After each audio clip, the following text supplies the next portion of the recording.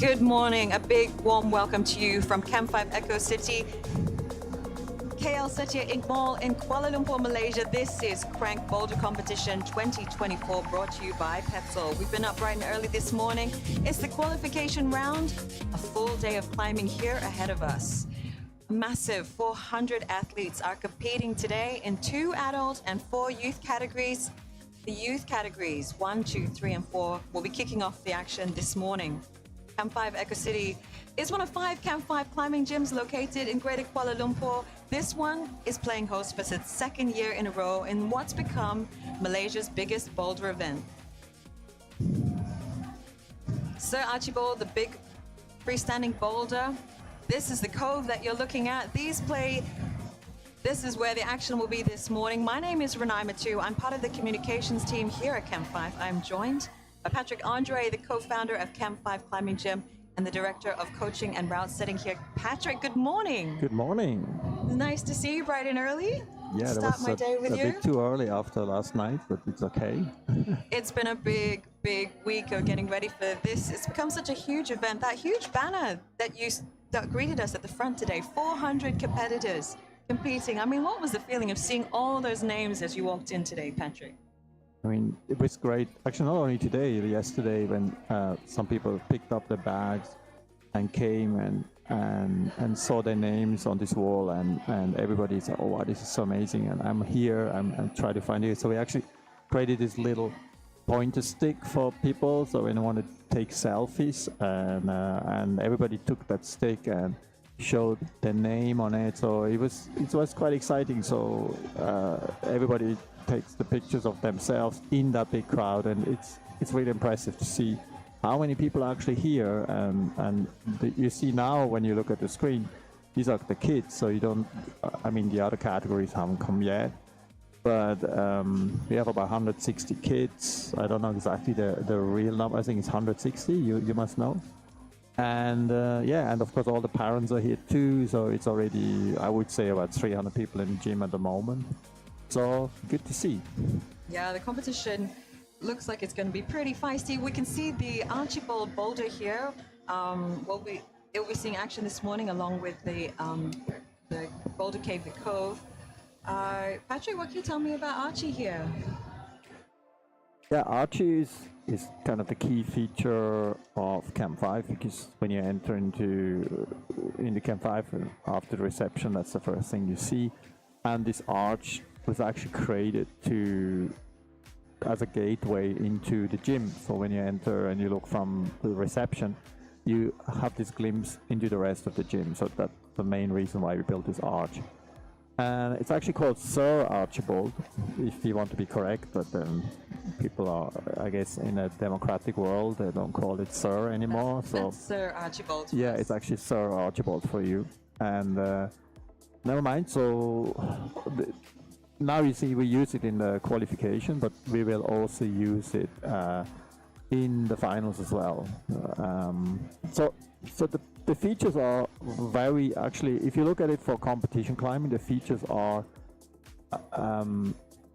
quite dense. So there's a lot of features. For that reason, we can set with less volumes than in other features. Here, for example, on this blue one, you can see it's like a massive volume in itself on the feature. And if you look at, like now, if you look at competition walls in the IFSC or whatever, you will see they have less features then and use more volumes. This one is, of course, a kind of an entrance feature into the gym and has those more narrow sets. I mean, it's angles, wall angles, but it works fine. So, so the setting, the key feature of the gym is this Sir Archibald. Sir Archibald, he's pretty fantastic. The setters have been doing an amazing job. You mentioned IFSC there. We are trying very much to follow the format closely within the rules and how things are run throughout the day. What is the reason that you guys chose to follow the IFC format this closely? Okay, to be precise, it's not following closely on all categories, because we have the youth, which is a little bit different, and there is a kind of a Rodeo format for the youth and the rookie. For the open, it's more more closely following the IFSC for having qualification routes and specific qualification route for the open male and female. And the reason why we want to be as close as possible without being too close, I mean, we have an isolation, for example, in the finals, is also because it's all connected to the Camp5 ranking, which is the cranking, and this should be used and possibly used as a feature to indicate who over time of competition is the strongest climber in Malaysia or whoever is in the ranking. And so that would be then actually a nice tool to be used for national selection, and would be a better indicator than just one event once a year. So the idea would be that this cranking could go into other gyms as well, and then the format, how the format ever is, it doesn't really matter, but then the points you gain from competitions will then indicate where you're in the ranking in the country. Yeah, so the cranking was developed especially to address this sort of gap in the system. With the Malaysians, we have a once a year lucky event, and they rank the national climb as well. We're seeing that if we had you're saying that if we had a system that ranks them as they compete throughout the year, takes points based on the strength of the field and the competition, you get more of an accurate placing of the rankings. So we're seeing like some athletes' names pop up in our ranking system. We took in, and we do lead and boulder rankings, of course, and we'll see it develop, I guess, into a more, over the next few years, a more solid field of Malaysian athletes. Yeah, that's one thing of it, of course, but don't forget that crank, while we try to be close to the IFSC, we still want to be different in a way, because the idea of crank is that it's kind of a conduit or into these kinds of competitions. So it should be also a lot of fun here. The whole vibe is more like a party, and the marketplace. So it's a gathering. So and so of course there must be this balance in these independent events where people really come here for fun, because to be frank, how many people can be on the podium? It's only 3 of 160, for example, now for the kids. I mean, okay, it's a bit more categories, but so you really have to come here also because you like the vibes and you like to compete, and partially compete with yourself. Of course, you want to make it to the podium, but it's really to be there with your peers and climb and have fun. Exactly, climb and have fun. We have a DJ this weekend. We have a huge marketplace set up for everyone, and of course a big rookie category and a huge youth 1, 2, 3 category. Come and join us here at KL Eco City. Plenty of room until, well, there isn't any. So first come, first serve. Find your spot on to view the action. We're at level 4 of KL Satya Inc. Mall. Take the LRT to Abdullah Hukum. Train, bus, car, walk, crawl. Don't miss the action in person. Doors are open 7:15 tomorrow. We started early today too. It's free entry for spectators. And it's Malaysia's best climbers in action performing incredible feats with their bodies. We are, of course, live streaming all weekend. This is the schedule. Youth 1, 2, 3, and 4 kick things off at 8:30 a.m. We're just on the verge of that starting. The categories of Youth 3 and 4 will be determined today on points. Youth 3 is the 6 to 9-year-olds. Youth 4 is the 10 to 13-year-olds. They'll be divided. They'll start. Their positions will be will be determined on points today. And here they go.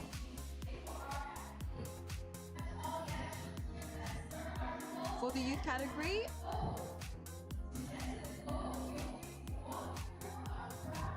there is 28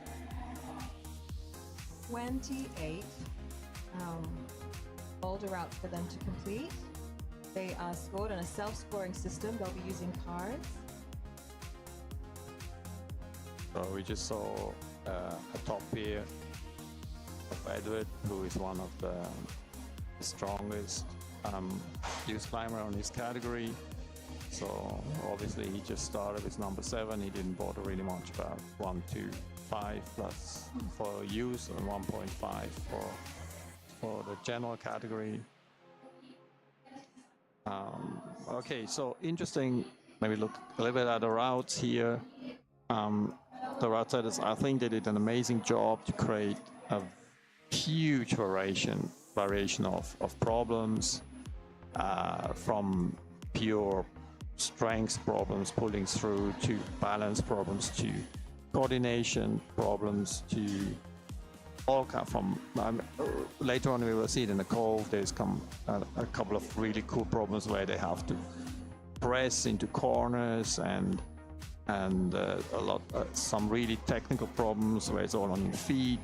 So yeah, I think from what I see, what the setters did during the last days, they did really a good job. This is a huge event for us here at Camp 5. 75,000 in cash and prizes are up for grabs this weekend, and an event like this would not be possible without the support of our sponsors. Of course, you can see them over there. That huge banner. CRANK Boulder is proudly brought to you by Petzl, All Sports Equipment, Waltopia, Evolve, Miracle, Verticale, Virgin Grip, Forzone, Prox Particle, Petaretta, Lacuna Climbing, Method Grips, and the Vola. Now, it's amazing to be joined by such big sponsors this year. We've seen a growth in the marketplace vendors, a growth in the number of competitors who just want to come and have fun and climb. The kids are going all out for it in this round. You can see that they're lining up. They have an attempt before they come down. So it's a good opportunity for them to also learn how to compete, how to,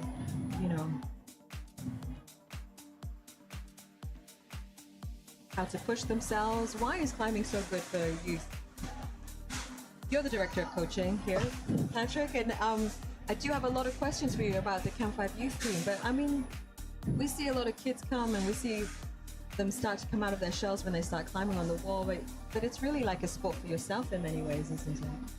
Yeah, I mean, it's a sport that's really, really different from those team sports that are kind of very dominant in PE in schools, and only recently these kind of alternative sports have been used more in the PE, and climbing has definitely become one of those key sports that are used in PE curriculum.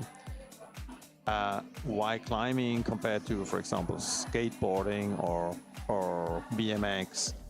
If you would look at like alternative sports that are very successful in the school, of course, to build a climbing wall and to supervise the climbing wall is a little bit less impactful than having a skate park in your school. And so the injury rate on skating is also pretty high. So in climbing, you can keep the injury rate at bay. And what is very interesting about climbing for youth is that it addresses some needs of the more, I would call them now, the nerdy kids, or the kids who are sometimes a bit more introvert, and they don't really like so much to be in a team. There's a lot of peer pressure going to the team. And so in climbing, it's an individual sport. But what is great about climbing is that due to the community, whatever you do, however strong you are, when you are climbing, everybody cheers for you. So there is this amazing team effort there too. And at the same time, you do it for yourself, like as an individual. So that is by many kids the favorite choice of sports, and a lot of kids joining climbing who before were not really, or at all not really interested to do sport. And so, and it's growing. And climbing is, of course, also now in the last few years has become more athletic than it used to be. Bouldering has become the trend, and so that addresses then all kind of kids who like that, and then they become very passionate. It's one of those sports that you really get into, and that's one thing. And then the other thing is, of course, climbing with ropes. which is used in schools in experience learning, which has many other tools of responsibility, which the pure movement in bouldering doesn't really transfer. But like here we're on a bouldering event, of course it's about movement, and so that's why I think the sport is growing big time in schools, and in our youth programs we are growing also quite tremendously. In essence also because schools have realized that this is a serious sport, a very interesting sport for personal development, and so in combination with the schools or with the collaboration with the schools, this sport is developing rapidly now in Malaysia. Over here in the middle on this, lots of volumes. This route number 7, edging his way up.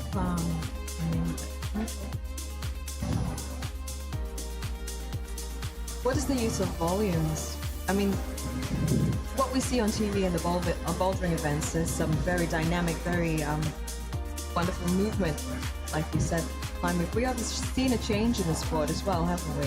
I mean, you look at route number 12 with the larger volumes, you can see that what the volumes do is they create an additional dimension, a third dimension to the surface of the climbing wall. And of course, due to that, you will be able to offset the hold in another angle than it normally would be on the plain wall.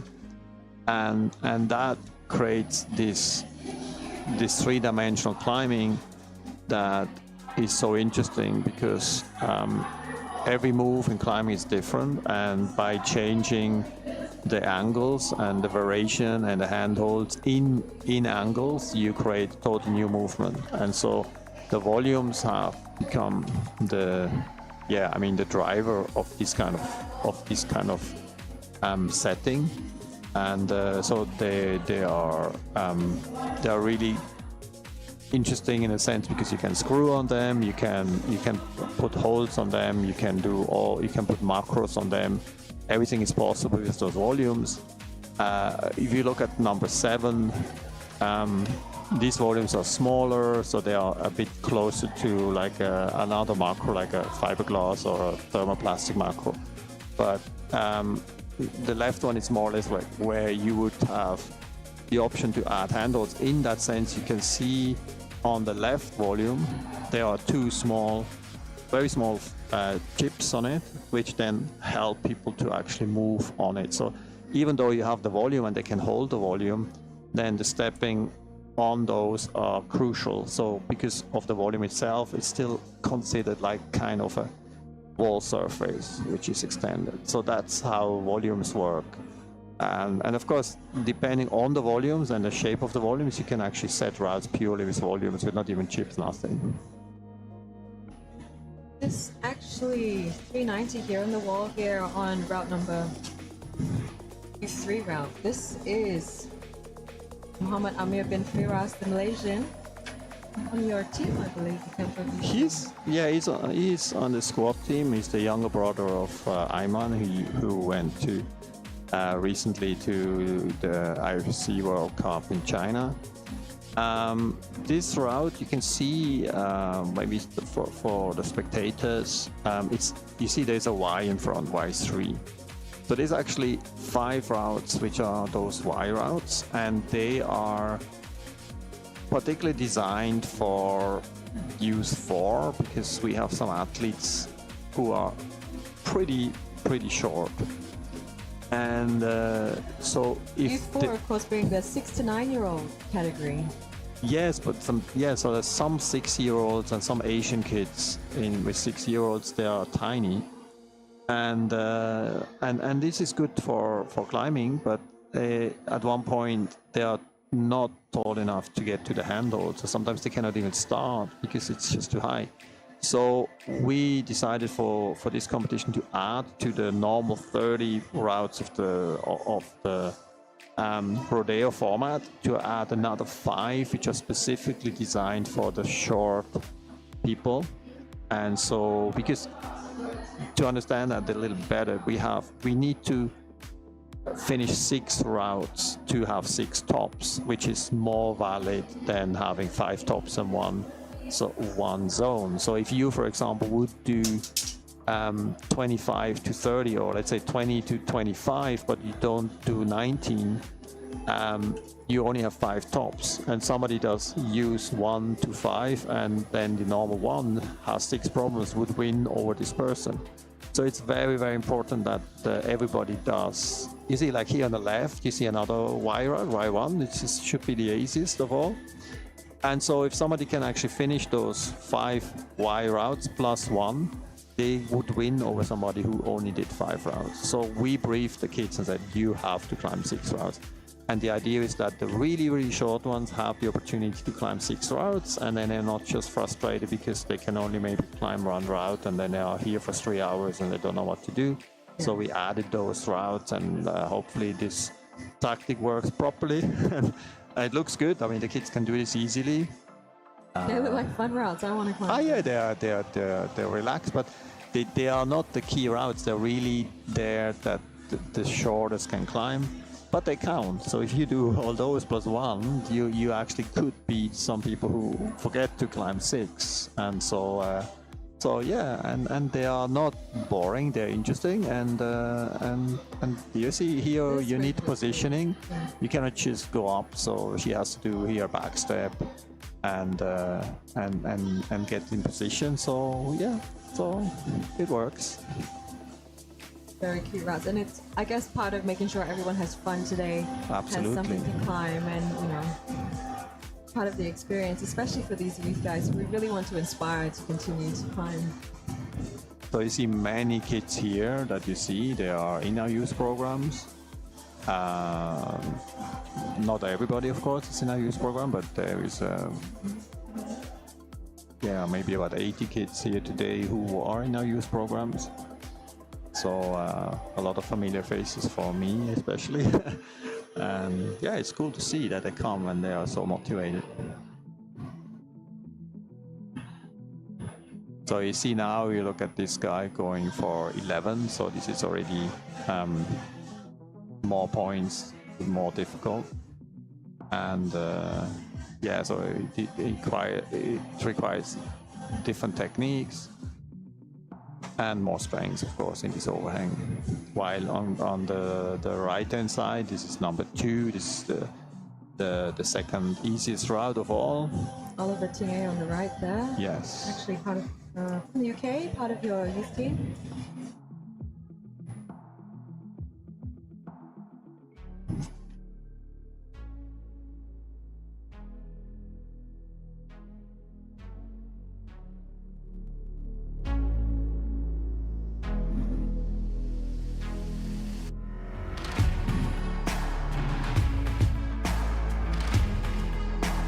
Really cute to see the kids in action today. I'm quite inspired, actually.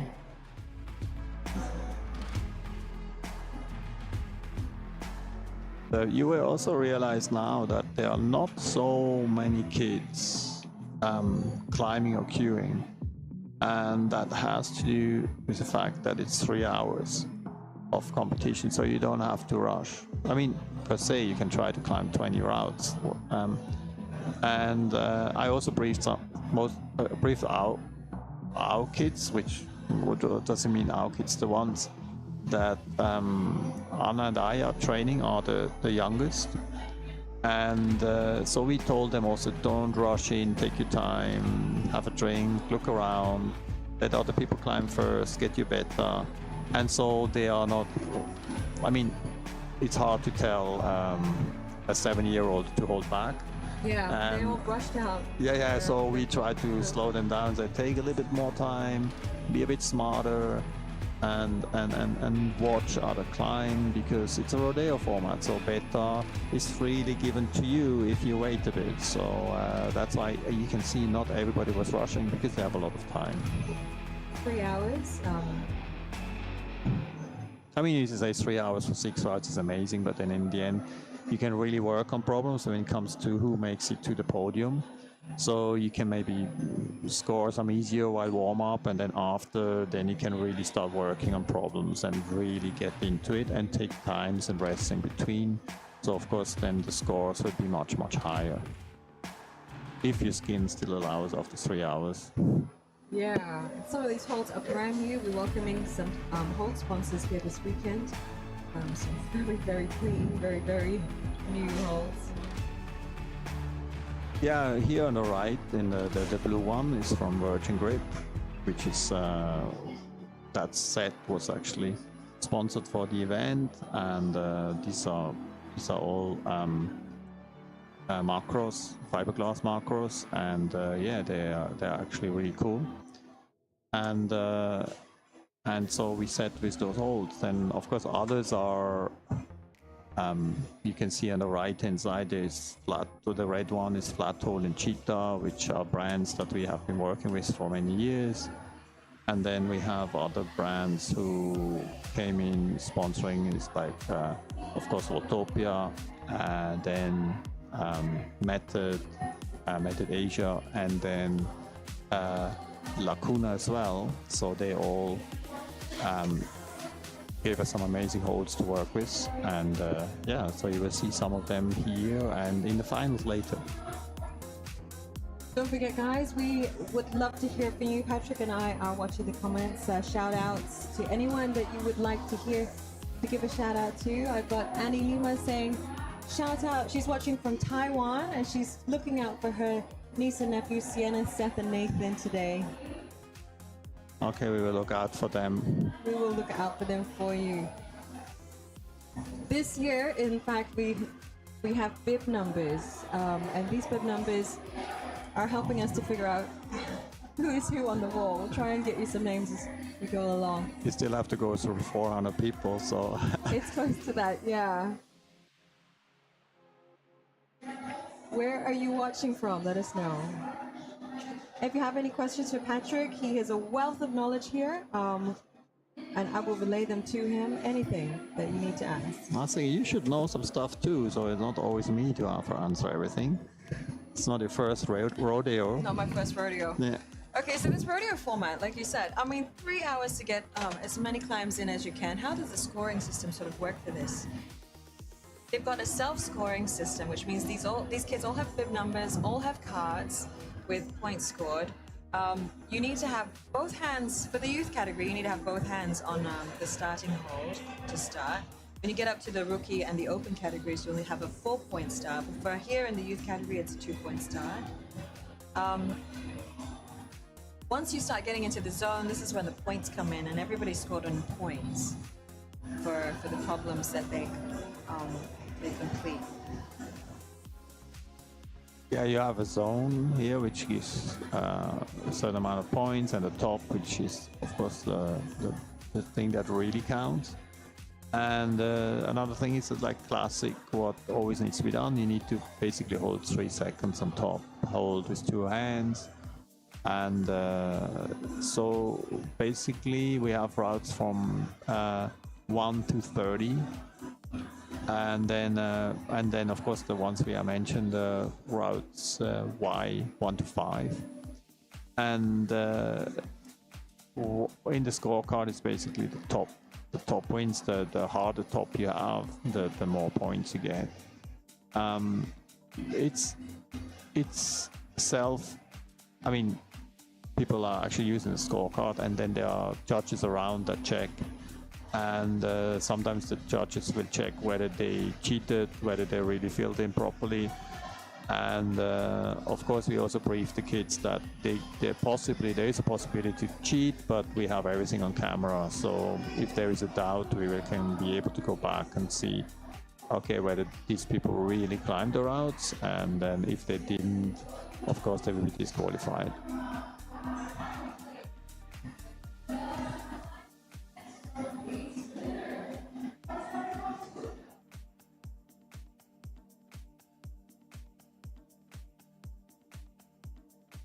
This looks really interesting. Yeah, that's a slab route. So this is one of the harder ones in this area. So here it's really all about balance and positioning. And yeah, it was interesting to see how Nikki was working with the setting team. So in general, I think from the experience coming from Europe, they are kids there who are really, really, really strong. So tendency-wise, a lot of the routes got harder towards the end. And so this, for me, I thought some of the routes are maybe a bit too hard for the kids. But it's a good indicator then as well when we see, especially for youth 1 and 2, where do we have to tweak the finals when we see from the results. But from what I see now, I think it's actually quite well balanced. There's a lot of a wide range of difficulties here, so I think it works fine. So if you actually have a look at their bib numbers, you can see if it starts with a 2, they're in the Youth 2 category. If it starts with a 1, it'll be in the Youth 1 category. Youth 1 and 2 actually the points will determine the final 8 that proceed to tomorrow's final. 8 male competitors and 8 female competitors from Youth 1 will go forward, and 8 male and 8 female from Youth 2 will go forward. As you see to the right-hand side on the red one, this is William. He's one of our youngest, and he's one of the shortest. And that's exactly the route designed for somebody like him. He can finish it, and he will be super happy. And so, yeah, great, good job. I like this route, number 9 in the middle. It takes a lot of tension, a lot of hanging on to the wall there.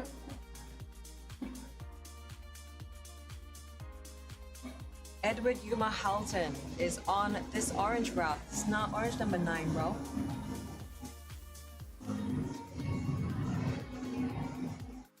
Edward coming from the United Kingdom. A lot of these students actually go to, a lot of these younger youth competitors go to the international schools around here in Kuala. Actually, Edward is half Japanese. His mom is from Japan. And he is like, he is really a strong prodigy. So he's climbing. He is also coached by one of our coaches. We can name this is Akandos who's coaching him. His 2 sisters, they also climb. And so, yeah, the whole family is totally into climbing. And you can see when you watch him how he climbs, he really comes up with interesting beta because he's also a total different body height. So he has done some really hard problems in some other competition, which he uses a beta, which everybody says, this is incredible. So yeah, it's cool to see. And so I'm expecting, or honestly, I expect him to be on the podium today. It's great to be able to watch all these kids go at it. Big shout out from the UK, from Monkey Boy, supporting Let's Go Hui, Jaden, Amos, Benjamin. From UK, Yeah, wow, that must be in the middle of the night, man. How are you? Thank you for tuning in. A lot of Ales. Ales, are they properly spelled? You have to make a spell check here. No spell check. The more E's and the more Z's, the more emphasis. We've got. All right. Got my dad watching. Hi, Dad. Shout out to you. This is from Miri? Is he walking? He says he's watching from Miri right now. Dad, thank you. Thanks for tuning in. And Damien Tate, watching from the UK. Ale Maisie Tate, yes. Do we have to give you some more information about what your daughter is doing here, or what these kids are doing on this wall? I hope it's not everything is self-explanatory, but I think we got the gist of it. All right. Aiden is asking which qualification this is. This is the Youth 1, Youth 2, Youth 3, and Youth 4 qualification. It's all happening at the same time right now. There's 28 problems up on the roll, and they're all being scored by points.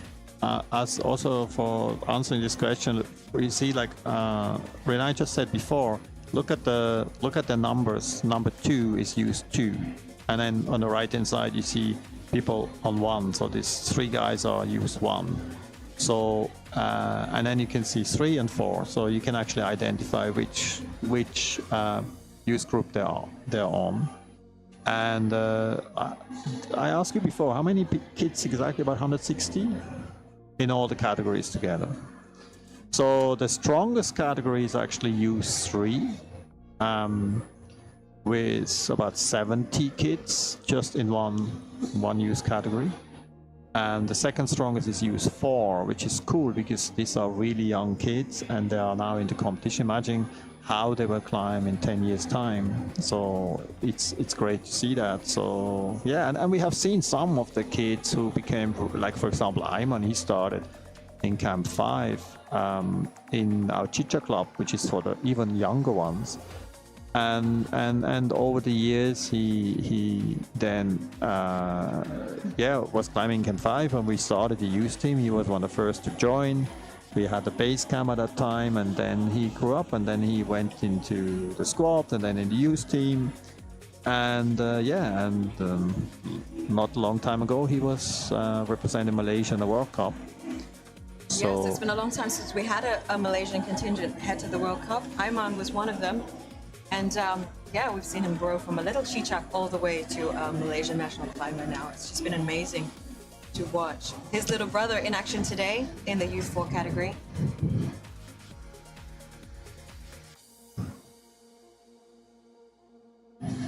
On the right side, 405 Kayla. Kayla is in my team, in the youngest one. And she's also one of those shorter kids of the team, and she needs a bit more body tension. I have to tell her that. On the right side, number 480. Ved Mehta from India. That's your Chicha from Jumpa, yeah. Kyla started Chicha with Atira. Atira is actually sitting here in the back, and she's doing an amazing job because she is like the tech geek that set this whole cameras up and all the. Is doing here she's the editor, and it's crazy if I see all the screens she has in front of her. I would go dizzy. And she is also actually coaching, and she just said that actually Kyla was in a Chicha club in Jumpa, one of our other gyms, so she's very proud of her. And so you have to cheer her up here. Everyone here is wearing multiple hats this weekend. Patrick on commentary, running around as the director of coaching and route setting. And actually, I didn't get to talk about the route setting earlier this morning. We have a very something special that happened this year as we grow with this competition, as we invited a head setter from Germany. We invited Iskich Weisman, and he came to do this big set this weekend. Yeah. The motivation of branching out and getting a new... I think, sorry to correct you here, but in German it's IE. IE? So it's a long E, so it's not Wiedmann, because if you spell IE, it's long E, so it's called not Weidmann, it's Wiedmann. Okay, sorry, I'm a linguist, you know what? so I'm gonna get Nikki in here. You can ask him how to get Nikki in here later on in the broadcast, I would definitely win this bet. But if it's spelled EI, then it's Weidmann. If it's spelled IE, then it's Wiedmann. So yeah, maybe somebody from Germany watching this, they can definitely support me in this case. Rajiv Ravindran is very supportive of you. He says, Ale, Patrick needs more coffee. Absolutely. Oh, is this Raj? Yes. Come on. I'm not going into a philosophical conversation with you here. I definitely need coffee. I think I have to get some. And I need some too. It's been an early morning here, but not as early as 2 a.m. in London. Monkey Boy, thank you for joining us. Alej James from Tito to Tito. Over here, we can see, I really love this part of Sir Archibald, this part of the boulder here. It's very Instagrammable. If you've ever climbed here at Camp5 Eco City, this is where the really good shots come from. This overhang. You can see two routes here, one black and 296. What we got here? Gianluca Macagno, Malaysian climber here in the Youth 2 category. making his way up. Heel hook. And of course, if you are inspired, a lot of these, well, maybe not so much of a well, I'm not sure whether it Would is you count counted. that as a top? Maybe not. Wasn't Because he was, solid. I think if I was a judge, I would not have counted it. No control really. So, yeah, but I let it up to the judges. Another Malaysian here, Valerie Law Hui, just with the attempt. Just missing out on the zone. Ada Zulkifli. No? Ada Zulkifli, Malaysian here. There's a question on what grades are these routes? Which one? Which one you want to know? Yeah, what grades are these routes? Okay. I mean, I said there are VBs, I would say, in the Y category, or V0, maybe VBs. And when you go to the higher ones, like 26 there, I would say, oh yeah, sorry, but I didn't ask the right setter, but I would say from estimating here, that would be maybe a V5. Or maybe V4, V5, I would reckon. So, okay, I have to do my homework, and in my next break, I have a chat with the setters. But then, of course, when you go later on in the finals, we will have some much harder Got a routes. top here from Aslan Olivigo.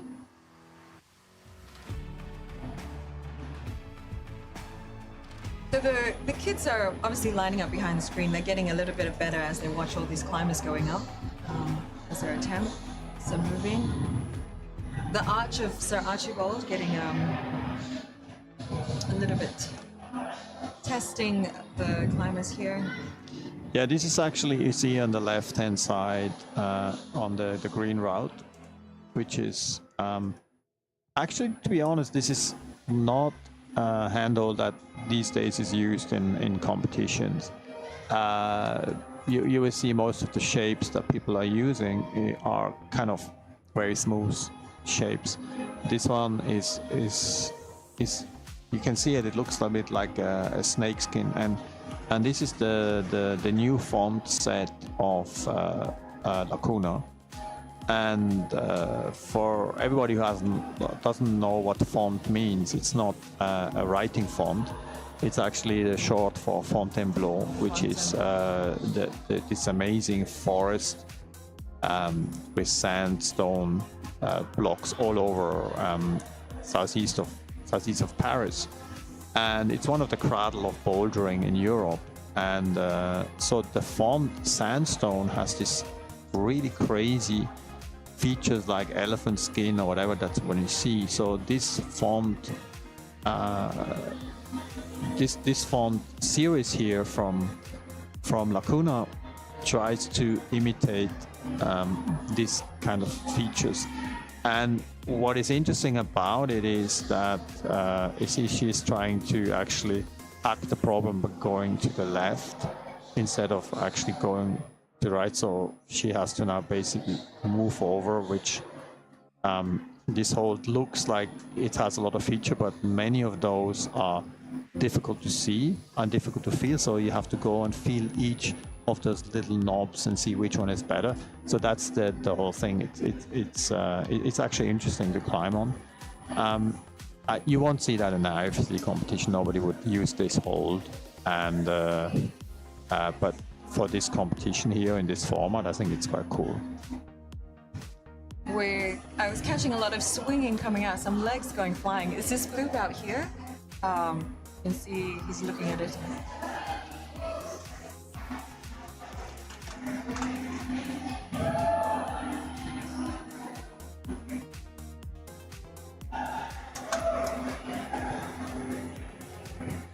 Actually, I like to shout out a little bit on what we did last year. You know, we had the lead competition in KL East, and we also had a live stream. And today it feels very, very comfortable here because we have more space, we have a larger screen, and actually we can see the routes. And we did that live stream last year with like our basic technology, and we tried to pull it off, and it worked well. So this year we improved a lot on many senses, on more space, better equipment, better cameras. A proper chair. So yeah, we're feeling actually quite comfortably, except that maybe somebody could bring us some coffee. Would you like a black or a latte? Let's push it for the Well, let's see whether this goes through the grapevine of people watching us and telling others that, oh, somebody sits behind me who could actually do this. But let's see whether they are actually helping us to get a coffee. Yeah, the universe is going to respond to our request, Patrick. I'm not sure. I like this green one there, number. It looks really That's interesting so to me. cool. Why? Part of the visual appeal of these routes, these big holes, of course, is they're bright, they're shiny, some of them. Well, that's a thing that you don't need all those holes to do this movement, but it's a puzzle and it's visually interesting. You understand what I mean? So if you look at now, setting is not only about the movement itself. It has always an aspect of aesthetics. Well, look at this move from Jaden Teh. Yeah, that one he will top. Malaysian getting up there. We also got a top on the left, and I'm really invested in this green group that you mentioned. Yeah, you see, it's really cool. It's actually not that hard, but so of course on the last one she really has to step on the holes. She cannot just hold that thing because it's also a slab. So, but visually this is now we're really set for the eye as well. So this combination of interesting movement and setting for the eye is what is attractive for. Yeah, you want to see if you eat, you can eat on plastic chairs and with plastic cutlery, or you can set a nice table with a white cloth and silver cutlery or whatever, and a nice porcelain plate. And so and you want to have a very nice mise en place, and then the food is not only tasting good, it also looks good. So this is basically what we try to do. It's like a very nice mise en place. I'm super invested in this little girl climbing on that green route. Yeah, and that's the issue on slab routes, actually, because they can stay there for hours. And so if you are unfortunately queuing up in a slab route, it can take for hours because she doesn't fall and she just has to do the move. Because interesting about slab climbing is it's interesting because standing on a slab is always easy. Moving on a slab is the problem. So position A to position B. So you see now, because the center of gravity is not high enough, if she pushes through about 20 centimeters, then now she decides to, instead of pushing more, and then when she pushes in this moment, her bum gets out of the wall and the center of gravity gets away from the base of support. And that's when she falls, and that's the problem with slab climbing. So you have to really be in balance when you move. But you can stay there forever. So when you queue up and somebody is taking half an hour, you see she is much taller. She doesn't even have to do the move there. Yeah. So for her, it's easy. For the shorter one, that becomes a challenge. Amazing. So slabs tend to have more technical route setting on them. Yes, we used to say that, but overhang is also technique. I mean, overhang is technique and needs more. Oh, thanks, man. We just got coffee. That's so awesome. Thank you very much. Thank you so much, Jeremy. And we got served by the CEO of Camp5. I mean, that's amazing. Director of Camp5. I know, many hats. Everybody's this weekend. Yeah, serving coffee to us. This is an honor. Going back to technique, yeah. In all the time we say, slab is technique and small footholds is technique, but technique is manifold, and proper technique in overhangs are as crucial as technique in slab. It's just a different technique, and so pure force can help you in many places, but it won't bring you to the top. Remember, Got a we top always there say, from Lian exactly. Yu. We say, power is nothing without control. Yeah, you know what? I was talking to Nikki, the head route setter for this competition, and why are female route setters important? And because men have a... Oh, wait, actually, I can't quote him on this, but am I right in assuming that men can power through a route sometimes based on their strength, but a women might do a route much more, might be able to do the same route because their technique is a little bit better? Actually, if you see, it's true in one side, and it's mainly goes back to the... It's true, but you have to look at a little bit deeper there, because it mainly goes back to the origin of your climbing career. Where if you look at women now, when you see them climbing, strong women, they are really also powerful. You know, they can do crazy moves. You know, they can do one-arm pull-ups, they can do one-finger locks, one-finger pull-ups, whatever. They are really strong, and they are also powerful. But when you go back to when they started, in general, because of the physical composition of male and female bodies, men have naturally more muscle mass compared to, or less fat compared to women. So because of that additional muscle mass, especially the white muscle fibers, they are in tendency stronger than women. And there is much less difference in between male kids and female kids than, let's say, after puberty. But that's why you see a lot of the very young kids. The girls are not at all behind them, because the body composition is quite similar, and weight strength ratio is really key. But when you go into climbing and starting, men from that physical difference they have, they tend to use strength more as a solution to overcome problems, and the woman or the girl starts with less of that, so she will rely instantly more on technique, and that will basically have an influence on your whole climbing career.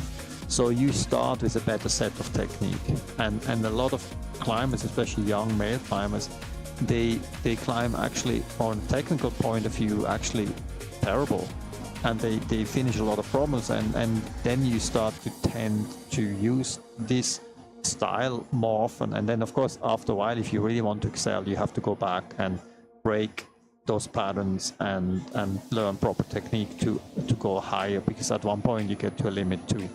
As I said before, power is nothing without control. And yeah, for example, this problem that he's trying here, it's actually not a strength issue, it's a positioning issue. No, to the right, both of them actually. It's a positioning issue. And here, there's no advantage of having strength. It's really getting, you see, why did he fall? Because he didn't accelerate enough to be at the end of the move on top of this handle. So he was a little bit to the left, and then of course gravity calls and you fall.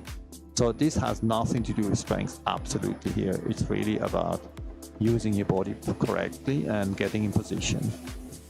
And of course there was an acceleration move, so you have to be a bit of coordination, and you have to understand you have to really understand where is your center of gravity.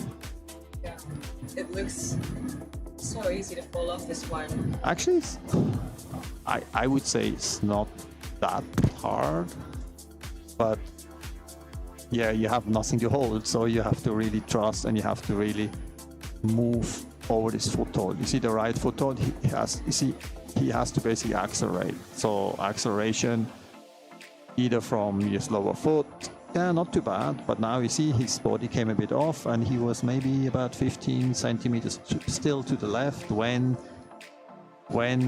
he came to the end of the movement arch.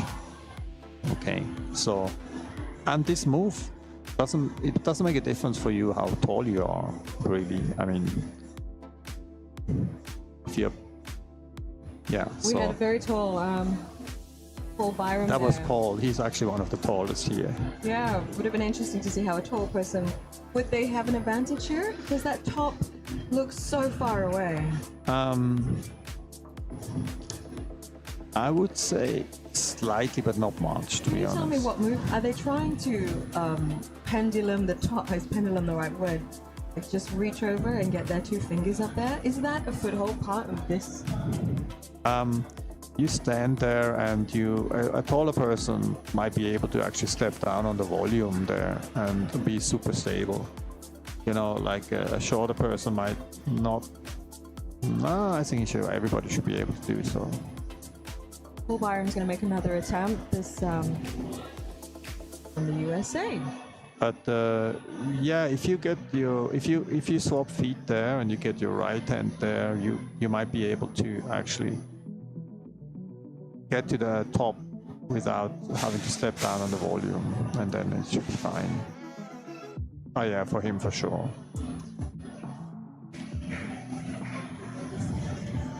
So now he got the zone, and you see, for people who maybe just tune in, you need to hold the zone and you need to move on the zone to get the point, to get scored on the zone. You cannot just touch it. So he has to, what he did now correctly, he held the zone and he moved on it, and then he gets rewarded with the zone. Jumping on it, touching doesn't work. On the 22, we've got a lot of balance going on here. What happens if you touch? There's a potential to touch the other route, Patrick. If you touch the other route, if you would touch the top of the other route there. Does that include the paper that indicates? Yeah, you should actually, you should avoid that. I'm not sure what they were. Again, I have to do my homework again. I was not sure what Alex briefed the candidates here when they touch. Sometimes in competitions, when you touch the advertising or these kind of things, you get disqualified. Of course, if you touch a hole from the other color, then you're definitely disqualified for that run. Maybe you can ask Alex so we can actually tell the crowd what exactly is the rule, so then they understand. I honestly don't know what they were briefed on. I remember I came too late, so I didn't hear the briefing. Anyone at home wants to know what time we get started. So I should have actually come 15 minutes earlier. The briefing starts at 6:30. Registration opens at 7:15 in the morning, and that is also what time we open the doors to spectators. Free entry all weekend here at Camp5 Eco City. Come check us out. There's a huge Kraft Marketplace set up with heaps of vendors. Some returning and some brand new.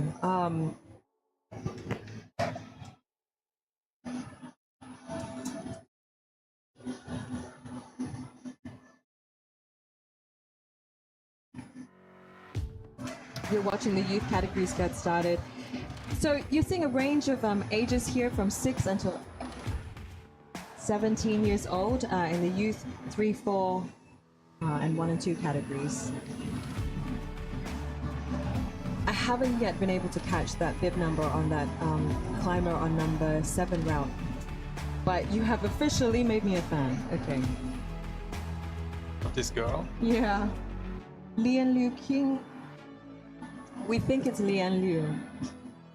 She uses her special technique with the special knee technique. Special knee technique. Would that qualify as a knee bar? Not really. It's considered not the greatest achievement of technique, but you often use your knee as well, so it's okay. Whatever makes you go. Yeah, exactly. Okay. That's a top? Yeah, she got it. I am so inspired by these kids today. Yeah, what happened to your climbing actually? I haven't seen you recently. Talking about that. Yeah.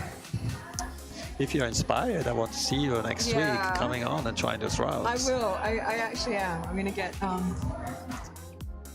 get on these routes. Unfortunately, they come down at the end of the day.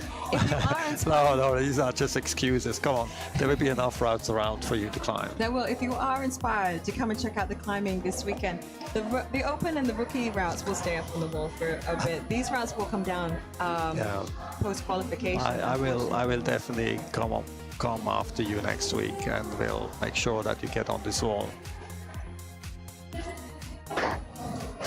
Ramona, 413. We've just got caught up bib number. Thank you, Atira, for pointing that out. This is Ramona here on the 7, edging her way up.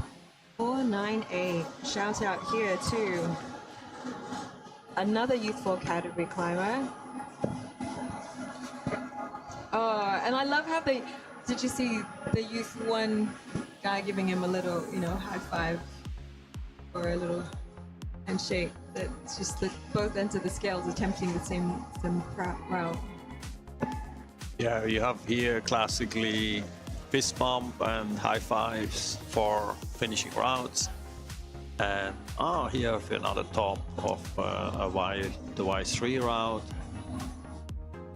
You can see, I mean, look at how tall this is. Run Mark. Look at how tall this route is for a kid. And this is not a high wall, this is 4 meters, So this is actually, interesting enough, this was designed as a top out. And but I don't know, in Malaysia people don't like top outs, and my route setters, they don't like top outs. So kind of obsolete. So yeah, I just had a discussion last week, and I will raise the right hand side of the archboard by 50 centimeters to have no top out and keep the top out on the left. So that will be for next competition. We will have 4.5 meter high walls on the right hand side, because people don't top out generally anymore, or I don't know, it doesn't work so well in Asia. Which actually brings me to something that I think is a key feature Archibald that we haven't seen in action yet. You can see on the top right hand corner, yeah. the DJ booth is set up. Archibald, and I remember this conversation from when Eco City was opening, Patrick. This is where we will house a DJ one day. Yeah, there was actually, you see here on the right hand side, you see the DJ council. At the moment, the DJ will come live when the rookies coming in. So we will have the DJ playing there, and we have DJs playing for the qualification for rookie and open, and the DJ playing in the finals. And so we are actually super excited to have a group Johnny of DJs. Vicious? Yeah, Johnny Vicious. Johnny is Vicious here. is a DJ. Get here for the rookie and the open rounds. Yeah, so Plenty of time to get on a train. yeah, exactly. So anyway, so interesting enough, as you say, when we designed the Archibald, we originally always said, oh, this is so good for DJ Council, and 5 years later, it's the first time we're actually using it. So I'm very excited to see this happening. But as I said, you see on the left-hand side, the Archibald. On the left-hand side, the Archibald is a bit lower, and that's where you don't see that here on those images, but facing the restaurant in the back, you see the restaurant. There is actually a slab route, which is very, very easy slab route for beginners to start climbing.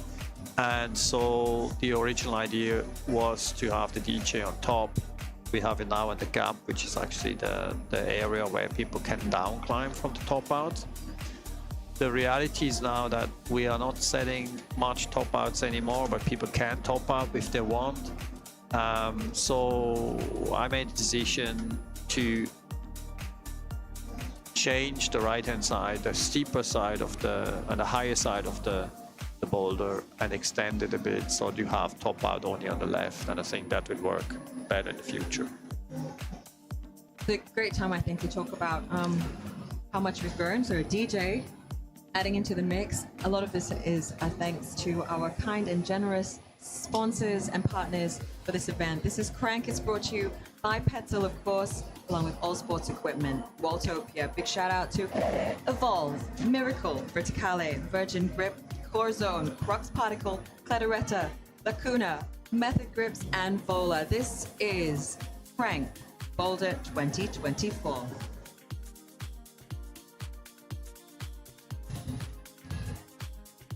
Here we go, number 7. Is this the better for it, Patrick, do you reckon? There's a lot of I've seen a lot of mantles. It's actually a mantle, and actually to use the knee there is legit, because unless you are super flexible and get your heel up and just rock over, that's another one. Because now the problem is, if you are like this and you have your elbow there, she cannot place her knee, and now she's a bit struck. So unless she changes her position, you see, then she will be in trouble. But this, yeah, so now she's better. So now theoretically she gets her knee. Oh, okay, but it's possible. She will do it next time. On route number 12, Wang Xintong from China.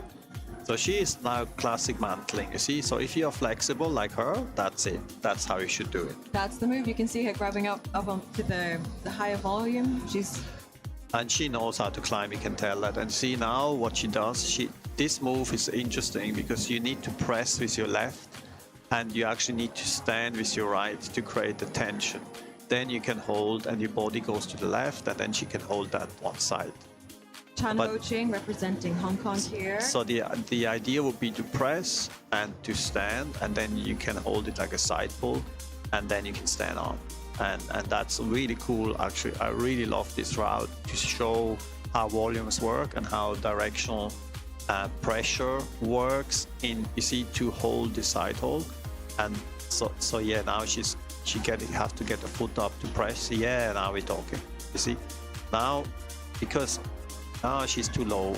Don't do that, you will slip. So she has to get her left foot higher to be able to reach. Yes, here we're talking. And now, yeah, get her body to the left. Yes, okay. And now she uses a toe so she doesn't fall to the left. Awesome. Very good display of technique. Great top Very there. nice. Is she the daughter of Justin? Of Danny? I don't have names of their parents on my list. No, what's her surname? Sorry, let me find that again. Chan Ho Ching. Oh yeah, she's the daughter of Danny.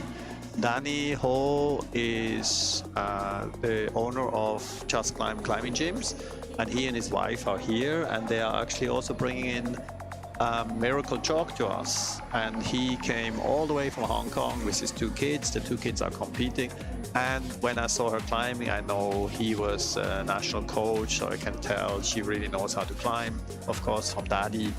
And so yeah, shout out to her, and shout out to Miracle Chalk to be here. And you will be able to buy Miracle Chalk here in Camp 5. And today they are here in a booth. You can test the chalk. It's Japanese chalk. It's awesome. They will also have different flavors. You can actually have a try run here on the marketplace. And yeah, and you know, it's compact, nice compact.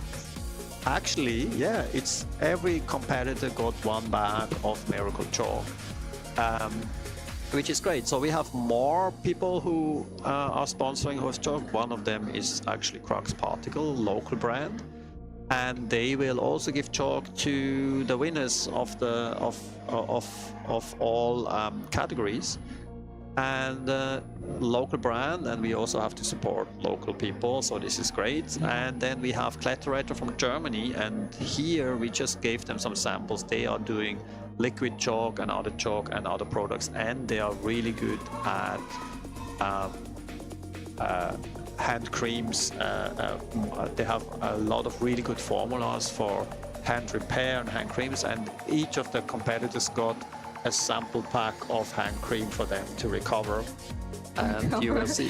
Yeah, no, it's really helpful. So you add that at the end of the day, and next morning you come back and say, oh wow, it's all repaired. So, it's like miracle. That's been Miracle Chalk, and then Kletterator, which means it's a German word, means the savior of climbers. So we have a Miracles here, we have the Kraft Particle, and we have Kletterator, the savior of the climbers. All of them doing good jobs for us and helping the climbers to achieve. Muhammad Umar on the green route here. We have some spotting going on.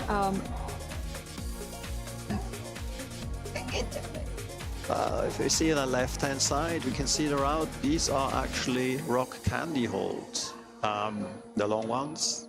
Not to this time sponsor, but we have a lot of holds in our gyms from them. doesn't matter. I like rock candy still, and they have cool holds, and you see those long holds, they're actually really awesome.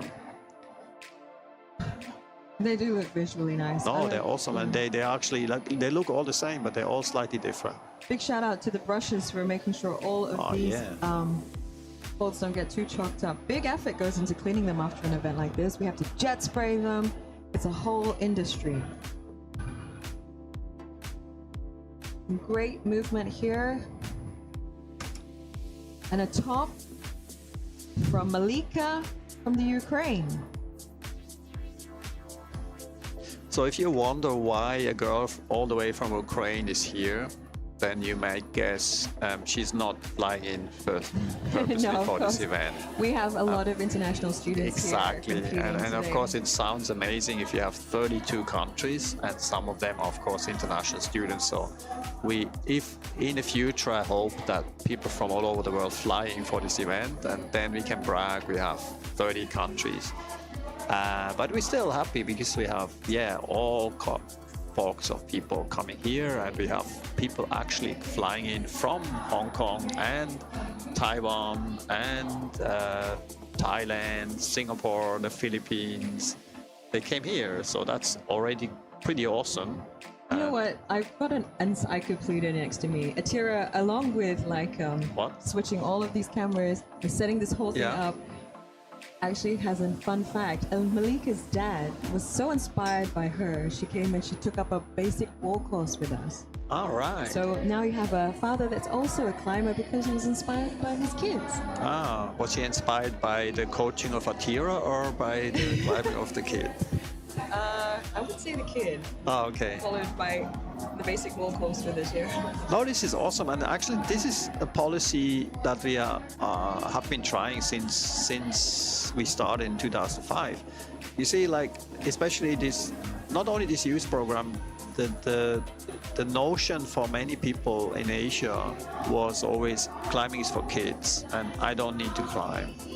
And then they brought the kids and said, oh, let's try and climb, and then they kind of thought, oh, they can just drop the kids and have a coffee or go making their nails or whatever, and we care for them. And we thought, no, buddy, you have to stay here. I want you to climb too. And so the idea was always to encourage the parents to become part of that climbing movement and climb together with the kids, because how many sports can you actually do with your kids? You can maybe go to the swimming pool, you can swim together, you can swim in the sea, you can do certain sports together, you know, and if you're an old skateboarder, you can skate with your kids, or skiing is a great family, or snowboarding is a great family outlet. And climbing is amazing because you really can climb with your kids, and many other sports, especially talking back to the team sports, you go and watch your kids playing soccer or some whatever. You see them. They're on the sideline and yell at the coaches and whatever. But oh wow, we're getting amazing service here. I got a free banana. Yeah. Shout out to our CEO who cares a lot for us. And anyway, going back to so you watch kids playing, let's say rugby, and you're on the sideline, but you're not active. You're a hockey mother. Kids play rugby. Can watch maybe play soccer, but rugby, I'm not throwing my kid in there. No, so maybe they like rugby. I know they're half Kiwi, but like they're not going into the rugby when they're babies. No. No, I think How young do you have? One of my best friends, he runs Mike. He runs a boulder gym in Switzerland, B2, and we started climbing together as teenagers, and his kid doesn't like climbing. He just likes to play soccer. And so what does he do as a father? He goes and cheers. So you cannot force kids. If they like it, if they like climbing, great. If they don't, you have to encourage them and support them in what they like. It's not your dream, it's the kids' dreams that that's my opinion here, and that's what we try to do also in coaching, to actually encourage the kids but don't force them.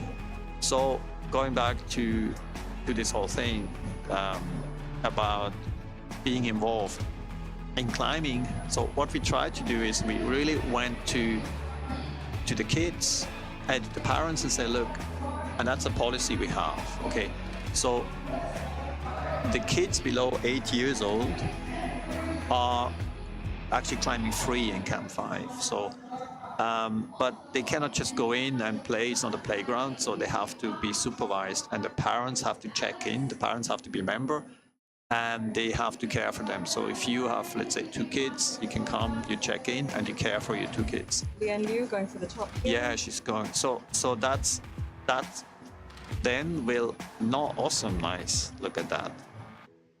So then the parents start climbing and they climb together, and then it becomes this kind of family activity. Now she's in trouble because she does not know how to jump down. Maybe you need to spot her here and not clean to the left. Yeah, thank you.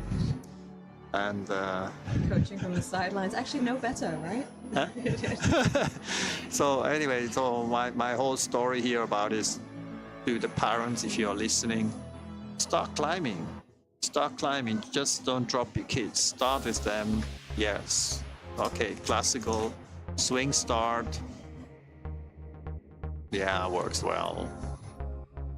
Okay, that was a simple one. You see, this is what we call slow dynos. It's not, you see, it didn't have to be vicious.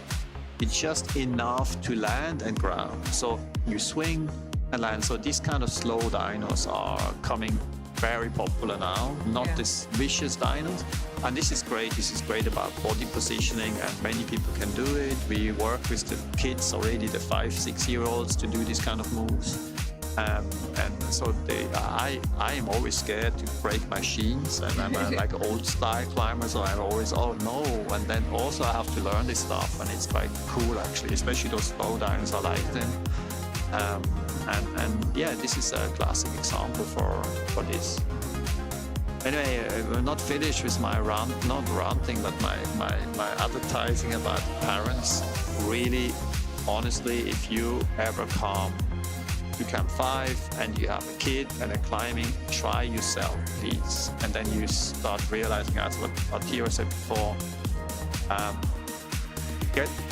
try it, and then there is a big chance that you actually like it. And then it's so awesome to climb together with your kids. And you see that many of those kids, especially the strongest kids per se, they actually have climbing parents.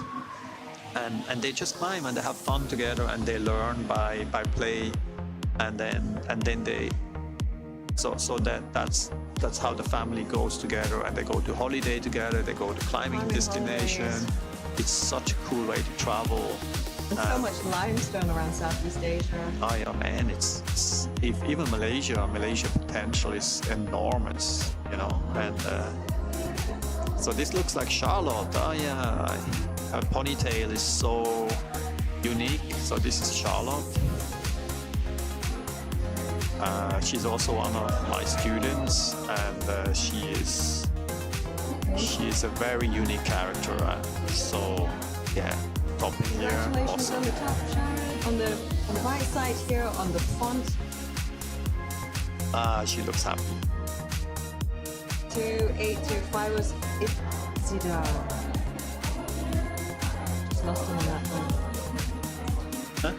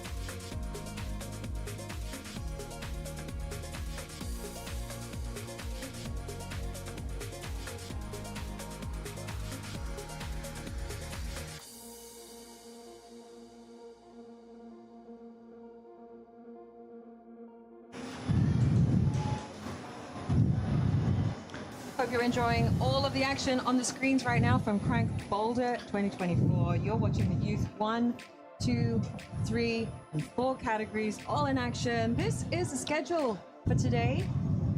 These guys are on a rodeo format. They'll be climbing for 3 hours on and off. They'll take some breaks, obviously, just like we just took a break, if you didn't notice.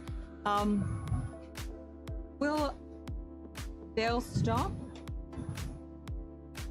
at 11:30. We'll be on a short break. The live stream will continue before we come back at about 12 o'clock for our pre-show, and at 12:15 the open female qualification gets started. That's a very interesting batch of strong climbers, both from Malaysia and overseas. 1:30 p.m. That'll be followed by the open male detail 1 at 1:30 p.m. 2:30 p.m. we'll see the open male detail 2 happening. That's just because there's a lot more climbers in the male category. There'll be a short break before 4 p.m.'s rookie male and female qualification starts. Once again, a big thank you to our sponsors: Petzl, All Sports Equipment, Waltopia, Evolve, Miracle, Verticale, Virgin Grip, Core Zone, Crux Particle, Cledaretta, Lacuna, Method Grips, and Vola. Guys, it's not too late to get here. We're watching your comments online. I've got Alex Orr here. He's the head of the youth coach. He's also a competition organizer and a man with lots of answers for your questions. So if you're joining us on the live stream, send us a note, ask us anything that you need to know about this competition. Alex, what can you say about what you've seen so far? It's been incredible to watch these little kids go at it. Hi, yes. Yeah, I think it's impressive actually. There's a lot of really strong kids out there. I think they are being really challenged by these problems. There's basically something for everyone. We have like about 25% slabs, 25% overhang, and the rest is about vertical. So yeah, I think they're really enjoying it. I've had a few kids come up to me and say they're really hard, but you know, as they do, they complain about it. But they have got massive smiles on their faces, and they're just kind of enjoying it as they go along. So these problems are actually being used for rookie category later on, and also open category later on. So that gives you a kind of idea of what they're up against. And as you can see, some of them are, I don't know, 1 meter tall. I think the tallest person is, or sorry, the shortest person is. So yeah, it's a challenge for them.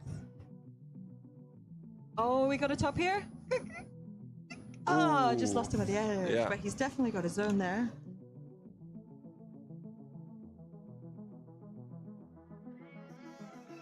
Alex, you've been here since the beginning of CRANK. It was an idea between you, Taki, and Patrick, I believe. Is it amazing to see how big it's grown? I mean, what's the feeling you walking in today? I asked Patrick the same thing. That big signboard outside with 400 names on it.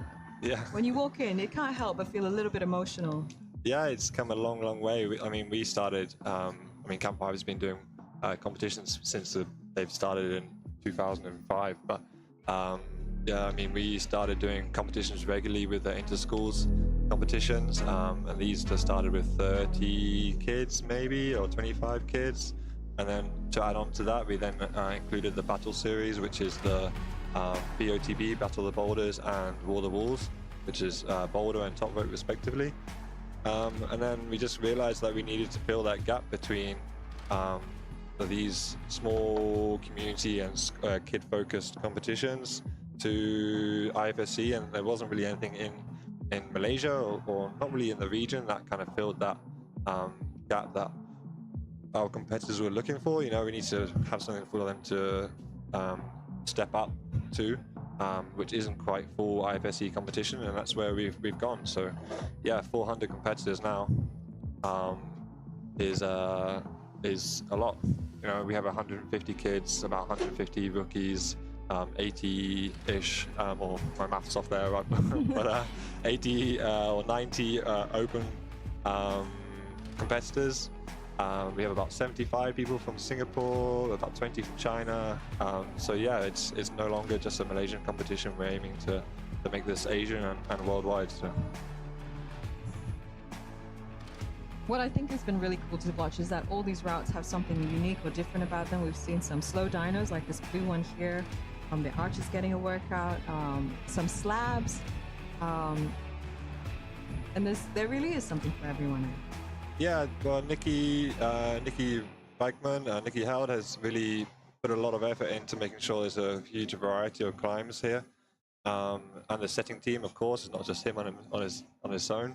Yeah, you can really see that the hard work has come to fruition, because even like you see here on the left of the screen, this is Youth 1. This is the easiest climb in the competition, and it's not just something. It's not just a ladder. You know, it's something that's interesting. It has movement. This kid here doing a cross move to the second hold, and then also looks good. You know, that's part of the important job of route setting, to make sure it looks good.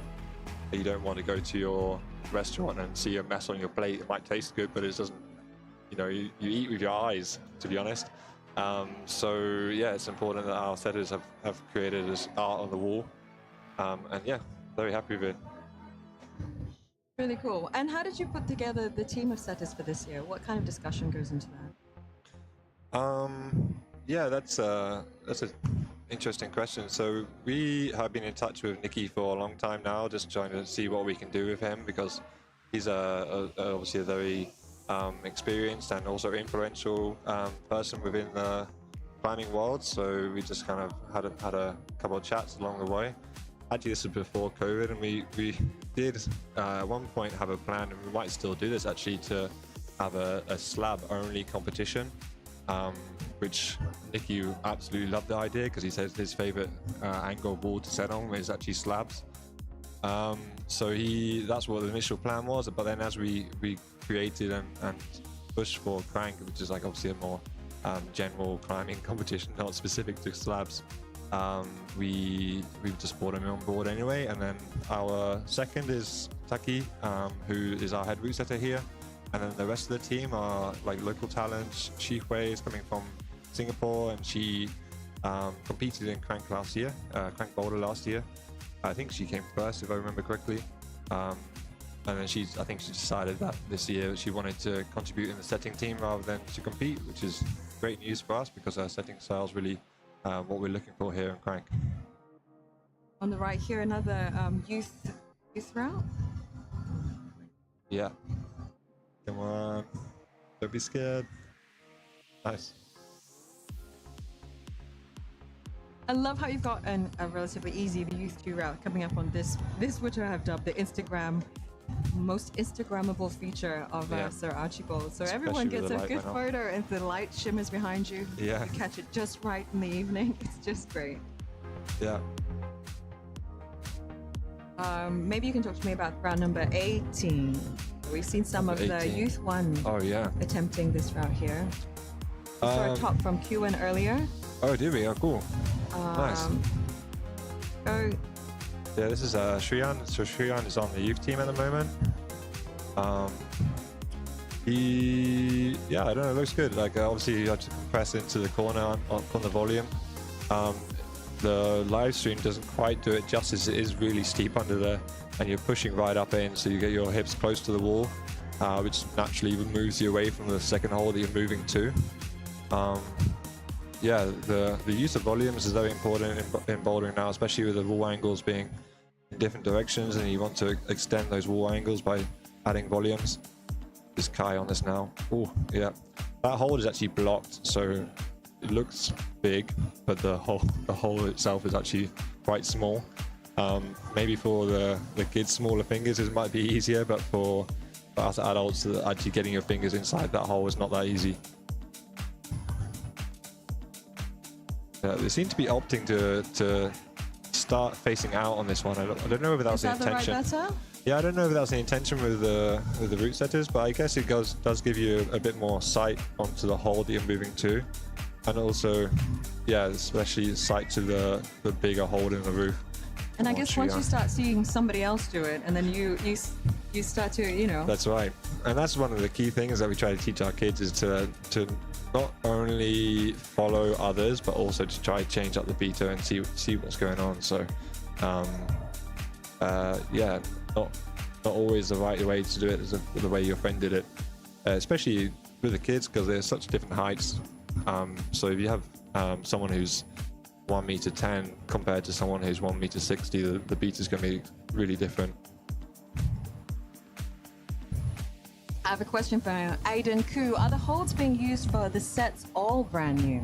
No, not really. So we have the flat hold holds that we've been with us, the black ones there, which we were just talking about on number 18. And then the pink ones on the left there are rock candy holds. They've been with us quite a few years now, and they were present during the CRANK Boulder 2023. What year are we on? 2023. Oh, cool! Different shot here.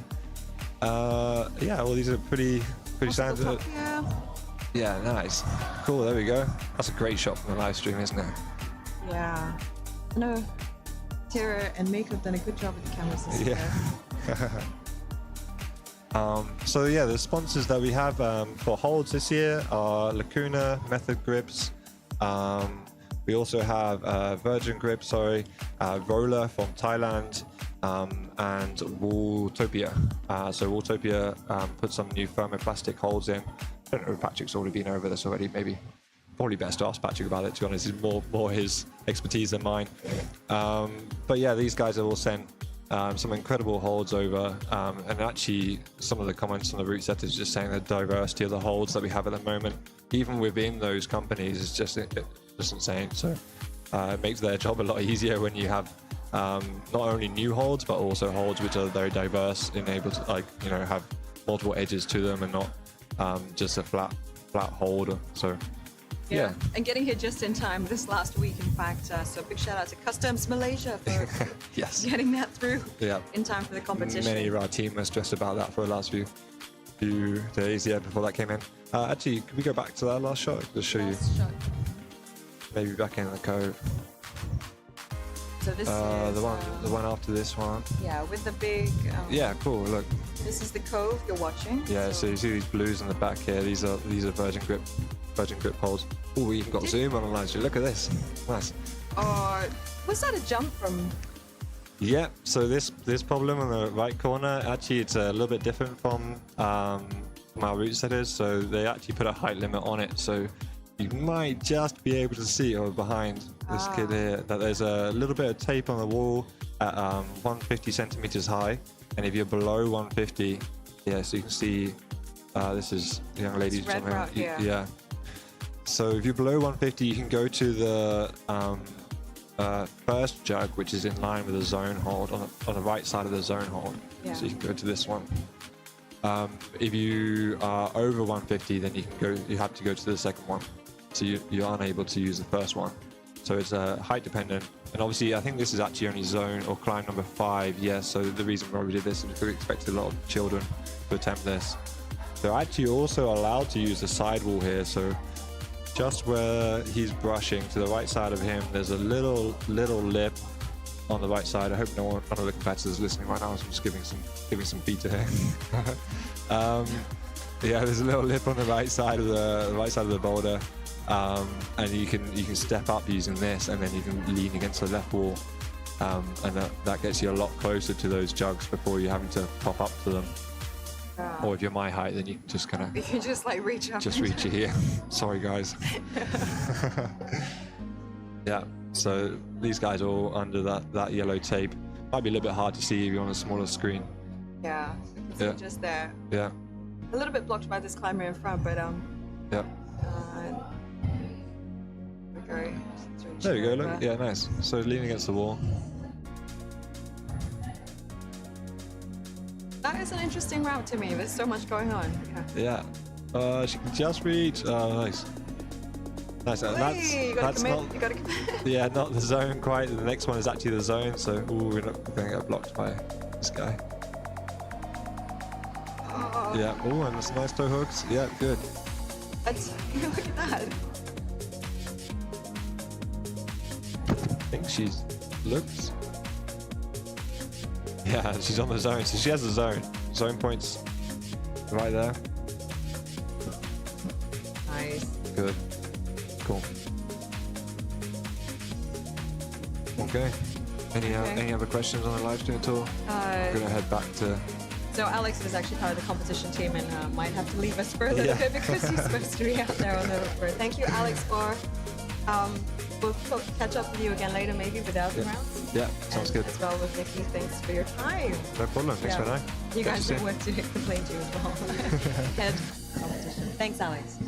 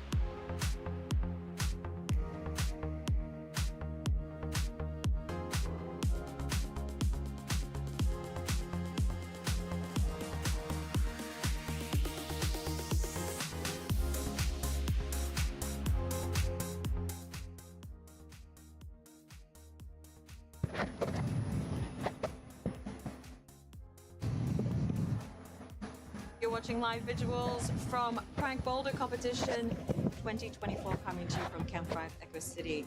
This whole weekend is free entry for spectators. The segment we're watching at the moment, the category for qualification, the Youth 1, 16 to 17-year-olds, Youth 2, 14 to 15-year-olds, Youth 3, 10 to 13-year-olds, and Youth 4, 6 to 9 years old. Youth 3 and Youth 4 categories will be determined in this round on points. This event is brought to you, of course, by All Sports Equipment, Worldtopia, Volve, Miracle, Verticale, Virgin Grip, Horizon, Crux Particle, Claretta, Lacuna, Method Grips, and Vola, and the big one, Petzl. I've got Patrick back with me in the commentary booth here. We've got a brand new camera angle for you guys. This is also coming from the Cove and some interesting climbs. Here we go on number 17, edging her way up there. I haven't seen the bib number, so I can't tell you who it is. It's an outward start. Is it an outward start? You actually can start both ways. I watched. Actually, it was set to be like she climbed it, but then I saw some of the setters climbing it frontal as well, and it's one of those things I said in the beginning that it's really about. Here it's about pushing. It's like it's kind of a dihedral here, and it's really like all push moves to push on those. So it'll macros here, and then the last move is kind of where you go. You can see it in the corner. There's two holes there, and it's like they're quite narrow. It's like a crack, so you have to go in and change hand or in these two holes to go to the right. But the problem, this is a hard one, but the start is quite interesting because you have to be pushing and backstepping depending. I mean, there's many ways how to do it, but it's like a classic dihedral climb, which I think is really well used, this feature here. We're looking at visuals from the Cove. And this is what we were saying before. This is, a lot of people would try to start this the other way around, but then because now you have other competitors climbing and you see their beta, you see they are successful, and then they're trying it that way, and that helps them to save a lot of energy. If you would come out of an isolation, you would maybe try 3 times or 2 times the other way around, and then you turn around. So by taking your time, looking at the beta of others, you can save a lot of energy. So be smart. Yeah. And replace, be efficient.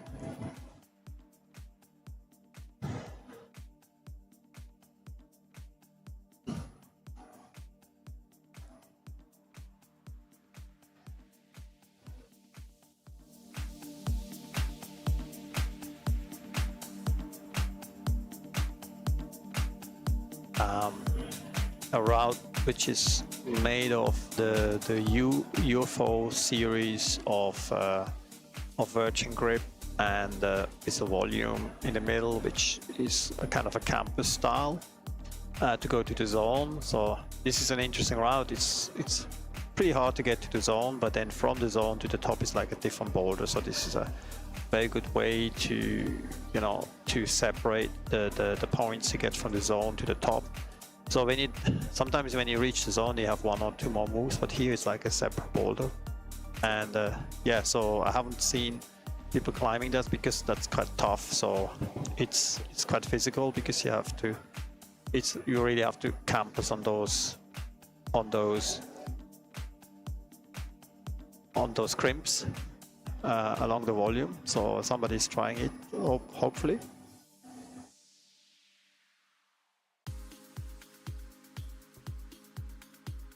To the left hand, you see 21. That's a kind of a dynamic start to those 2 crimps to the right. And then pushing to the left to the zone, and then the rest is just to the side pull and get out. Singapore U1. Yes. 3, the Singaporean getting the top. Yeah, awesome. Probably feeling a little bit sketchy at times then. You see in front, you see Paul and Kuan, the youth, both were from the youth team, discussing the beta together and helping each other. So they're competitors, but they also help each other. So this is what I really like to see. It's in climbing has, you see that very often, but even though you're competitors, you support each other, you help each other. It reminds me of the final last year when we were at KL East for the lead. Obviously, they come out for the observation, but the teams that, like the Singaporean girls, obviously had the same better discussion because they came out and attempted the moves in one way. Correct. Well, that has more to do with when you look at competitions. Then, for example, in a World Cup or wherever, then you have maybe the Japanese team, and they normally discuss stuff together. And because the Japanese, they speak Japanese to each other, so you will see in the Europeans, they may be all more mingled. They because friends from different countries, they would maybe exchange better in English. And so then it could be that one team, for whatever reason, comes up with the wrong beta. And in bouldering, that's not such a big issue because you do your first try and you fall, and then you can correct. But in lead climbing, it's very brutal because you make one mistake and you go on. And so that one was last year, so they tried, and then they both used the same beta. They could not correct it, and they fell. Here in bouldering, you have more options and more time. Like you would have, okay, Kuan stick the first move, so he will most probably get the zone.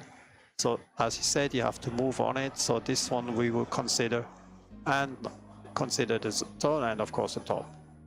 Because he is tall enough to do that, no problem. And he got it. Easy work for that. Yeah. For Kuan. Second try. So as I say, if this was a lead route, in the first try he fell and gone. So mistakes are terrible there. You have one goal and the pressure is crazy. And in bouldering you have more time to play with, and so it's a total different way to approach.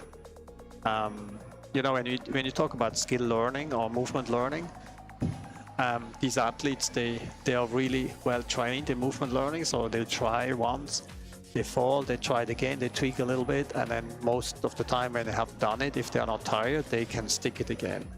And so that's why bouldering is very much like really skill learning, movement skill learning at its best. And that's why the movements have to become more and more complex, so it's harder for them to follow. If it's just pure strengths, then of course that will be the separator, but it's also the idea to create complex movement that they have to learn. And then the fastest learner will be the ones that makes it to the top. How does attempts affect scoring? It's basically, if you look at the Olympic format in the Olympic format, it's actually deducting points, and in the World Cup, it's basically the less attempt to the top or the less attempt to the zone, the better you are. So that means if you, let's say, have four tops and both competitors top out everything, you will count how many attempts in total you had for those four tops, and the one with the less will win the less attempts. So that's how you would differentiate. And then there is, of course, depending on if everybody would have exactly the same score, then you would go back and say in the semi-final or in the qualification who had the better score, and then you would win compared to that. The Singaporean on the wall here, Woody Woo is... Oh no? 484. 484, Solon Paisha. An Austrian, they're probably from one of the international schools here.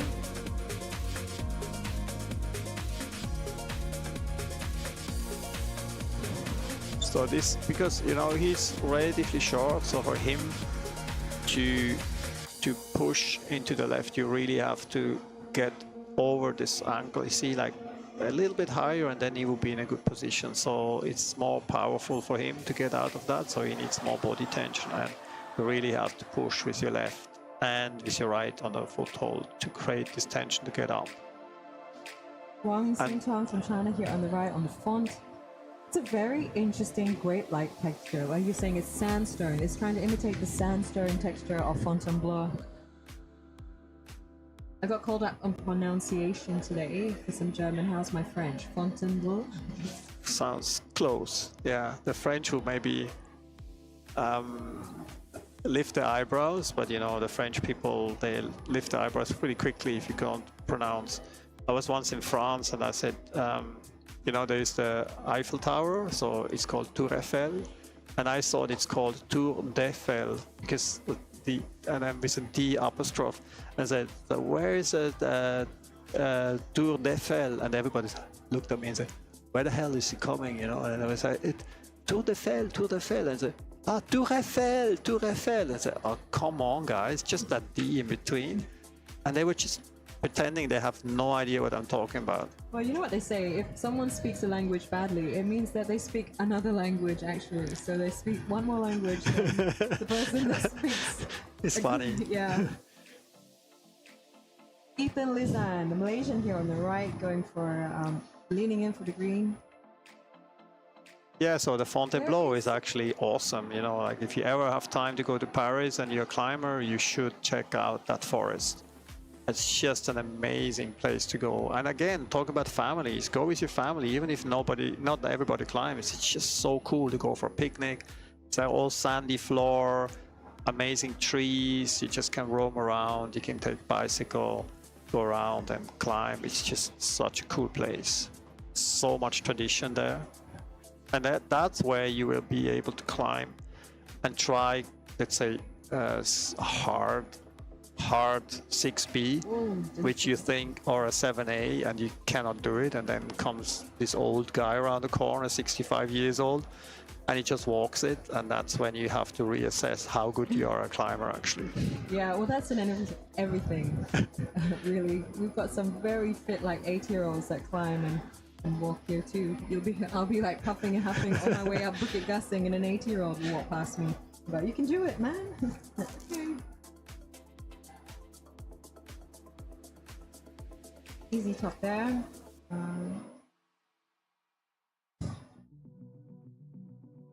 There's a 4 limit minute, am I correct, for each attempt? A 4 minute limit to the time that you can attempt a move? In this one, in the qualification, no, it's the 4 minutes is normally like you have 4 minutes or 5 minutes depending. I mean, here we have 4 minutes where you have time to climb a problem, but here we are not that strict because you have only one try. Okay, so you have one try, and then if you fall, you have to let the next person go. It's a queue system here. In the final, you have 4 minutes per problem, and it's you who climbed it and nobody else. So you have 4 minutes to finish, which is very different to here because, yeah, you climb one try and then you have to go back in the queue. So, I mean, the judges are a bit lenient if somebody cannot get off the ground, so they let them try a couple of times. But if they were very strict, you have to actually let go after you cannot get off the ground. But of course, you have to be a bit lenient here. You know, you don't want to take all the fun out of people that became too crazy on the rules, you know, and too strict, because yeah, we want people to have fun here. Ethan Lizan, on the big volumes here. So the volumes work to change the face of the climb? Yeah, you can see that here. This is actually a slab, but this is like a very steep slab. So it's hardly a slab, but it's a slab. So there is a distinguished difference whether it's like 2 degrees or vertical. But for someone that's watching at home, what is a slab? Okay, a slab is basically anything that is less than vertical. Okay, if you go on the other side of the scale, so vertical is 90 degrees from the ground, and then anything that is less, like minus -2, -3, -4, whatever, is a slab. So, and then on the other side, it's called an overhang. This is an overhang here. And it's very interesting because that definition of slab and overhang climbing is the vertical climbing is where you're actually in direct. The vertical climb is in direct line to the vertical line of gravity of the planet. Okay, so imagine that. You know the For the layman, Patrick. What? No. Let's talk about physics. Live degree. No, let's talk about physics here. Okay, so remember first law of gravity. So bodies do attract each other. I'm talking here about physical bodies, not we don't talk about men and female. Celestial bodies? Astral bodies. Everybody. So every mass attracts other mass. So they are actually pulling each other. So the biggest mass we have around here is the sun. And the biggest mass that actually influences directly is the Earth. So we are attracted to the body. So we actually pull down to the body of the Earth. So the Earth is not exactly looks like a bit like a potato, but let's just assume it's a sphere. Okay, it's not a perfect sphere. Looks like a crazy potato going around the sun if you look at it carefully. But physics lessons from Patrick. Yeah, sorry. These are some details. So okay, assume it's a sphere. So in a sphere, the center of gravity is where of a planet? Where is the center of gravity of the planet? Come on, question here. Where is it? Underneath Jason James. Oh no, she's distracting from my question. Sorry, where is the center Where of is gravity? the center of gravity of our planet? I'm just scared I'm going to get the answer wrong. Is it in the middle? It's exactly in the middle of the Okay. sphere. Okay. So what does it mean when you stand on top of a surface? Of course, this sphere is huge.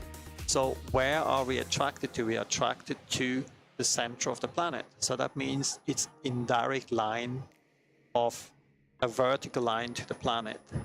So the vertical plane of a vertical climbing surface is exactly in line of the gravity line that goes to the center of the planet.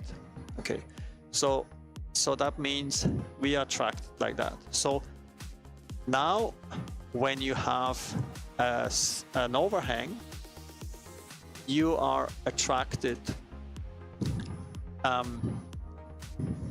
where you're holding. So the base support on a climbing wall is of course like looked at the surface you're climbing, but you are getting pulled away from that overhang towards the center of the planet. And when you have a slab, you're actually standing on top of the slab and you get pulled through the slab onto the ground. So I get it. We got there in the end, Patrick. no, we're not there yet. No. It's still a lot more to do. So now when you are standing on a foothold in a slab, you have to bring your center of gravity in line of the planet again. So you have to get your center of gravity slightly off the slab. So actually move back. Yeah, and then you are in line. And in the overhang, you get pulled and you are not stepping on it, you get pulled where you're holding. And so you need to create tension and pressure on the footholds to not get pulled away from the wall, because naturally your center of gravity wants to be in line with the center of gravity of the planet, so you get pulled away from the overhang, while on the slab you get pushed into the slab. Okay, so in overhang climbing you have to create force onto footholds, and you have to put your center of gravity in line with the handhold you're holding, while on slab climbing you have to put your gravity on top of the foothold you're standing. So this is the main difference between slab and overhang climbing, and the vertical line is exactly in the middle. Okay. So now that has a huge influence on the technique how you're climbing, because the focus of center of gravity in overhang climbing is always the handhold you're holding, and in slab climb is always the foothold you're standing. So feet are important, yeah. Feet are always important, even on the overhang. Even on the overhang. But I'm talking here in relation to where gravity pulls you or where you get pulled towards the planet. Okay. So now, of course, I confused everybody listening to me. So if you have more questions, I'm ready to answer. However, do you find there's a correlation between how good a kid is at climbing and their physics? How good they are at physics later on? In your youth team? No, if in my youth team I have to be, we have kids that have an attention span of 30 seconds. So I already talked about 2 minutes or 3 minutes about gravity. You think I can tell them that in one lesson? So we have to bring this across in a much more simple language. But at one point, they have to understand also theoretically what they're actually doing. Yeah. And so we bring this theory to them, but in doses. Okay? So this was a heavy dose for you now, and I see you're still very confused. My eyes glazed over for a second. We can talk about that over another coffee next time. I think so. I might need another 2 more coffees if that gets through. 377 Aston, we saw an attempt here. I feel like we haven't spoken enough about this yellow route. Which one? The corner one there. Yeah, this corner one. I haven't actually seen anybody climbing it. So you see now we're going to 19 here, which is definitely on where it starts to get a bit more gritty. I've got a question from Hassan. What is heavy gravity day? Heavy gravity day. Is that a climbing term? Yes, it's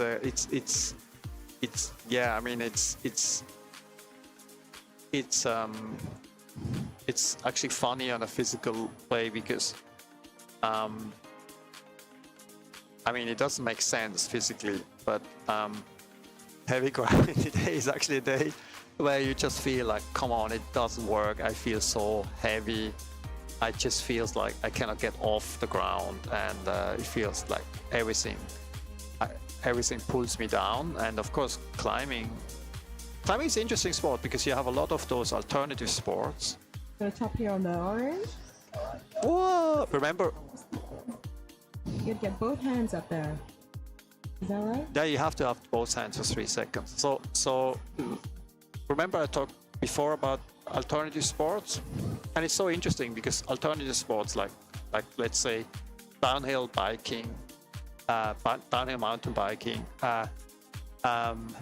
skating, snowboarding, skiing, all those, even surfing actually, they all work with gravity. And climbing is the only one that works against gravity. What are we doing here? Yeah, no.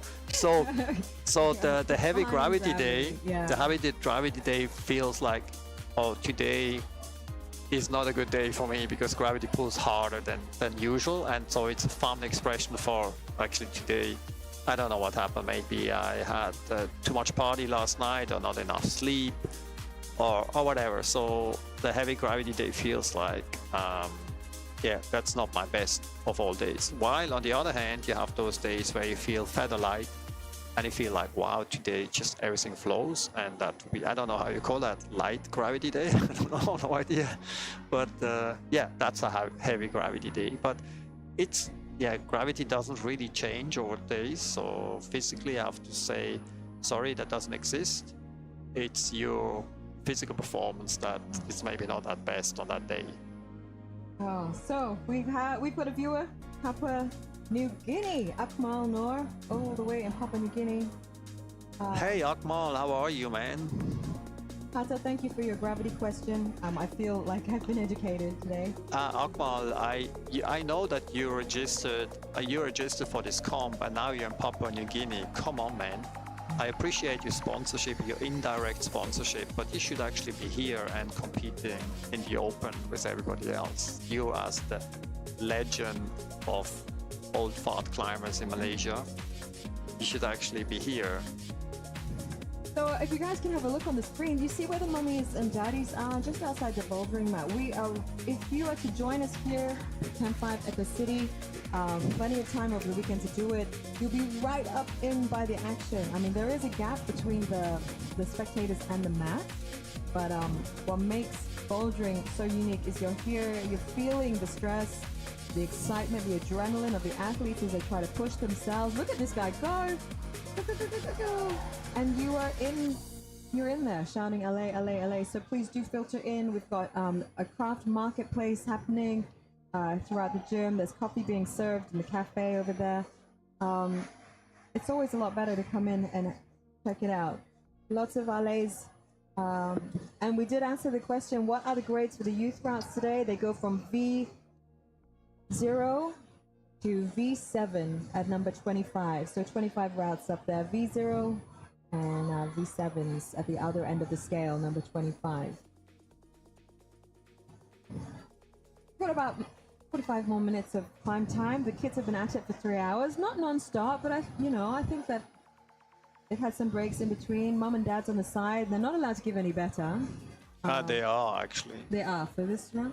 No, I mean, you can't stop it, can you? Really? No, and the thing is, a lot of coaches are actually, all our coaches are here, and they help the kids, you know. So when you come down, and then they discuss stuff, and the idea is not to yell better into it, you know. But then, of course, the kids definitely come up to the coaches, and there are parents who also coach the kids, and of course they exchange information. And it's not only that; you can actually watch other climbers doing better, so you have all the better given to you. So it's just not here. Remember, in the rodeo format, we are not that strict. Remember, it's actually not a problem to give better. Where they cannot give better is afterwards in the finals, because in the finals there is an isolation. You're not allowed to see. You go back. You have 2 minutes per route. So in 4 minutes, you have 8 minutes to get out. Check the routes. Go back. Discuss it with your peers. That you can do. But then you cannot have a phone there. You cannot have access to the internet. You are in what you call isolation. It's not fun, so you have to make yourself comfortable there, and you come out, and then it's meant that you and you're out. So the spectators and the coaches at that time are not allowed to give better. Okay, so that's the difference. But in this situation, I mean, come on, man, it's like everybody can watch each other's better, so it doesn't really make sense. You can't shout out better. Sorry, I had to reprimand you though, what is correct or not. So this will not be the first and the last time.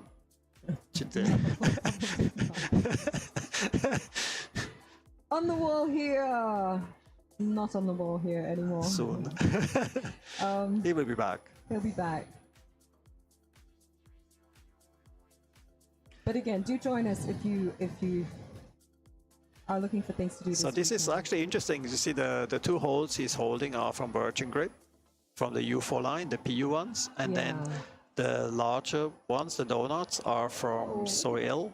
So they actually fit quite well together, and so yeah, this is an interesting route. The way you have to hold those shallow donuts.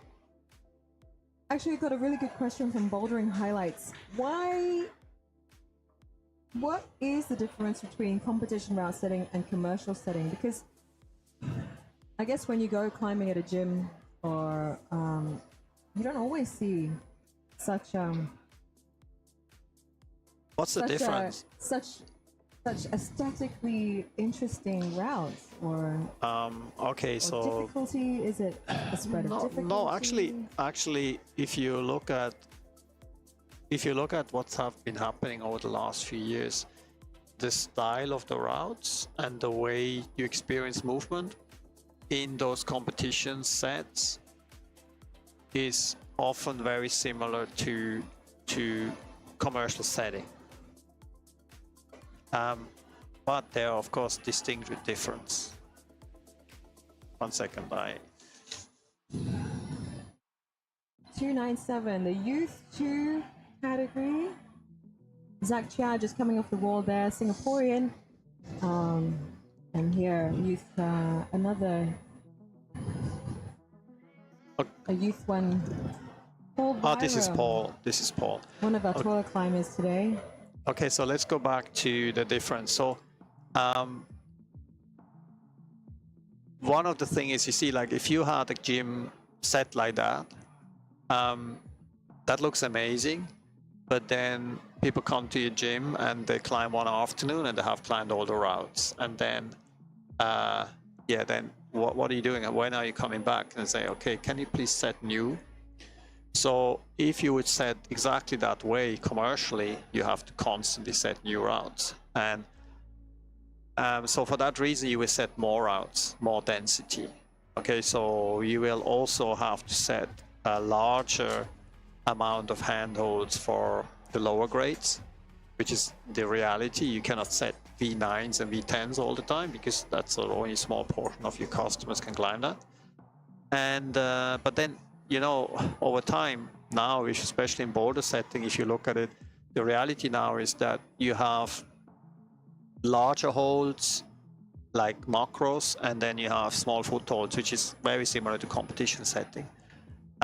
You see, for example, here we have, you see those routes, the blue one to the right, Y1 and Y2. These are actually large to XL holds, and they are doing fine in a commercial setting. If you would set, you won't see those holds, or very often you won't see those holds in a really IFSC competition. In an IFSC competition, you will see volumes, large macros, and chips. So it's like no intermediate, you know, medium to large and XL hardly exists. So in a commercial setting, you would have those holds more, okay? And of course, you will have a higher density. And you will see that after that competition, we will put holds in between. You know, from the final routes, there's only 8 routes on one side, so of course you need more. And then another difference in commercial setting is you will have to, and that's maybe the main issue. The main difference is you have to reduce the risk at the top. Because often in competition setting, to get from the zone to the top is normally harder. So it's a separate problem. So there's often a high risk at the top to fall. So because you maybe put an off-balance situation or a very small hold, and you have to do a special move to not fall.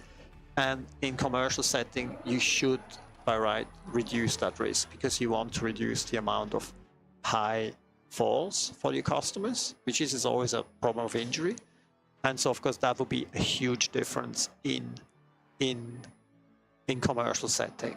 And then of course the crowd is different. You have a larger amount of beginners, so you will set more for beginners, and then for beginners you often work with medium to large holds and maybe less volumes.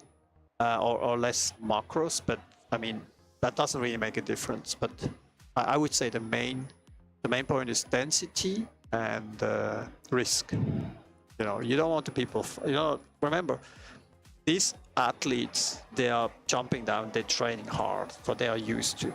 But beginners, often they are new to climbing, and you don't want them to fall from 4.5 meters. It's just so much impact on your body, so you really need to reduce that. And commercial setting is also mitigating of risk, and for that reason it's very different. I hope that answered the question. Yeah, I understood that actually. That's amazing. Yeah, I got that. Sorry, today I don't have short answers. They will be all very long. No, I understand that. And I hope that answered your question. Bouldering highlights. Hata says spam wall for the win. Come again? Spam wall for the win. The spam wall for the win? The spam wall is very crucial for the win. I don't know.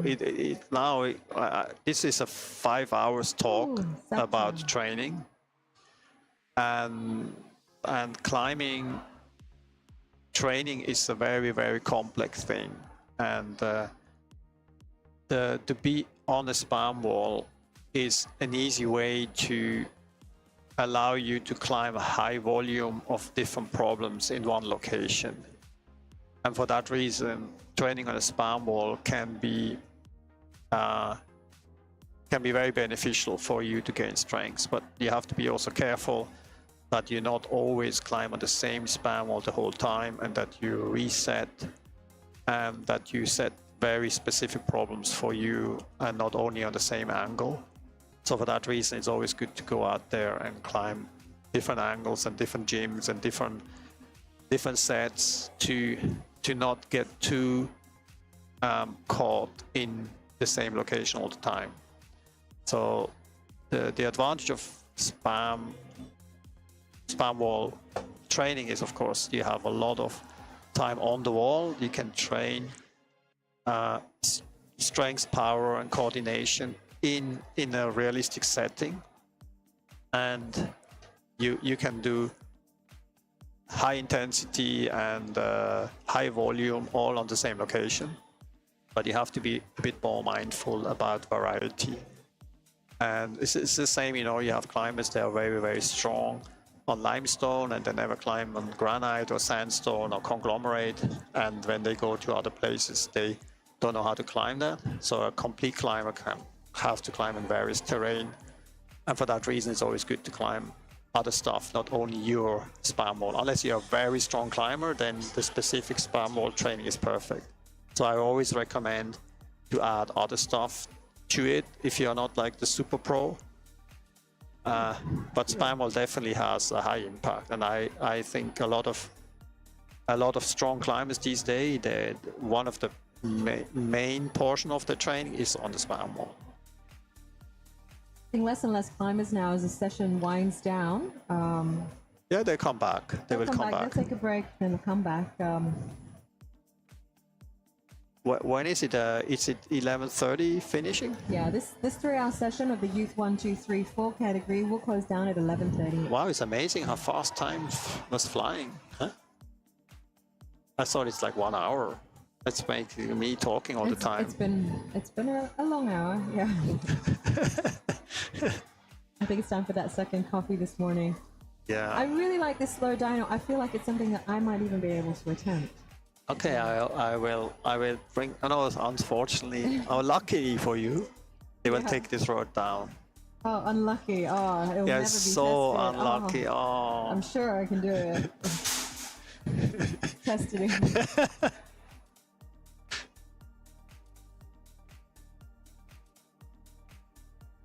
So a big weekend for us here at Camp 5. I mean, a lot has gone into the organization of it, big growth of it.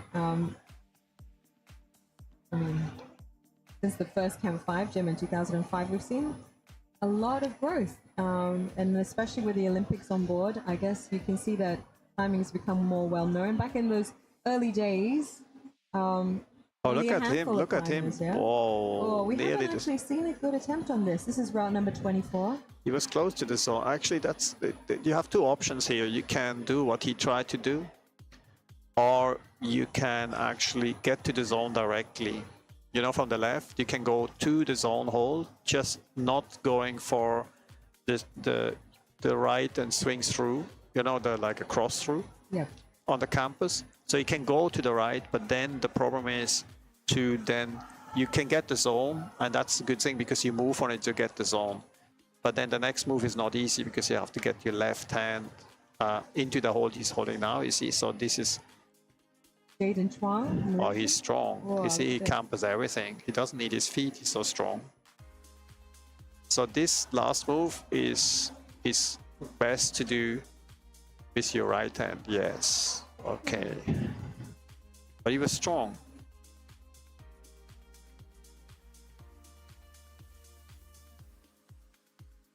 Is he from Singapore? Jaden from Malaysian. Oh, okay. Here we are. Chloe. And it says Chloe Bourgeois from France. And in the Youth 1 female category. Jun Huang from South Korea.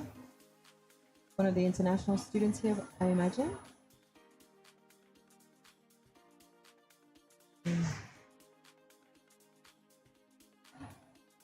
Hamish Malcolm, another Malaysian, making his attempt over here. We haven't seen much on this 25 route. This is at the higher and the hardest route, based on the numbering. If we are going from Yeah, V0 if you to V7, this is the hardest route. double We haven't seen V7. any. I think they might not even bother to try it because they look at the other competitors and they know they can make it to the final, so you don't really need to do. The top 8 from Youth 1 and Youth 2 will progress to tomorrow's final. Is this Atira there? Athena, yeah, Athena. Okay, we have to get an interview with her. Athena, one of the young, up-and-coming Yeah, talents in the youth team. You should watch her sometimes. She's like, oh, she does problems like where everybody looks in the gym and looks at how the hell is she doing that, because she really has to create her own beta because she's much shorter. And that's really amazing if you see those young kids doing stuff, because they in tendency when they start climbing, because they are short and they have to really be much more dynamic and they have to get their feet up really high. So they do moves which is incredible. So sometimes when they grow older and get taller, they cannot replicate the moves they do as a kid, because you know it's just your body composition changes. But when you see what they do in their age, it's just incredible. But they also don't have to contend with gravity as much as the rest of us, do they? Even on the I write every day is a bad gravity day. You would climb on the moon, you would climb much harder. I think I would climb V20 on the moon. But yeah, it's a different story. Sharon Tan, 4119 here in Malaysia, in the zone.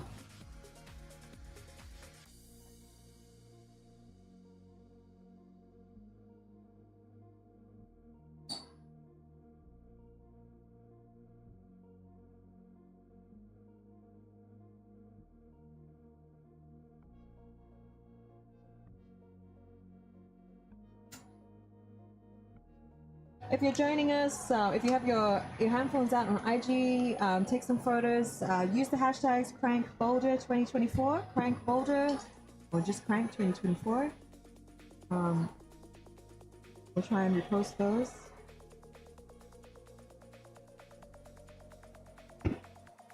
So from this Youth 1, Youth 2, Youth 3, Youth 4 categories of qualification today, Youth 3 and 4 will be determined on points. There'll be a prize giving at 12:45.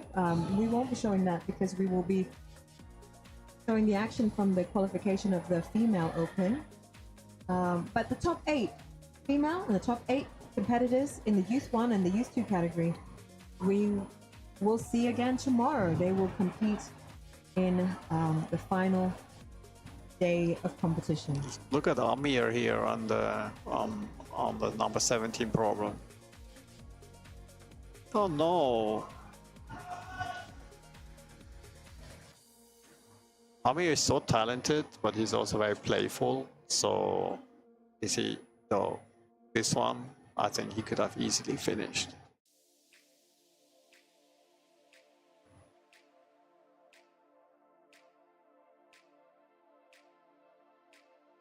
And you see, it's interesting, like Max, who is climbing now, is also actually U3.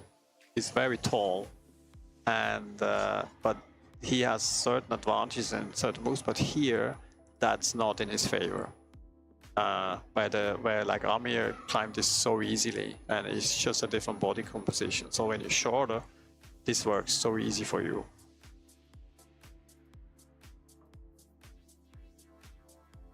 Okay, a lot of campusing.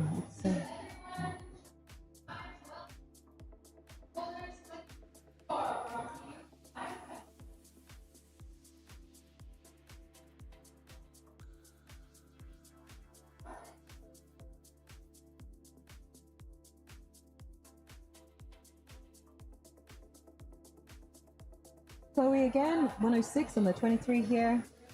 Haven't seen too many women attempt Which one? This, 22 or 23? 23? Actually, 22 is also interesting. The step up there onto the macro, the yellow macro.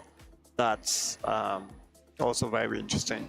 I haven't seen too many people trying that either. So far we have we seen a top on 23? I haven't seen any. We haven't seen a top on 23 yet, no. We've seen a couple of zones, no top as yet. So again, the separation starting to, you can see which boulders are separating some of the climbers. Is it too hard though, if not everyone can attempt?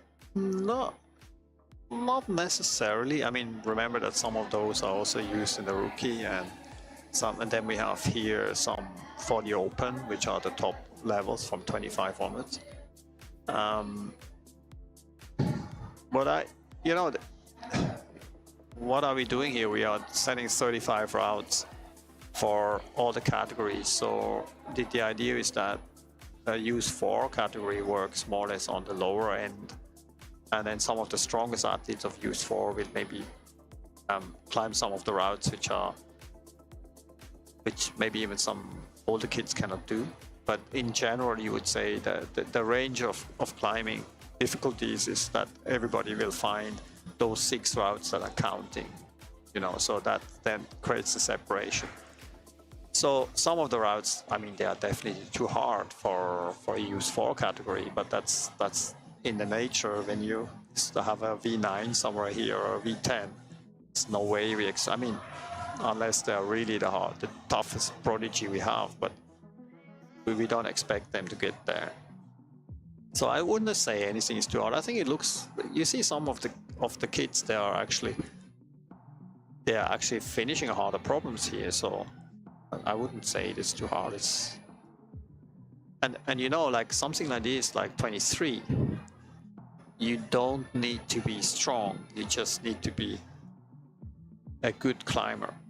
You really, and of course, what is often misunderstood that slab climbing often needs body tension, and body tension you get either if you're naturally very strong or with training. Just to come here and think you can wing that doesn't work. So even though it's like, oh, it's technical, you still need a lot of body tension to be able to execute these moves. So even slab climbing, which you don't think, oh, I don't need that, but you still need good physique. But also just having these more interesting, more... Yeah, for example, look at 403 climbing this problem here. Because she is short, for her this becomes like a move where you really need to create a tension or in the pressing to the left and stepping on the right. So you need to push your body up, and that needs a certain core strength, and that core strength is what connects the limbs to each other. So imagine you have a bow, and you want to throw the arrow with the bow, but the bow in the middle is like rubber. Imagine how far you get with that bow if you throw the arrow. So the center of the bow is the hardest piece, and the bottom and the top of the bow is the flexible piece. So it's similar to a body. Have flexible arms and flexible legs, and they're controlled by a strong core. So if your core is not strong, you cannot create that body tension and with the core strength to actually create pressure on both sides, on legs and arms, or feet and hand. And so that's why the core, the strength of the core is crucial in climbing, in many sports, by the way. So even here on the step up, in the end, it's stepping up. You need your thighs, you need your quadriceps to pull, but you still need the core to execute that movement. So in the end, it comes down to being strong in the center of your body. You see, he's much shorter than the other, and he does that much easier than a taller guy. Yeah. And gets to the zone. And I saw some of the route setters struggling who are taller. So the shorter guys do this with ease. So it's really interesting. Short people better. Here, yeah, absolutely.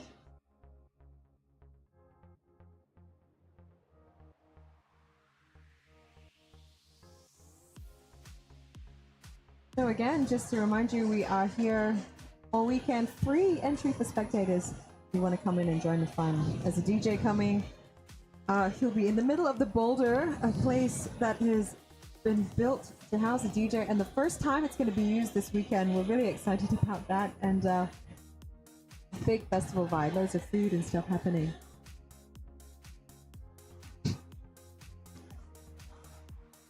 Time to train core, guys. That's where the strength is. 198 here. This is Qin.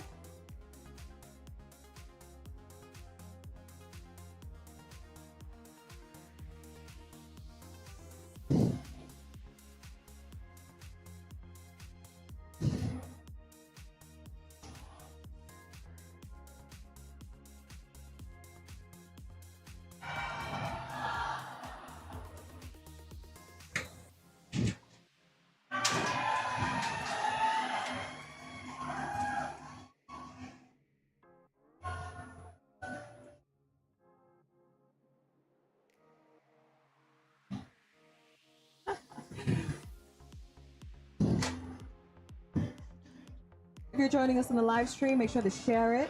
If you are looking out for somebody this weekend to watch and follow, do let us know. We'll try and catch them on the cameras. We've got a few cameras set up all around. The Archie Bowl, the main event, and the Cove also playing a big role in today's qualifying. Up next, we are winding down this session of youth qualification. Up next, we'll have the female open category. Some really strong women in action this morning, and a lot of competition. We've seen the growth of the sport in Malaysia, but we've also seen a lot of interest from overseas. Some strong Singaporeans here to make their mark, take some of our silver and goldware home. It's going to be a good one. So make sure you tune back in at 12 o'clock. The live stream we'll keep the stream open. We'll play some videos. But we will be back on the commentary at 12 o'clock. And at 12:15, the action starts in the female detail. They will go for 1 hour of prime time for a short break. But a huge male open category. So they will be split up into two details. Male detail 1. Male detail 2. Now, if you have someone competing, you might want to find out which detail they are competing in. I just have a comment here on a private chat about my quotes, and then I said, "Standing still is easy, and then moving is hard." Remember, I said that. And then the comment is originally about slab climbing, but can be repurposed as general life advice. General life advice by Patrick Andre. Standing still is easy, moving is hard. Thanks, Raj, for the pointer. So now you are quoted here too.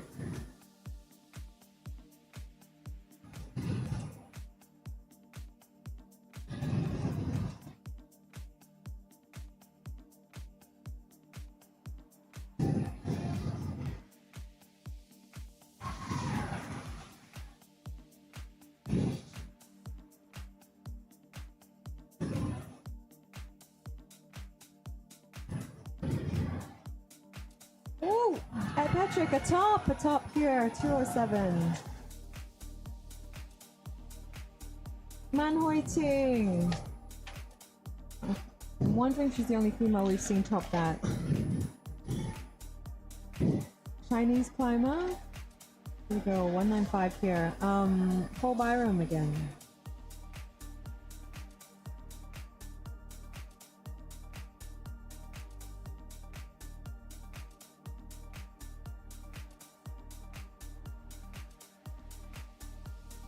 Oh, if he touches the red route with his foot, Patrick, is that a... Yeah, but right, they will... Yeah. Anyway, luckily this was not a discussion, but right, yeah, they could tell him actually that it doesn't count. Yeah, it's an issue in these kind of sets when they're very close, you know. So we try to avoid that here, but you see, like the black one goes close to the yellow here. So theoretically it could happen, but yeah. So sometimes some of the routes, for example, the 21, the orange, was going much more to the right originally, and then they decided that it is too close to the other route, so they changed the top. And some of those routes, they were changed quite a lot after the first set for some of those reasons, not to be close to the others. I've watched the set over the last couple of days. The route setters, I have to admit, have a new level of appreciation and respect for route setters, especially during a competition. The amount of creativity, the amount of physical work that goes into creating a set like this, just the amount of routes that they have to do, and they're trying it over and over again, and everyone having to push in with trying a route during the forerunner. But that was actually quite interesting when, you know, like I mean, kudos to Nikki to organize that, because you need to have a master plan here how do you do that, because you set sort of the first idea, or the first thing is that you set the finals first. So the first day you set the finals, and that's the hardest to do, and that's the longest time for tweaking. Just stop you there, Patrick, because this is close. Yeah, she just has to step up left.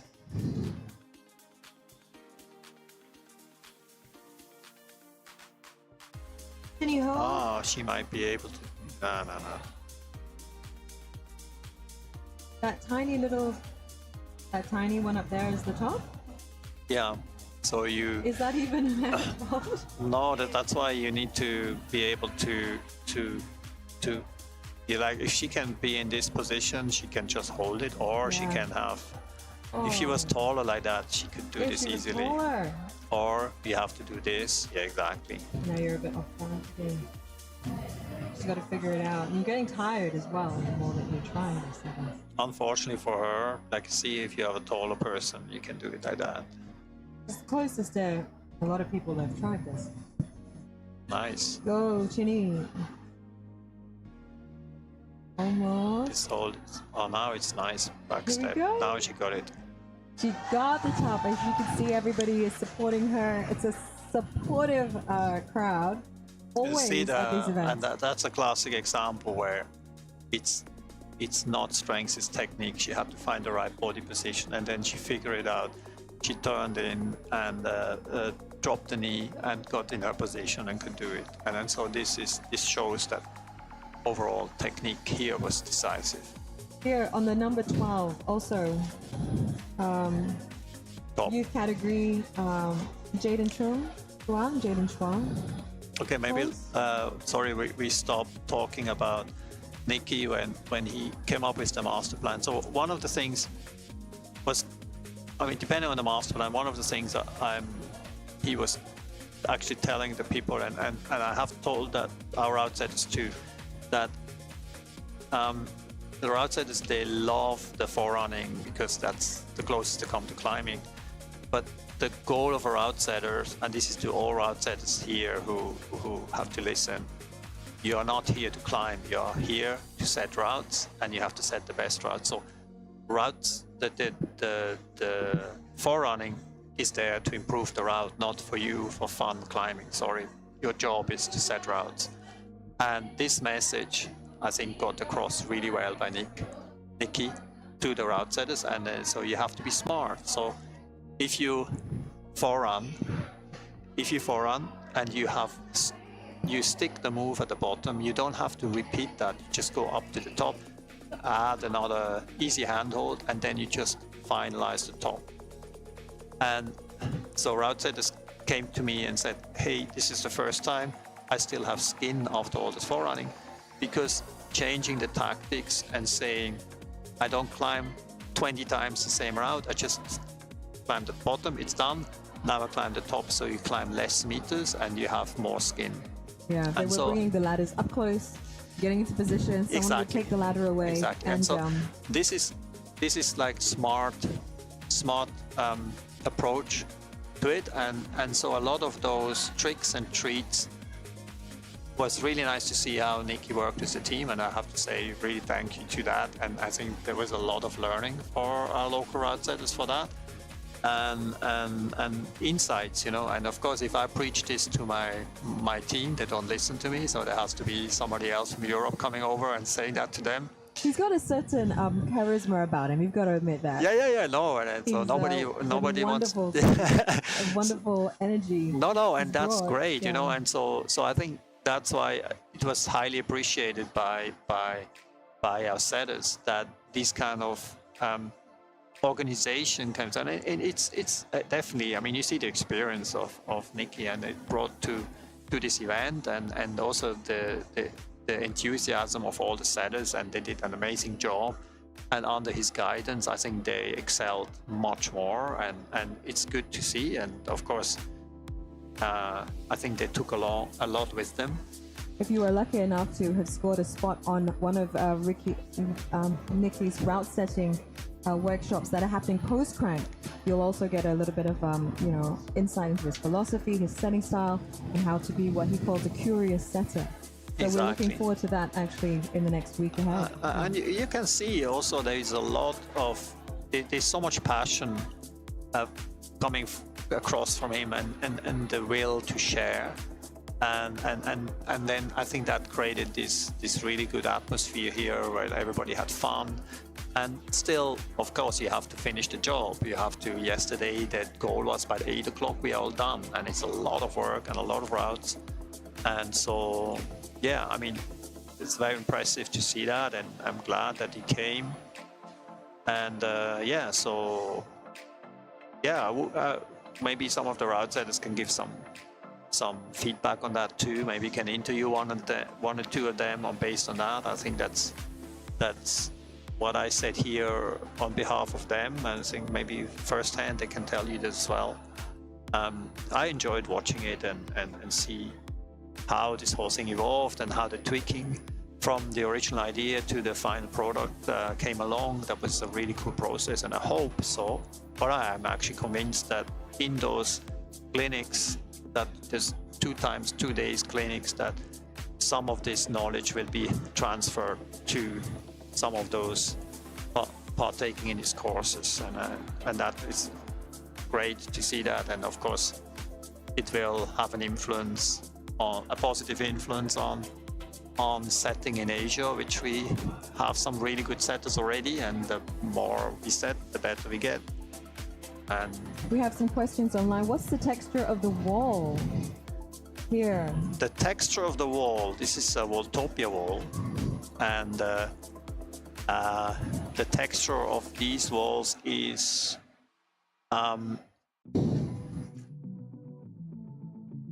basically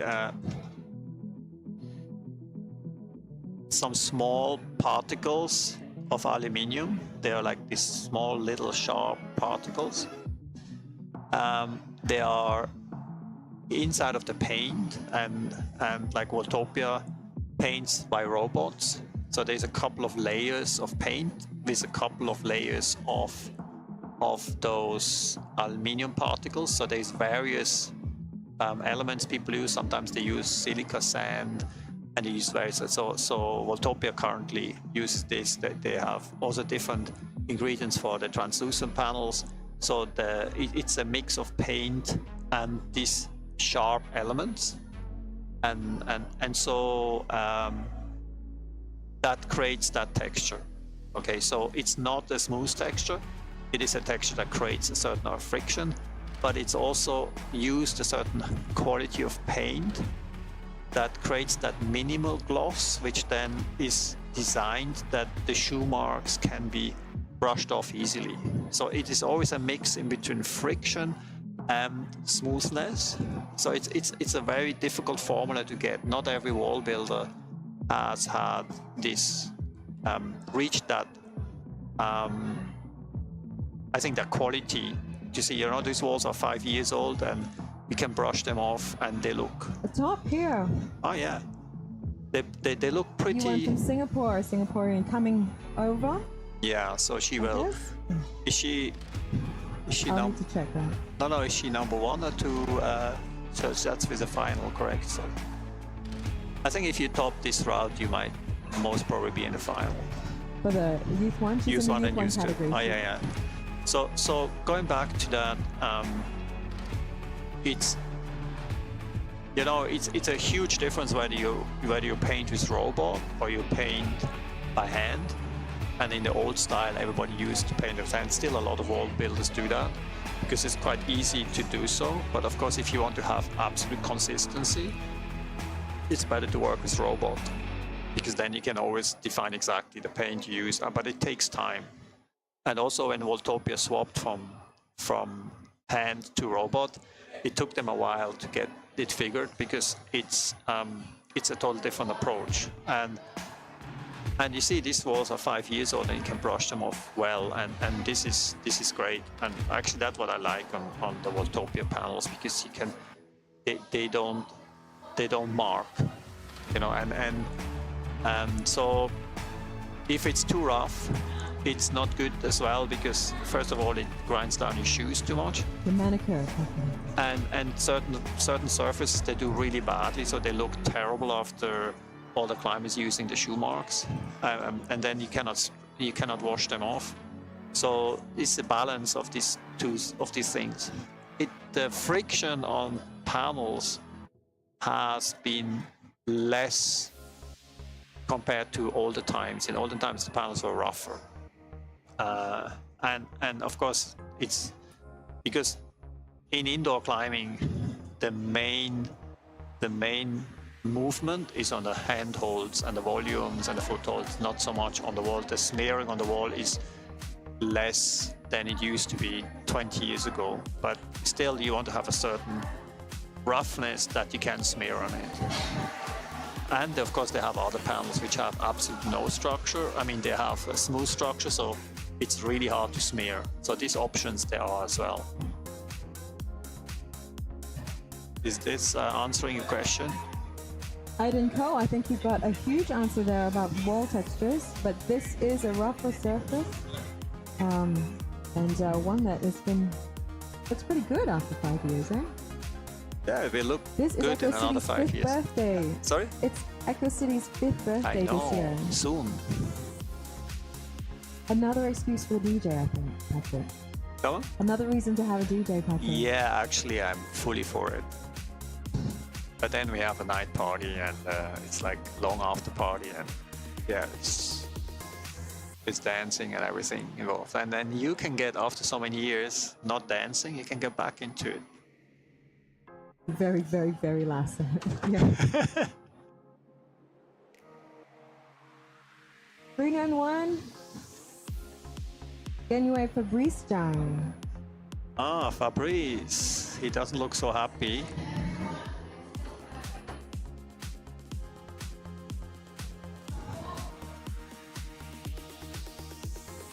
Another 2 contenders for the top 8 in the youth 1 category going on the wall here, 186. Jason James, the Malaysian.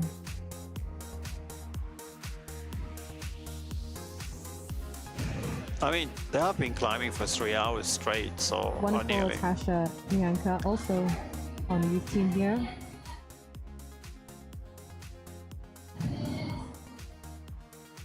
You're getting a little bit more tired now, I can tell. Yeah.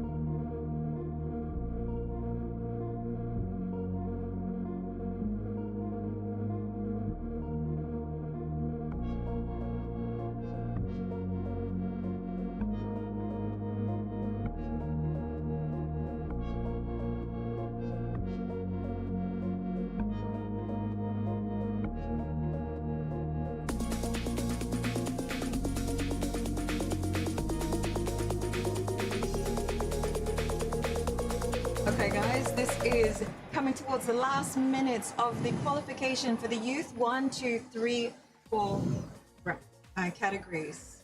You see a lot more kids coming up on the wall just to try and get the most out of this round. They've been climbing for 3 hours on and off, of course, in a Rodeo format. They've had a big morning of sends out there. Been quite a lot of interesting things happening, and I wonder what the outsiders are talking to themselves about.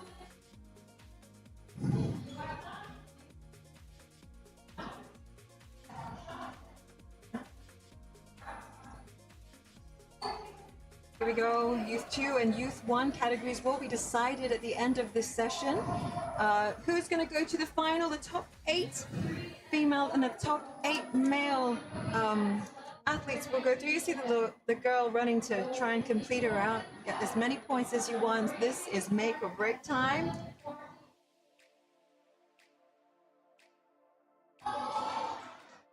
Trying to stick that slow dyno in the last minutes of the session.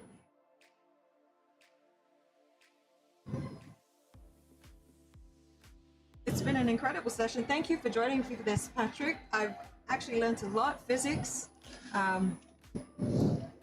Something about the moon in there today, wasn't there? No, I think But yeah, I mean, in the next one, I will share some of my wicked philosophy. So if you want to hear all that half-hearted wisdom, so let's see. Yeah, it has been actually really fun. Yeah. And so also fun to see the kids, you know, I mean, they have been climbing 3 hours non-stop and they're still going for it. Some, you know, so it's just so cool to see them going for it. And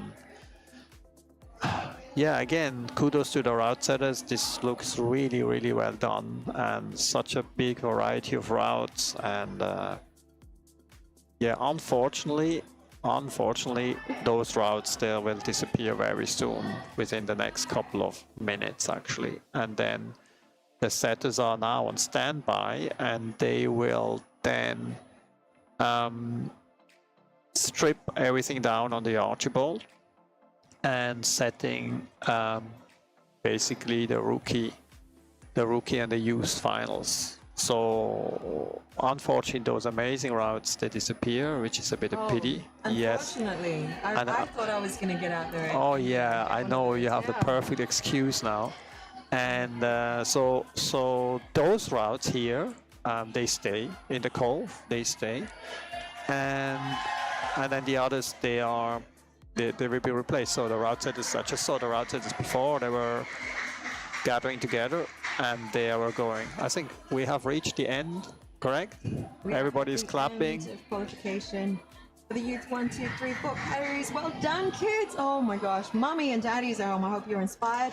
If you're in the crowd, there are plenty of ways to get started in climbing, and whatever your comfort level. You can't let the kids have it all. We got to do something too, I think. Yeah, so we will soon go for a break. There will be a couple of movies and clips and vlogs running of route setting and wall design and other competitions. So you will be entertained. We will go for a break. I have to have breakfast. Break for you, I need a breakfast now, and then in the meantime, while you're watching those videos, then the route setters will strip down the routes and set new ones, and we will be back soon. Yeah. What time will we be back? Just a reminder of the schedule today. This is Saturday's qualification. Youth 1, 2, 3, and 4 done. 3 and 4 will have a presentation today. Youth 1 and 2 will progress to tomorrow's final. At 12 o'clock, we will come back on for our pre-show. The live stream stays open, but at 12 o'clock, we'll come back on to open our pre-show and give you an introduction to the open female category. They will be in qualification action at 12:15. Don't miss it. A very strong field of some of Malaysia's best, some strong Singaporean climbers as well joining us, and climbing us from Philippines and Thailand, even China, for this event. 1:30 p.m. That qualification only runs for 1 hour. 1:30 p.m. the open male detail 1, 2:30 p.m. open male detail 2, and at 4 p.m. the fun climb for the rookies who just want a taste of some great competition routes. That happens at 4 o'clock. So the rookie male and female qualification happening as well today. Just a reminder of what happens tomorrow. Tomorrow's final is the big one. Join us in person. I can tell you that it's much more fun to watch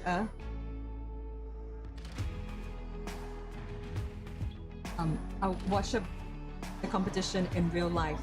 Tomorrow's final, same thing. Our live stream will kick off at 8:15 in the morning. We'll see the final of the youth 2 and both male and female categories will be run. The final for the youth 1 starts at 9:15. Final for the rookie male and female is at 11 o'clock and 2 p.m. The open male and female final tomorrow as well. We're off for a short break. Join us back here at 12 o'clock. The live stream will continue. Enjoy the videos we have on show. A big thank you, of course, to our sponsors for making this happen. Our title sponsor, Petzl, All Sports Equipment, Waltopia, Evolve, Miracle, Verticale, Virgin Grip, Core Zone, Parks Particle, Federetta, Lacuna Climbing, Method Grips, and Vola, all joining us here. 75,000 ringgit in cash and prizes is up for grabs this weekend. Who is taking some of that home? We'll find out soon. We'll see you guys soon. Enjoy the show. We'll see you back at 12 o'clock.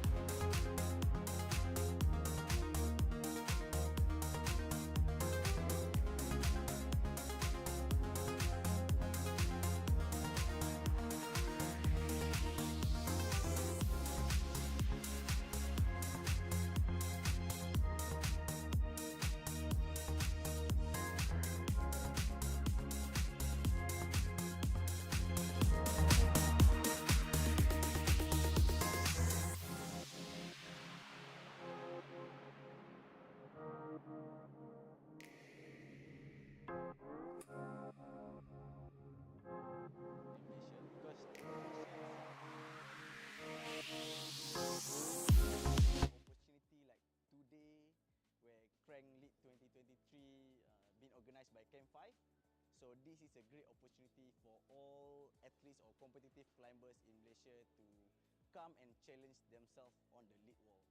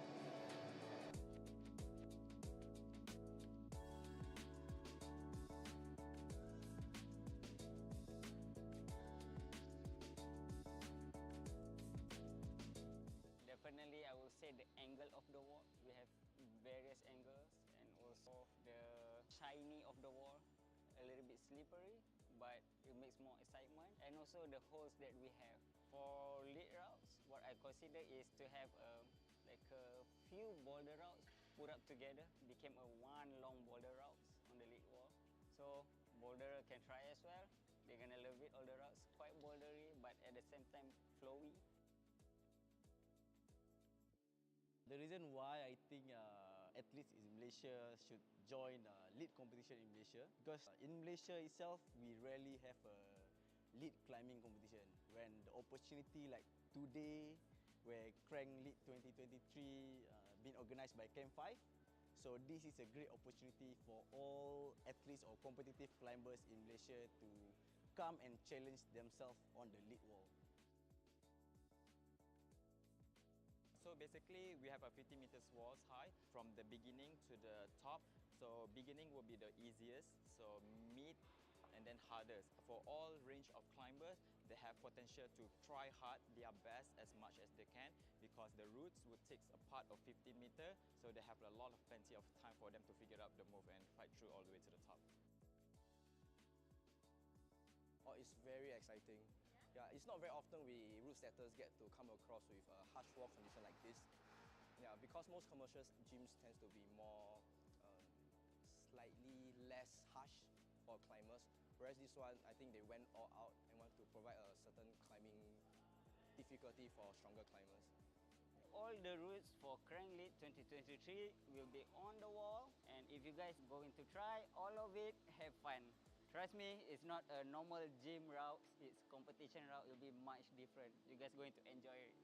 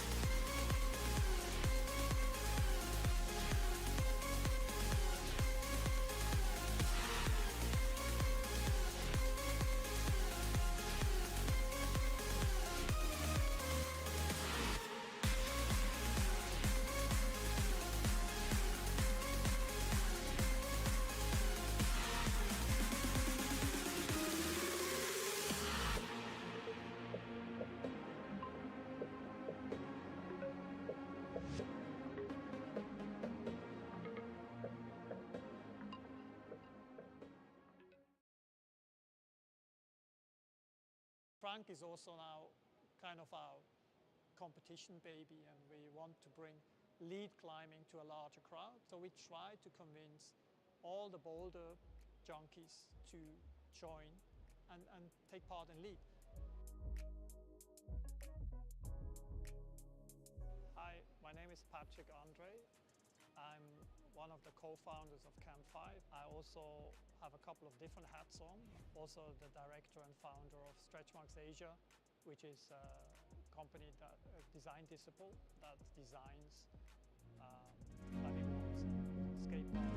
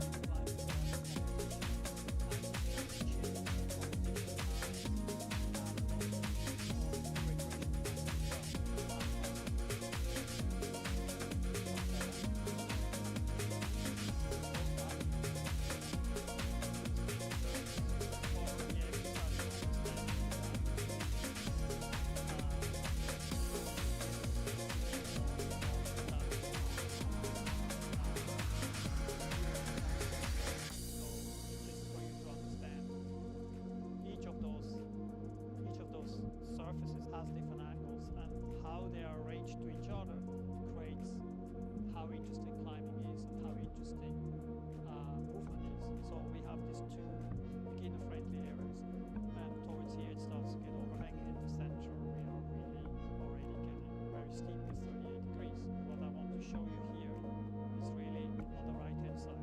This here, you can see here, 60 minutes up, it's actually quite strong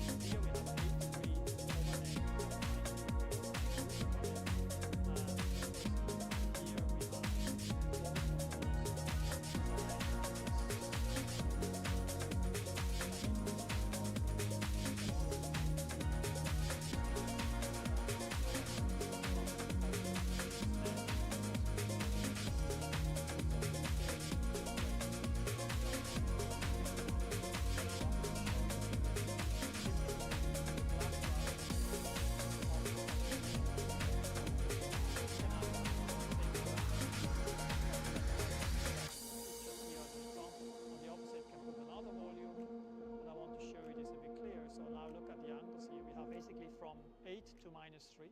So now this surface itself is actually now a slab. And this surface is actually like an easy slab. And what you can see here, I added another handle. So this angle is actually continuing with the volume, but I cannot hold this. So if I cannot hold this, I can add one more small chip here, which allows me to hold around the corner and have like a mini side pull. So this is how the route setter can use the angles to change the route. I have pushing movement, I have pulling movement, I have pushing up movement, I have mounting distance. There is no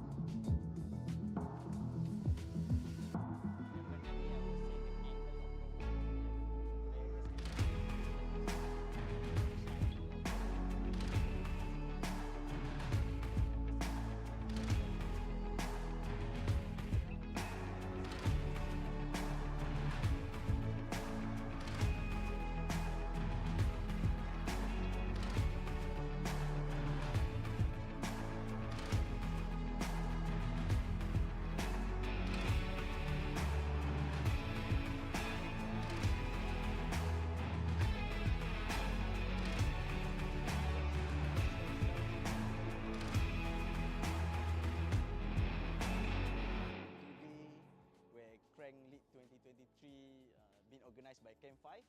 So this is a great opportunity for all athletes or competitive climbers in Malaysia to come and challenge themselves on the league.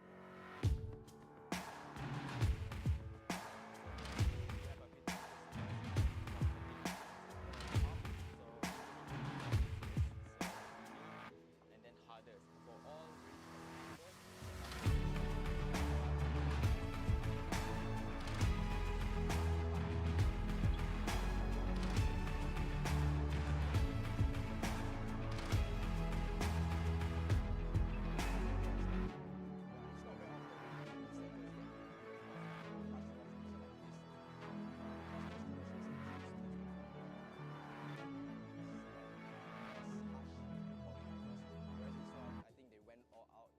provide a certain climbing difficulty for spectators. All the rules for CRANK League 2023 will be on the wall, and if you guys going to try all of it, have fun. Trust me, it's not a normal gym route. Competition route will be much different. That's what you enjoy.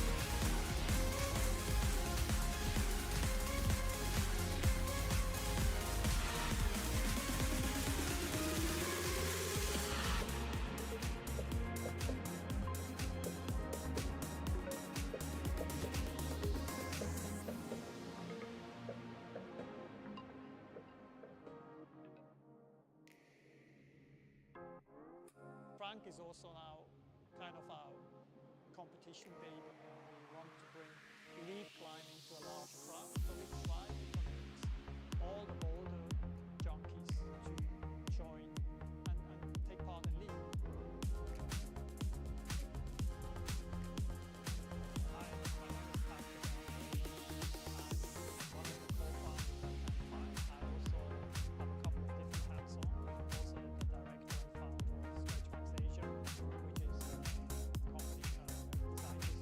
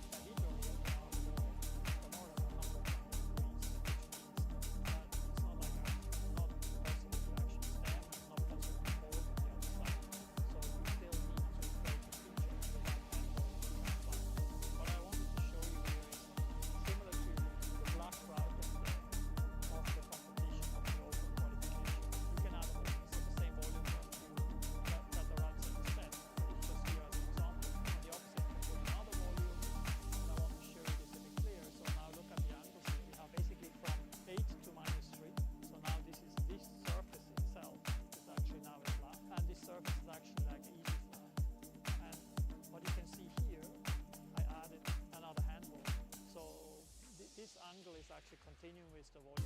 But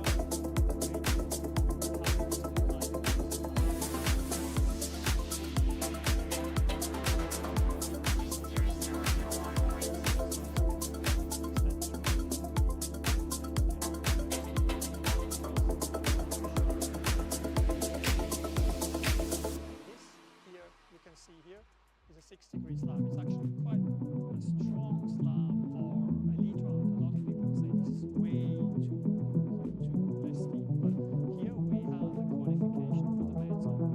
So I can actually build the qualification round on that slab.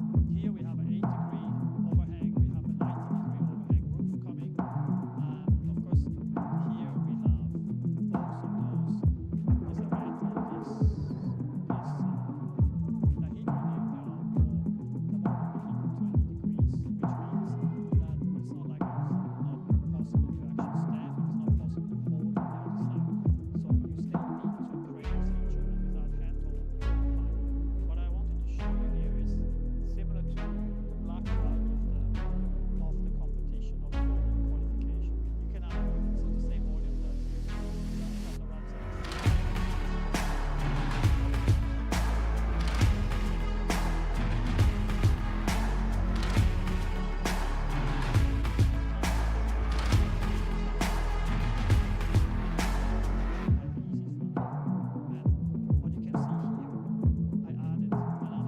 handle. So this angle is actually continuous the volume, but I cannot hold this. So if I can push on this, I can add one more small chip here, which allows me to hold around the corner and have like a mini side. So this is how the right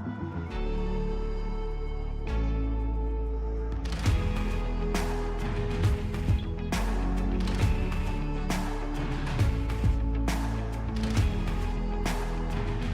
the angles to change the route. Surface, and it also has those qualities that you don't have streaks of your shoes on it. I have been working with Voltopia for more than a decade now, and Voltopia as a company, I would say,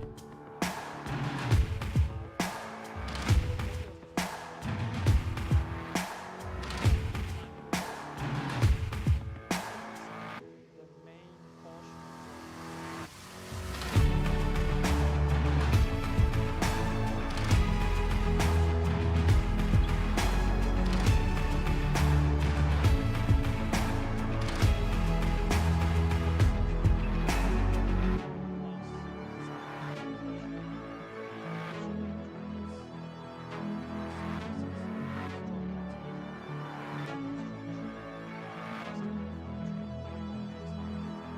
the streamlining of the whole process from design to installation is what makes Voltopia the #1 manufacturer.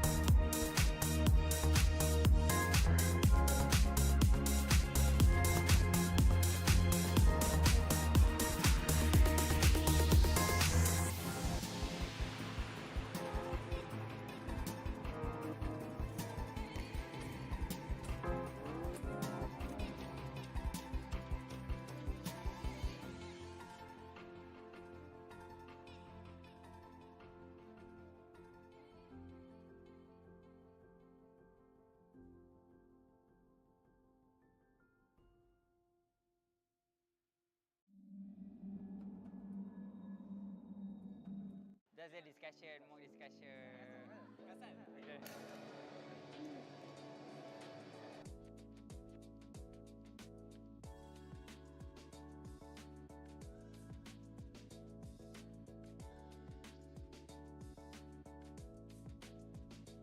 Definitely, I will say the angle of the wall. We have various angles, and also the shiny of the wall, a little bit slippery, but it makes more excitement. And also the holes that.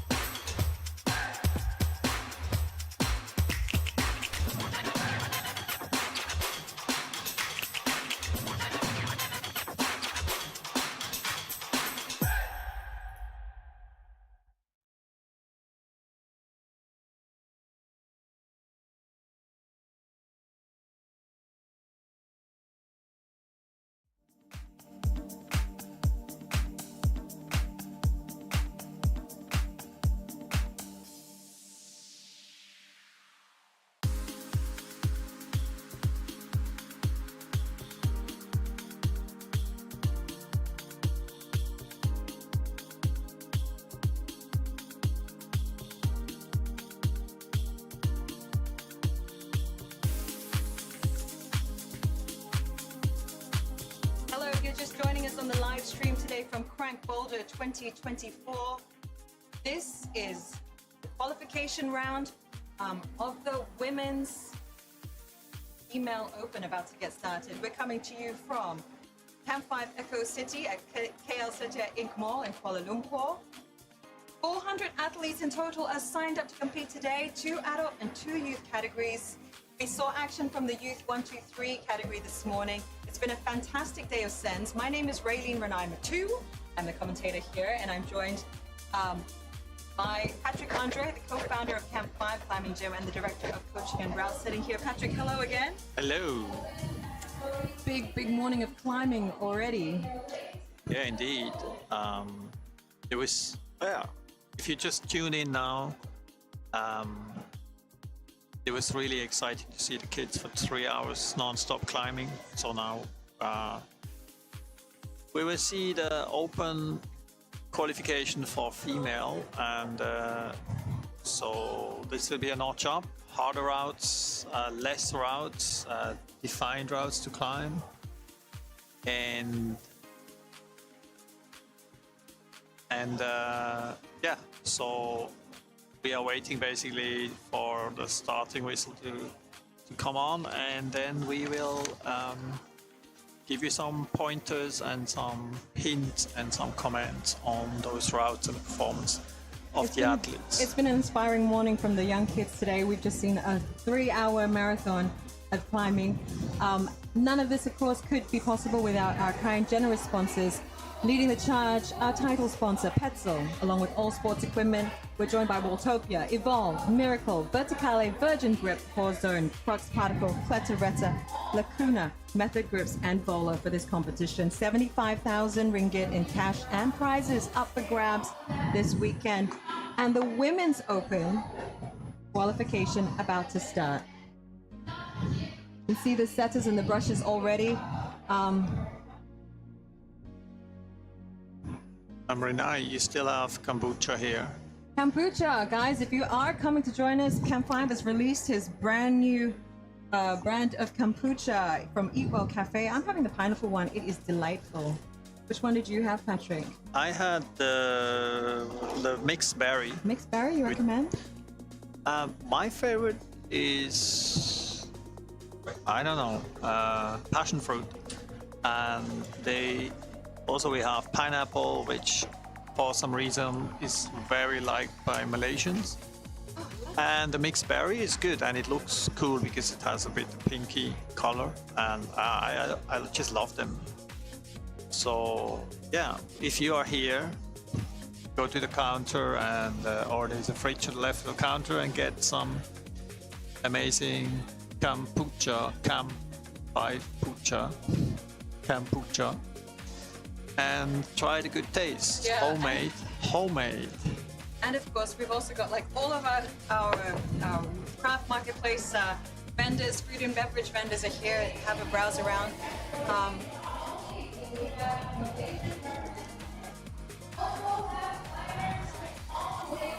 We are live. You're watching the qualifying from the Cove. This is the Cove, one of the venues for this week's.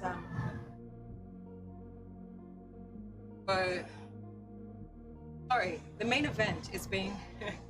The action from this weekend. Start again. The action from this weekend is coming to you from the Cove, our boulder cave, as well as Sir Archie Bold, our freestanding boulder from the front here. So in the female qualification, Natalie from Singapore, just topping there. We're expecting a strong outing from the Singaporean contingent that are here. The ladies never disappoint. Give us a shout out if you are watching online. We'd love to hear where you're watching from and who you're watching. We'll try and make sure that we get everyone covered in this broadcast. Lim Zi-yun, Singaporean again on the F1 route. So some of these routes were indeed used in the Youth 1, 2, 3, and 4 category earlier. The route tenders came out, just some, left some as they are. Not easy routes for them. 31 climbers in all today for the female category.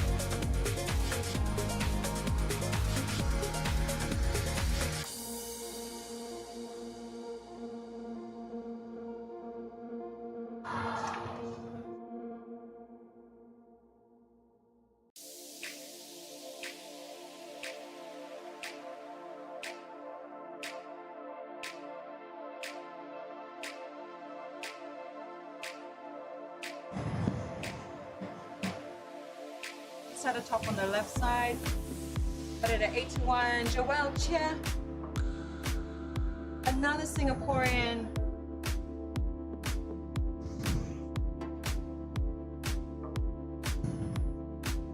Wong Hei Kyu Heidi,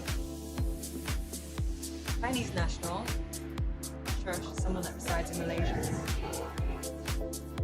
Jeanette Ko, a name familiar to many Singaporean climbers. Making easy work of this route here, topping it. Patrick, we've seen already 2 tops on this orange route on the left here.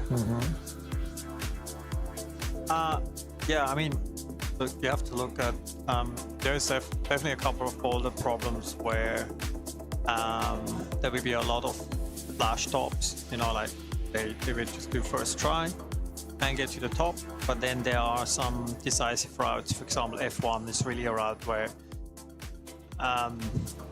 you see now we might see a top today, but that needs, you know, maybe a little bit more working on it, you know, to get to the top. While the see now just where we have quite different style, you know. You see like this route you were seeing here, where Archie is working here, on it. the middle route we're talking about. Very dynamic moves that are different to what we saw this morning.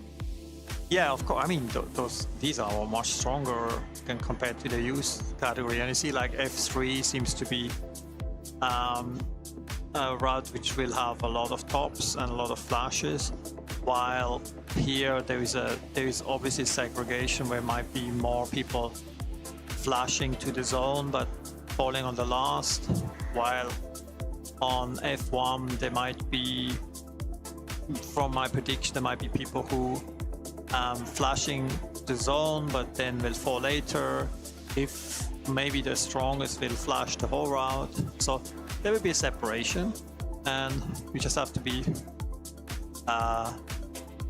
we have to, as all the route setters have to obviously, like, if this happens, it's not for the climber, it's disastrous. For the route setters, they say, okay, oh, we have separation, because the worst thing that could happen that everybody tops, and like 10 people top everything flash, then we have a problem.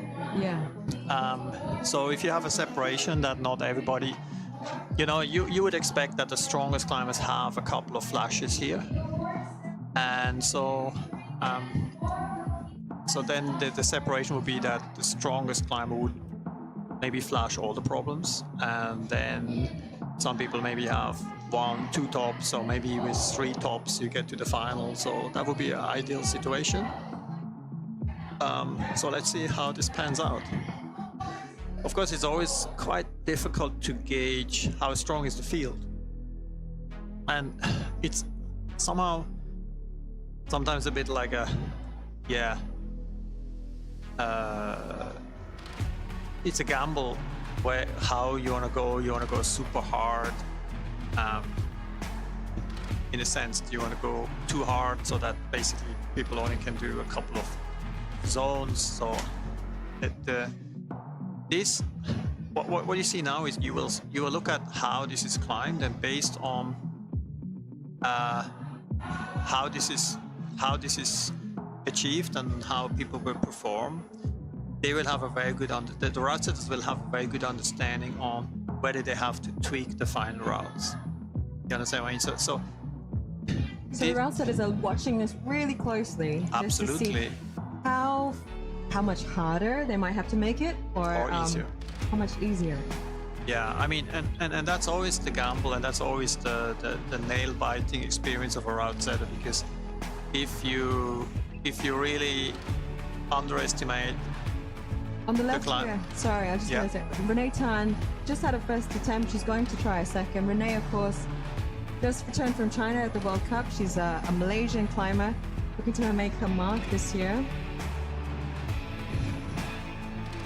It's been a long time since Malaysia has really made an effort to make these World Cups, and we're seeing a big interest in the sport and these young climbers coming up to try and do it. Renee getting the hand on the final hold, not making it stick. Tia here too on the middle. So you were saying, Patrick, the route setting. No, Sorry, I got really excited. I saw the Malaysian athletes and I just really wanted to talk about them. No, it's fine. The thing is that it's easy to underestimate the quality of the female climbers, and so you need to kind of have the feel from what are our competitors capable of, and then the good news is that we have route setters we had 2 route setters from Singapore who give a lot of feedback on how strong the Singaporean climbers are. So while Nikki was leading the entire team. So talking about Malaysian climber, this is another Malaysian climber. Shireen. Yes. So talking, you know, so even though Nikki was guiding the team, he had to also listen to the advice of the locals to say, okay, how strong can people climb? You know, can they actually do that, or oh, this is too easy? So there's a kind of a gauge of performance by the setters, and of course you can miss the point, you know, and then the worst thing can happen, that everybody tops. But looks We're so seeing far a lot of tops so far from, well, some zones, definitely some zones. Yeah, but the thing is that if you have a top and you have 3 tries, it's different than you flash it. So you already have a distinction. So in the end, it's just like, if you don't have any distinction, if all the worst will be everybody tops, but obviously it's not happening. So I think you're kind of on track.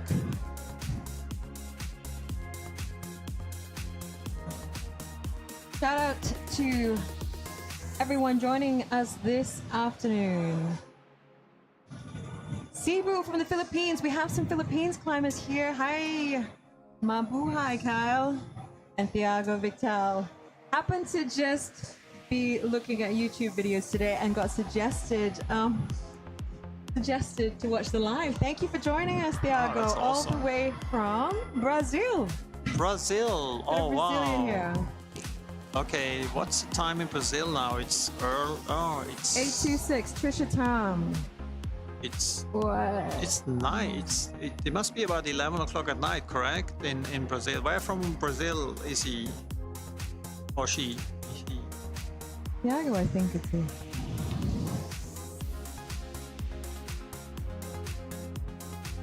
Okay, so that's late night in Brazil. Trisha Tom here on the. Oh, what have we got? We got that top here, the F6.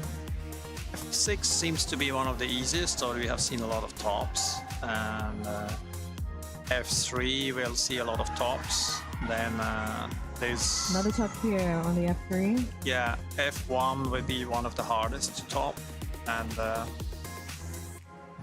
F4 will see more tops, but also Janet Go, the Singaporeans, Yeah. solidly holding on to that final hold of the F5. Just a reminder of the format for the Women's Open qualification. That's what you're watching. It's only 1 hour of qualification time. They have 6 problems to get through today, and they're all ranked higher and harder the higher up you go. So 6 problems, and they're judged. You can see the ladies lining up to take part in the routes. So you just saw before the fall in the route. So this was interesting. I was there when the final tweak happened, and then the route set is discussed about where to set the zone, and so it was clear the zone is there on the right crimp, and then after that there is like a separate boulder to go into the top. So here we are. This is, you see now. Oh, look this at is that. this is Switch the over? tricky one. To swap feet here.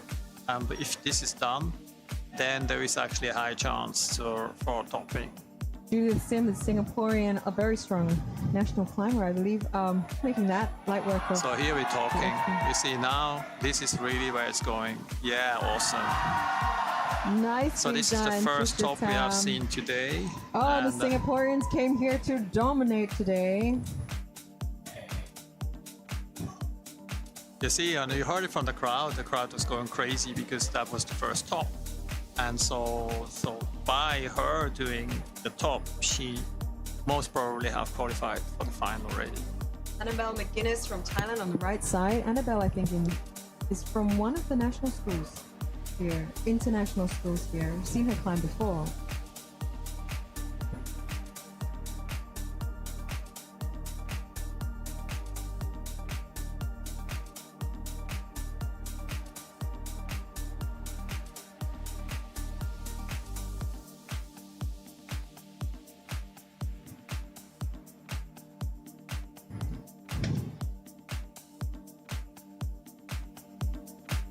Noel Che making her start. On the left here, F3.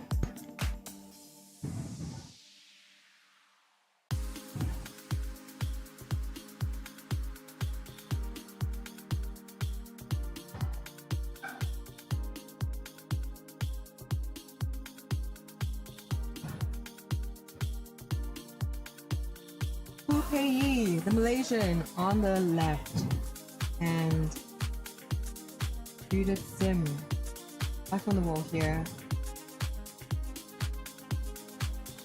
missing out on the zone. See the difference of the women. Like, remember we talked about this before, about how women climb differently than men, and you can see it in F4 that most men, they would not bother to try to do a heel on the left, they just campus, while women, they always try to keep their feet on, and so that's why they try to do a heel on the left to take weight off. Oh no, that was so close. And so then they try to heel to do this traverse, and then men, they just go on campus because they don't bother. So if you're really strong, then you just campus, but women kind of learn from the start to be more efficient in climbing, so they will, I mean, it's a question, if you're very strong, efficiency can be just campus through because you're faster. But of course, the elegant way would be you keep your feet on and you save energy, if that makes a difference for the last move. How much does a good qualifying or an easy qualifying affect your performance the next day? Is there enough recovery time from an hour of climbing like this? Yeah. I mean, it's 1 hour. It's and we don't have a semi-final. So you know, in a IFSC, if you have a qualification, then you have a semi-final, and then you have a final in 2 days. Then of course you have more climbing, and then it also becomes a kind of an endurance and a recovery game. But in this sense, I think should be not a problem. 6 problems, you still have skin, you can recover, and you should be okay. It's not like a marathon of many qualifications. So it should be okay. I mean, I expect these people to train. You don't come here untrained, otherwise, yeah, you should maybe go to the rookie.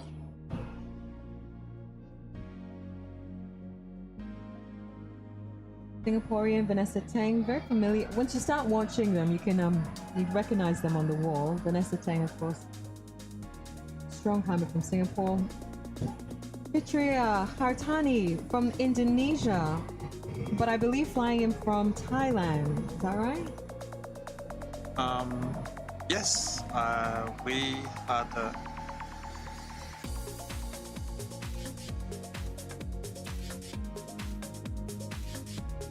where is she now? There.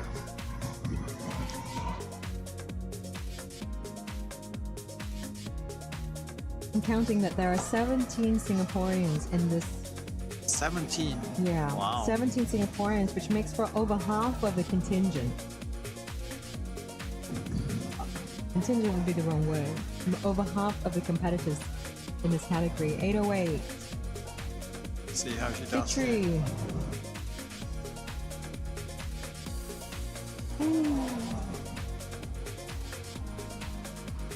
So, Amy yeah. Wong, Sarawak Tanah Airku. Amy Wong, shout out to all the Sarawakians. Actually, C3 was just as a side note. We had dinner together yesterday. With Lucky her you're husband. not a judge then. Yeah.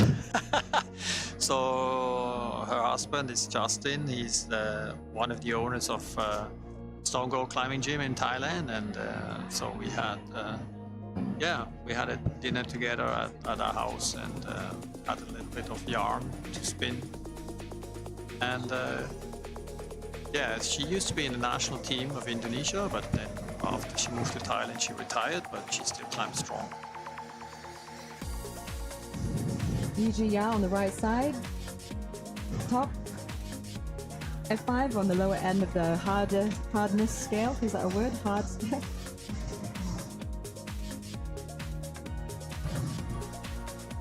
Here she comes from Singapore there. In the middle on the yellow. Does height play a difference? I'm beginning to think it really does. Yeah. Height. Yeah, it's a perennial debate about height. There's at the moment there is not enough data to define exactly the ideal height of a climber because of the variety of routes. But there would be basically a scientific evidence of, let's say, in which grade of which climb you would have an advantage. Like Maybe there's some room to do some research in that, Patrick.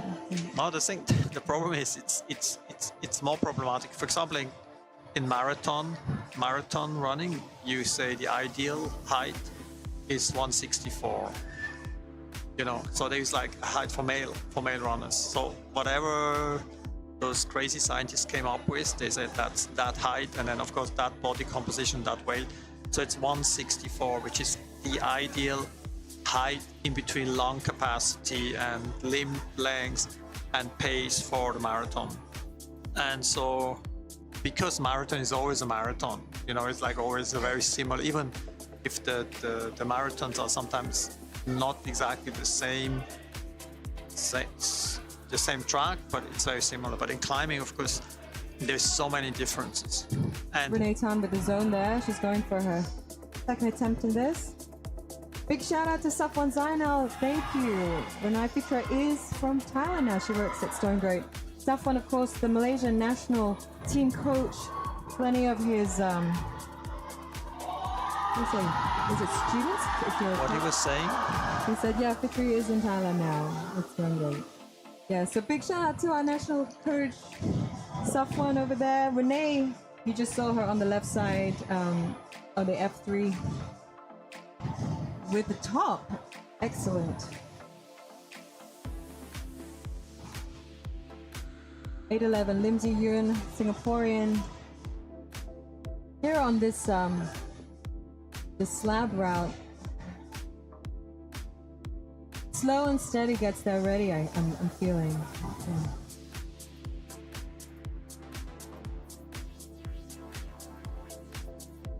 Alez, Lisa,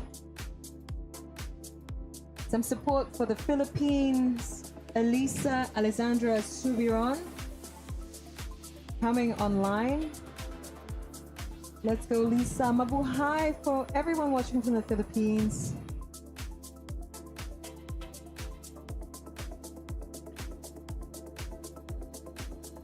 yeah, we have a team of 3 climbers, 2 male and 1 female from Cebu. Yi here, the Malaysian. Dina climbing, getting used to watching her climb too. She's got an elegant style.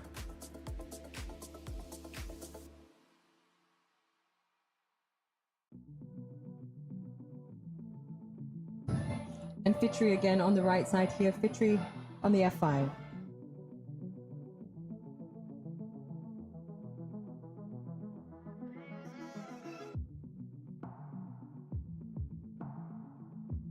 Fitri with a bit of a difference to her better earlier. She started facing the wall.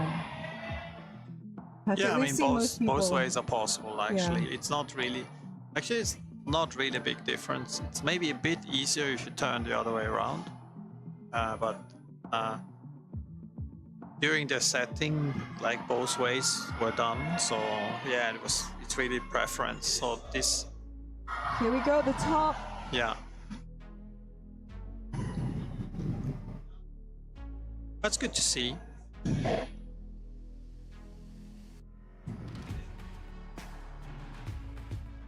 So far, it seems to be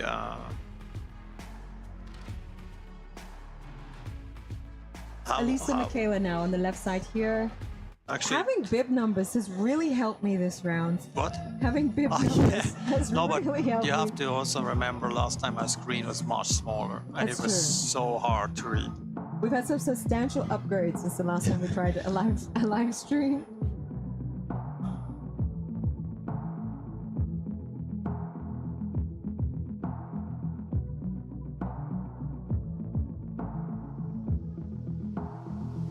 And of course, we have quite a number of chalk sponsors this weekend.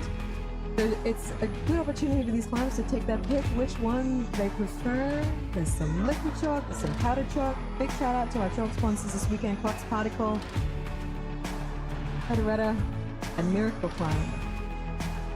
We're all chalked up. Here we go, another top from the Singaporean. Three. And they're making it work for the Singaporeans. Lion City coming to dominate here this weekend. 8:05. Chen Xingyi, you might recognize it from our picture, our cover girl for the women's qualification. Well renowned in local climbing circles. Joelle Chen.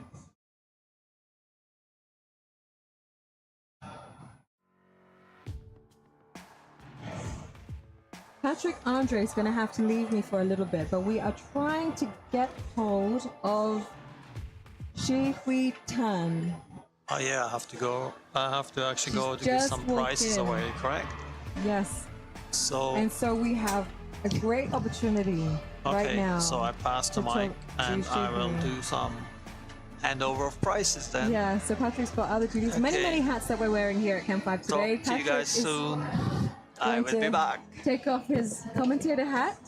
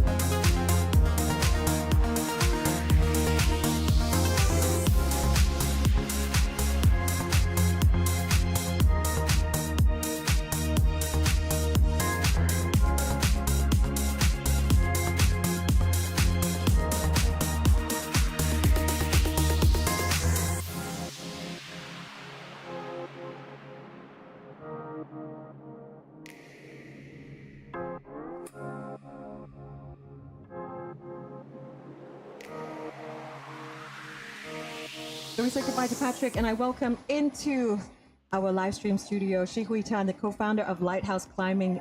Shi Hui, hello. Hi. She's a little bit nervous, but I don't see why. Look at these Singaporeans come to dominate. These are your former teammates? Yeah, Lynette is on F3 right now, and it's going to the top. We've seen them come and shine. Yeah, the last move for the F3 is a little bit dicey, where you have to kind of compress a little bit, and they're both slopers, so yeah. Yeah, talk to me about this F5. Was the better meant to be inside out? Does it matter? For 5? Yeah. Oh, it's supposed to be facing in. Facing in. We've but seen yeah. a lot of facing out today. Yeah, as long as they're having fun, that's good. Yeah. Now, Shi Hui, you've actually dominated a crank in your own time as an athlete. Are you missing the action today? No, I had all the action like for 3 days of setting, so it's just really nice to see the new generation of climbers climbing the problems that we all put up. Yeah. And what can you tell me about the climbers that you're seeing today? We have 17 people from Singapore actually climbing. To me, that's amazing because that's over half of our lineup. Yeah. They're all from Singapore. You guys have come to take away every prize that we have. No. It's like we are bringing the international scene into Malaysia. Yeah. So we're loving it. You guys don't have to travel overseas. We're gonna bring it here to you guys. I love that. Okay. We don't even have to move anyway. The Yeah. Singaporeans will come. of course, very close knit community climbing in Southeast Asia. Not too many of us around. Yeah. And what I think is interesting is you've joined, and I might not have mentioned it, as a route setter for this round. So you actually have been here for the last week, setting the routes and trying the routes and seeing them now climb. Is that a really great part of being a route setter, I guess, seeing if what you had hoped and planned and worked towards? Yeah, for sure. I think we all know how certain moves that we envision is going to happen, will happen because we've done like the forerunning. But the thing that we are unsure of sometimes it would be how the filter would be like. So seeing them climbing and it's a bit mean as a setter, but when I watch people pop off the climb, I'm like, okay, this is a good filter for us because we don't want anyone to be flashing everything easily. Now, that would be a problem. Yeah, it would be a problem, but I'm seeing the Singaporeans are very strong, aren't they? Now, I heard from Nicky when I talked to him, he said it was really good to have inside intel from yourself and from Taki, and because you know the climb is so intimately, you're like, this person can do this, this person can't do that. I know that this person cannot do that. Yeah. Is that what happens in a route setting session? Okay, I wouldn't say that exactly.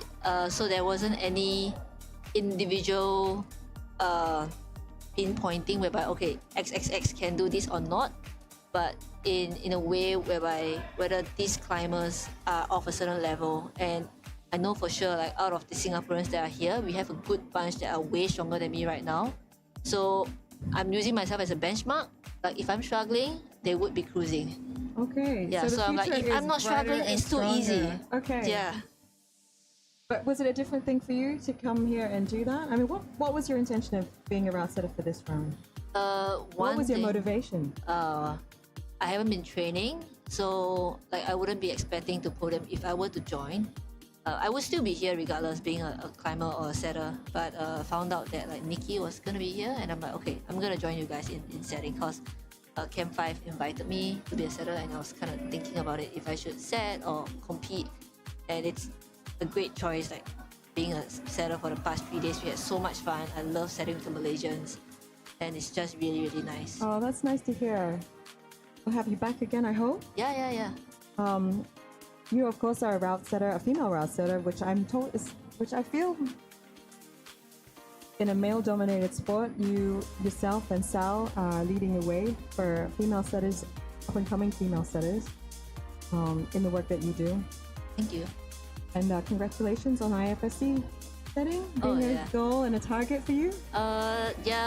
Mini step. I still gotta put a hold up for an event. Then I'll call it like super official. But as of now, I'm excited to kind of get into the next step of setting. Okay. It's always an evolution and growth. 805 here, we're seeing Chen Xingyi. This is a Malaysian climber. Yeah, she's really good at climbing. She went to Japan to train for I think 2 or 3 months. I'm not too sure, but she spent a great time there, and like she's improved so much. Yeah. How important is it to get that outside experience? I honestly wouldn't think that it's the outside experience per se, but I feel like committing to a training program or training plan would make the difference, because I would assume when she's in Japan or whatever, she's not working or studying. You're just purely training. You eat, sleep, and climb, and that makes a difference. Huge difference. If that's what you want to be, an athlete. What can you tell me? Oh, this one, you've definitely traveled with her. Judith on F5? Yeah, Judith. Really flexible climber, really good finger strength. Wow. And she's just an all-rounder. Yeah. And again, on your left side, 823, Vanessa Tang. That's Vanessa. Let's go. What have you been watching these guys or in touch with these guys as they've trained for this? Have they been training? I'm not sure. I'm just I just climb at Lighthouse. Yeah. And just You too found your own busy. groove. But yeah, I climb with Vanessa like once a week. We try to, and yeah, they all been climbing really consistently and training, so everyone is in good shape.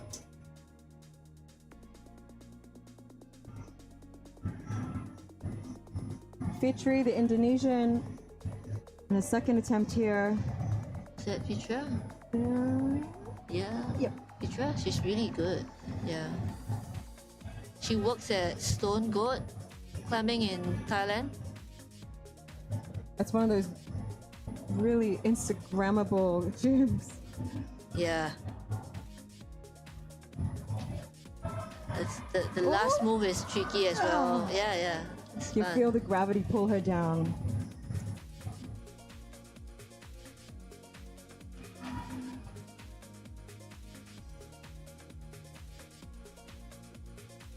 That Janet on problem 4. Here's the list.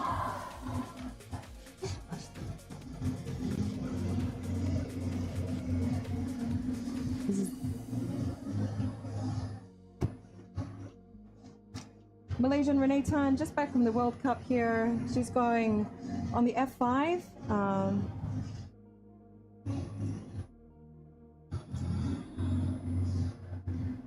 Making use of her knee.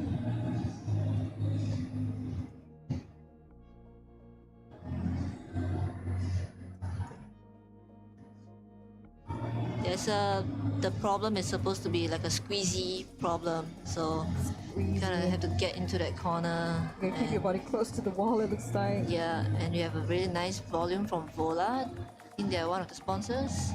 Yeah. Nice placement there.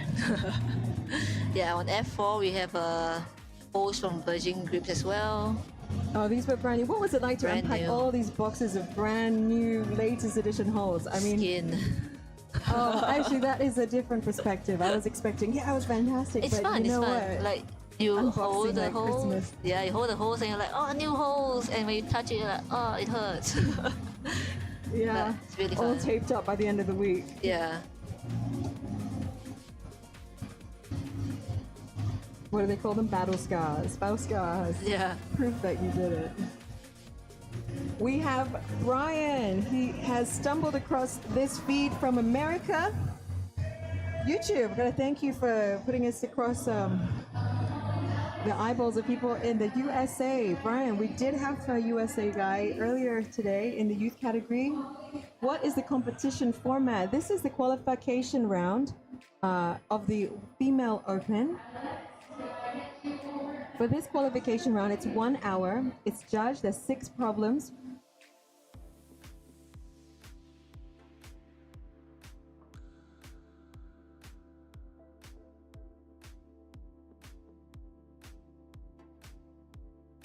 Rodeo format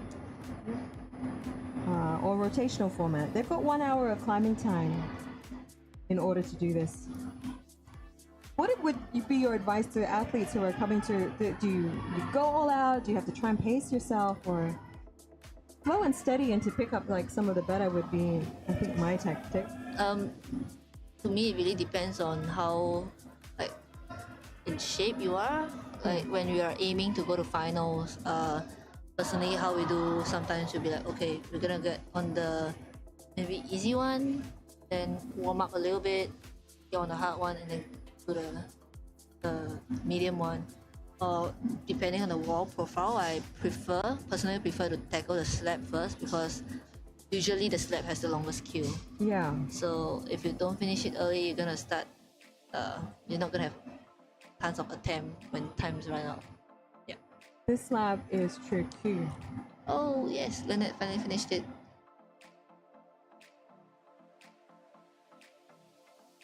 K22, Elsa Michaela from Singapore on the right side. Elise Yi, again from Singapore.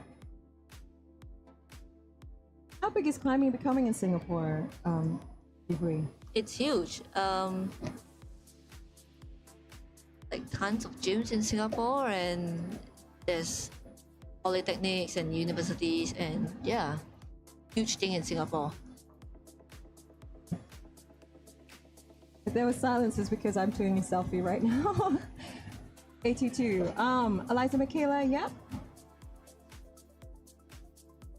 Go for the top, 828. Jia Yi.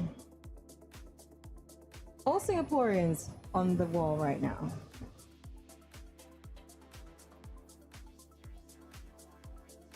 So where will you be staying for the workshop as well with Nikki, or have you had a big workshop with Nikki the last week?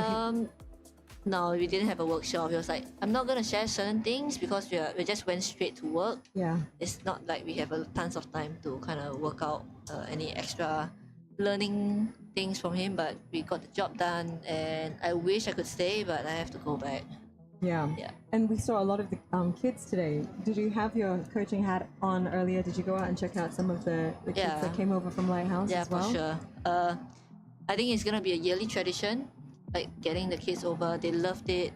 We came here last year. They really enjoyed it, and I just told them, okay, it's happening again this year, and they just signed up Yeah. immediately. And it's gonna be a yearly tradition, and yeah. It'd be great to see the Singaporeans come in. And it's going the other way as well. The Malaysians going over for the boulder competitions Yeah. as well. We see that happening a lot these days.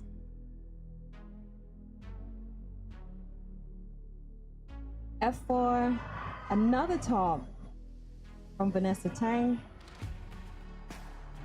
Over here, Amy from Kuching. My Sarawakian sister, everyone from Sarawak, give me a shout out, please, on YouTube. So just so that everybody knows, 8 of these women will go through to the finals tomorrow.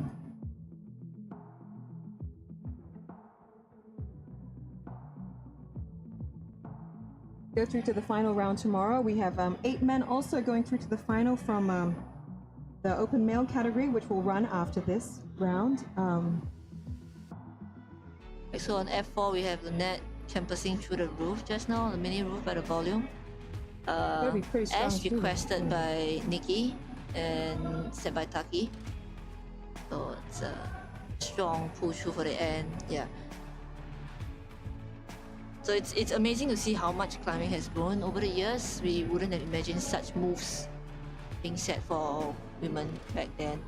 Yeah. And now the girls are just like campusing on crimps like it's nothing. So it's really, really cool. Strong women.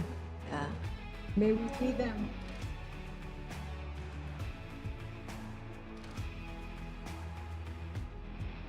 This one. Yeah, campusing. We were saying, actually Patrick was here earlier when we were watching one of the women, they don't campus, but we have watching campusing happening now. That was the intended beta. Intended campus. beta Yeah. for the campers. It's gonna be really hard to do a heel hook and get to the side pool. I see. Because from a side pool, it's gonna be tricky to get to the macro over there. Yeah. And how much is the forerunning, like how much did you have to tweak when this happens? Is it It how much really are you depends. going to have to tweak, do you think, before tomorrow's final? Oh, we'll have to see after the results are out. Yeah, yeah. As of now, it's good. We have certain problems where we said and we're like, okay, this is not gonna work out, and we kind of redo the whole thing. But yeah, it's doing great so far. There we go. It's really a But show of also, strength. in the time that you've been competing, do you find that the style has very much changed? The style of climbing for competition? Not totally. I think when I started competing, the style was changing from the static old school climbs to the dynamic parkoury climbs. And it kind of stayed so far, and it's just every year it's the same like, dynamic movements and things like that. Like almost every comp you get a dynamic jump and things like that. Yeah. Fun fact, Nikki came to Singapore in 2015 and did a team event, and it all kind of included all the parkoury moves. Yeah. Kind of introduced the whole stunt work style in Singapore. Yeah. The Philippine team that came over, they said, we want to try these millennium boulders, like millennium style boulders, because there's a movement, especially in gyms, I guess, to give people what they want. What they're seeing now is this amazing dynamic movement on the walls. Yes. And people are looking to try that when they go to a gym, and so I guess everybody's trying to accommodate for that. Yeah. The Olympics moving in, have you felt it's really impacted the way that we look at the sport, the support that you get for the sport? As of now, I don't think there's a huge impact. I'm sure in certain countries that it helps a lot, but I personally don't think that it has made a huge impact in Singapore. And I'm not too sure about Malaysia, but I'm sure some other countries definitely. Like look at America, climbers are getting more endorsements and things like that. You got a correction, Safwan. Sorry. Safwan's corrected you. Nikki first came in 2016. 2016? Are you for during real? Gravical, and actually Nikki did say Gravical. Yeah, it was Gravical. Yeah. So 2016, Man, I got my dates wrong. 2015, 2016. 8 years ago. What were you doing? years. What were you doing 8 years ago? I competed in the comp. Get your facts right, Shu. Sorry. But it's cool to see the sport grow. What have we got on the wall? 808. Victory again. Tricky last move. Previously she fell going to the oh, come on. Yeah. Okay, now she's just gonna stand up. Still a little bit tricky. Come on. Oh, bye. So hard. That was close. It'll make you just want to do it again. Yeah, you have to do it again. She's so close. Yeah, we've seen her edge closer and closer to that point. Yeah. 814 Jason. Over here on the right side, 829 Philippines. Elisa Alexandra on the wall. She's doing great. The Cebu climber coming from Rock Gym in Cebu. She gets the zone.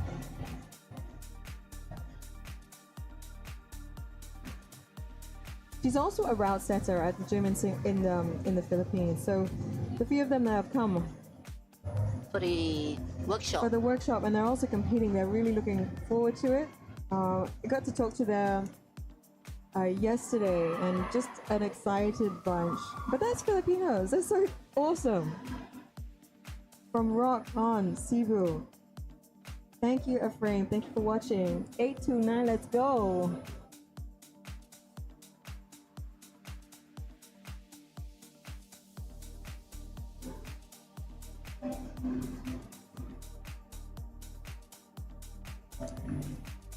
Wait, let me just take a photo of that. She would just pulled up a photo from 2016. Where are you in this? The old climb major, which is grown up climbing now. And yeah. If I get around to it, I'll post it on IG. Yeah. Renee Tan just dropping off the F4 there, and the Sarawakian Amy Wong.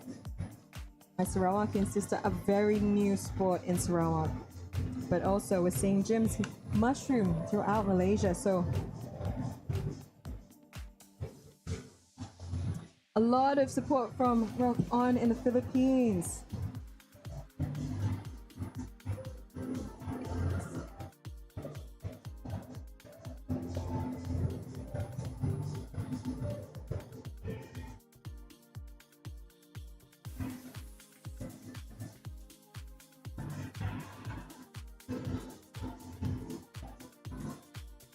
Vanessa Teng, 823.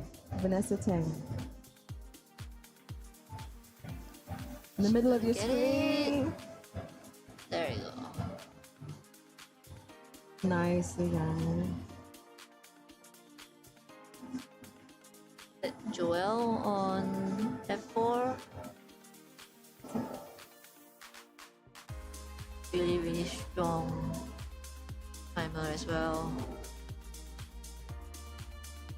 And they're all really creative with beta. Yeah? Oh, she's gonna get it. Come on. So we've seen some people who campus through to the cream, stepping up works as well, but it really depends on how much gas you have left in the tank. At this point, we have about Pure 10 power. 10 more minutes to go of this open qualification round.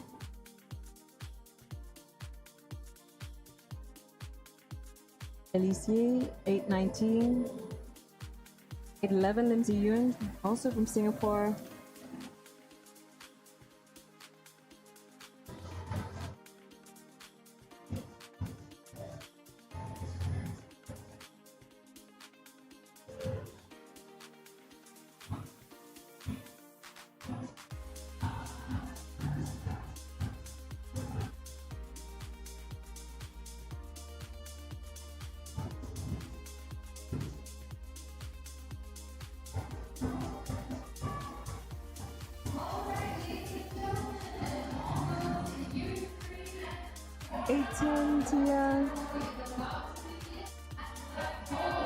Tia on the left here, the Malaysian SEA Game medalist in obstacle course, gets the top. You can hear the support for the home girl. Big shout out to all you guys online. I want to say your names, but I'm really worried I'm going to say them wrong. Lalaine, Pepito, Styline. We got a lot of Filipinos writing in support of Lisa, number 829. On the screen now you have 828. That's Yi, Singaporean, and 808. Fitria from Indonesia in the zone here. She's been trying this route. She gets closer and closer each time, Shiwi. I have a sense that she's gonna finish it this time. You see her edging her way over. I want to see your top. Shout out to Avelino too. Shout out to Dress Seeker.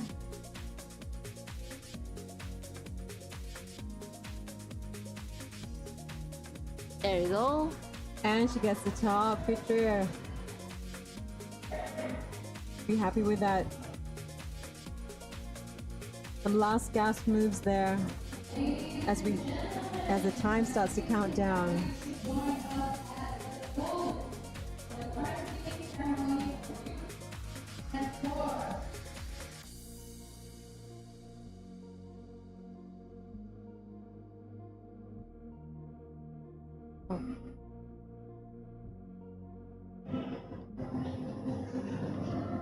Shireen, Malaysian climber, former Camp5 sponsored athlete, and also was in the youth team earlier on, but she started out climbing when she was 8 actually. Not with us, but not with Camp5, but with really just got into it. Went to a shopping mall one day and tried it out at a speed wall and loved it and stuck with it. So she's actually been climbing for over 10 years, if you count I think that's the age. Janet Go on the left, 8:02. she won. She got second place last year. Really strong contender as well. So we have some returning podium winners here. Shireen for another attempt on the F3 here on the left. Shin Yi, the Malaysian, going for the last gasp effort at the top. It's it's like a different problem, the top and the bottom of that route, F4. Yeah, it's a little bit more dynamic, and we've seen a couple of beta, like Glenna just went with both hands. Natalie just, I think she stuck her foot. She's just really tall and she stuck her foot and did that. Let's do it, Shireen. Yeah. You can hear the crowd outside. Nice. That is a top. A lot of different beta, yeah. Really strong feel. Oh. What would the trick be for that? If you're going for one hand, it would be very helpful if when you catch it, kind of turn around and face the right side, because you're catching with your right hand. Yeah, so that kind of helps with the balance, like keeping your center of gravity in check. And you have to do this while you're moving and jumping. Yeah, so it's just like a reaction to it. So when you jump, you can't look at where you're falling, but when you jump, you gotta turn, and that helps in keeping you on the wall. Is that Of course, something- with like strong shoulders and finger strength and contact strength and stuff like that. Wow. Yeah. That's like some Spider-Man stuff. Renee Tan reaching for the zone. And edging over to that tiny little chip. Foothold. Is it quite large by foothold standards though? It's pretty large by foothold standards, but we have no hands. Okay. They didn't make it easy It's for tough. anyone. This one is Yeah. a tough one. It's all balance.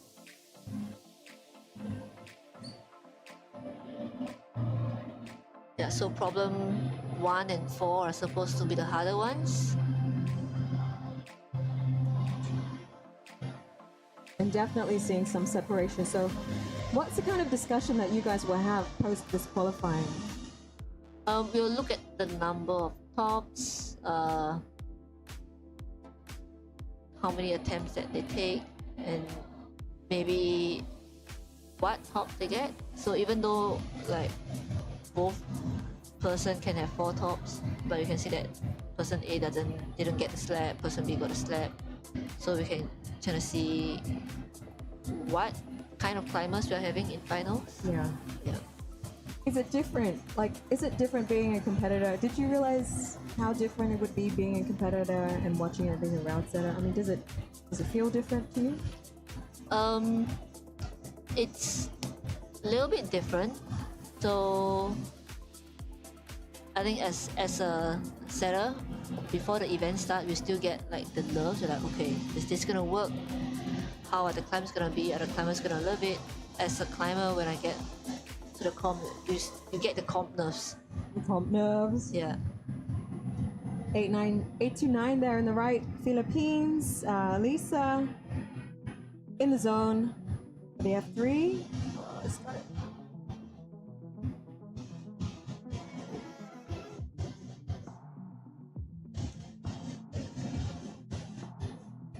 Janet Go on the left. Lynette Ko on the right.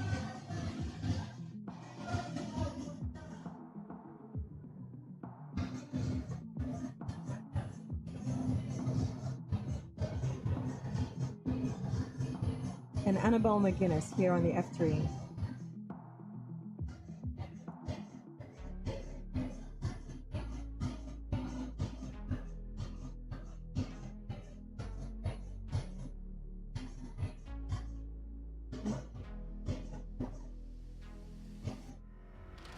There we go, another top.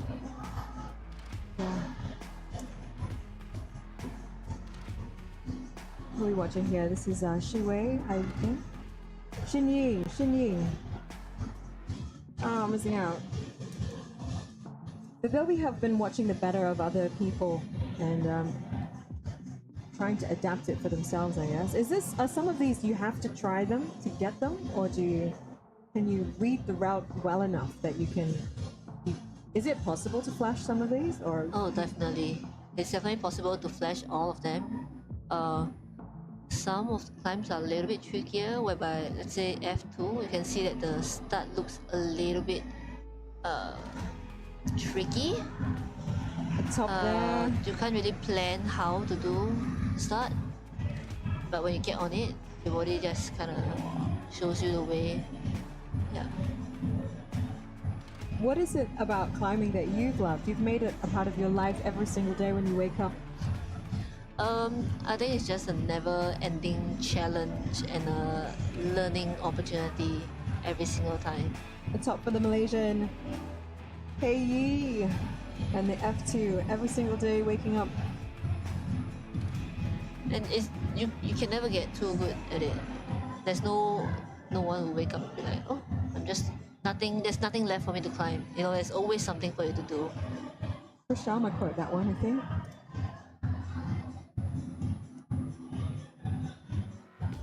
Climbing has always got something to teach me along those lines. For sure. Yeah. Yeah, it's on the wall on Yeah. one U. 1U, yeah. Yeah. It's like, I know that. But Glenatan on the left here. Annabelle McGuinness on the right. Oh. Could hear her scream. Yes. I don't know if you heard that at home. Just The a little bit frustration is frustration. real. Yeah. We're getting to the end of the qualifying timing. So, if you're an athlete, are you getting more I mean, how do you pace yourself at this point? Do you like? Is it all about nerves? A different kind of feeling would be kicking in now, wouldn't it? Like almost a desperation sometimes. A little bit. Some of the strong climbers, honestly, they don't even need the full hour, or even in Singapore, like 30 minutes. They would be handing out the score sheet in 20 minutes. Looking at the round of climbers and how much the climbers have grown, the round is getting harder so that we can keep challenging them and separate the field.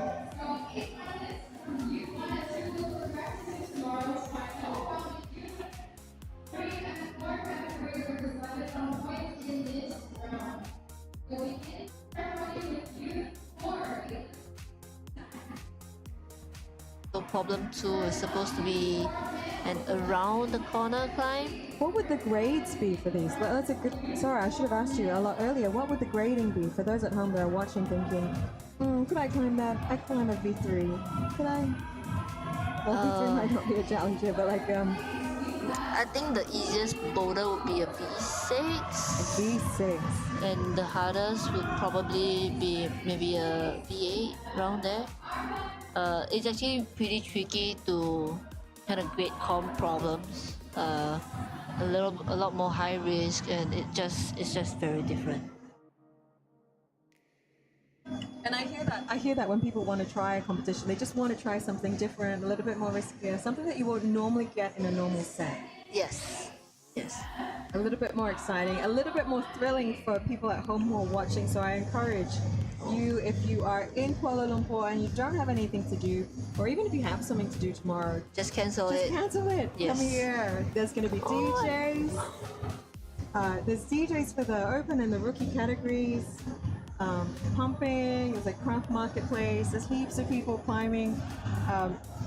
Heaps of climbing fans. And actually, at the end of the session tomorrow, at the end of the competition, the walls are opened up to checked-in climbers who are allowed to try on the route. So you can see Alex or the competition on the competition team getting the scorecards in. The ladies, some smiles. Everyone's had a good time. The brushes coming in out of the cove area there.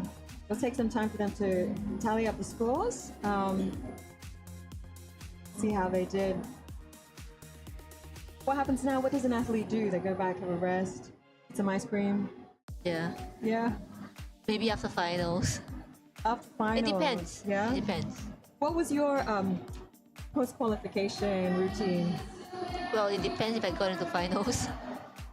Good boy. So there's some 15 nervy minutes while you wait to see what happens, whether you're partying tonight or tomorrow. Yeah, but most of the time, they would have known, like, based on their own climbs, and because the climbers are all friends, after the event, you'll be like, how many do you top? And we'll just compare and we'll start doing the calculation by our own. Yeah. Even back home, before there was like live scoring and things like that, we would have climbers who would spectate for us, like our friends spectating. They would be calculating it, and the moment you walk out, they'll be like, okay, you're in finals. Yeah. So they're calculating like, okay, if she gets this top, she's gonna go to finals, and And that was for semi-finals as well. There's some discussion, I guess, about how you attempted. Or do you watch each other as this is happening as well?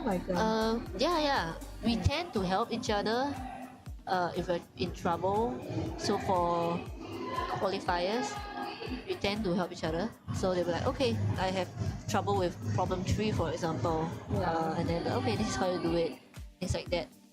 But during semis, you're not allowed to talk to each other. Yeah. And during finals, we tend to talk after climbing. Like, how did you do that? Better route setting, Lighthouse the best. A big shout out there from Better Route Setting.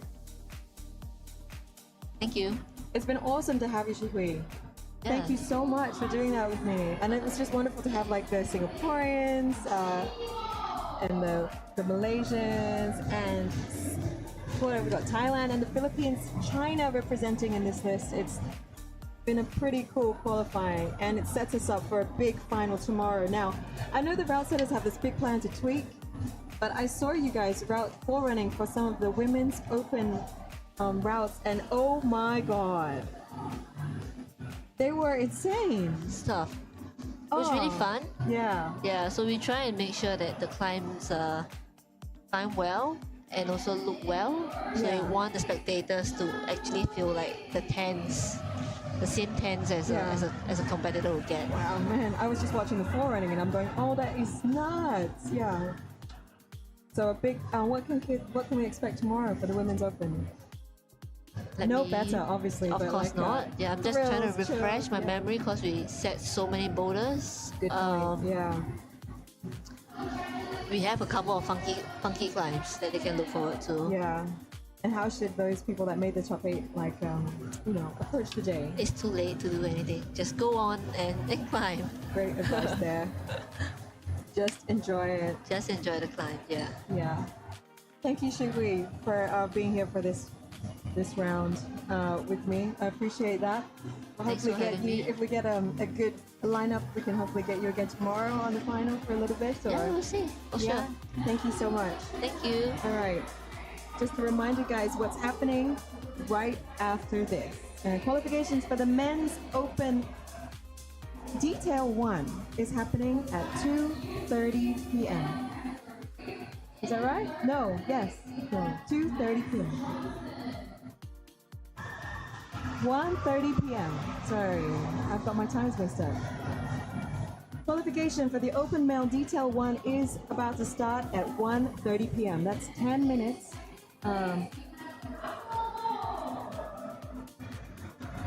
It will be held on the Archibald freestanding boulder. Actually, I still have Shigui here. Let me ask you, Shigui, this is the men's qualification routes. What can you tell me about these? So the black one is a very compression-y toe hook problem and strong finish. There's also a hidden foothold by the sidewall for the top move. On the other side of this boulder? On the other side of this boulder. That's right where the apex is at the corner. So this is gonna test their core and their toe hooking skills. This orange route here. This is not for the kids. Oh no, this is the toe. Right there, right at the corner. You can see it. On the right side of the screen, that is their foothold. Yeah. For this black route. Thank you, Atira. That was awesome. This red route has been a cool one to watch them climb on. Looks like a really fun route. M5. Like yellow. And the yellow one. Yep. M5 looks like crimps from afar, but they're really just slopey jibs with some thumb catch on. I expect to see a couple of climbers popping off the last move or even popping off matching on the last move. Okay. So let's see if we're right about that. M4 is a dynamic jump into a crimp from a very uncomfortable scrunchy start. So that's gonna test your flexibility on the dynamic problem. That will be tricky. I wasn't involved in the forerunning for M3, but I know that the last move is gonna be huge, and it's one of the easier problems for the climber. Yes. The red boulder on the right, that's what we call nails. They're really, really bad. And yeah, that's one of the hardest problem, if not the hardest problem that we have here. It looks like crimping all the way. Yeah, it looks like crimps, but it's also not crimps because they're like slopey jibs. They're very thin, so you can't pull too hard on them, if not they're gonna pop off. That is gonna separate the field for sure. This is the big one to watch, the red. We can see now the brushes and some of the staff having a bit of a briefing there before things get started. They're getting told which routes they need to focus on. Yep. And M1 Slab, it's supposedly harder than the women's slab. Foothold not as good, and the slab angle isn't as friendly as what you would imagine. So it will be a tricky one. Correct me if I'm wrong. This is just like thumbs all the way up. Is that? Yeah, you can't pull all the weights on your toes, so it's gonna be very tricky. Harder than the women's slab. Awesome. Interesting climbing. We've got a big, we've got two details happening in the male.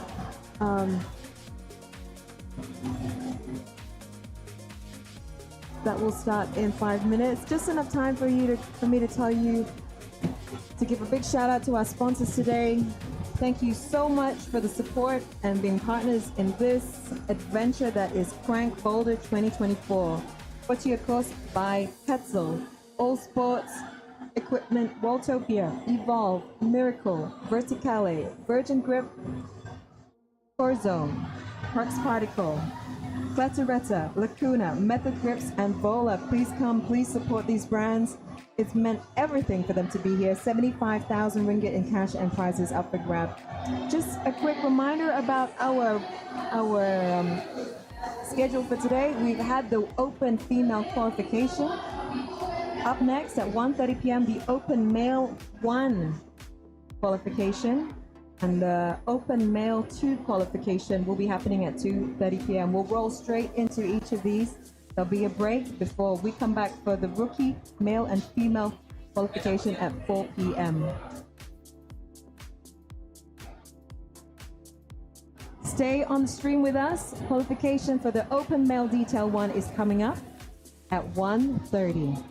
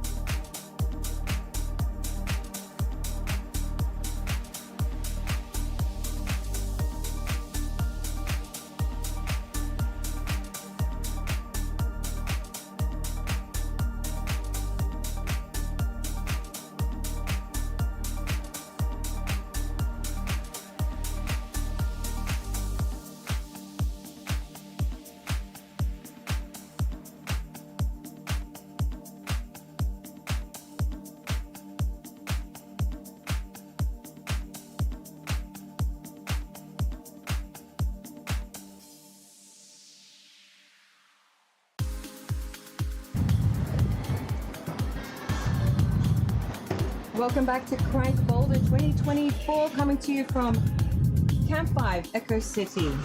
You are watching the qualification, the male open, detail 1 happening right now. It's just started. My name is Renai Matu. I'm joined by Patrick Andre for the commentary here. Andre wearing many hats, just rushed in from prize giving for the U3 and 4. And here we are. Are we going to get our first top for today?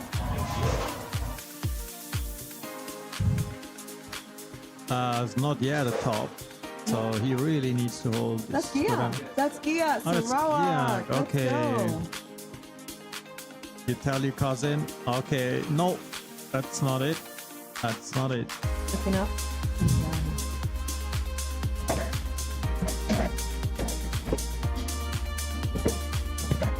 Better? Thank you for joining us.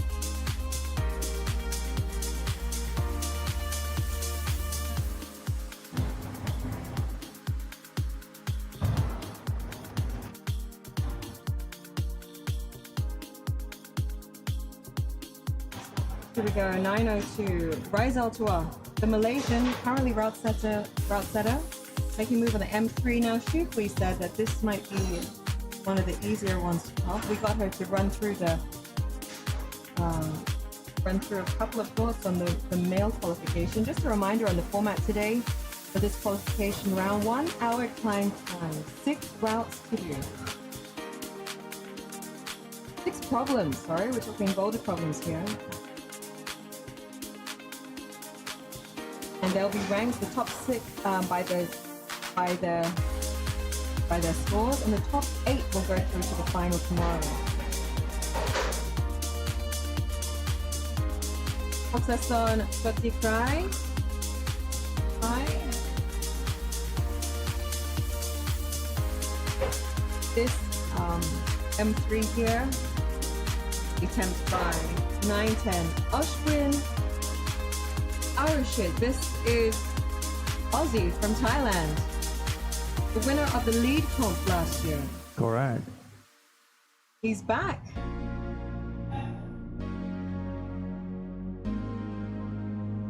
Aussie making short work. He's in the zone.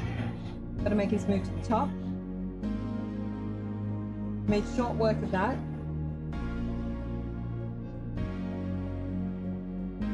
Is this the right time to ask you, Patrick, is there a big difference between lead climbers and boulderers, or does that even matter anymore? No, it matters. It's maybe a bit, how can I say, it's a little bit an issue today that because of the Olympic format, so if you really want to go to the Olympics, you have to be able to excel in both of them, and you have seen it in Bern, like in Switzerland, the last World Championship. There was such a mammoth program because they had the true world champion in bouldering and a true world champion in lead, and then they also had an Olympic format for qualification, which is then success. Chuang on the wall here. Yes. Would that be a zone? The zone, yes, but not yeah. So because of the boulder and lead format is actually a close succession of bouldering and lead within a certain time span, and so for that reason you have to train both of them, and you have to also have a lot of endurance to go through qualification and everything. So if you look at Bern, which was classic, where you really had so many competitions in such a short time, and so it was no surprise that some of the boulder champions that became boulder champions, they were not in the combined format. So it's quite difficult. So in a sense to climb on the top level on both, but due to the current situation, if you really want to be in the Olympics, you have to train both. And I think in the future after Paris, hopefully they will split it into more medals, and then you will see more specialization for purely boulder and lead. And the difference, of course, is the difference in both is not only by the climbing itself, but also now we got it. The top, yeah. Also by it's also psychological, and I think I explained that before, that on the boulder you have a certain amount of time, let's say 4 minutes or 5 minutes to 4 minutes to climb, and so in that time you have as many attempts as you want, while in lead you have one attempt. One attempt. And so if you Pressure is on. the pressure is really on, so if you make one little mistake somewhere up the route, you're off, and then you cannot come back and try again. So psychologically, lead is very hard with a lot of pressure, and then of course it's a little bit of difference as well.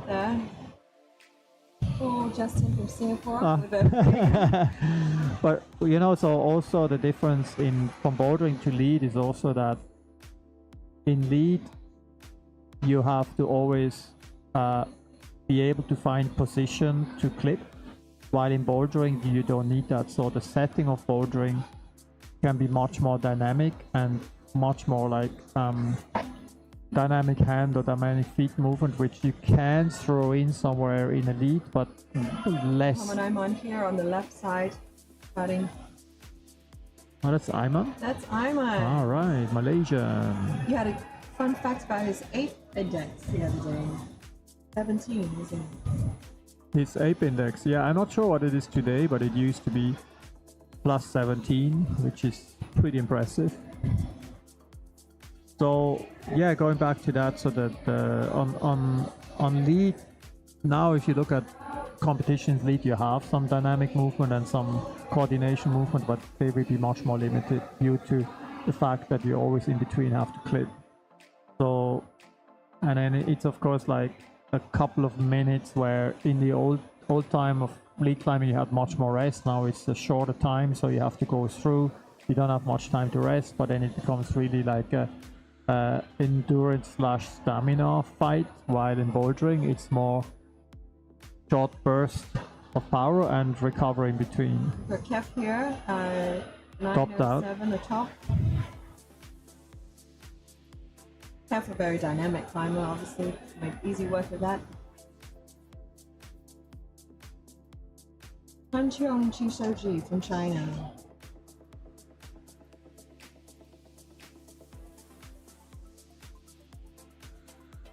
We are open all weekend. It's free entry for spectators here. Camp5 KL. Camp5 Eco City at KL Eco City Mall. Ashraf Safri, a Singaporean here on the right side. This red.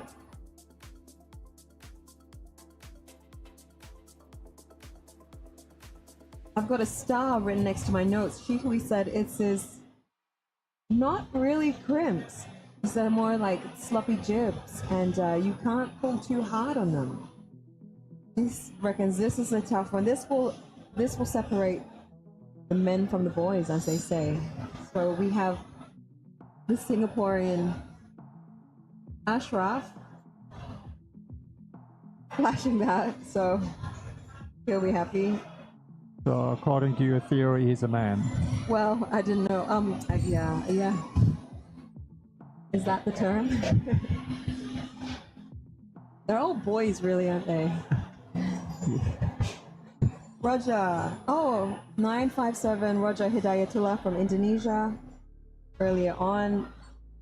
904 Muhammad Daniel bin Muhammad Redwan, a Singaporean here. And on the right side, on this red route, Hillman, the Singaporean, he's an IFSC route setter. Does that actually give him an advantage in reading this route, do you think, Patrick? Yeah, there is like he's got some smooth moves. No, I mean, this is one of those discussions that are ongoing. Is like, if you're a route setter, does it help you to read route better?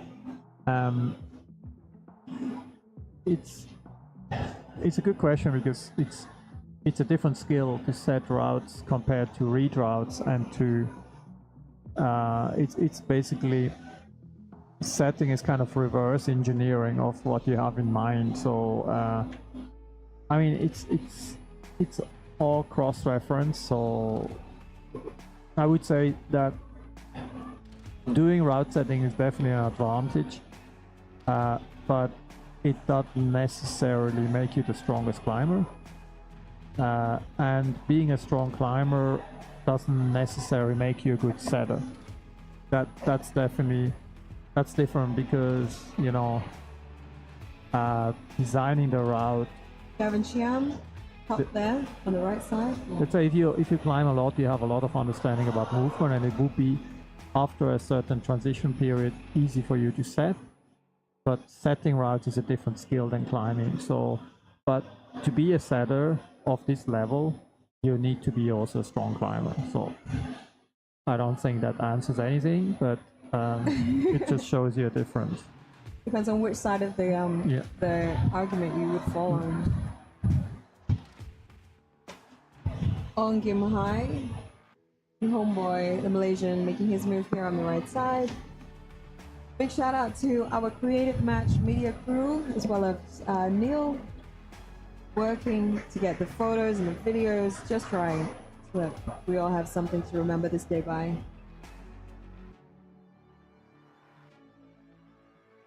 This green route, a sketchy start,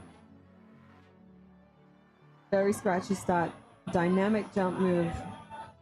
But from this angle, you actually do not see that there is a chip on top of the volume. A chip on the volume. Yeah, which you cannot see. So you don't jump for the volume itself. There is a handhold on top of it, which you have to reach for and hold.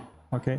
So without that handhold, it would be terribly much more harder. So you have to aim for that handhold in that volume. So we just see a top here. That was Paul Justin, Singapore. Yes, second try or third try, maybe second try. Grace Altois, the Malaysian here, 902 on the left side. We've seen a couple of Malaysians top this route already. On this very photogenic part of Sir Archie. You guys have got to come here climbing in the evening when the sunset hits just right. And it's a frameable photo, more than Instagrammable. It's a put it in the frame photo and hang it on the wall photo. This slab, the M1, I would say that's the hardest route of the competition, technically, and very, very, very dicey. Just holding on with his thumb.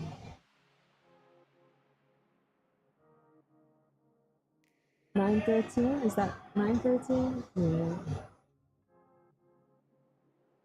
Big shout out.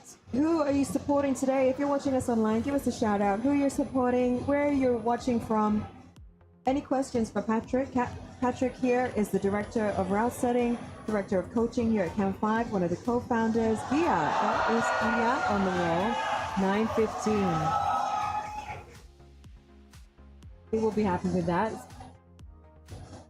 Paul Justin here on the left, M3.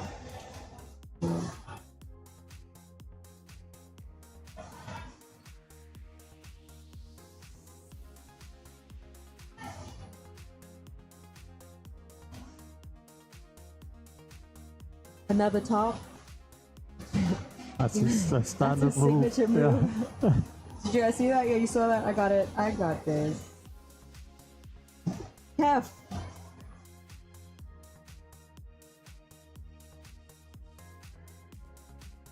Sabahan, working in KL as a route setter. Tricky on the M5 there. Another one of those where it looks like cribs from afar, but you'll see a lot of people popping off on the last move, and it's a lot of slopey jips as well. Kensia on the left there is from Singapore, 926.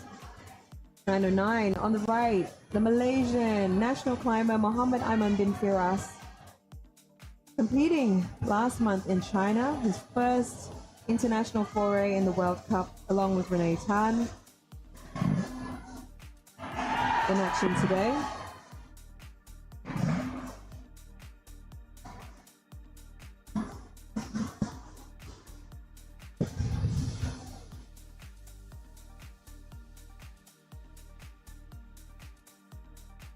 in the Sarawak King. He got 915.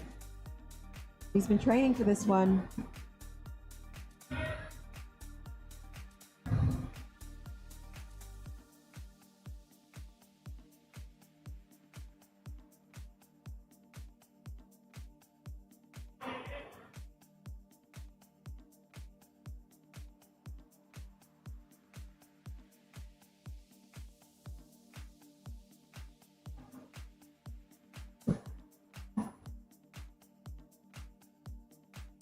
Have we seen a top on this yellow one yet, Patrick? I don't think so. And let's see whether I was right, but the slab route was the hardest because they seem to have a lot of problems with M5. 903. Sean Wong. A strong climber. Coming back from injury. One of his shoulders, some surgery.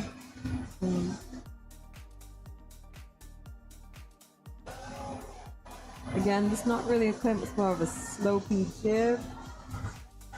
Claiming another.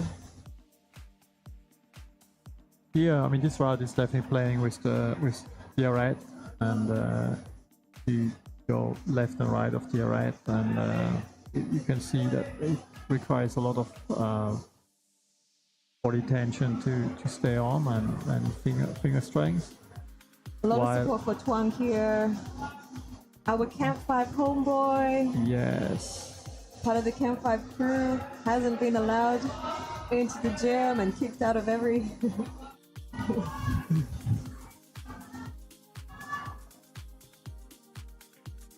Oh.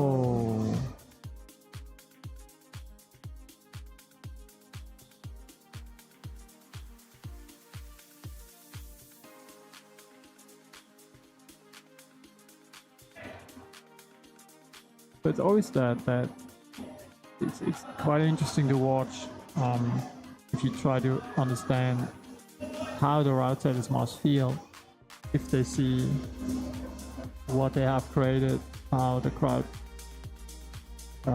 manages to solve these problems. And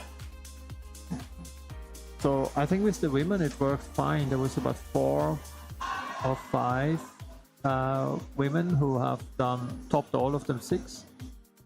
So then there are some people that made it to final, top maybe 3, 5 problems and 1 zone or something like that. So it seemed to have worked out well. So let's see how this works for the male category. It's of course much more male, and but the way it looks is like there's so far nobody who just flashes everything.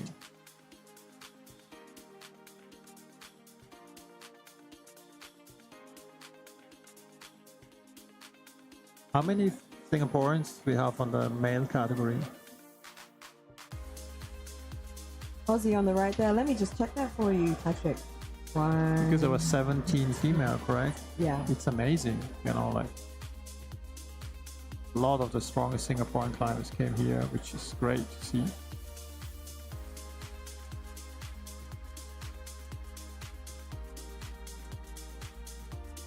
So this route is really like nearly like a campus, I mean not campus, but like really like climbing on the moon board and pulling through. So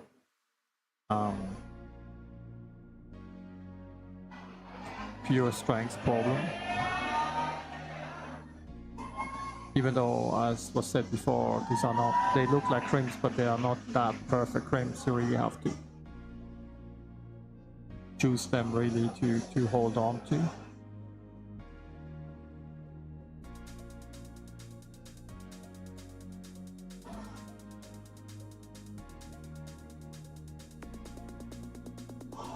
Oh, he will.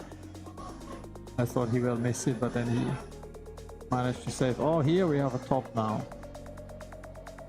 Top here on the green. No. But close, the closest. Yeah, actually it was interesting when the setters said that, and then it was quite up to there, and the top hole was much more positive. And so in the end, they turned the top hole down to make the last move like really more dicey, to really move your body more to the right to be able to hold it, otherwise you bombed or away from there. So that added a lot of spice for the last move. Ayman here, the former Chuchak Club alumni, missing out on the top. How young do you have to start, Patrick, to have a real chance? I mean, good question. You know, there's this Spanish climber who, I don't know, I forgot his name. He's just recently, I saw him. He climbs 9A now outdoors, and he has been climbing for 3 years. He's 14 years old, so she actually only started climbing with 11. So obviously he's a very talented kid. Usually kids these days start earlier, you know, but if you have a chance to start climbing with 11, you still have a lot of growth potential. If you had the chance to be the kid of a climbing parent, or you went into youth team when you're 4 years old, of course it's much more natural to grow in. And imagine that a kid who starts with 4 years old, by the time it's 11, has already 7 years of climbing under the belt, which when it comes to movement learning and natural movement on those boulders, it's a huge advantage. But it doesn't necessarily mean that you will be the best climber when you're 20 years old. So I also, there is a lot of studies these days about multi-sports activities, and it's scientifically proven that when you're in the young kids, or the kids that do like before puberty and even during puberty, it's actually an advantage to do more than one sport. And there's a lot of scientific evidence that the kids that were super strong in youth and they were only doing one sport, that when they come to adult performance, they're actually not as good as the kids that were okay in youth and did other sports, because of the polysportive approach in training. When it comes to adult climbing, they're actually then excelling. Wow. So it's scientifically, there's a lot of evidence and a lot of studies about that. So that's why we say, look, if you like to do another sport, do another sport. You can still decide which one you want to do in the future, but it really helps you in your total approach to become a stronger athlete, to be also working on different training formats, to train different muscle groups, a different approach. And if you're more polysportive in a long-term career, it will be helpful for you. So if you do other sports, do it. Don't hold back. Don't just push only one sport, only one thing. Get the kids done, and then when they reach 20 and older, they actually cannot improve anymore. That is actually a really interesting perspective, and one that I would have not really expected. Yeah, and it's relatively recent, those evidence, but it's overwhelming evidence, and so it's really cool that also, I think it's also great for the mind that you can do other sports, and so we don't want to really push them and say, look, let the kids, honestly, let the kids decide what they want. And then when they and kids who really like to move, they are normally good in more than one sport. Yeah. And then at one point they decide what they really want to do, and they can, like look at what's the guy,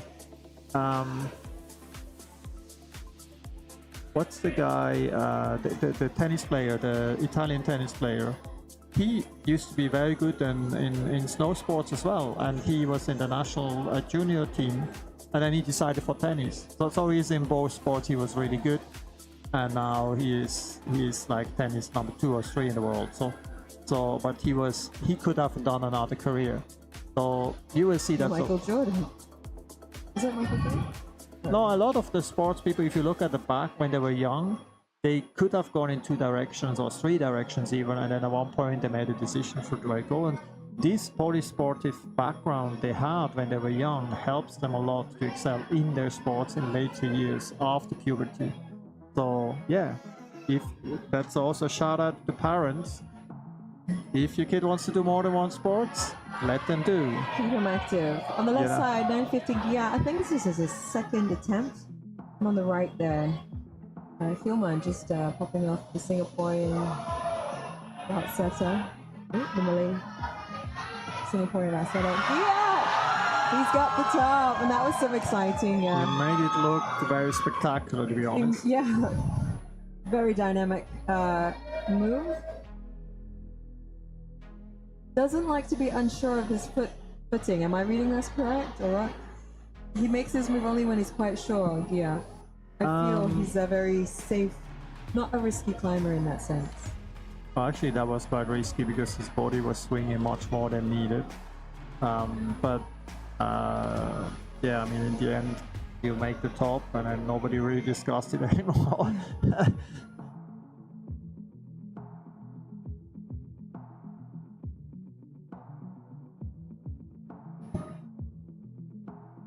Alex Ho, the Singaporean. And the one thing about Sir Archibald, of course, is that you can see straight through it. You can see that huge setup of version grip holds at the back there. Some colorful rainbow holds, all set up for you to touch and feel. Do you have any live stream comments recently? Because I don't have them. At the moment, Patrick, my internet is down. All right. Yeah. So sorry, guys, we don't see your comments. So in case we don't answer, it's because we might not see on the screen. Here we go. Okay.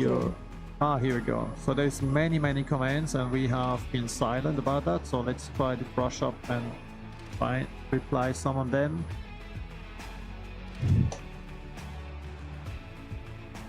Big shout out to Muhammad Ali, Diana Sapri, Fortune. Where can you see Youth 1 and 2 results? They'll be posted later tonight, the full set of results from today. Hi, Fruity Pebbles. Hello, Hata. Hi, Roland Matu. that's that sounds very familiar to Hi, me. Dad. How you doing, Dad? Can you see? Can you see your daughter doing so well? Thanks, Patrick.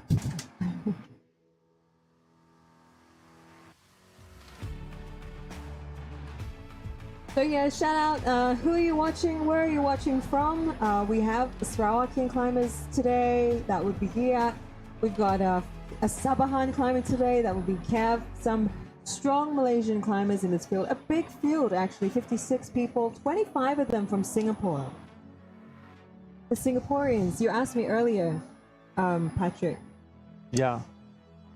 How many Singaporeans? Almost half of the field are from Singapore because Singapore obviously is so close to us. Oh, that's amazing. Actually, this is really cool. And obviously, the serious competitors came over in female and male, and I think great to see that. And obviously, we're expecting a lot of Singaporeans make it to the final. In general, I would say the Singaporeans in the current situations are a bit stronger than Malaysian athletes, and so we would expect them to be dominant in the finals. But this might change in the future, so we don't want to be biased on the country. We just let's see which are the best athletes to win. And here we have a top. Look, guys. To be able to hold that. No, it's not yet done. Any questions for Patrick? Do let us know. We will be here for the rest of qualification, and we'll be here for the rookie session. You can see the boys, the male open competitors lining up, ready to go. 922. Ooh, Muhammad Farid won. Also a strong Malaysian climber here.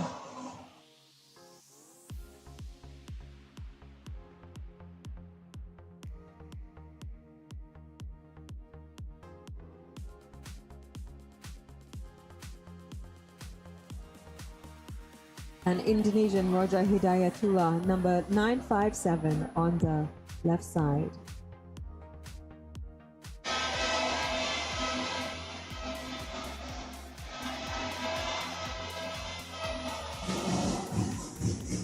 Is it a big dynamic move at the top?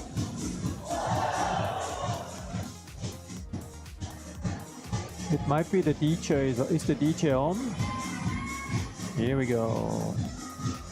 So fun fact, when Eco City was being built, Camp5 Eco City here, 5 years ago, this was meant to house a DJ.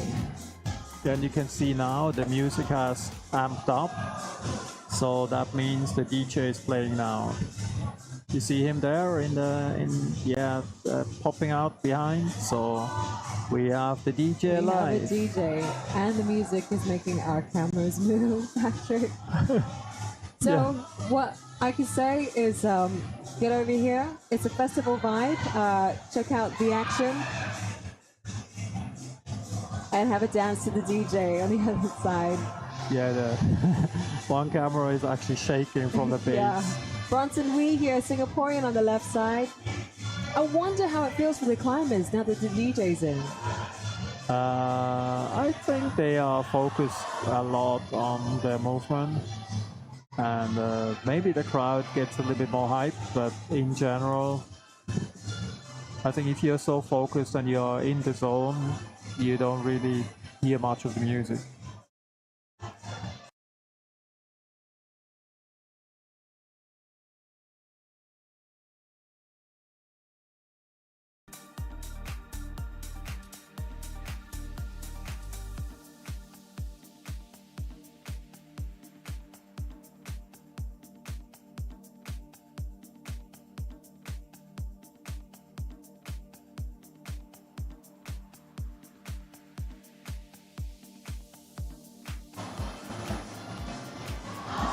Male detail 1 here. You're watching Poksason Choti Krai, Thai national on the left side. A big field in the men open category today. Detail 2 are warming up as well. This, you can see them in isolation at the moment. This is where they're doing their warm up. You might have recognized it earlier. It was used for the women's open qualification. And those route setters, they've worked fast. They've sprayed this wall. And now it's basically the warm-up zone. This is not part of the competition, guys. This is just the isolation zone, and people just... So basically, just to give you a bit of rundown, this was before the qualification. So the route setters quickly added some handholds for the second tier to warm up. So they are now in isolation in the cove, and so preparing for a good show. This is quite interesting too. Back to the action. They need to get a bit warm, but hopefully they are not getting too tired. But they have a lot of fun here. A lot of fun in the isolation zone. Back to the action. We have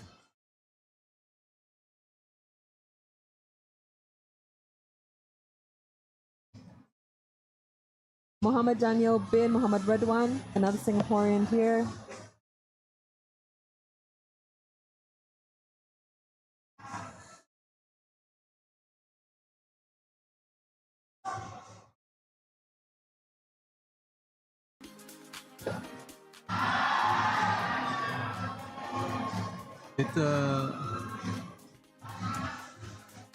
On the right side, another Singaporean, Shafi Zolki. And Indonesian, Raja Hidayatullah on the left. Got close earlier.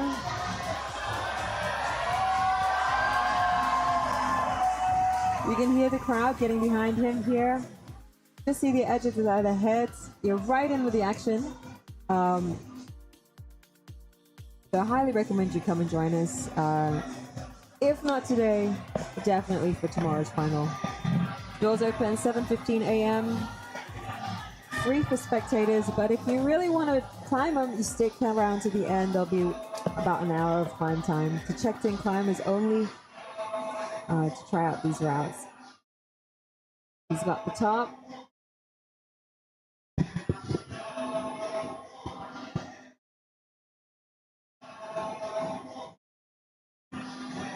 Yes, Kale, it's still open male 1. We haven't swapped yet, and you just see before we saw the open 2 male in the isolation. So what you're still watching here is we have, if you look at the timer, we have about 7 minutes left, 6 minutes left for the first tier, and then after that we will go to the second tier.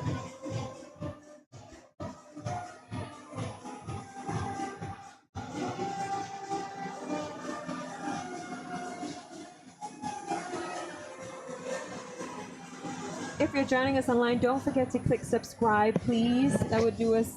That would be really cool if you would just press click, subscribe, like. Your life would be better afterwards. Your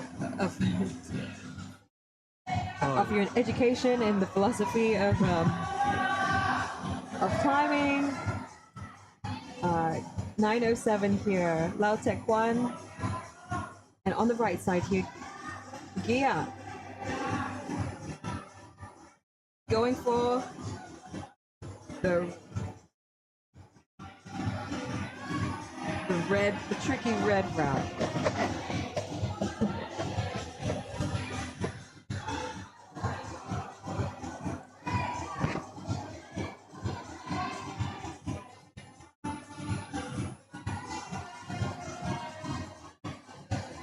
Sean Wong, is he at the top?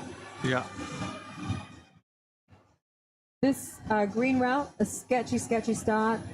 Jump to the chip on the black volume over there. See, this is, as you see, it actually looks like a macro, but it's actually a wooden volume. It's a dual texture of Vola. And if you compare to them, you would look at the first glance and say, oh, this is actually a macro, fiber macro. It's actually a wood volume. And Vola sponsored for this event 8 of those babies to us, and we have set them. There's actually one route in the final which is purely of those volumes. You will see it will look really cool, and so that one is one of them. So the other ones on the top end is actually from Method, which is a specific boulder set, which are all these flat rails, which are different in positivity. So if you look from below, you never really know whether it's a flat or open hand or it's a jog. So this is a combination. Neolix, cool. All Malaysians on the wall from what I can see of these.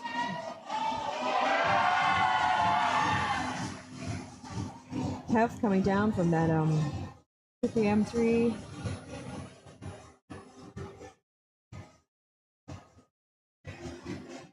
So always something going on the wall right now. It's hard to keep track. Let us know who you are here to watch, who you want to see. Keep an eye out and try to make sure we get some coverage of your climber, that you've got your support behind. Let us know where you are watching from.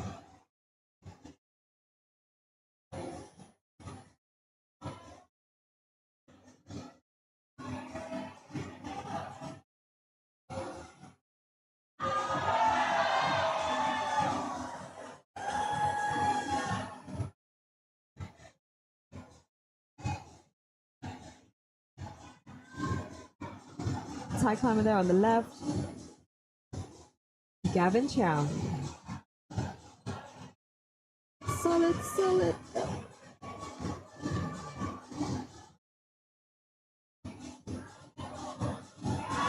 That's a top. I'm not sure. No? Did you get it? 3 seconds, is it? I'm not sure. I don't know what the judges said. say. Swing. Ashraf Sapi gets the top there. As Muhammad Daniel bin Redwan makes his move, start on the green.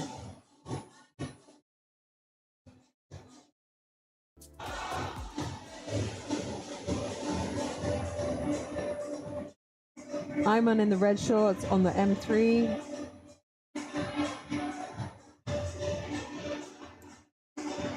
We'll just watch Roger Hidayatullah. Smooth move to grab the final hold. That's definitely a top. I'm approaching the final move here.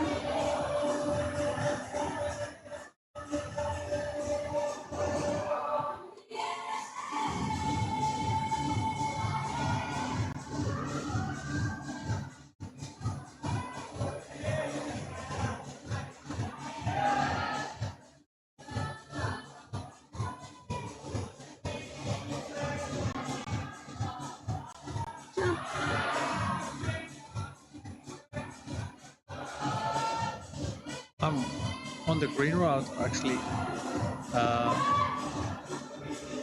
M4, have we seen the top? I don't think so.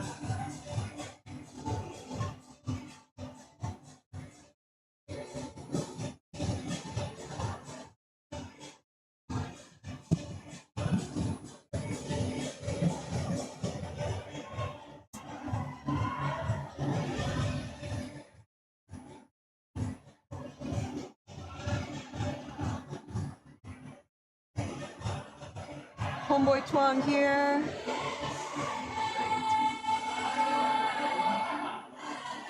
Creeping up. Alex Ho, Singaporean on the right there.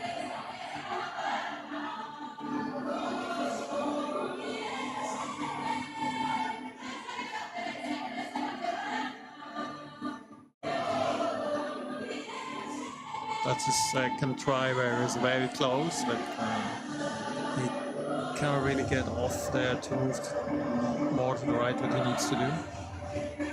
Ashwin. Oh yeah, that should be easy for him, yeah. And a second attempt, obviously that didn't count the first time then. This one? Yeah. Ah yes. Yeah, because He's not gonna. again, Oh, he yeah, you didn't see? get it. So It's you really tricky. need to control it, and if you just go and touch, and then it's like 1 or 2 seconds, it's not controlled. So you really need to control the thing. That being So the key, how to controlled you hold are. it, and that's a tricky one because you have to really get in position underneath the hold instead that you can match and hold. So obviously they didn't give it to him. I would not have given it to him.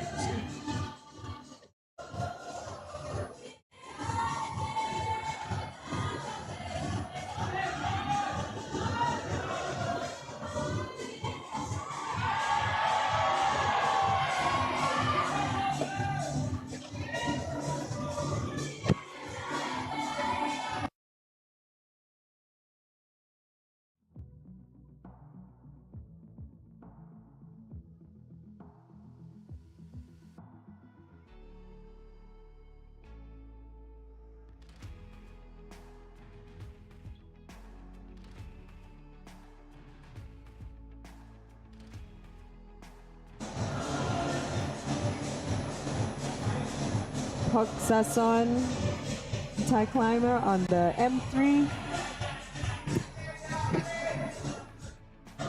Gavin Chiang here on the yellow. Patrick saying you got to be controlled.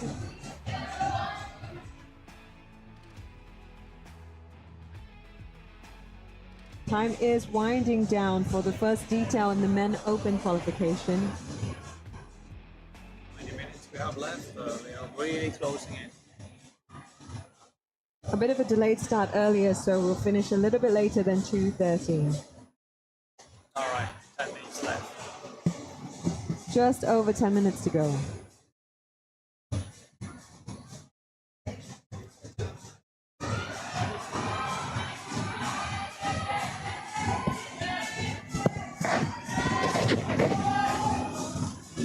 Ayman on the wall now. He's going for the slab. Oof.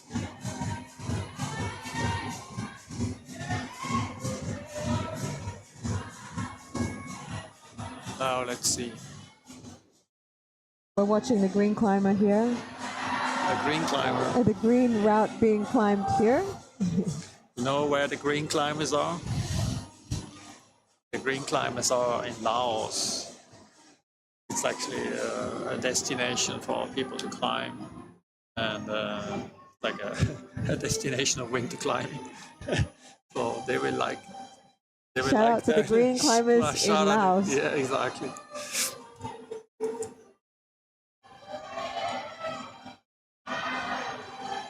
Shout out to Rock, Paul, Eli, John Joseph from Cebu, the Philippines. Go, go, go, Philippines.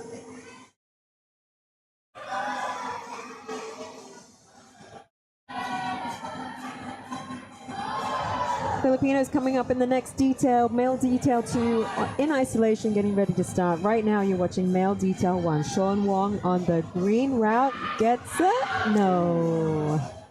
But you can see what you said, This there's a is tiny top. chip. This is a top.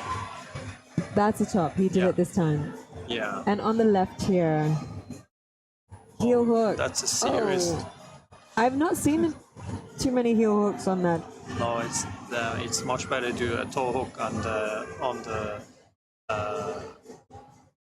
the macro below instead of having your body so high and the heel so high. It's much easier to hold yourself with a toe hook on just around the corner below. Malaysian national climber Muhammad Aiman just now, you see him in the red shorts. Actually, what I think is interesting about Crank, we're seeing a lot of different kinds of climbers, weekend warriors, plastic pushers, all the way through to now in the open category, more athletes who are looking for important competition experience in Asia. Especially, I think, in the lead category later on this year. There's not too many lead competitions happening in Malaysia. Not actually nowhere in the world. If you outside of the IFSC, there is not many league competitions because first you need to have the infrastructure, and second of all, it's so much easier to run. It's so much easier to run a boulder competition, and but you know, like we're trying to bring this on, and then I think last year in October we did. Assemble a big field, and we hope that this year we can extend that and have more athletes to come and celebrate the league competition in a similar style that we do here in the bouldering.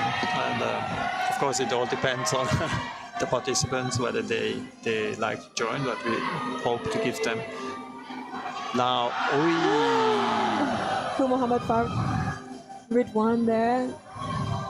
Sean Wong starting on this M3 again, heel hook, drop knee.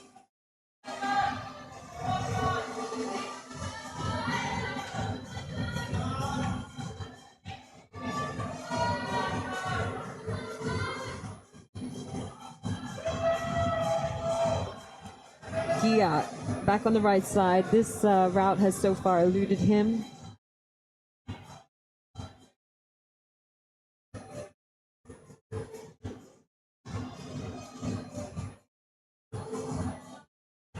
Again, we got some better from Sheikh Wee Tan, one of the route setters here earlier.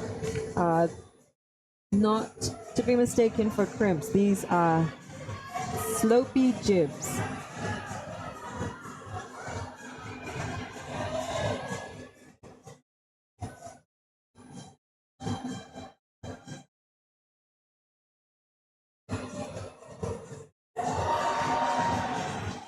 A top there on the slab.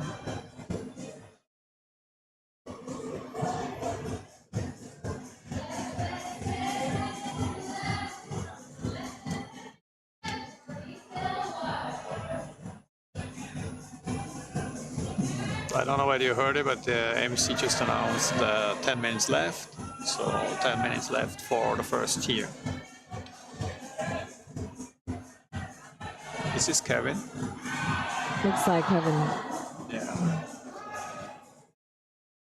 He's getting the jump.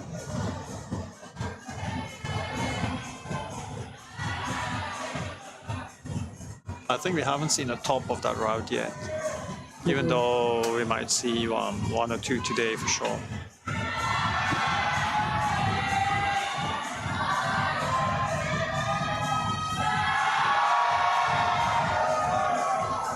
Now we had a top.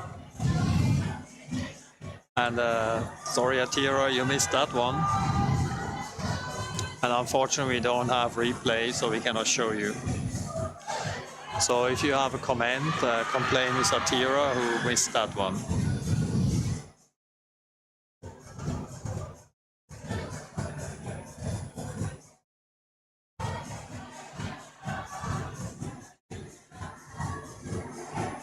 Muhammad Iwan edging his way up.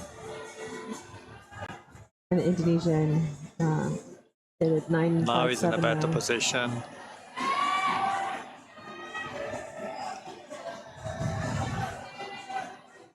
There you go.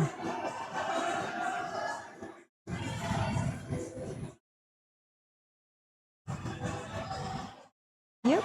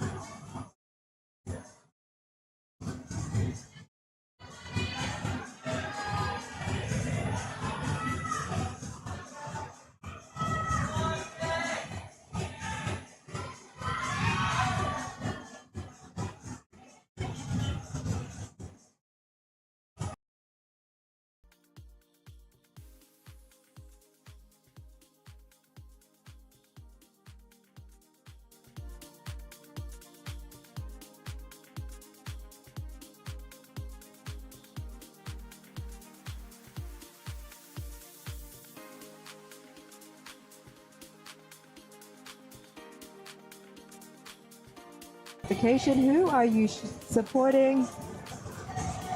Go Aiman! Hata with the Go Aiman.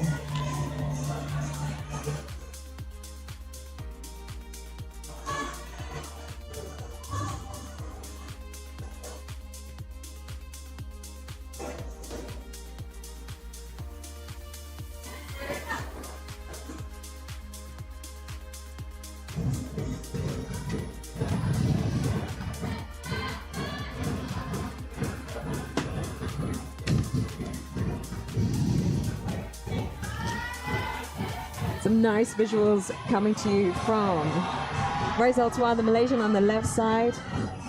In the middle, an Indonesian, a multinational field here today.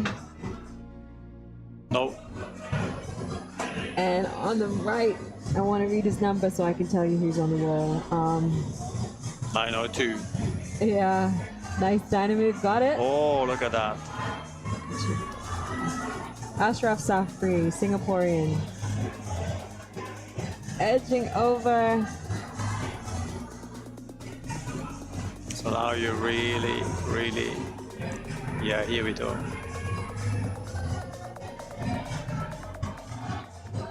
Take your time. Breathe. Move your body to the right. Here we go. And we have a top. A solid top. That was definitely a top, no.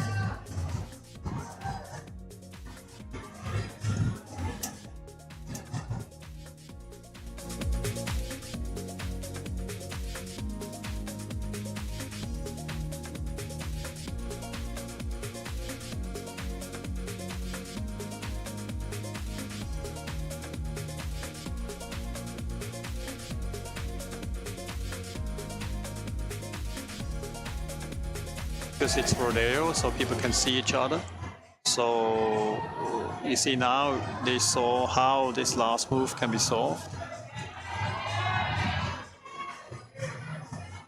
And so others watching that, and you will now see some more people trying that better on top and most probably be able to succeed.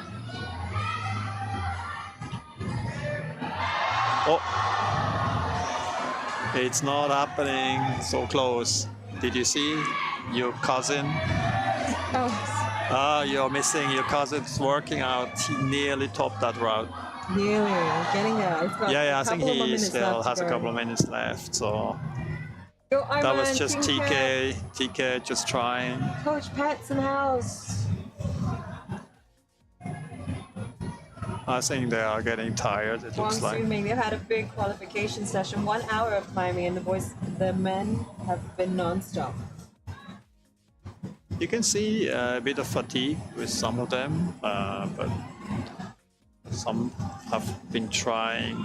Actually, see now, let's see whether Pia can finish that one. He was actually close.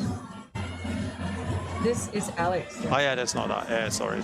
Alex Ho from Singapore, 9.5. On the right side, Chuang, going for a second jump. He's got his hand on it, but we know that doesn't mean anything. Unless you've got both hands on it. Looks like Kev here on the green route. He's had a little bit of time to think about what he's going to do.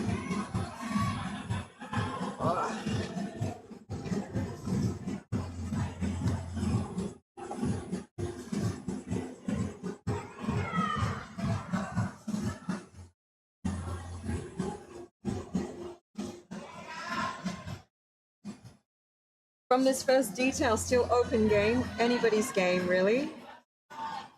We have 8 of the strongest going through to the final tomorrow. Gia here.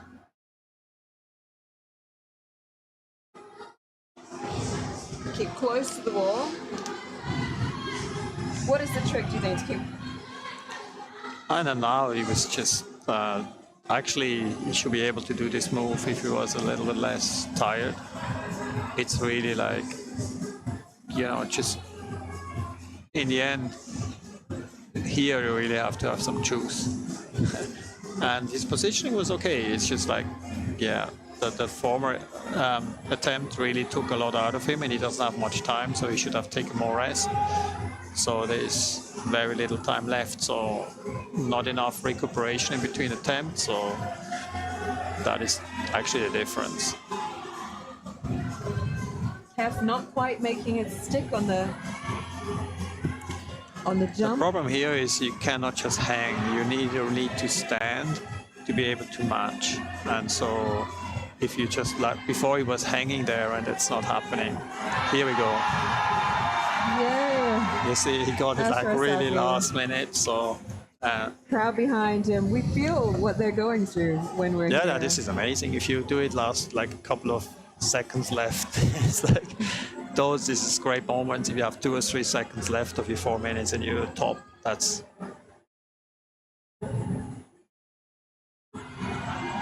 It is 2:30 p.m. We did have a later start. We are in the closing minutes. We did have a later start today for this round. You'll be able to hear outside the MC counting down.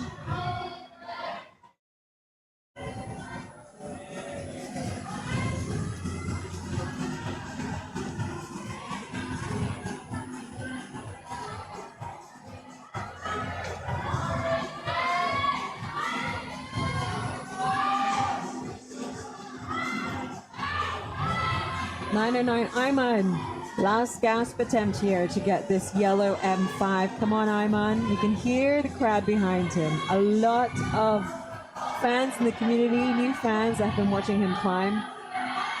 Oh, he gets his hand on the yellow one, but we need to have a controlled one. You can hear the MC counting down. 1-0. What a qualification, Patrick. You'll take away from those. Yeah, good effort of the athletes. I think so far the route setting pan out well.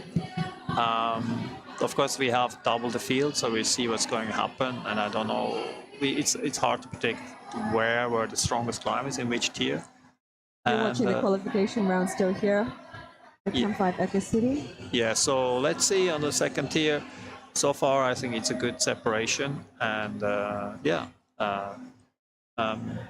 think it was working well here, and interesting routes, really motivate a crowd, and good vibes. An event like this, of course, can't be possible without our sponsors: Petzl, All Sports Equipment, Waltopia, Evolve, Miracle, Verticale, Virgin Grip, Corzo, Kraft Particle, Cataretta, Lacuna, Method Grips, and Vola. This is CRANK Boulder 2024. Just a reminder of our schedule for this afternoon. You're watching the qualification rounds. We've just had the male open qualification for detail 1. We started a little bit later than 1:30, so we are going into the open male detail 2 a little bit late as well. But that is up next. That will go for 1 hour of qualification. There'll be a short break at 3:30 to 4 o'clock before the rookie field gets started. But stay with us because qualification for male detail 2 will start shortly.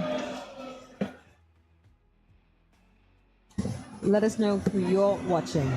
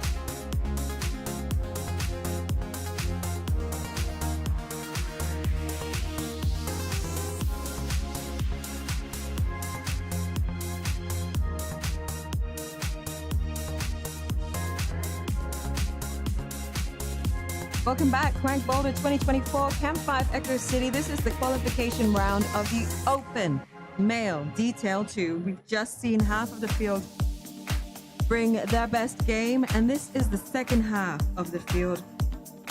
They've been in isolation, and they're run out, guns blazing here. M5, the yellow route here is a tricky one. 6 qualification routes that they all have to attempt, or they'll want to attempt all of them. It's a 1 hour qualification format, a rodeo format.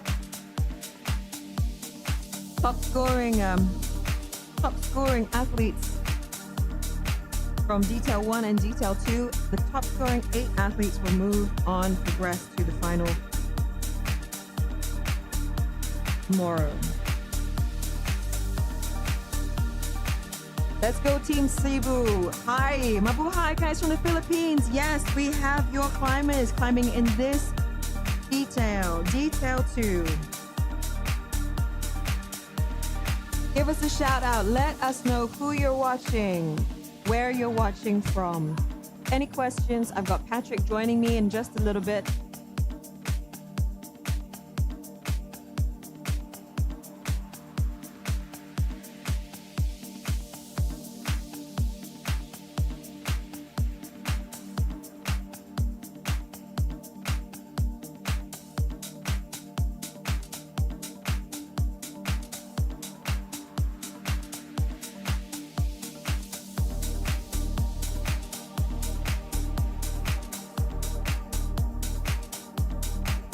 Rock on Gym.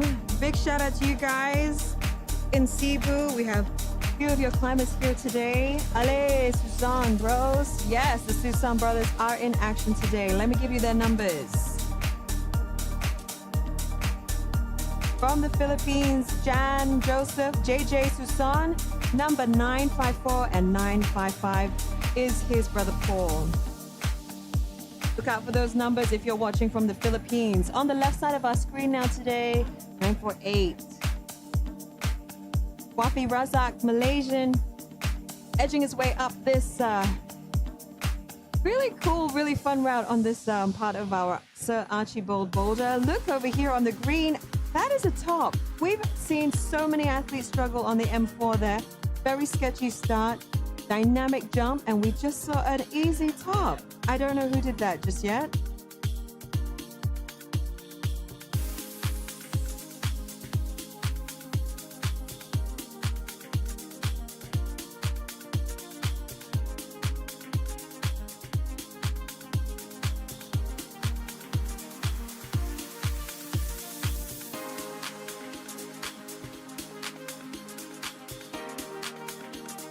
This slab move here on the right, this is what Patrick reckons is the hardest route of this qualification in all categories. You'll need to be very calm, cool, collected. 947, Edwin Hain Turn, the Singaporean here, making his attempt on the right of your screen.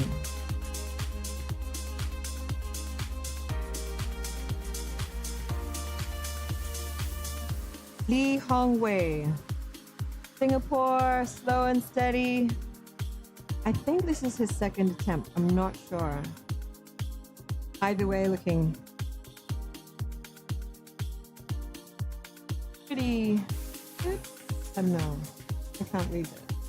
Gotta get 2 hands on the final hold. It's gotta be solid. I think you can call that a top. 943. Barossa Gerald Bayo from the Philippines on this yellow M5 route.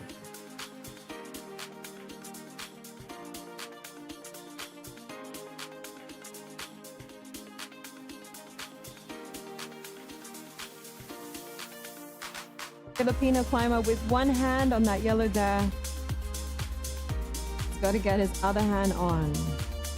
Got to be solid. 3 seconds officially. Ooh. The running jump start. Is that?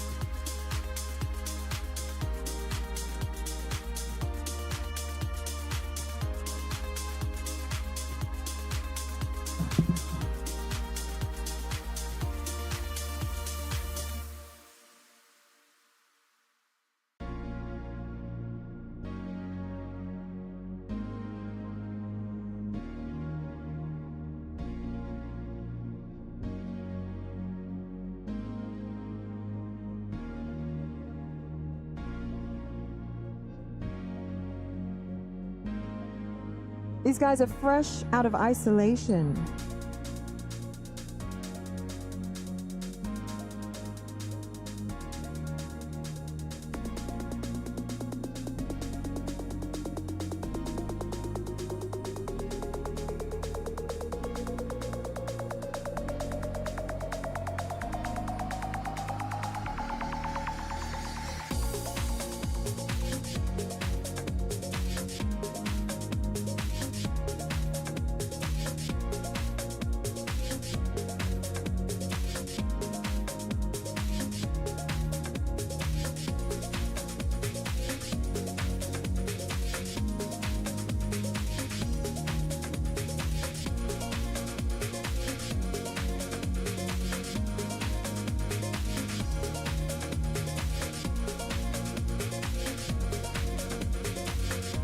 What have we got here? Philippines, let's go. 8 pets.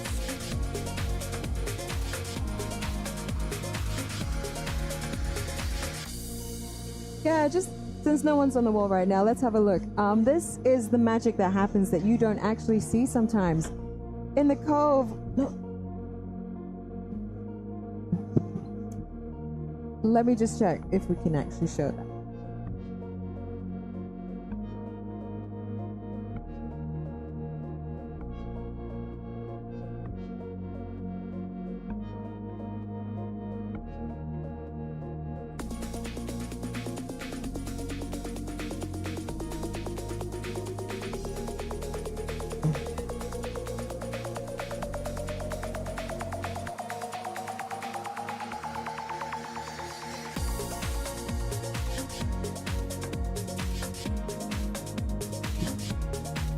Welcome back, Patrick.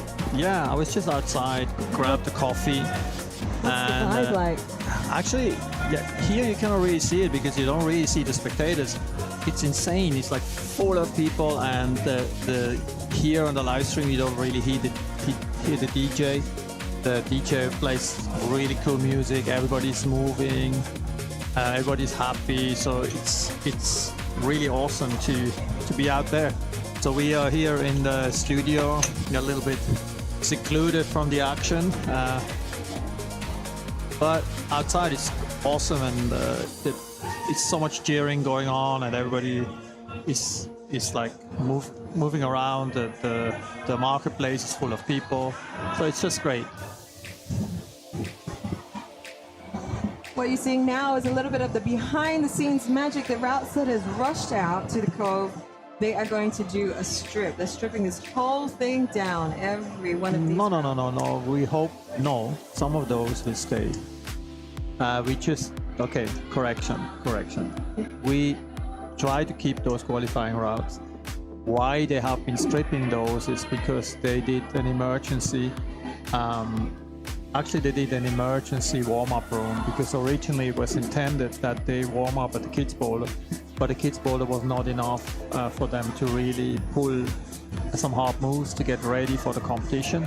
So instead of just letting the athletes stay at the kids' boulder, we decided to quickly change locations, so the routes had a rush to add on all those routes. Some of those routes we actually need those holes, and so they put them up and now they take them down. So that's it. The other routes which were in the qualification, they stay, because after that all the qualification will be on the Archibald, and then we will have the finals also on the Archibald. So whatever was in the cove will stay.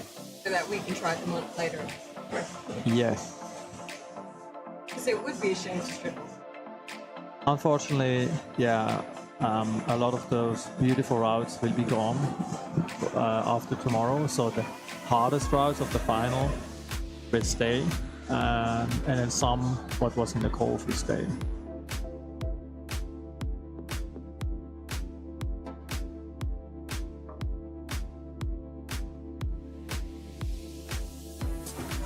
Lee Hong Wei, Singapore, in the middle on the yellow. Did we just see a top there on the right?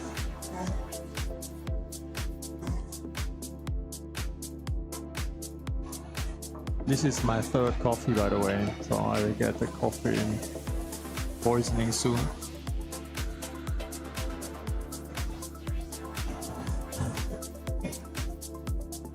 Marcus Hill here on the yellow route 948. Wafi Razak, Malaysian, making his moves up here on the black.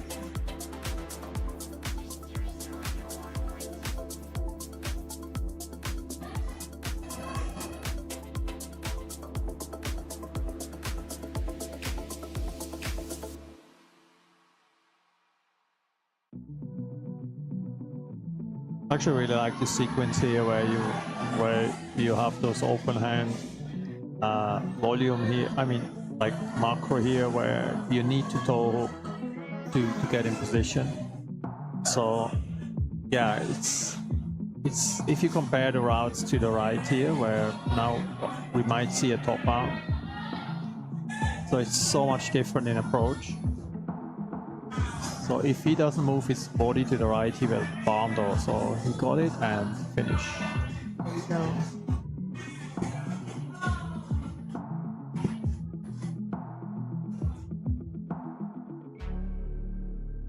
This tongue on the left side from Singapore. Shout out to Isaac Yang here on the M5.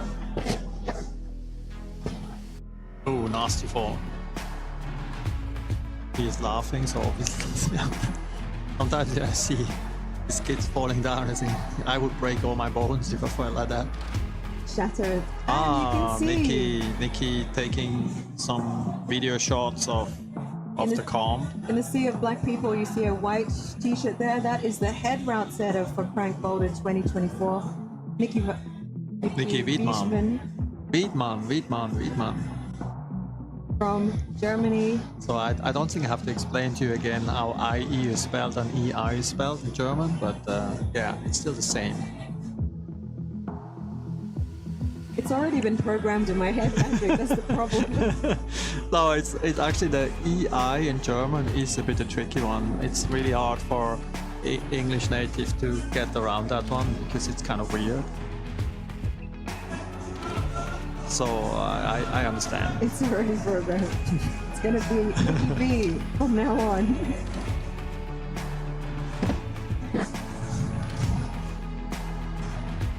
The brushes. Is the point to try and get as much chalk off, or because I understand that if there is no chalk, it's also difficult. Yeah, a bit of chalk is fine. Too much chalk is actually terrible because if you chalk up all those fine pores of the hold, you have very less friction. So a little bit of chalk is fine. So the brushes basically try to reduce the amount of extra chalk on the handholds. So otherwise, if you don't brush them, then you just have this layer of chalk on it, and then you have actually no more friction.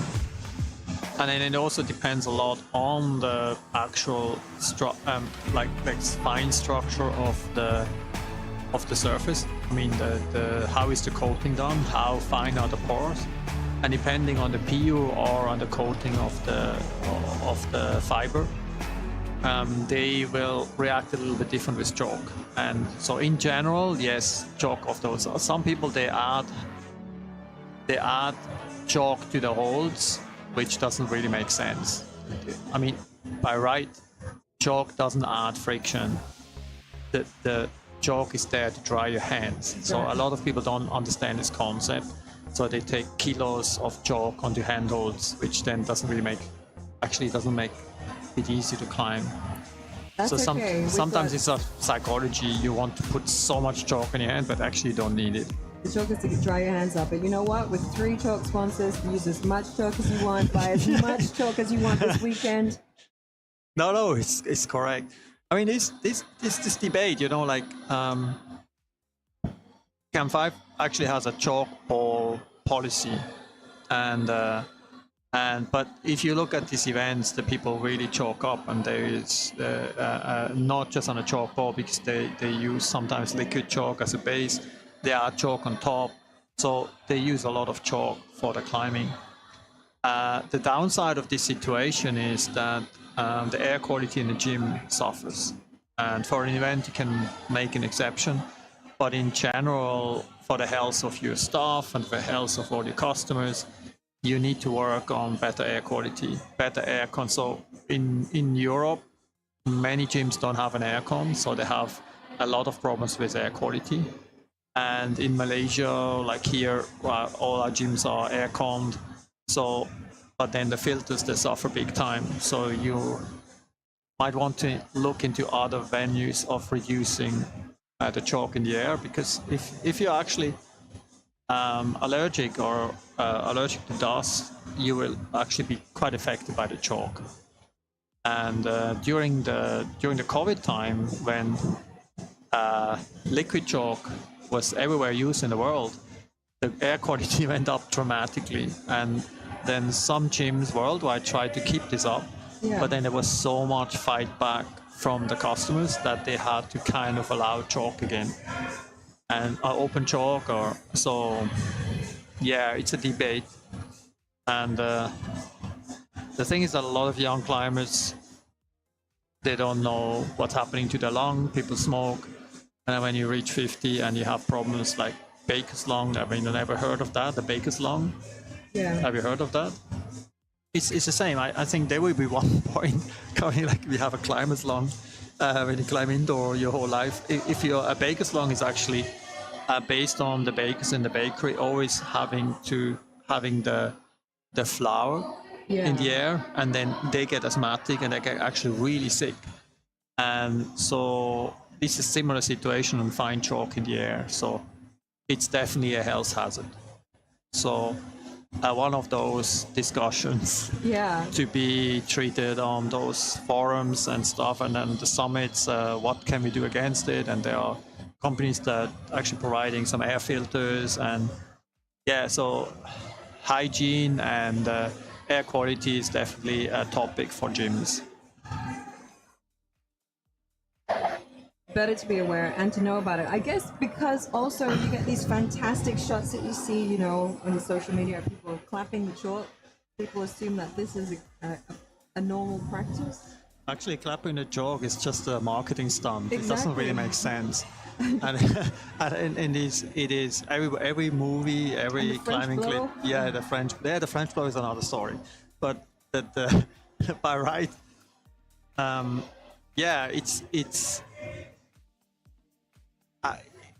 it's one of the things, you know, people are more allergic than they were 20 years ago. It's house dust, it's air pollution in the city, all these kind of things affect you over time. So there is no denial that air quality in gyms is not as good as it should be. And so that's why it's kind of okay to discuss it, because we definitely need to try to create a better environment for our customers. 944, Christopher Hugh, the Malaysian in the middle of this yellow route.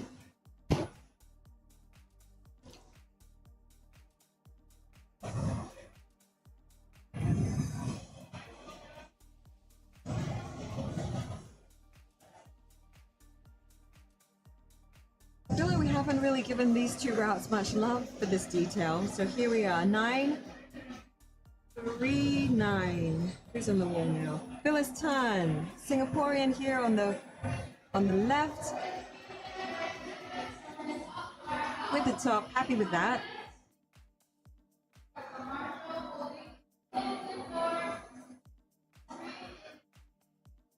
A Filipino about to make his attempt. 943, Veroso Gerald Bayo from the Philippines. Hilma.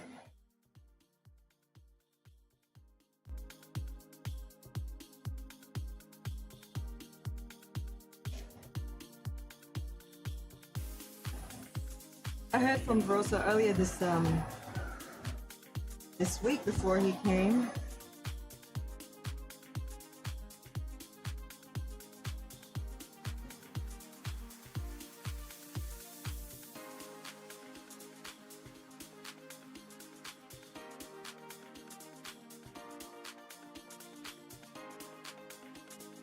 A 23-year-old in the Philippines is grown up in Singapore.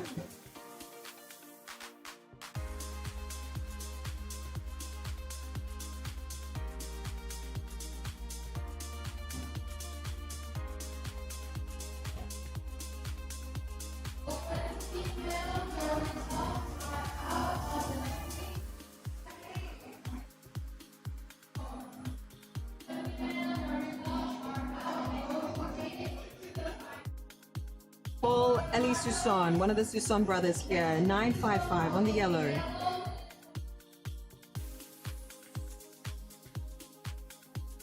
(951) Gabriel from Singapore on the left on the black route here.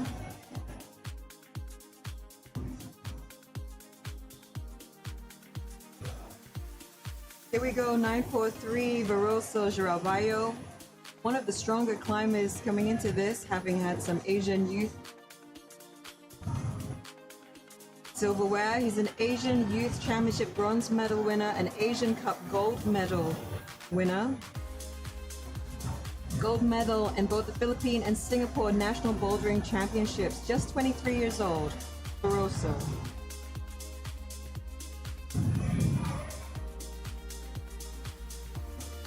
He's from Cebu, correct?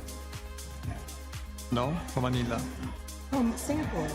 Currently in Singapore. Ah, all right. Brandon Gray on the right, he has the top.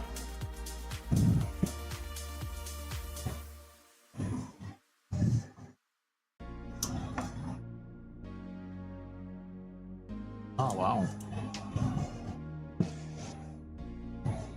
Now we just have seen in subsequent lot of tops. Christopher Hugh here on the yellow. Singaporean Deski Zulkifli on the right.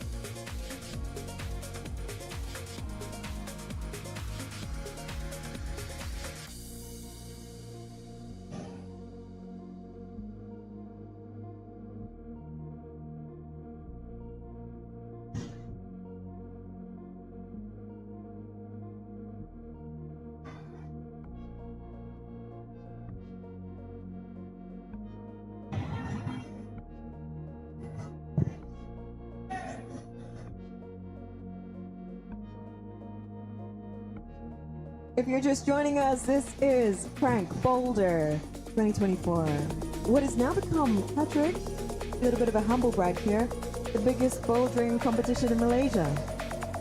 I think we can proudly say that. Yeah? Yeah. I mean, 400 competitors is not so bad. I'm particularly happy to see that our open category has grown tremendously over the last year. And I'm thanks to all the Singaporean neighbors to come up here, of course.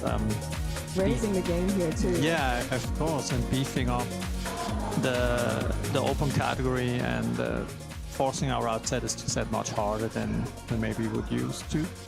So yeah, it's great to see, and hopefully in the future, and that's what we're trying to achieve, is creating this event always on the 1st of May for Boulder, and the first week of May. First weekend of May and the first weekend of October for Lead, and having these 2 dates locked in so that other gyms who run competitions can adjust to that, and then we will have all over Southeast Asia a succession of good events. Unfortunately, for example, Beehive in Manila just has at the same time like us an event. That's why a lot of Filipino climbers didn't come over. And of course, next year we will arrange that this event are different, so people can actually then go to both events. And that's this interaction. Start traveling around. No, yeah, this communication between gyms in Southeast Asia is important, so that people can really go to all these events and not having a clash, because that is just a pity for both events. And so, I mean, that's a shout out to all the gym owners that we really need to work together and line up those dates early in the year. So we have actually Southeast Asian competition circuit, whether you are joining it or not, but then actually you have the opportunity to go to all of them. And yeah, definitely open up this conversation with other gyms and lining up those events early to then see how we can work together on a larger scale. Having a bigger picture Oh view of yes, the because whole it thing. doesn't really make sense to have two competitions at the same time and taking each other's competitors away. That is no good for anybody. We you want know? to see the growth happen. Yeah, exactly. Here we are. A nice move there. Relaxed. Relaxed. Cool, calm, collected. You want to watch the sketchy black move here, the sketchy M1 route. Still think it's the hardest route in the competition, or do you mean just in qualifying? No, maybe not even. I might be wrong. It's difficult to say because it's such a different style from let's say the yellow one, and so this is the idea of a competition anyhow. Like if you would look at in a qualification or in the final, especially again, you always want to have you need to have one slab route, which demands a totally different set of skills to manage than, let's say, routes that have coordination or pure strength or power or both. So these things, the idea would be to be as versatile as possible. So then essentially the most versatile climber wins. And so it's kind of a must now in each of those competitions that we have a slab route. And so and people have to train that. So pure power or pure strength doesn't bring you further in these kind of moves. So yeah, and so you will see that in the final too. We have those moves. We have not, for example, here we don't really have a running start, and we don't have these kind of things here, but we have still a very big variety of skills that are in demand here to top out all the 6 problems.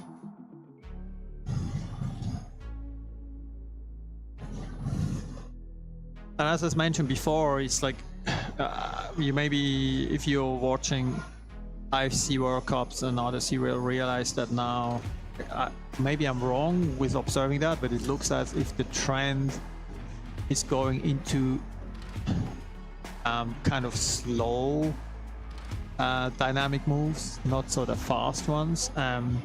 I really like to see that because it also needs a very special skill to manage those, and maybe a little bit less parkour, but a bit maybe close to climbing. But let's see, trends change. I like the slow dynamic moves. Yeah, I mean, it's still, I mean, okay, I don't really want to go too much into theory again, otherwise it's getting too complex. Maybe I keep that up for the final. But it's actually, I would say it's like Tai Chi over Kung Fu. So I leave it like that. So if you have a question about that, I will answer it tomorrow. Tai Chi over Kung Fu. And I want to see whether anybody has a comment to that. 99, Chi Min Hua, Malaysian.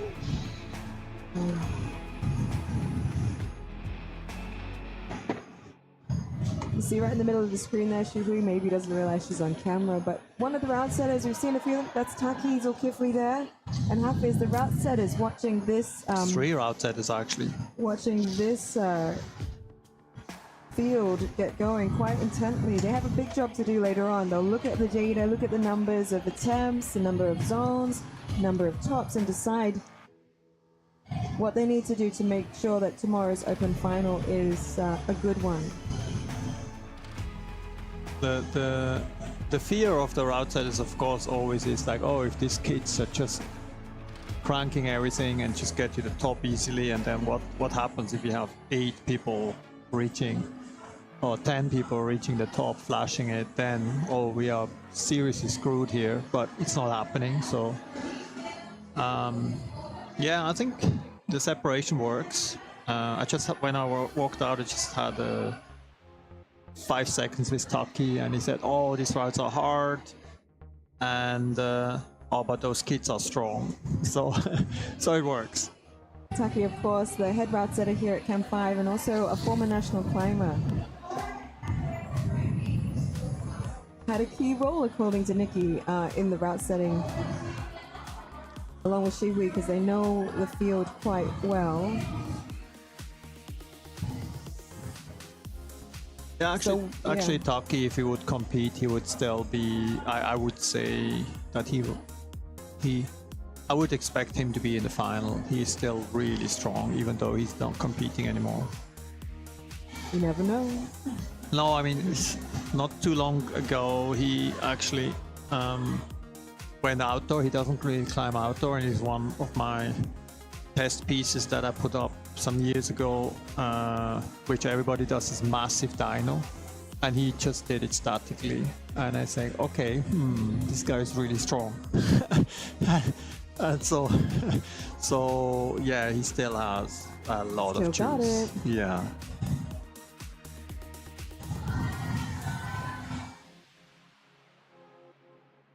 Here, Jimmy going for the top. Young Malaysian athlete, Jimmy Shaw. Competed in the Open last year as well. Yeah, he still could be in use. I think last year he competed in the lead in 2 categories. And Is use that as well, correct? yes. Yeah. And I think he still could compete in the use, but he decided just to go for the Open. Actually, we had a female athlete as well, Shireen. She would actually be able still to climb in use, and she also just decided to go for the Open. Which is good for the use one, because then it's easier for them to get the podium if the strongest use athletes actually competing in a higher category.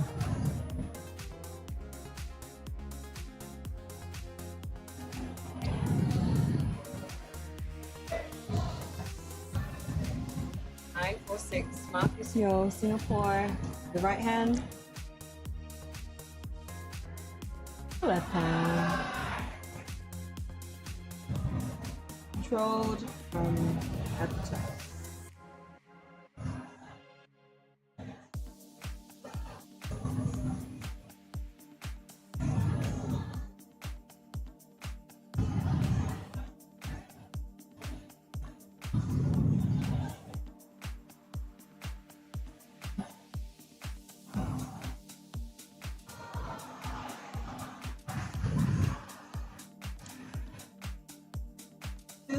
Saw a top there.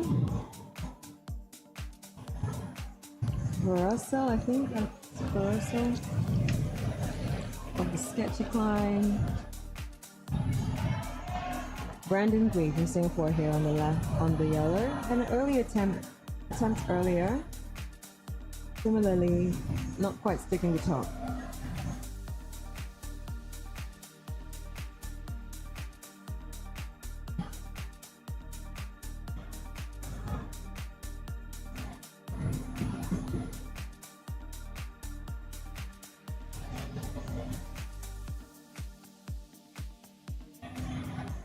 Wafi Razak, the Malaysian here on the yellow.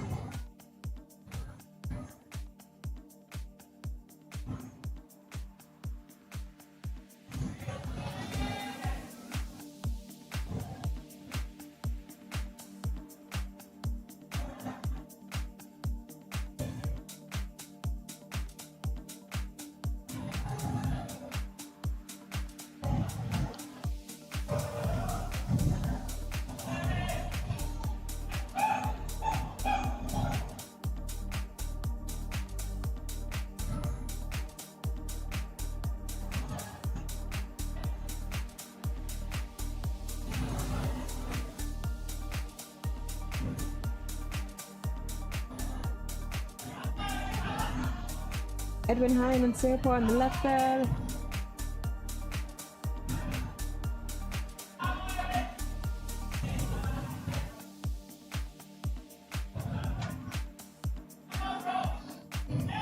There you go. Oh.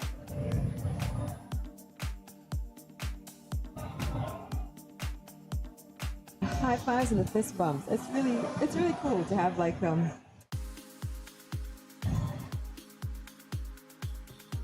such a supportive crowd behind you. It doesn't really matter who you're going for. It's not like team sports, which can split a crowd. Yeah, definitely. We don't have many hooligans in that sport. That's for sure. And they are not breaking chairs and throwing pyros into the crowd when they're winning or losing. So it's a very civilized crowd here, actually. So I think a lot of soccer players wish they had such a well-behaved crowd watching them. So I don't know how much this says about the spectators and the level of intellectual participation of the crowds, but maybe there is a small indication.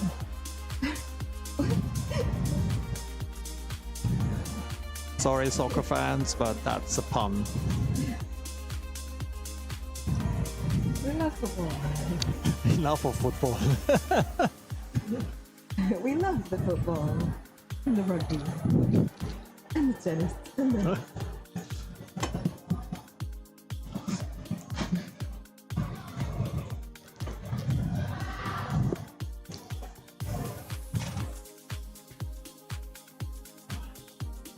John Joseph Suson, JJ here. And is that a 5'4" or 6'4"? Oh, 5'4", yes. JJ, there he is. The older brother, the national climber also. Boys have competed, the brothers have competed for the Philippines. From my notes,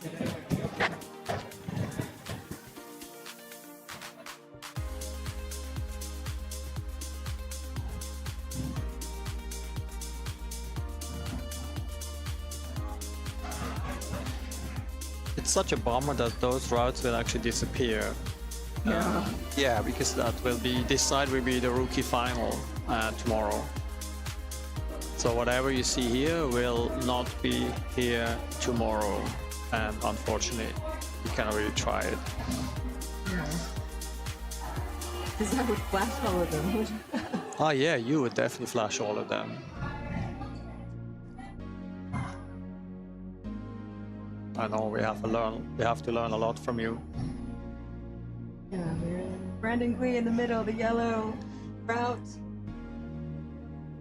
And here on the right side, Joshua Lim from Singapore.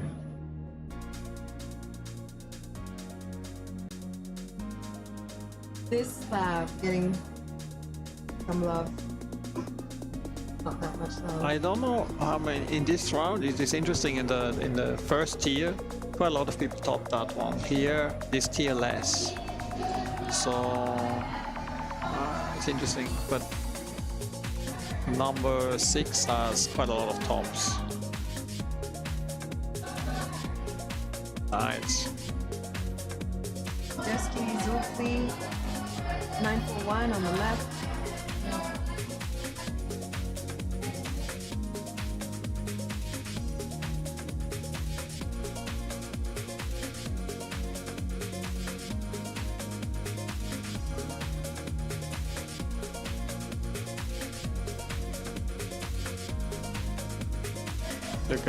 Look at the thumb. Yes, if you might not have noticed, or we have put it up. It's actually thumbs, 2 thumbs pushing against those 2 tiny little chips on the slab there. The arch of Sir Archibald getting worked on. Felt like we haven't seen so many Of this top here? Yeah, it's surprising. Yeah. 944, Christopher Hugh. From Malaysia, 951, Gabriel from Singapore on the left side.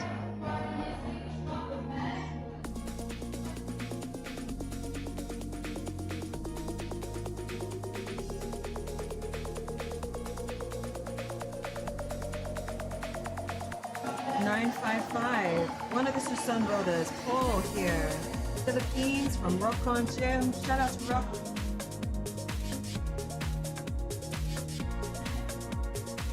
Oh, he will also join the clinic actually. He will join the clinic in KL East.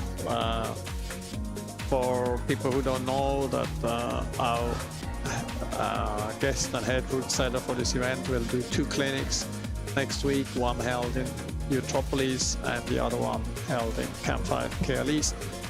and we will do 2 tiers of route setting clinics in the 2 different gyms. And the Filipino athlete you just saw, he will be one of those route setters joining. They are currently setting in Rock-On gym in the Philippines, and they are sending 3 of the setters for a course.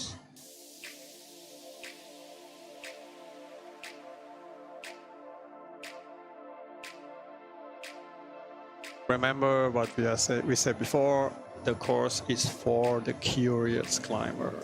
What does that mean? Curious, you are Curious setter. It's really the curious setter. Yeah, you are hungry to learn. That's a curious setter. You're hungry to learn new things, to explore new possibilities, and open up the mindset for thinking outside of the box and creating surprising and interesting and fun movement. Minhua. Very familiar face to climbers here. And getting the top here.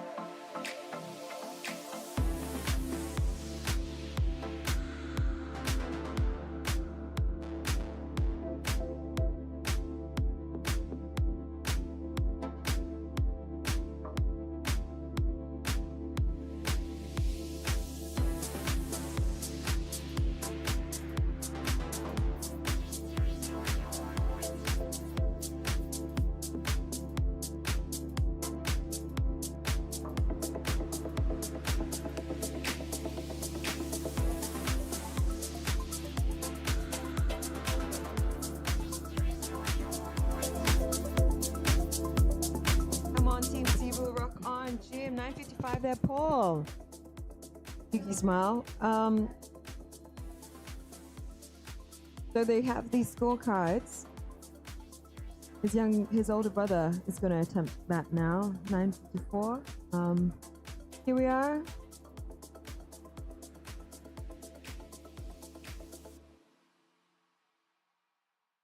JJ. So with the Suson brothers, actually their father worked in the outdoor industry and they started climbing. Brought them in to learn climbing, I think for something to do.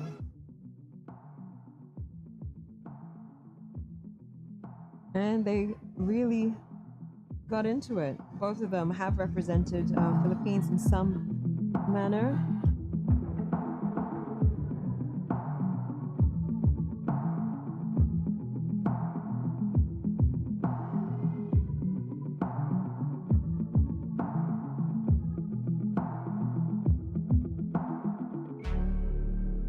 Mohammed Haraz.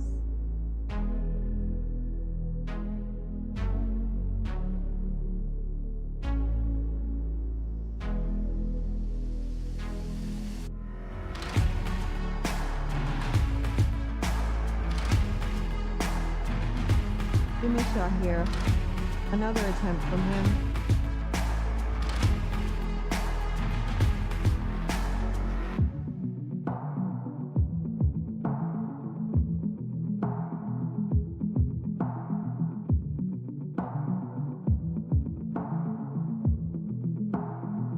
When the zone line is on top there, Patrick, is it enough to hold the route or you have to get past that zone line? So you need to be grabbing onto that blue route? Actually, the zone is the volume here. Okay. So once you touch the volume? No, not when you touch it, because the zone is. If you want to have the zone, you need to hold it and you need to use it. That means you need to at least be able to hold it so you can use it for another movement. So even if it would be holding it and then you maybe move your foot a little bit or anything that helps you to add on, so that's what the zone is defined. So now when he holds it here, and now it's already the zone because he held it and moved on it. But if you just jump for it and touch it, it's not considered as holding the zone. While on the top, you really have to hold it with both hands and then keep it for 3 seconds. In the definition of the zone, it's really like using it, you know, for movement. So that's and as long as you hold it at the bottom and you start a move, you are actually moving on it. That's when you got the zone.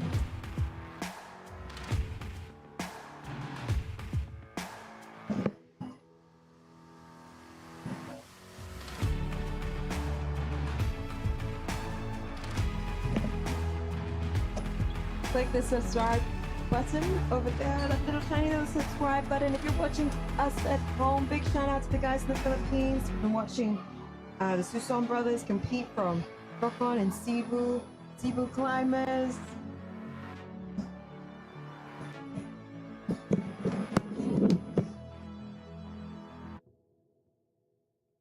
I feel like I have to learn how to speak Philippines.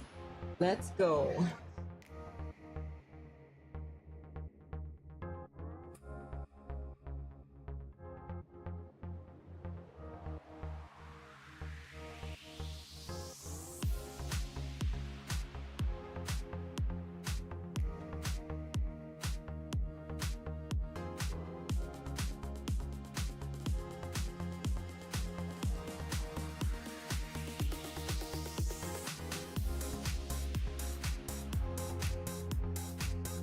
So ladies and gentlemen watching at home, if you are not doing anything tomorrow, please do come and join us here for the final day of CRANK Boulder 2024. It's a big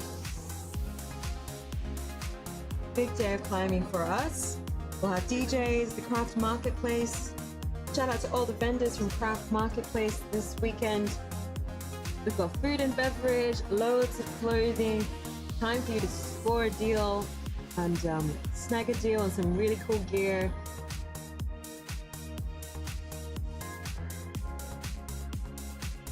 Our vendors include Virgin Grip, Base Wither, and some cool climbing gear. Cragbound and Hyperhold. Pinch is here. They are keeping the sugar levels up.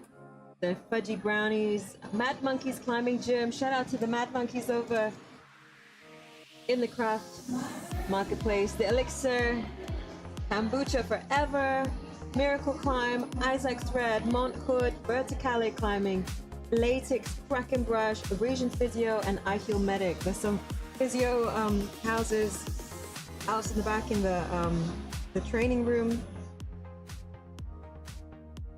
Get yourself checked out. JJ.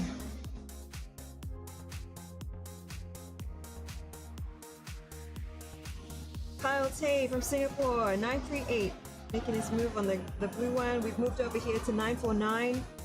Brandon Gui, Singaporean, 25 Singaporeans in the open male category today. It's a big field. We've seen this field grow earlier in the earlier years of CRANK, which is last year and the year before. A lot of competitors didn't want to brave the open category. And it's great to see that category grow. We've got 25 climbers from Singapore in this weekend. Majulah, Singapore.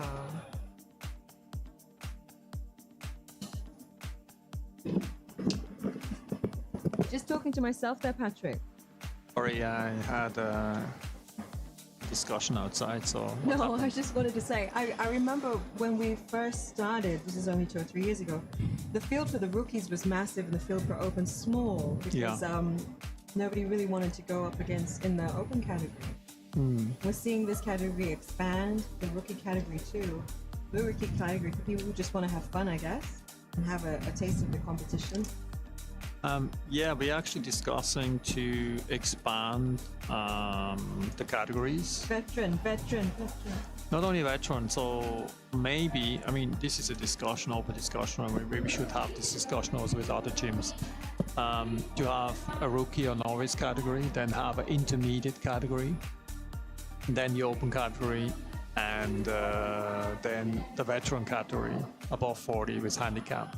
So, which would, yeah, I will explain to you another time, but I think that's a cool one because we have a lot of climbers about 40 and we have a lot of climbers about 50. So working on a plus 40 with handicap format could be quite interesting. And yeah, it would be worthwhile to explore what kind of difference it makes to have intermediate and then novice more really for people who have been climbing for 1 or 2 years only and taking part. And a lot of the people who are now in the rookie category could move into the intermediate category. So there is always a debate whether should just everybody be in open, and because you can hold the intermediate format, it could be a little bit more lenient, less strict, a different format in the qualification. So these kind of things are definitely open for discussion, and we would like to expand this discussion with other gyms to see what could be done, because I think the idea is that people can take part in competitions and there's less stress, more fun, still prizes to win, but it's participation and having a good time together. Not everybody wants to be under this stress to be in an open category, but I think the open category is very important still, because that really puts in a ranking and look at where you are in Malaysia or Southeast Asia, and so all this has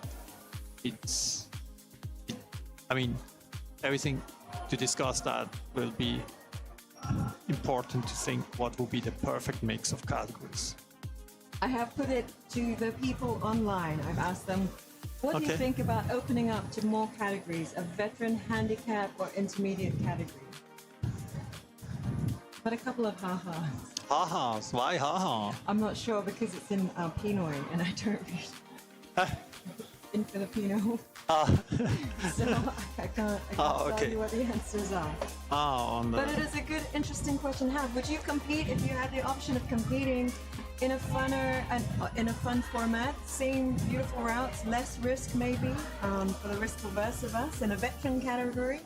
I mean, if I was not here as a commentator or part of the organization, like being close to 60 years old and being able to compete with a handicap against 40-year-olds would be kind of enticing. Because obviously I have no chance against a 40-year-old, but I have chance against a 60-year-old. Yeah, some of our older climbers are 60, 70. Exactly. Yeah, so yeah, I'm going to be next year 60, crazy. So, and of course, the strong days are over, but if you could still compete in a fun environment with a lot of other 40, 50 and 60-year-olds, you could have a really cool category of all those old climbers coming together and celebrating this with a lot of fun. And I'm not sure whether this is more for lead, because a lot of older people don't really want to fall down anymore, so they maybe want to do lead. And there's a lot of outdoor climbers in the age above 50 who might want to take part. So it will be interesting to see. You've got to do it in the fancy dress of the year of your birth. No, of the year when you are a teen. So for me it will be like terrible 80s lycra. Oh no, terrible. And yeah, so 90s is a bit better. 70s bell bottoms. No, actually, when we started climbing, that was before lycra, so we had those white painters pants, white, like really loose pants, and we all looked like painters. You see that a lot more. Yeah, and that was the in the 70s. Yeah. And then came the lycra, and then everybody wore those terrible colored lycras, which luckily have been is a thing of the past. I think anyway the 80s was terrible from a fashion point of view, and yeah, so I don't really think I would like to climb in lycra. Paulo Varela says more categories equals more fun. Above 55-year-old category. I see one vote Who for says that. 55? No, okay. Who says that 55, above 55? Because you must be 54, correct? Or 56? Pro Because, is it? yeah. So the idea of a plus 40 category is that you have a handicap. So every year or every second year above that, you will have an advantage over. So a 60 or let's say 55-year-old has a handicap advantage over a 40-year-old because it's 15 years in between. So we just have to work out the handicap, and then that there's a very similar chance of a 60-year-old to compete with a 40-year-old, because by right, after 35, every year of your life, you lose 1% of muscle. So By the end of this round, by the end of today, we'll have worked out the tiny details of this. no, new we don't have the category time for that, because we're going the to- format has to be fair. But then, if you lose 1% of muscle mass over a year, so a 60-year-old should have a 20% advantage over, or a handicap over a 40-year-old, and then you will be quite fair to compete on in a similar category. I've got a question from Ken Zen. Would the intermediate category be in between the rookie and open? Yes, maybe. I mean, this is open discussion, but We're in an open discussion, guys. Yeah, This is all theoretical right now. no, I mean, what would happen if you have an intermediate category? You would lower the level of the rookie category or the novice/rookie category, which means make it more accessible for people who only climb 1 or 2 years. And then the intermediate category will be similar to the rookie category now. So because a lot of the climbers, you see that in the rookie category are actually very strong, and it's really hard to call them rookie. You know, we had rookie people who climbed 8A or 8B outdoors and were in the rookie category because of the regulations they were allowed to, but it's definitely not a rookie. An 8A climber is not a rookie. So that would be more intermediate or open, whatever you choose to. So the novice category would be more or less like an invitation for not so strong climber to take part and have an access to this kind of events, and not so serious, but still a lot of fun and following the rules and of a fun element. I think that would be, so definitely the intermediate will be in between open and rookie, but I think rookie will be then lowered in grades. Yeah. All theoretical at the moment. You can see sure. that the climbers are all coming back out in renewed vigor as the moments count down in this category. The open male detail 1. Last climbs, everyone. Pushing for the end of this segment. Thank you for joining us online in that discussion. If you have given your suggestions, here's one: hangover category and arthritis category. Yeah, but that will be the, Thank you, Bakunawa. the arthritis category will be like the veteran or the greyhound or the old fart, or however you want to call it. Arthritis category will be definitely another name for it. So we can come up with an interesting name for it. Yeah, big shout out for the Russians here.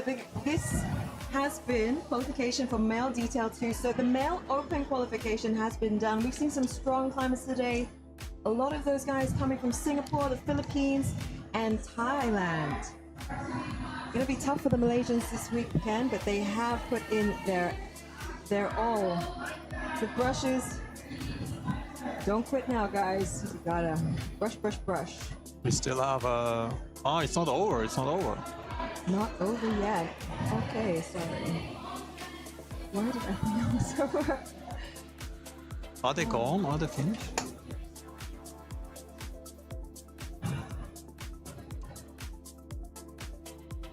Okay, just a reminder about what's coming up. Yeah, they're gone. I think the guy was just trying it out. Maybe. Big thank you to everyone who took part in our conversation today.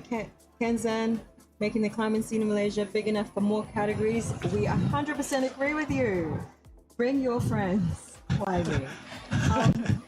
2:30 p.m. We're done with the Open Mail 2, Open Mail 1. Now, just a reminder, 8 of the strongest climbers from this category will move forward to tomorrow's final.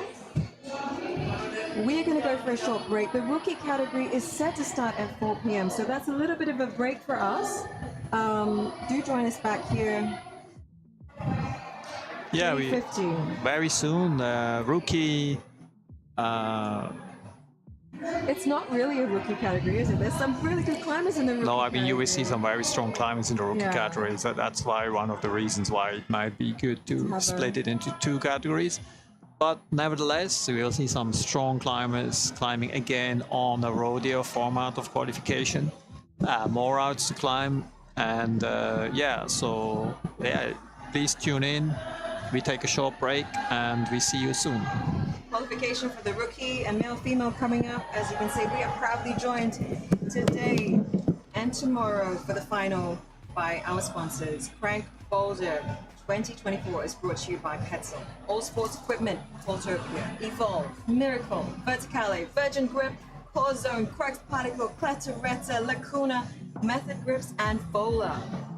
When we come back, we'll tell you a little bit more about what to expect over the weekend. I'm going to try and grab Nikki B for a chat to us about what's been going on. And Patrick will also be back to talk to us more about the growth in the Malaysian climbing scene. We'll see you guys soon. 75,000, by the way, up for grabs this weekend. So stay tuned, stay live, give us a little subscribe. Be back by 4 o'clock.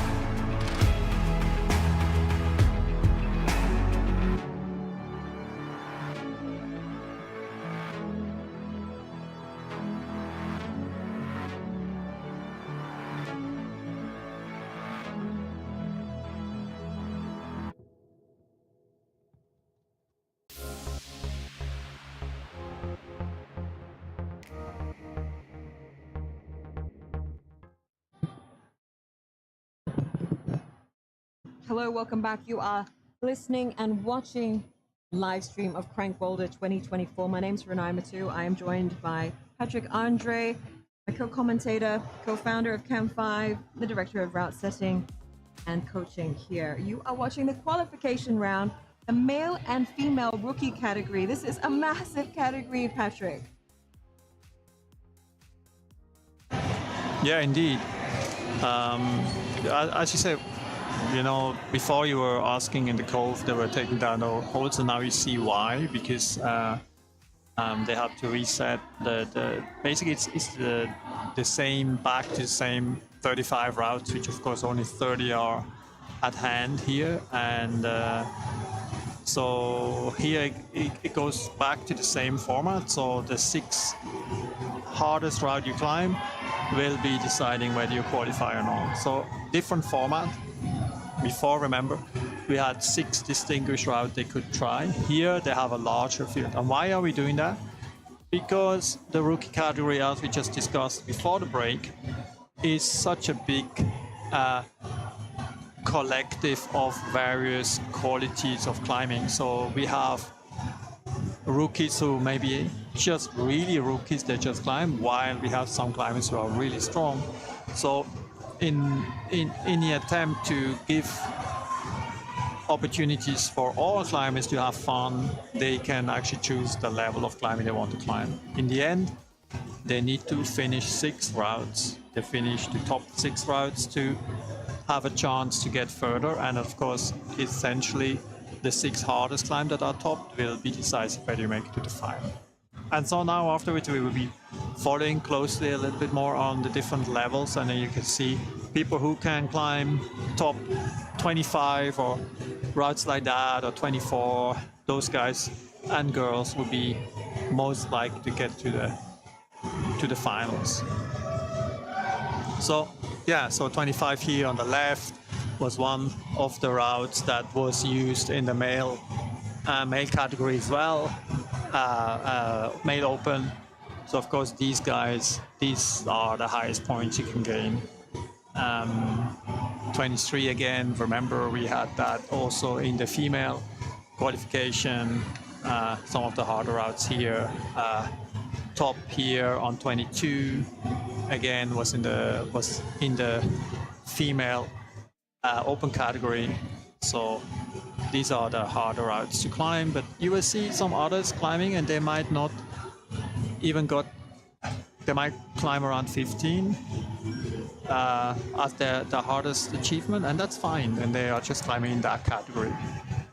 So this again will open that discussion, does it make sense to add one more category? And my personal opinion is yes, there's a possibility. We have enough climbers and we have a growing community that might be interested in those formats. It's just then important that we have enough people, like 50 per category, to qualify, to make it kind of senseful to have this plus final. And then let's see how it goes. So good to see. Remember this morning when we saw the youth qualifying, they're using the same routes. And if you were watching before in this morning, and you see now adult categories trying some of the kids' routes, and you see comparison of body height on how they climb and how they attempt the routes. Yeah, it's interesting to see some of the routes. Of course, you see this route here, a tall person just stands there on tops, and that was designed for kids. And of course, for a taller climber, this is a very easy problem.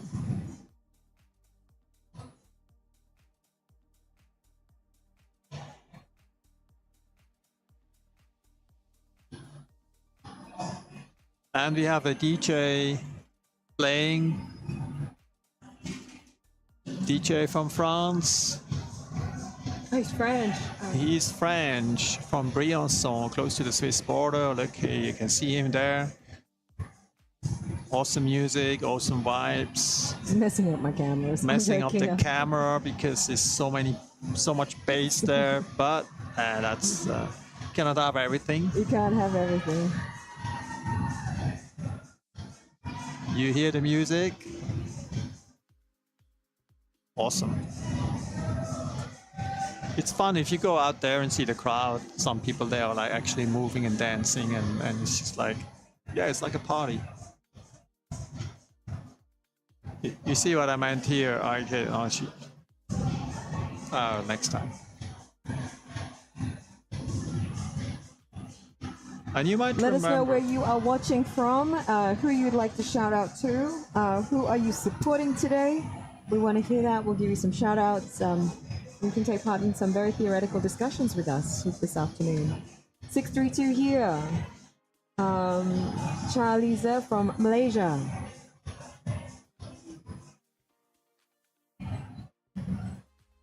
It's also for the curious climber. If you're, you get into climbing, you wanna compete because these routes are really interesting to the stuff you've been climbing in a gym. You got friends to hang out with, and literally hang out with,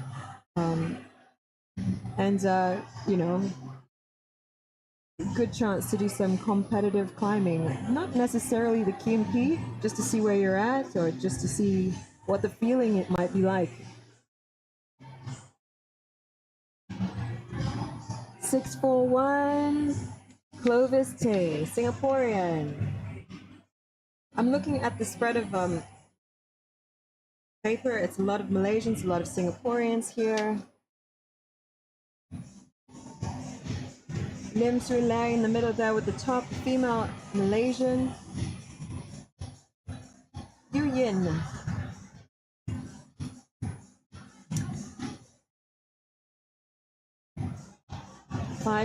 Yu Yin. So, just a reminder of the format, Rodeo format, 3 hours of climb time. We're seeing the men and female category go head to head. It seems like a lot of people and a long climbing time, but a lot of it'll be taking breaks, taking rests, watching some of the beta, hanging out as well. Got the zone here from morning.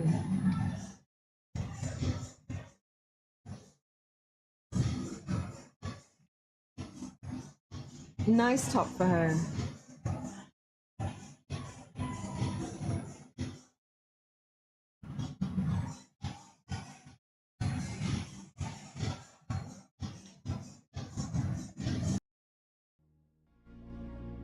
We see as an interesting byproduct of this large group is that you really have a huge range of strengths here.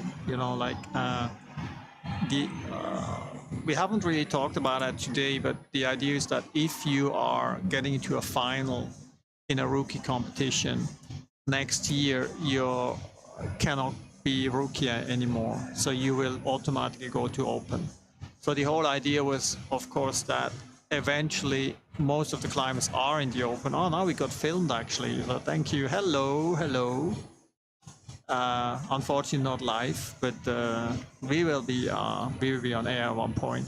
So going back to that, so the idea was that then in a couple of years time, or in a couple of events time, by being somewhere in the final in one of those rookie categories, you are not supposed to be rookie anymore because you already made a final, so you beat 100 people. So I mean, how can you call yourself rookie?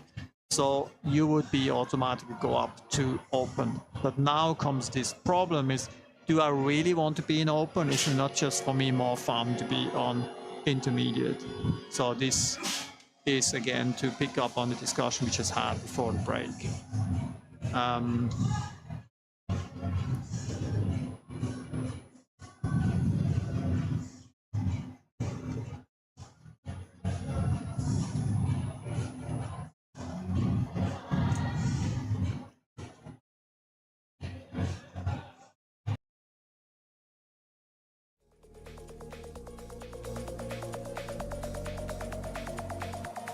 Now I've got a question online. Do let us know who you are watching, and I will try and scout out the number for you to look at. Joseph Liu is 613.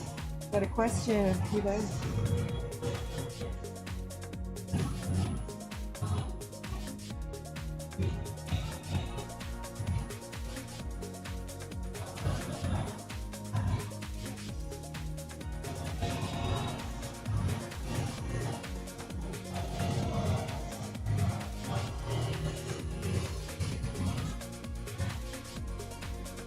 Big shout out to the brushers who have been brushing the whole day and still have another 2.5 hours to go.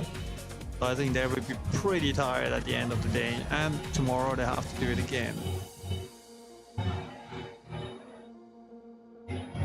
You see, we are talking here about how many people? 160 people.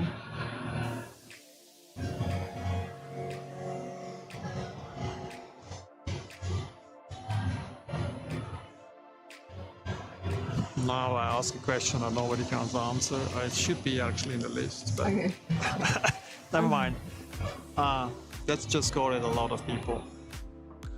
Faris, come on, the Oh, homeboy Faris, here. man, look at how 658. Faris is part of the sales marketing team of Camp5, and he's trying. It's been kicked out of all channels of communication for the last week plus. Of course, anyone that's competing today, some of their outsiders are competing also. We've not allowed, we've been kicked out of all the channels of communication. Yeah, so we can actually, unfortunately, we cannot allow everybody who works in Camp5 to take part in this competition. Otherwise, we would have maybe 50 or 60 people more. But we need people here to work, and it's actually incredible. We have around 80 people from Camp5 working here in all kind of roles. Imagine we have 80 people working for this event. So that's not only the brushing, also the judges, the cleaning crew in the restaurant and the All cafe, hands on deck. in the all hands on deck. So yeah, so you see this event and see all the people climbing, but there's so many people behind, which we have to say thank you to. Otherwise, this event would not be able to be organized on this level. Big shout out to the Camp5 crew, not just the brushers, of course, the judges who you can't see behind, the marshals, the cafe staff, the commentary. The commentary, of course, you have to say thank you very much for the commentary. You guys do an amazing job. And then Atira here, our editor,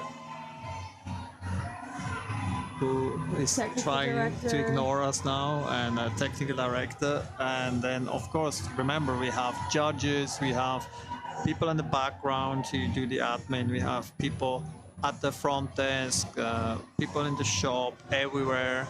We have people caring for safety, for crowd control, and so on and so forth. 682. Daryl Yo, one of our vendors today. Ah, right. Yeah.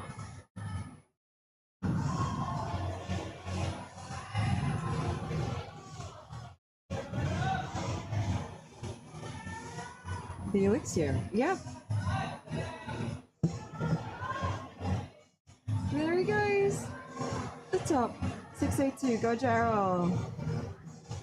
He nearly lost his specs.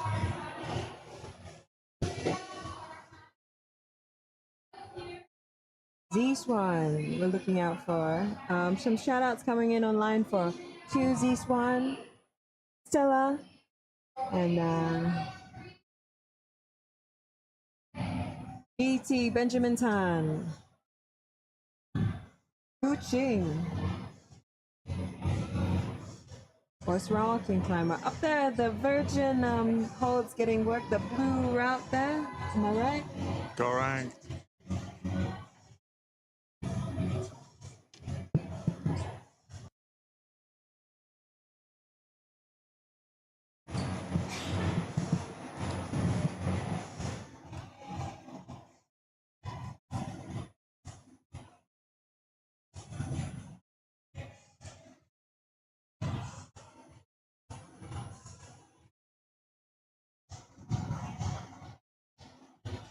And here we go, 661. Oh, 661, starting on this slab here. So I don't know whether you saw the final results of the female open. This route, I mean, there were actually 5 girls topping all the 6 problems. And so that means that number 23 and number 22 and number 21 were topped out by the open female category. So let's see how who from the rookie category can actually finish those routes, male or female.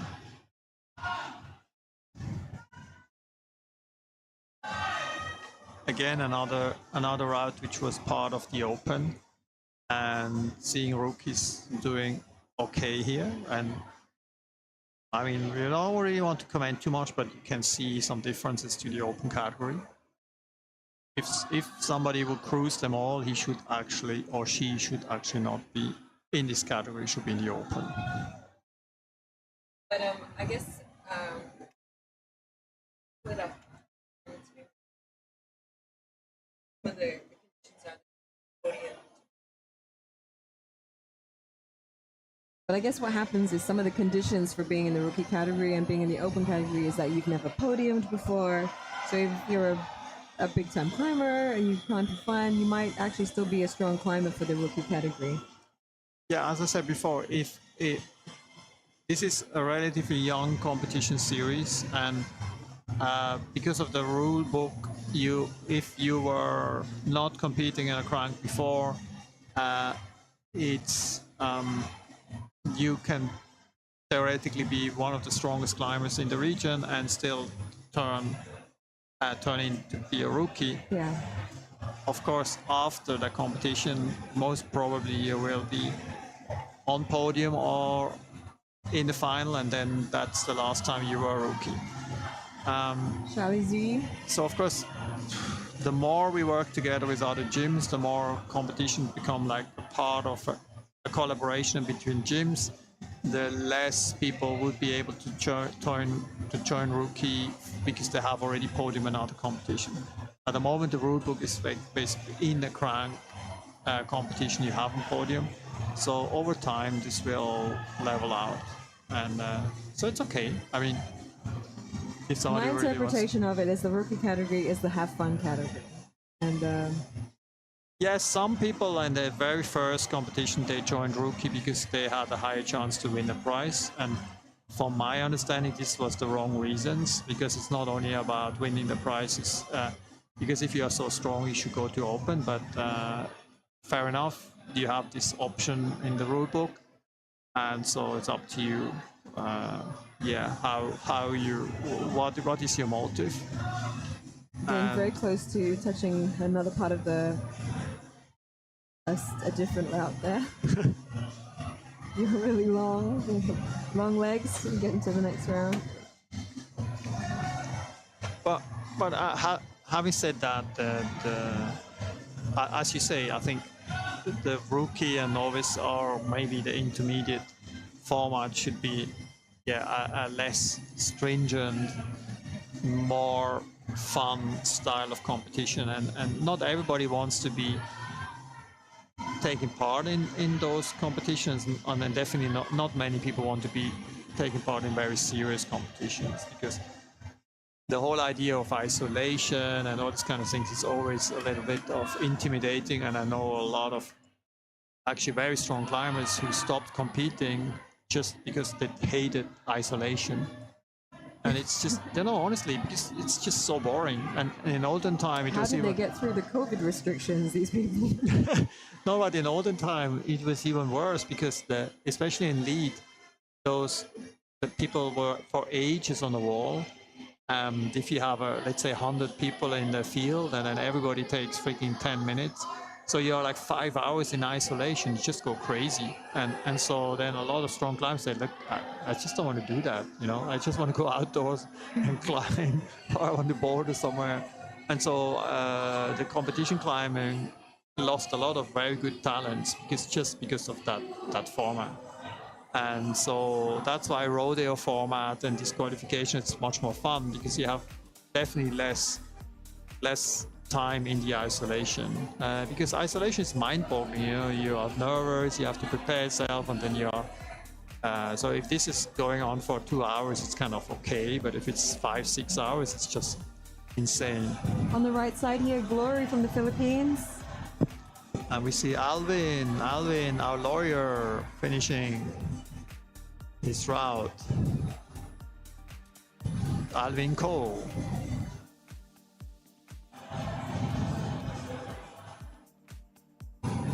Glory and Carmel Dizon from the Philippines.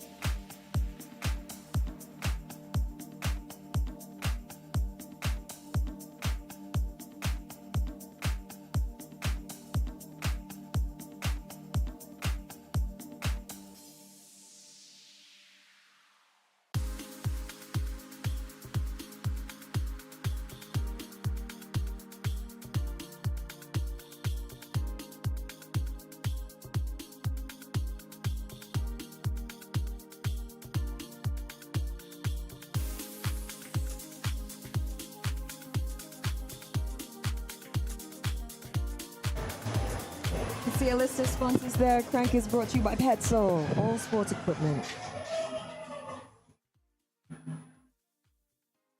It's been a big mammoth day of climbing. Loads of sends, loads of allées heard all throughout the gym. I invite you to come for the final tomorrow. It's going to be an incredible day of climbing. Kraft Marketplace, DJs, and an opportunity to see the best climbers in Malaysia and some imports that have come to take part. The final format is quite different. The 8 finalists from the male, rookie, female, open male and female, youth 1 and youth 2 male and female categories all progress. So it's only the top 8 that will be in action tomorrow on the routes. Today's Rodeo format's an opportunity for us to get to know some of the styles of the climbers on show. Here she goes. Can you hear this? She's like, what do I do now? But no better, guys. Don't shout out any better. That is not allowed.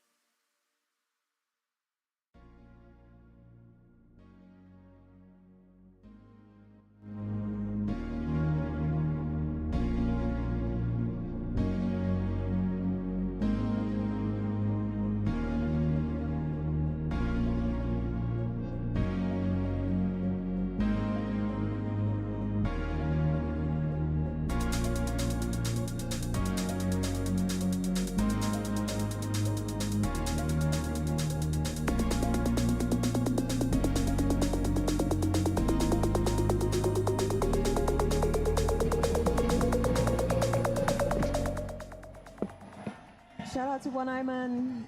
Just made it to the top. Just recently done a Send Story feature with him from Camp5 Jumpa. If you guys didn't already know, Camp5 Eco City is just one of 5 Camp 5s in the greater Kuala Lumpur area. And we have a Camp 5 paradigm over in JB. 6 gyms, all of them unique. What's unique about Camp 5 Eco City here? This freestanding boulder that greets you at the front. Lots of light, very convenient for some public traffic to get you here for your post-office workout.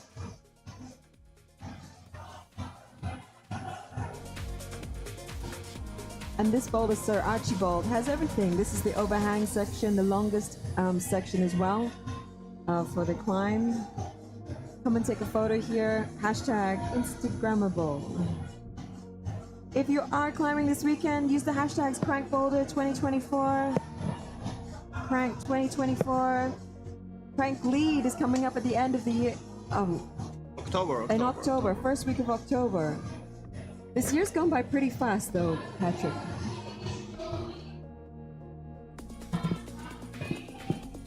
This year's gone by pretty fast though, Patrick, I feel. Like terribly fast. The older we get, the faster the years go by, I feel. Still same age, and when you wake up the next day and you're a year old. Amsha.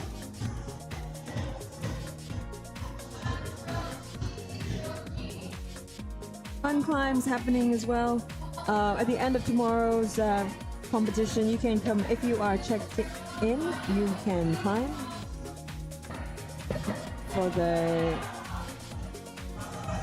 We won't be open late though, and you can come for a climb for an hour after the competition ends. Spectators that are checked in, or checked in climbers I should say, along with athletes that have taken part.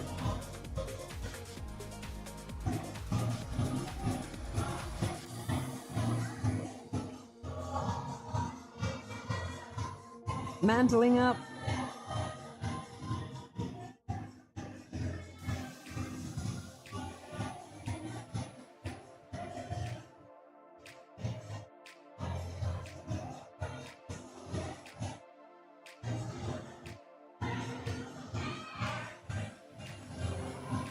That's a top from Yap Junbo.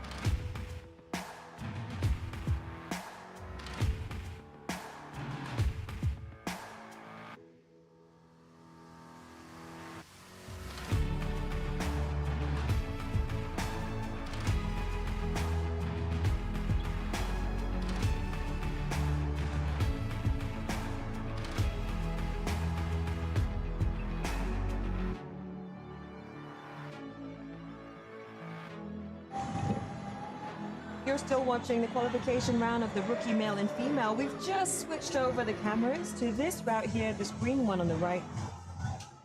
Not really actually watched very much of it today for this round. This orange, number 11, and the black rock candy holds one over there. All very interesting routes.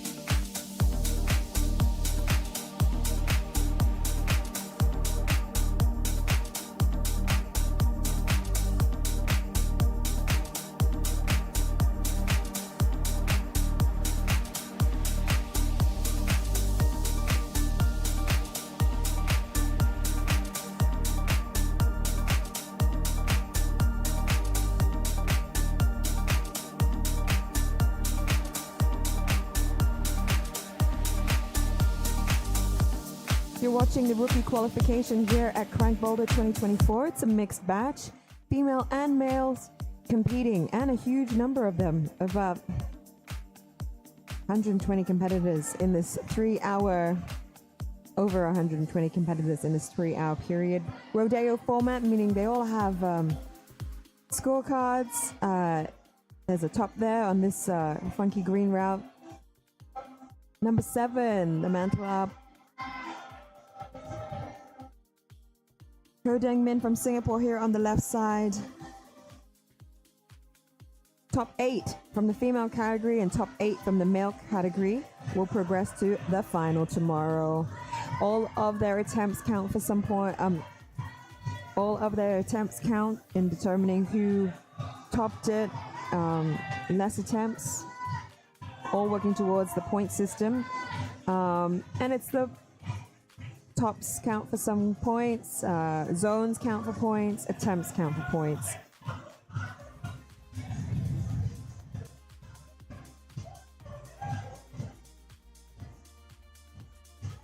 Jonathan Lee, 666 from Malaysia here. Just touchy-feely at the top.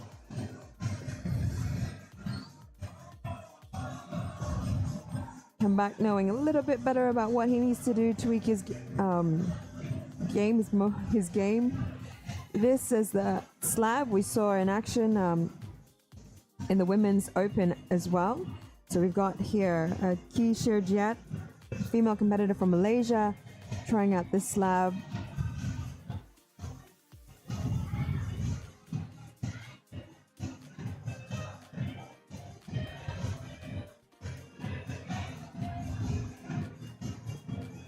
.609 here. Ng Si Kai, Malaysian, goes to the heel hook. Now, we spoke to one of the route setters, Shihui, earlier. It was a camp. It's meant to be a campusing move. You'll see some heel hooks with the as well. So, Joseph Liu from Malaysia on the left. On the 17 here.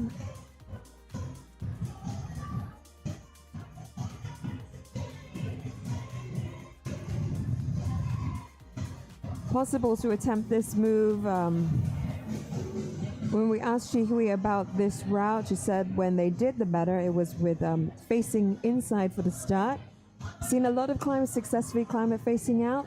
So whatever better is comfortable for you, whatever better gets you there, is better for you. The zone here, 681. Benjamin Tan from Malaysia. Sarawakian in the mix here. We've got some Sarawakians who've come over for the competition. Shout out to all the Sarawakians watching. A fledgling sport over there. What have we seen in Malaysia? Mushrooming gyms everywhere. It's a sport we all are very passionate about here at Camp 5, and it's great to see so many people getting behind it. If you are inspired, of course, to take part, the next round of Crank will be the lead competition being held at Camp 5 KL East. That will happen the first week of October. Keep a lookout on our Instagram pages at Camp 5 Climbing Gym and at Camp 5 KL East for the updates on when registration opens. We will have a early bird registration deal. It's always worth checking out. There's significant savings on your entry fee to a competition. Makes that a lot more fun, I'd say. 503 Xiang Yi here. 662 Lam Chi Lok from China.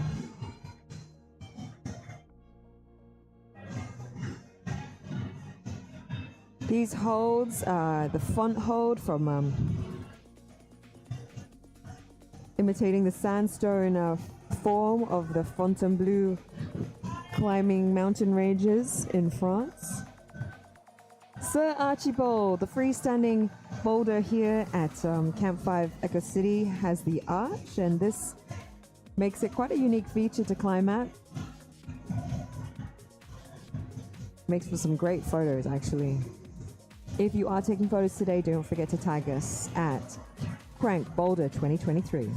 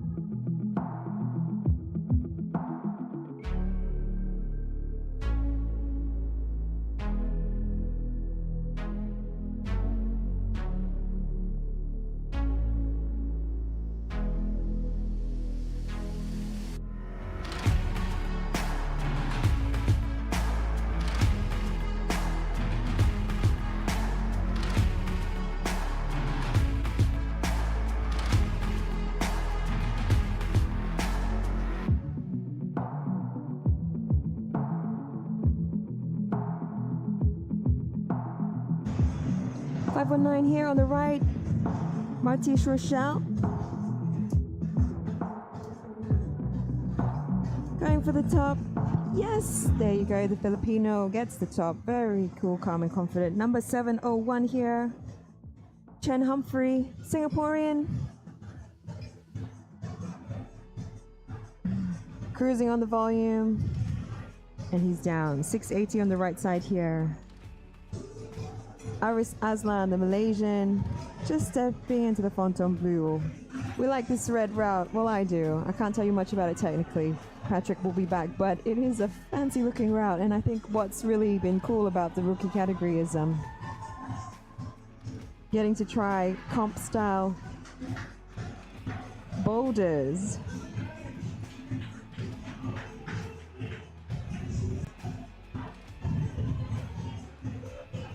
If you guys can make it tomorrow, do join us. Give us a shout out on the live stream if you're watching. Let us know who you are supporting. We'll try and find them on the cameras today and give you the numbers if you need help with trying to spot them. It's been a long day of climbing, plenty of sends here at Camp5 Eco City. It's been pretty cool to come and check out the Kraft Marketplace vendors, as well as meet some of the new up-and-coming faces of Malaysian climbing and see some of the Singaporeans here ready to leave their marks. 636 here. Chan Ping Xuan, the Singaporean. Undercling, top. Gets the fist bump. 531 here. Faith Ang from Singapore. If you guys are watching at home, let us know who you're watching. Click the little subscribe button. I'll let you know that tomorrow our live stream goes live at 8 o'clock. And first taste of action starts at 8:15.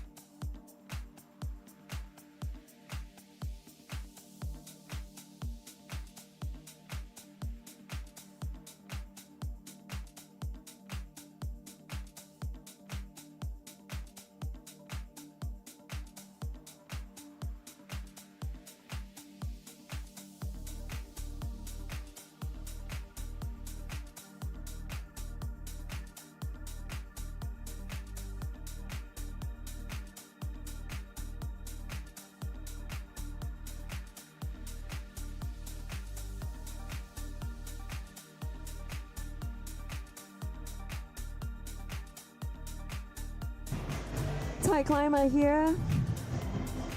Just getting the top. And also getting some skin nicked.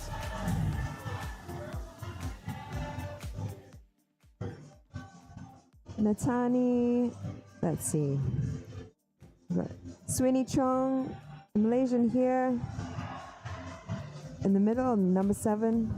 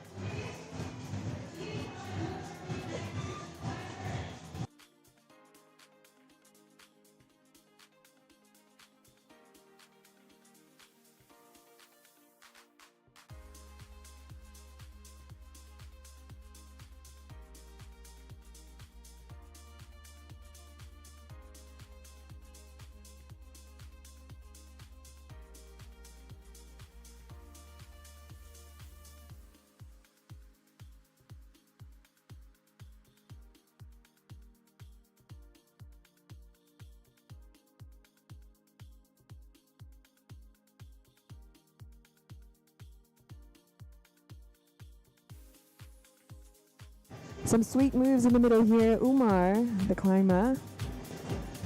I think that's his IG tag, 659. Winner of the rookie category in the lead climb last year, if I have got my facts right. Nice move here.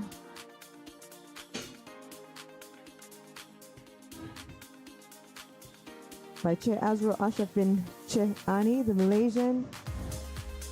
Getting the top. Cool, calm, and collected.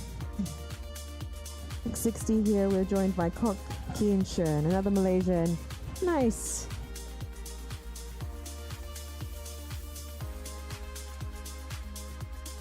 Edging his way up. He's in the zone. You've got to hold it and move on it, according to Patrick.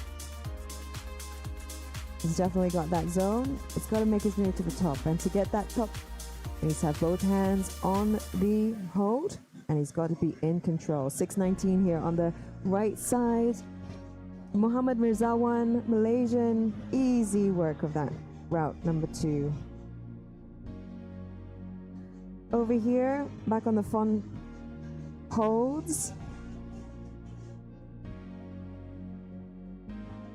Lu Bachin. Sorry if I've got that wrong. 623. Big shout out to Lee Levi's son from Vietnam.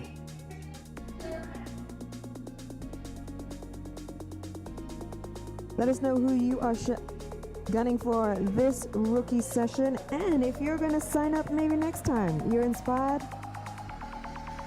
We are theoretically talking about adding more categories for the veterans, the 40 pluses, and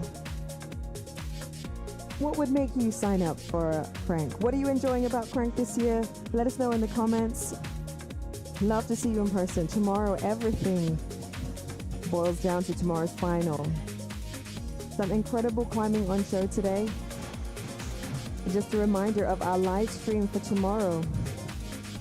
We go live at 8:15 a.m. tomorrow. Myself and Patrick Andre, the co-founder here at Camp5, the director of coaching and route setting, will go live at 8:15 a.m. The first to kick off the action will be the Youth 2 male and female final. That starts at 8:30 a.m.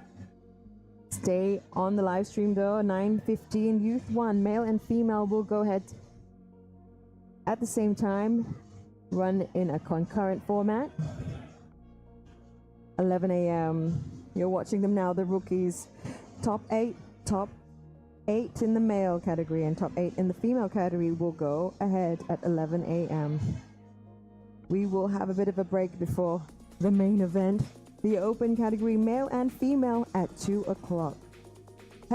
If you are on the live stream, don't forget, subscribe, click a link to be notified, and set your alarms. It's an early day. Good job of climbing. We are proudly brought to you by Petzl, All Sports Equipment, Waltopia, Evolve, Miracle, Verticale, Virgin Grip, Core Zone, Crux Particle, Federetta, Lacuna, Method Grips, and Bowler. 75,000 ringgit in cash and prizes is up for grabs this weekend. It's a monstrous amount of cash and prizes on offer. Who's going to take home a bit of it? Tomorrow it is the final of CRANK Boulder 2024. Back to qualification now. You're seeing here 6, 8, 1.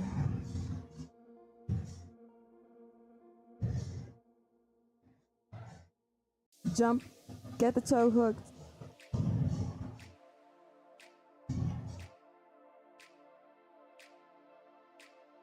Suntayad Ashavam from Thailand here on the left, edging his way up, making quick work of this part.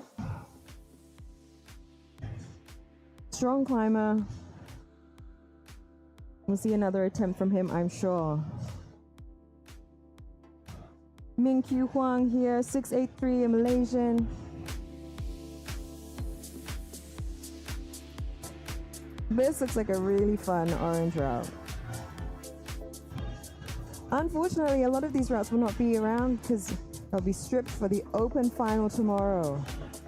So their beauty lies in the fact that they were here just for the qualifying round of CRANK.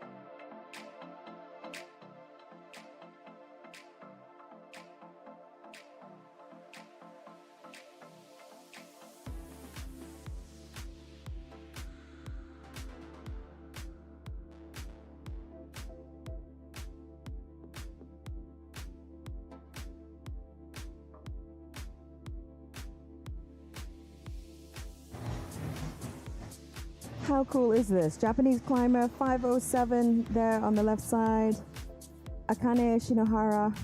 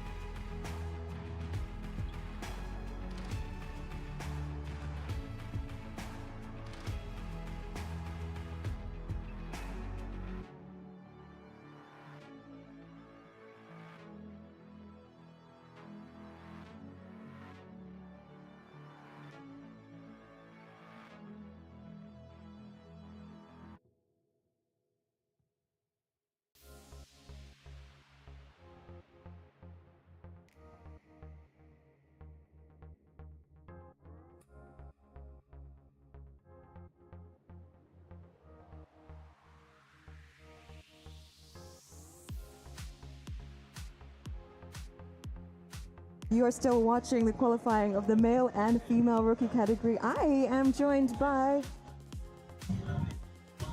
Alex Orr of the competition team. Alex, who's seen, of course, who's been part of this from the beginning. And Alex, a DJ today. I mean, how's it been out there for you? We've been stuck in this room, but outside there, I think you're having a good time, no? Yeah, it's been pretty good actually. Already had. Oh, yeah, we're back.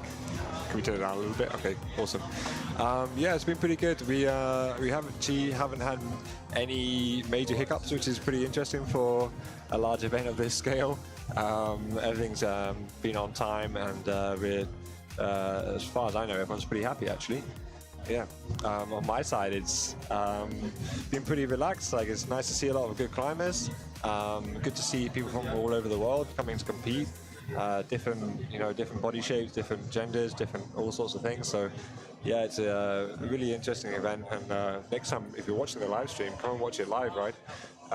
That's why I keep saying, actually, it's so much better in person when you're outside walking around. You're getting involved, and like, you can see how close people are to the athletes, and when they're pushing for it, it's just amazing. Yeah, and like you said, we have a DJ here right now who's been playing for the last couple of hours. So yeah, it's a bit more of a party than it was before. And if you are in KL, come and see us tomorrow, because there's definitely a live DJ playing during the finals tomorrow. So that's been cool. So what happens today? At the end of this qualification round, what's going to happen? The route setters that come out. Have you had a chat to any of the route setters? Are they happy with how the open and the male open went? Open female and open male categories? Honestly, we'll do a bit of a debrief at the end, but I haven't really had a chat to them that much. I think their faces say that they're pretty happy, but in terms of words, I haven't really had a chance to talk to them.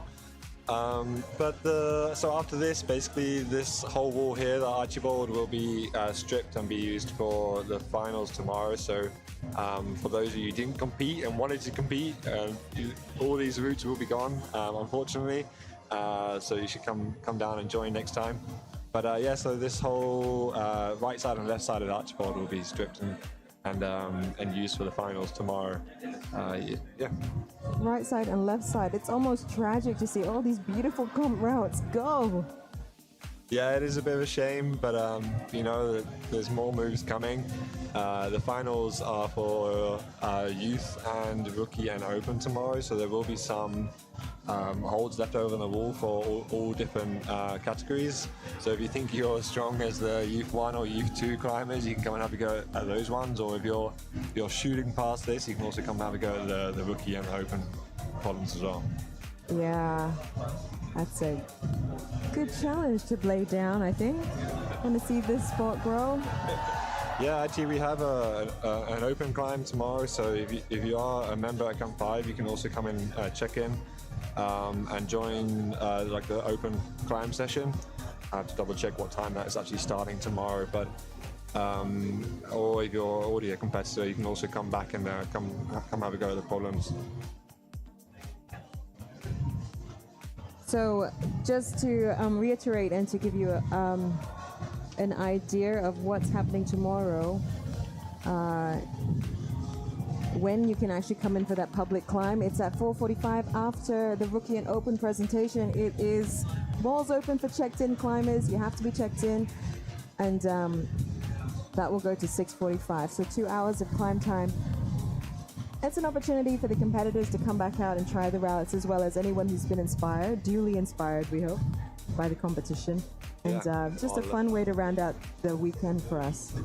Which one would you be climbing? Me. Well, there's none that we've seen tomorrow yet. night. No. I'll be passed out somewhere, I think, and not climbing. But I'll definitely come back and have a go. How long will the routes will stay out? They will be added, so more routes will be added on top because the walls are a little bit bare at the moment. So back to commercial route setting and add more problems on top. But the actual comp problems, normal 3 month, 2 to 3 month rotation on these. So whenever the route setters get back around to resetting here. So they'll keep up and we'll add some more friendly routes as well. Yeah. And also just a reminder, we have Nikki doing a route setting workshop in Camp5 Eco City on Tuesday and Wednesday. So if you're around in the evenings after the workshop, so that'll be after 6 p.m., 7 p.m. to be safe, those routes will be up, those problems will be up from the workshop. And also in KL East, same thing again, but on Thursday and Friday. All that slab is nasty. When I'm a homeboy here at Camp 5, just taking a little bit of a slip off the slab, which I thought was nasty until I saw the men's slab. Oh yeah. That was next level nasty. Yeah. But actually, quite a few climbers got through it. It was really interesting to watch who could get through it and who couldn't. Some did it in 1 or 2 attempts, and then some did it within, well, actually some didn't do it at all. So yeah, I've actually heard some comments from some climbers already saying that they were expecting quite a new style, slopey climbing, lots of dynamic moves. I think that's kind of Nicky's way of marketing himself on Instagram, that he's bringing these moves to these gyms. But in reality, the style here is very old school. Lots of crimps. You can see that there in the middle. What we call is that quite a clock move? No, not quite. But so yeah, lots of crimps and lots of hard pulling, which is great to see in competitions, because I personally think that the coordination style, dyno style, is kind of outdone its time. It's time to go back to pulling hard and making people scream in pain and power. So yeah, it's nice. Actually, if you look at the setting in the IFSC competitions recently, it's very much 4 different styles: so the strength style, power style, coordination, and then also a slab on the end or at the beginning normally. A slab, just to get a spread of all kinds of climbing. Yeah, it's like the staple slab on the left side of the wall, isn't it? Like every IFSC competition now, it's like bang on the left side. It's either the first climb or actually normally it's the first climb to make everyone really scared. All the competitors come out and the first thing they have to do is like creep across the slab really slowly, which is a bit hard and mouth moment, but I don't know. I've been watching this now. I saw when, I guess it's your, and I think I did actually agree about it. What do you do? Come out and do the hardest one first because you're like the least pumped, or try and score all your points early because you are, because go for the easy routes, get your points done. Is there a little bit of strategy that plays into this kind of rodeo format as well? Yeah, basically because the climbs aren't graded, so they are given route number 1 to 30, or 1 to 25 depending on which category you're in, and they basically need to find out what the grade range is. So they might want to go try something in the middle, like number 15, number 16, see whether they can climb this or not, and go up and down based on whether they finish this or not. In terms of tactics, because of the time that they have, I mean, for rookie and youth, they have a huge amount of time, like 3.5 hours. Like you can kind of spend a little bit of time working a problem, which is harder, but obviously not to get caught up on it for too long because you've got more things to do. Whereas open, I think a lot of competitors will go out and try all 6 problems first, see where they stand on each one of them, and then they'll move on to the one that they feel most confident with, or actually sometimes least confident with, and try to get that done early, and then move on to the ones that they're confident with at the end when they have less time and less power. Kind of like an eat your vegetables first philosophy. Yeah. I think I'm missing that reference right Okay. there. Yeah. Sorry about that. What's an eco vegetable? Eat your veggies first. Oh, eat your veggie first. Ah, sorry, I completely missed what you Sorry. said. Yeah. Yeah, eat your veggie first. Things that you don't like, do it first. Get them out of the way. It's the Enjoy the rest same of the principle climb. in training as well. Anything you don't like is good for you. That's me. I like to end in an easy, calm, cool. I got this climb, flowy. Yeah. End a nice a session, like feeling good about yourself. Right. Yeah, that's I like don't- coaching 101, make you feel good at the end of the session. And Yeah, it doesn't matter what happened in the middle, as Yeah, long yeah. as the end is That's right. cool. Yeah. We've got Umar here on the yellow route here. Now, is it? Let me see. Yes? Yes. Yeah, I haven't Did actually really- seen this one much, to be honest. This I don't yellow know route? so well. No. It's actually surprising as an organizer how little you look at the routes and the climbers. You spend a lot of time doing everything else but watching the climbing. So sitting here watching this on the screen is probably the most I've actually watched all day. But So when you asked me which one I'd come back for, I was like, actually, I don't know. I don't know yet. Yeah, I have to come back and watch properly. Yeah, it's some really cool routes. Since you're here, we've got like some hold sponsors. What can we expect from tomorrow? Like where are some routes in the that are just brand new holds going up tonight? Yeah. So like we mentioned earlier, that the holds are sponsored from all the different sponsors that we have, like Lacuna, Method Grips, Vola. We also have some from Autopia, and of course Virgin Grip.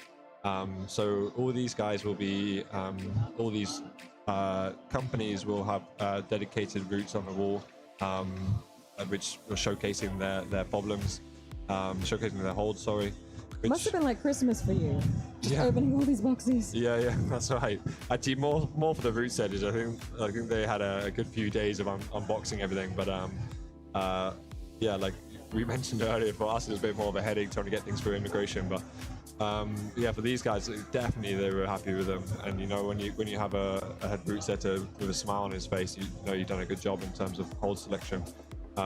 So yeah, Nicky didn't have much to do with actual hold selection, as a guest setter wouldn't be, but yeah, they all came in based on recommendations from those manufacturers, and you'll see tomorrow how good the selection is. So it's a nice start on that orange. Stay up on the wall for people to climb, I guess, the open ones. Yeah, new shapes. And the other thing that's important to notice is some of the shapes that from Virgin Grip aren't actually going to be put on the wall. They are on show though in the gym. So if you do want to pop over tomorrow, or even this evening if we have time to pop over, you can come and have a look at the Virgin Grips holds on showcase in the foyer of Eco City. We have a huge marketplace set up for everyone to come in. Food and beverage, lots of climbing gear. All those like boutique climbing brands that you see, these cool t-shirts sometimes. And chalk bags. Chalk bags are freaking cool right now. Yeah, chalk bags as well. Loads of climbing gear. Yeah. Snag a great deal while you're here, and you know, I've not actually see what seen it's all about. Do that dyno on the blue, but this guy did it with a hand still on the start hold, so I'm not sure that quite counts. I think we'll do the finish, so.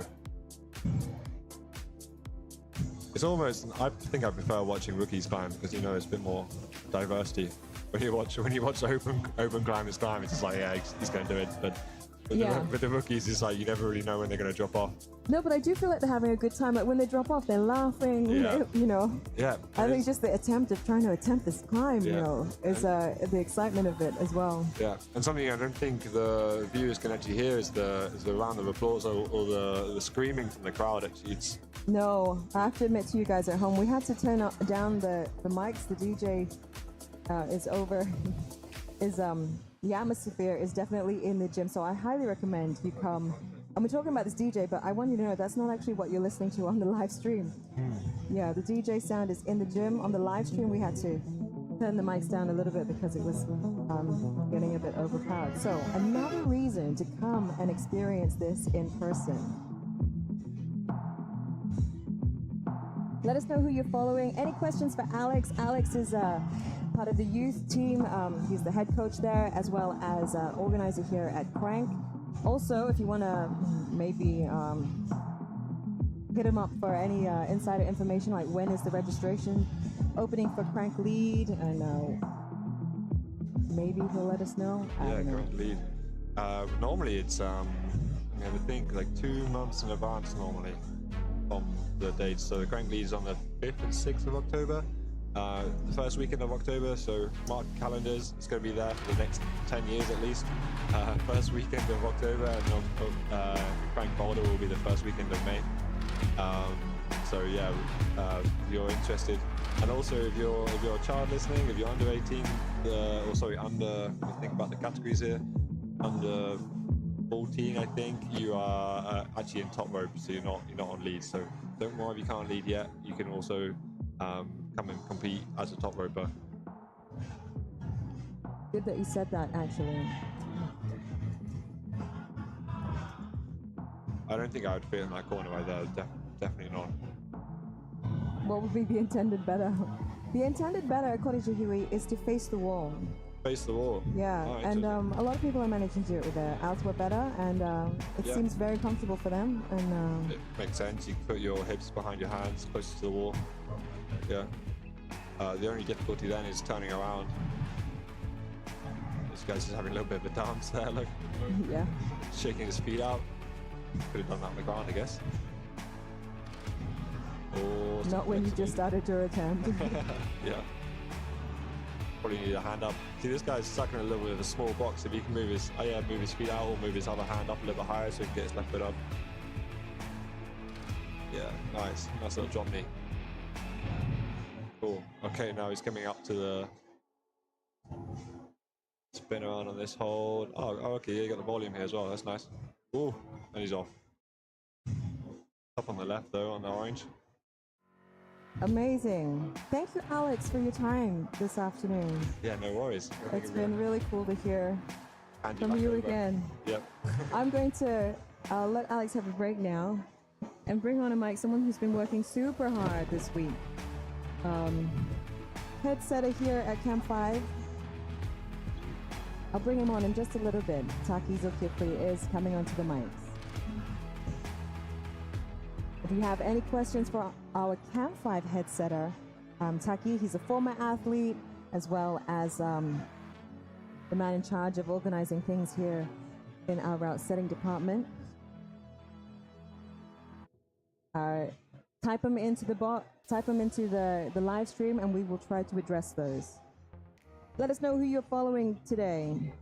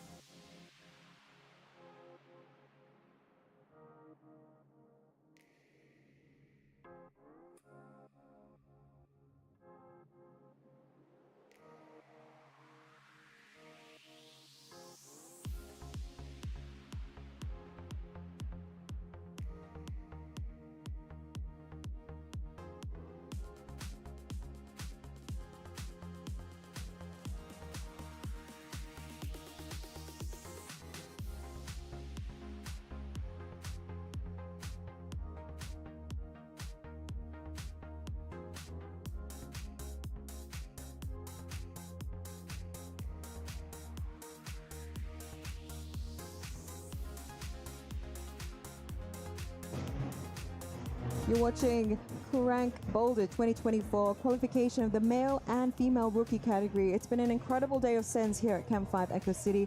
I'm joined right now by Camp 5 head setter Taki Zulkifli, a former national athlete and the man that leads us here, organizes all 6 Camp 5 gyms and a team of route setters in making sure the magic keeps happening. This weekend, you relinquished your role as head chief setter to Nikki. What's it been like working with this team on this CRANK Boulder?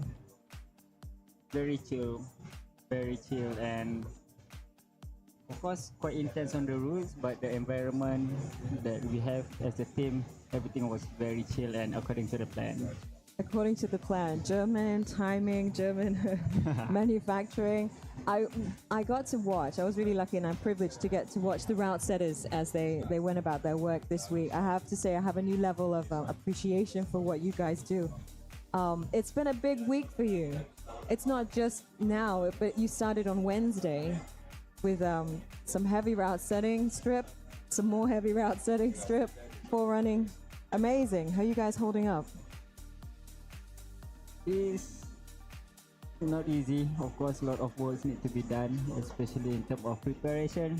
So the preparation was started on only Wednesday, but way before that as well, and also the planning and all. And yeah, everything on the route setting was divided into 3 days, so we just follow each day's plan. Everything went very smooth, I would say. Yeah. Yeah, it's been a pleasure to watch you guys work. Now, when it comes to what you watch, when you watch the athletes go at the routes now, what does it feel like? I think they had fun. Like most of the routes not really physically hard, more to precision, and I will say every attempt that they miss, they know they can do, definitely can do. So it will involve a lot of emotions as well for the climber and also spectators. Now, the inside word on the street is that you could still compete really well. Does it not make you want to get out there and climb it sometimes as an athlete? Of course, I do. I do. Especially when I watch open male climbing just now. It feels great if I'm there with them competing as well. Yeah. What does that feel like to be an athlete in an open category? The adrenaline is so good. The nervous, need to keep focus on every route, every attempt. Yeah, that's the most fun about competition. Let us know in the comments if you think Taki should come back out and climb one of these days. So we want to see Taki climb. So, Taki, you've seen the male open category, you've seen the male-female category. What did you guys talk about when you discussed what you saw? Let's start with the female category. Are you happy with the separation, the top climbers, what happened out there today? Yeah, the result for female open and also male open, both are well separated and according to what we want. So I think the route is not too hard for the competitors. It's just taking more attempts to top it or at least zone for the routes. Yeah. A lot of zones, a lot of happy faces actually. When you see the rookie category, I was telling Alex, when they come off there, even if they come off, they're really smiling. They're actually enjoying their climb out there. Yeah, and I think for rookie category, they run after open category. They're very inspired with the open climbers, so they try hard on the open routes as well. It's good to see that they try hard. And for the male open category, you feel like you were inspired to get out there and climb by the guys out there. Have you had some good feedback on the routes from the climbers? Yes, I got few feedbacks. Some of them came to me like, it's hard. Yeah, but I'll say it is open category. It's hard, but it's doable. Yeah, of course, it's workable. What's special about this yellow one? This yellow one, every move need to be precise because on each hole they have a thumb catch, so you need to be precise on your thumb so that you pinch on every hole. And the last hole is require very precise body position to match the ending. Yeah, I would say it's one of the hardest for open male. This orange route seems like a really flowy, fun route if you get it. We'll see. Will he get it? The last move. Oh. A very good hole, but hard move. It's a big cross to the ending. Oh. Big cross move to that end. Up there, okay. Which routes? This one. Can you talk me through this one on the left side here? This M3. This 25. This blue. Yeah, this blue route here. Is very crimpy at the start and very commitment move on the last one. If you are strong but you are not there to commit, it's a bit hard for the top. But then for the bottom part, it requires a lot of finger strength. So not only about strength to make you top the route, but you need confidence as well You to do need the to- commitment. Yeah. Do you need to dyno that at the top? Is it jump? Yeah, it's a jump for the last move. I saw some climber catch with one hand fancily, and also most climber catch with two hands to be secured. Yeah, we've seen a lot of jumping. It's been pretty cool to watch. Here we go. The arch of Sir Archibald. I really like the pictures that come out from this arch.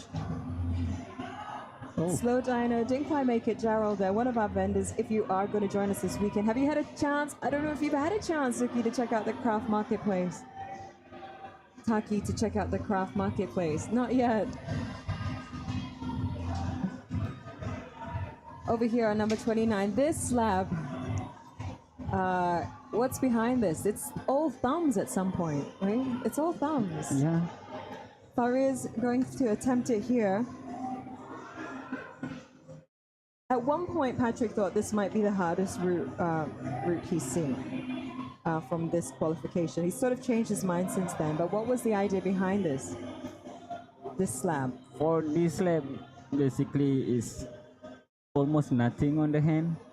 You only climb with your thumbs and maybe one or two fingers, except for the last one, but I would say 100% on your toes.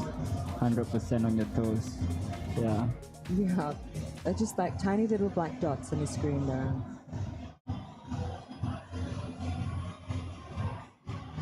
Going towards tomorrow, what happens for the route setters tonight? A big strip and is it a big night for you guys? But all the preparations already been done.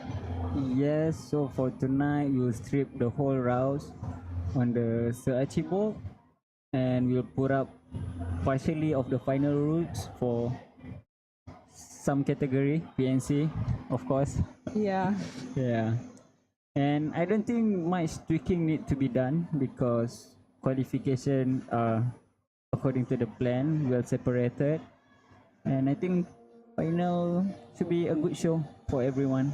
A good show for us, so definitely come and check it out. And any last minute, any advice for any of the competitors that have made it into the top 8? My only advice would be have fun. It's a show. It's a show that you guys give to the spectators. Let's just have fun.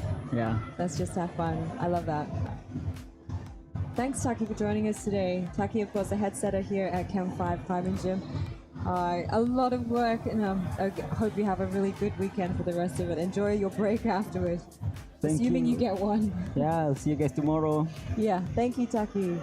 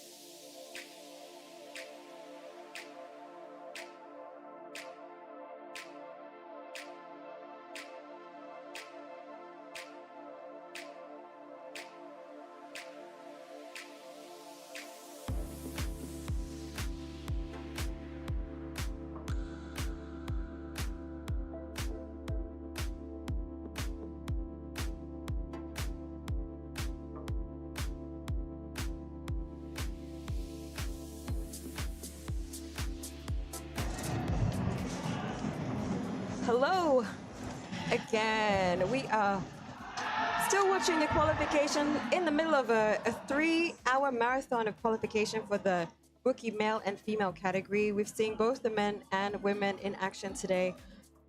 I am joined now by Salafrina Drus, a freelance route setter that's been with us for the last couple of weeks working on this, last couple of days working on this set. But also, Sal, you've really worked with Camp5 and Taki and his team on quite a number of cranks, actually. Yeah. Both in the boulder and in the lead format. So we can say that you've really watched the competition grow. Can I say that? Yes, since the first crank 2022 lead climbing. Then come the second crank boulder last year and and then lead crank again. Yeah, but last year lead crank I'm not a route setter, so they just invite me as a forerunner to test most of the women's route. Yeah, I'm still happy with it because my busy work schedule also. And this year come back as older, back in crank 2024 boulder again as a route setter. Yeah, for those of you who don't know, Sal has been overseas in Singapore working as a route setter and has a lot of history as a Malaysian athlete, a lot of respect in the local climbing scene for you when you come back and you set for us. Sal, what could you say about what you've seen in the growth? I mean, of this competition is one thing, but also the field. Every time you come back to Malaysia, you see some of our climbers get better, the field get bigger. What have been your, your observations? I think the climber getting stronger and stronger now. Okay, we have more and more participants each year. I see this year, like, let's talk about rookie categories this year. It's mushroom. I've got so this is all the climbers here, Sal. Look how many of them. Yeah, it's so much of them that it's good for the climbing scene, I mean competition scene, okay? But for the route setting team, we have to wait until they finish, then we can only start work later on. But yeah, we're happy with that. Yeah, we need the numbers, okay? If we want to organize more competition, I think, yeah. Since I think previous year crank rookie category, we only limit for Malaysian. That's why the fight not really there. They still fight, but among the Malaysian only. But since we open for outsider, okay, I can see that more people coming and they really fight for it. Yeah, a lot of them coming from across the causeway, Singapore. I mean, you see some of these guys climbing quite regularly in your work as a route setter over there. But now we're seeing, like, look, Singapore, Malaysia, Singapore, Malaysia. I mean, I think it's great. Like, they come over, they show us, get us a little bit challenged, tell us what we should be, Yes, I know that they are strong. I think we also strong. It's just that maybe there's some weakness than here when it comes to competition. They have more exposed in competition because they have their regular competition there. So, and most of them is in the school, so they have the school group training together, and then they have school competition, all that. So they are more mentally prepared for competition compared to us. Okay, yeah. For us, mostly just a fun competition, not very competitive and serious like them. So I think that is why it's a bit hard for the Malaysian here to train their mental focus in competitive field. Yeah, it's actually a good, it's true. You need, the more experience you get, the more confident you get, the more drive you have to compete. Right. And it's hard to do that if you're not exposed to enough competitions. What are you guys looking at when you are watching the watching the competitors? Are the route setters in general happy with how the separation went, the open and female and the male? As far as I understand from Taki, yes. Yes, they are happy. Yeah, for the open categories, after I see the result just now, like, yeah, I'm happy with that. It's just that I feel a bit sad for the women's category, open women, that we just won the ranking, highest ranking, number 9 is Malaysian. Yeah, just one rank away for the final. Yeah, I think it goes back by the attempt. Okay, so yes, of course, I would love to see the Malaysian woman in the final. Yeah, but yeah, at least we have one boys in the final, one men's in the final. Yes, For the open category, yes. Yeah, Gia in the final. Yeah, in the final of the men's category. We're just getting the some graphics for you to show you who actually made the open female and the open male final. That is cool. Yeah. A lot of pressure on that one Malaysia now, I think. It is. Not just a Malaysian, it's Sarawak here, brother. Into the final Yes. here. Right. Yeah, I think one of the competition last time, a few years back, me and Taki, we both being the only Malaysian in the finals round also. Yeah. Yeah, and then it's really nervous, but it's all about how much you can control your mental there and how much you can focus and just ignore the rest and focus on the comp. Yeah. That's Okay. that's really cool. Yeah, through to the final in the men's open. One Malaysian. Yeah. Oh, flying the Malaysian flag. Actually,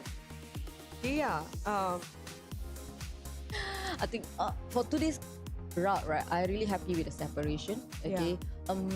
Because we really check the route that some we give easy route and then medium hard route and hard route because we know that those competitors from overseas, they are strong. Okay, so just make sure that our local climber also can manage hard and get the zone, and some of them might be able to finish it. Yeah, so I think that's how we do the separation. And Sal, you've been climbing for a while. What keeps you in the industry? Both as a climber, I mean, watching this kind of competition, does it make you want to go back and compete at all? No. We are talking theoretically, we're talking metaphorically, we are talking, imagine one day we could have this, Patrick and I had this conversation about a veterans category. Oh yeah, actually today I have a friend from Singapore asked, why don't we do a veteran category? Okay, so just get them do the marathon, the rookie route, okay, but in different categories like, it's a good idea. I can propose to Camp 5. I think it's a good idea. Once we get enough climbers, enough of a community going, enough people competing, we can do a veteran category. Yes, I agree also because some of us, we no longer competing, but we still climb regularly. We still do route setting, all that. So some easy route we can still do. And I'd like to see some of the good old Otais come back and climb, you know. See what they still got it. Yeah. That'll be fun. Yeah. This route has been really interesting to watch. Talk me through this yellow route. This boulder here, this yellow one. Okay.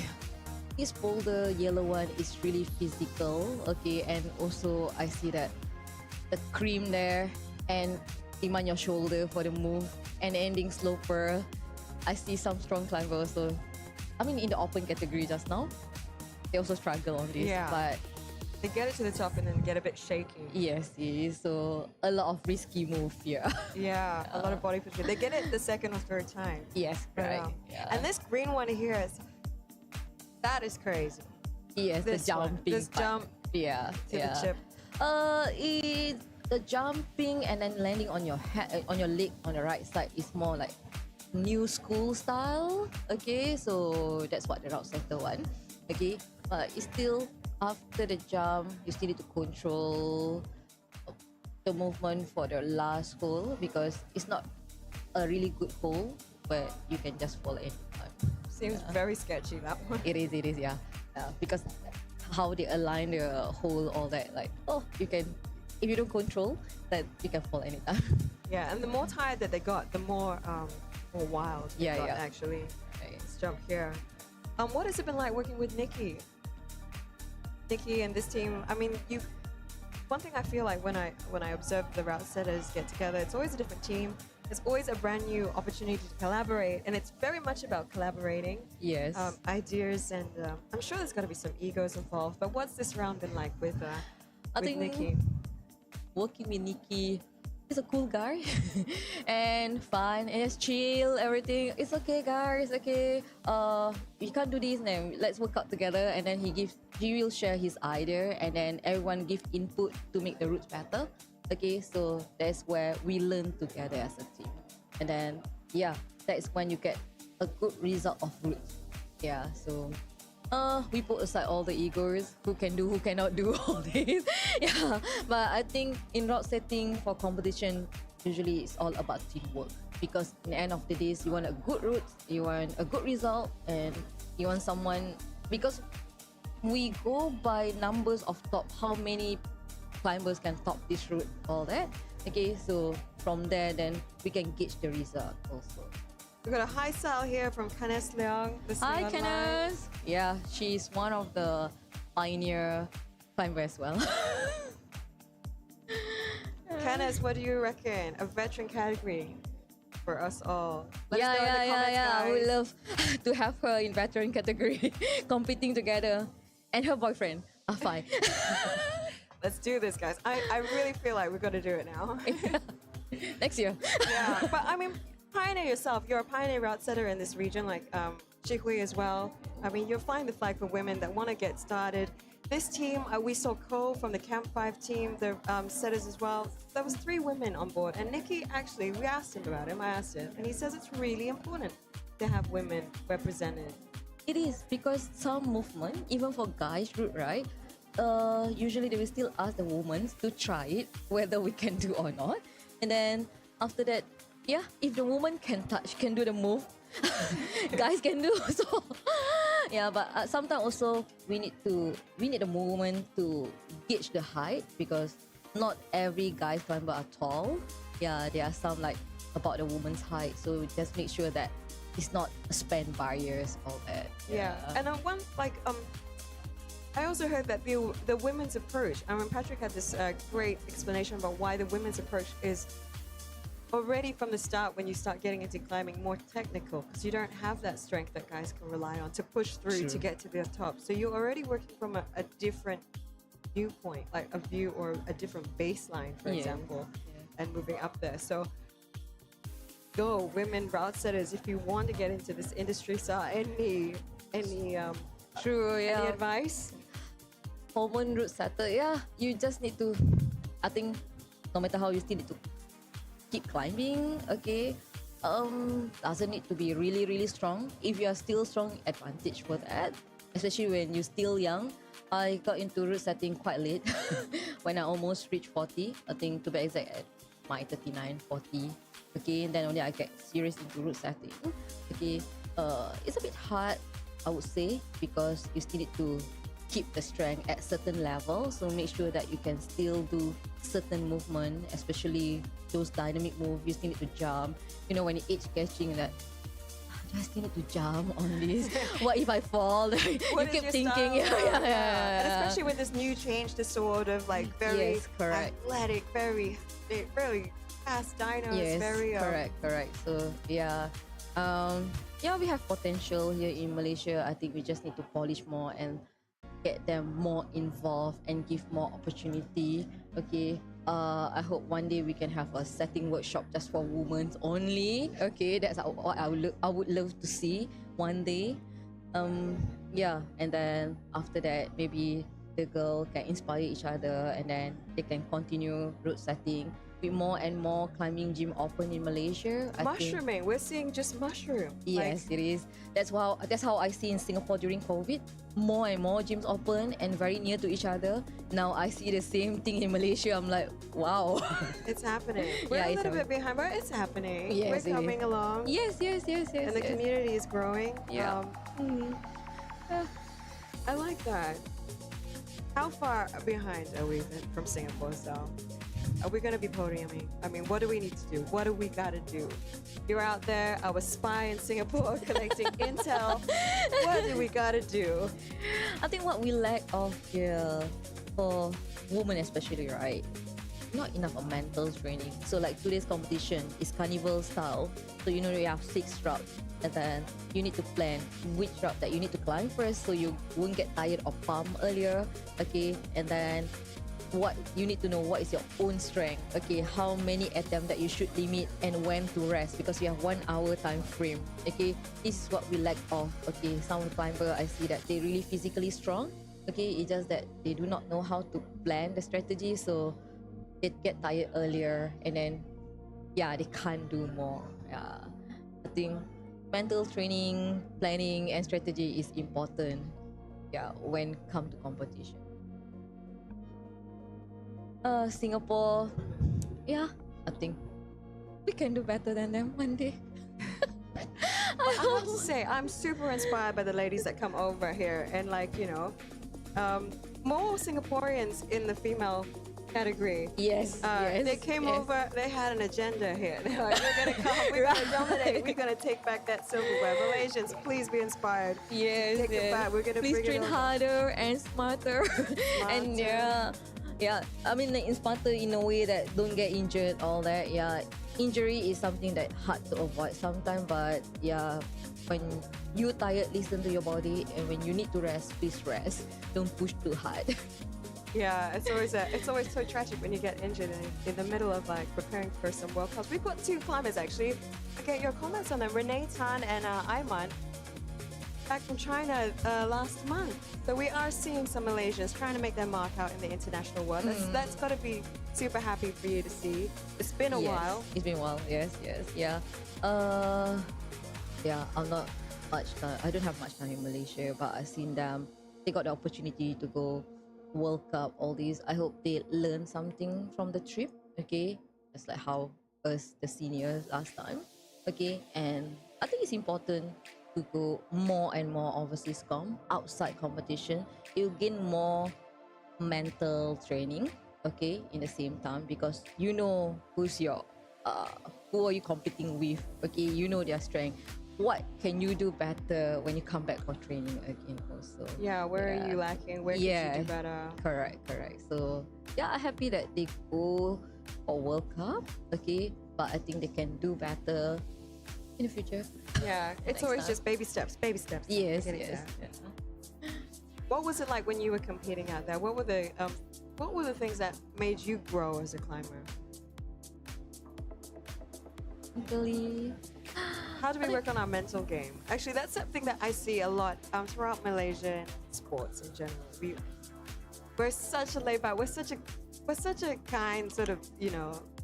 Yeah, I think for me, even though I do climbing, okay, but I'm not only focused in climbing alone, because I still do running and I still read other sports, okay, and I still share, because yeah, I used to be in national team, right? So we work closely with the ISN, the National Sports Institute. So we have some consultant to advise us what you need to do, okay, how to train your mental, all these, okay, just like how other sports athletes also, yeah, they are strong, but if you can't compose, you can't focus, it's very hard for them. Yeah, so mental training is really something hard for me to explain to them sometimes. Yeah, so how do I gain more mental training for myself? That I go more and more competition last time. I joined a lot of competition last time. So when I come back here, I just train harder. And then during competition, I just focus on myself and the wall. Okay, I just want to enjoy, go through, okay, I made it into final. Okay, don't stress myself. Just don't stress yourself. I know it's not easy, but I think you need someone to guide you for the mental training, and yeah, something important actually. Yeah. There's a lot of now you've got a whole new industry of sports psychologists. Yes. You've got your coaches there that are there to guide you. I think a lot of it is a mental game, isn't it? Yes, it's a mental game. Last year I went for the sports coaching course with the National Sports Center. So we go through a lot of psychologist thing, okay, because yeah, you can be good, you can be strong, but if you can't control your mind during the games, that's it, you mess everything. You're your own worst enemy, isn't it? Yeah. And I think that's one thing about climbing that's really great. It's like once you're on the wall, it's just you and your wall. Correct. And it's you pushing yourself, really. As long as you can get it all out of your head, like no pressure, you do your best, you get into the flow. I love talking to people who do yoga because they love how climbers get into the flow. It's like part of this meditation and yoga, and if you were able to get your body moving in a way where it feels natural. Yeah. So it's like same goes to climbing, because you already train. Okay, when you go competition, you read the route first before you climb. You visualize the movement already, and after that, you just need to execute. If it's sometimes this is not right move. Okay, you fall and then try again. You need to immediately come out with different beta. Something not easy, but you gain along the way.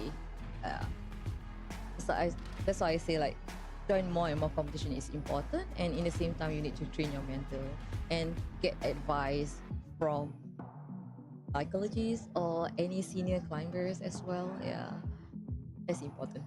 Wow. I want to talk about this one, this women's slab. Yeah. What are they holding on to? The wall? Nothing. So this route is more on the head setter would like to test your leg strength. Okay. Leg strength. Okay. Okay, So Nikki, I get it. yeah, Get it. climbing is not only about pulling. Okay, and it's also your leg workout. Yeah, but even if you just breathe, you'd knock yourself off with your Yes, belly yes. breath. I don't know where you put your head. But all the strong climber prove it that this route is okay. They can send it. Yeah. yeah. So this is all about your leg power and how much you trust your feet on this wall. Wow. Yeah. Little boomerangs there. You go left, right, and then the cruise over Yeah, to it's the so right chalky side. now. Yeah. and it looks slippery now. But you know what? I want a big shout out to the brushes here. Yes, They've been they do a good job today. non-stop. Yeah, they've been brushing non-stop and they say, it's really tiring today. Yeah. Yeah. Oh, let's see what the time. 6:15. It's. Is it a long qualification? How do you pace yourself for 3 hours? You just gotta stop, take some breaks. Okay, for the rookie categories, I know they will select from your best top 6 climbing. Okay, so this is more on strategy game. So Strategy. yeah, so you need to choose which hard route that you think you can finish. Okay, then they will filter from there. Yeah, because yeah, they have 30 over routes here, and Yeah. doesn't mean that you need to climb all the 30 as much as you can. Okay, that is very old school marathon where you climb as much as you can. Maybe that's for veteran categories in the future. But over here different. Yeah. No, I want to say that we have already got some signups for this veteran category. Oops. Yeah, I'm just watching. Unfortunately, my computer's gone. Okay. Internet's gone. But I'm trying to read the comments here, get the comments up for you. But yeah, we've got like at least 4 people for this veteran category. Wow. Yep. And then we need to set the age. Yeah, Age cap. Patrick's saying, okay, this is all theoretical, guys, so you're welcome to pitch in with your ideas for Yeah, it. yes, sure. Yeah. So for every age, you get 1 handicap, kind of like in golf, so a handicap for every age you are past the age of 40. What do you reckon? These are all untested at the moment, but yeah, I'm loving this idea right now. I feel like it's doable. We do have this kind of age category competition at Shihui House, Lighthouse. So every year she will organize their anniversary competition. So they have 35 and above categories. Gotta have it. Yeah. But actually it's not that 35 easy. is not veteran enough. Yeah, it's not okay? veteran enough and they're still strong. Yeah. I joined twice already and then okay, enough. You still need to climb all those youngsters route. Yeah, so Kanes said, yeah, we joined C5 Together, super fun. Okay, and Kicap Manes is okay for the veteran category. All right. We've got some guys. We're going to take your names down. We're going to come and chase you to join this category of ours. Okay, we can do next year, and then if we have enough quota for men enough and women, then we can make it happen. We'll make it happen. Yeah. Yeah, taking a poll now. This is a funky green route. It's very choked up now. If you can. It is. It's sandstone. It probably feels very much like sandstone now. After what, I think 300 over people climb on it. Yeah, it's a big number of people today. What did it feel like coming in and seeing that massive sign with 400 names on it? So amazing. It's really surprised. Okay, compared to last year, Crank, we only have 200 over. Yeah. And this year 400, double the number. Double the number, and it's just mushroomed. It's just been wonderful to watch. Yes, and everybody's still having fun. The rookie category, I've said it to Alec, so and Taki as well. Sorry, my it's been a long day. I don't actually know what I'm saying anymore. When you look at the rookies, when they come off the wall, they're smiling. They're having a good time. Yeah, that's what we want. So no stress. No stress. Yeah, enjoy the moment. Okay, you can't do. You have 3 hours.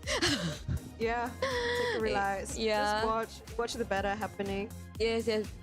The good thing about this kind of format that you can see other people climb first. So yeah, you're less stressed because you can see other people pay towers. Yeah. Yeah. Oh yeah, and today and this year for youth categories as well. I see the kids all so strong this year. I think we have participants from Hong Kong, a really small kid, and she can do the dino route, and she finished it. I'm like, wow. Yeah, I'm so inspired by I keep calling them kids, but they are really wonderful to watch, these athletes. It is. As young as 6 today, this morning, they kicked things off, going to 17 and then hitting the rookie category when you're 18. And I was saying, Atira next to me, our super live stream queen, also wears a hat as a coach and as a vocabulary right now, and an instructor. And so she's like, oh yeah, their parents started learning the basic wall course. They followed the kids, like they watched the kids climb. They took the basic wall course, and now it's become a family thing for them to do. And I think we're watching bouldering now, but there's also roped climbing. And that one, not so hard on your knees when you get to like 40. Right? Yes, I agree there. Yeah. So there's other kinds of climbing that are actually a little bit more marathon, more challenging because it's a longer route, your body, but also safe on your knees and not so dynamic. If this is freaking you out as an over 40-year-old watching your kids climb, there is all kinds of climbing out there, ready to be experienced. Yeah, I think climbing is good family activities. All get involved. I'm going to keep you here for a little bit, Sal, because we're going to put up the qualification results for the female open and the male open. I'm just getting some confirmation on that, and also trying to find out where you guys at home can get the results. I believe it will be made available on the Camp5 website, www.camp5.com, at the CRANK page. But I'll have to check whether it's going to be on the IG post for you. I'll just find out and I'll let you know.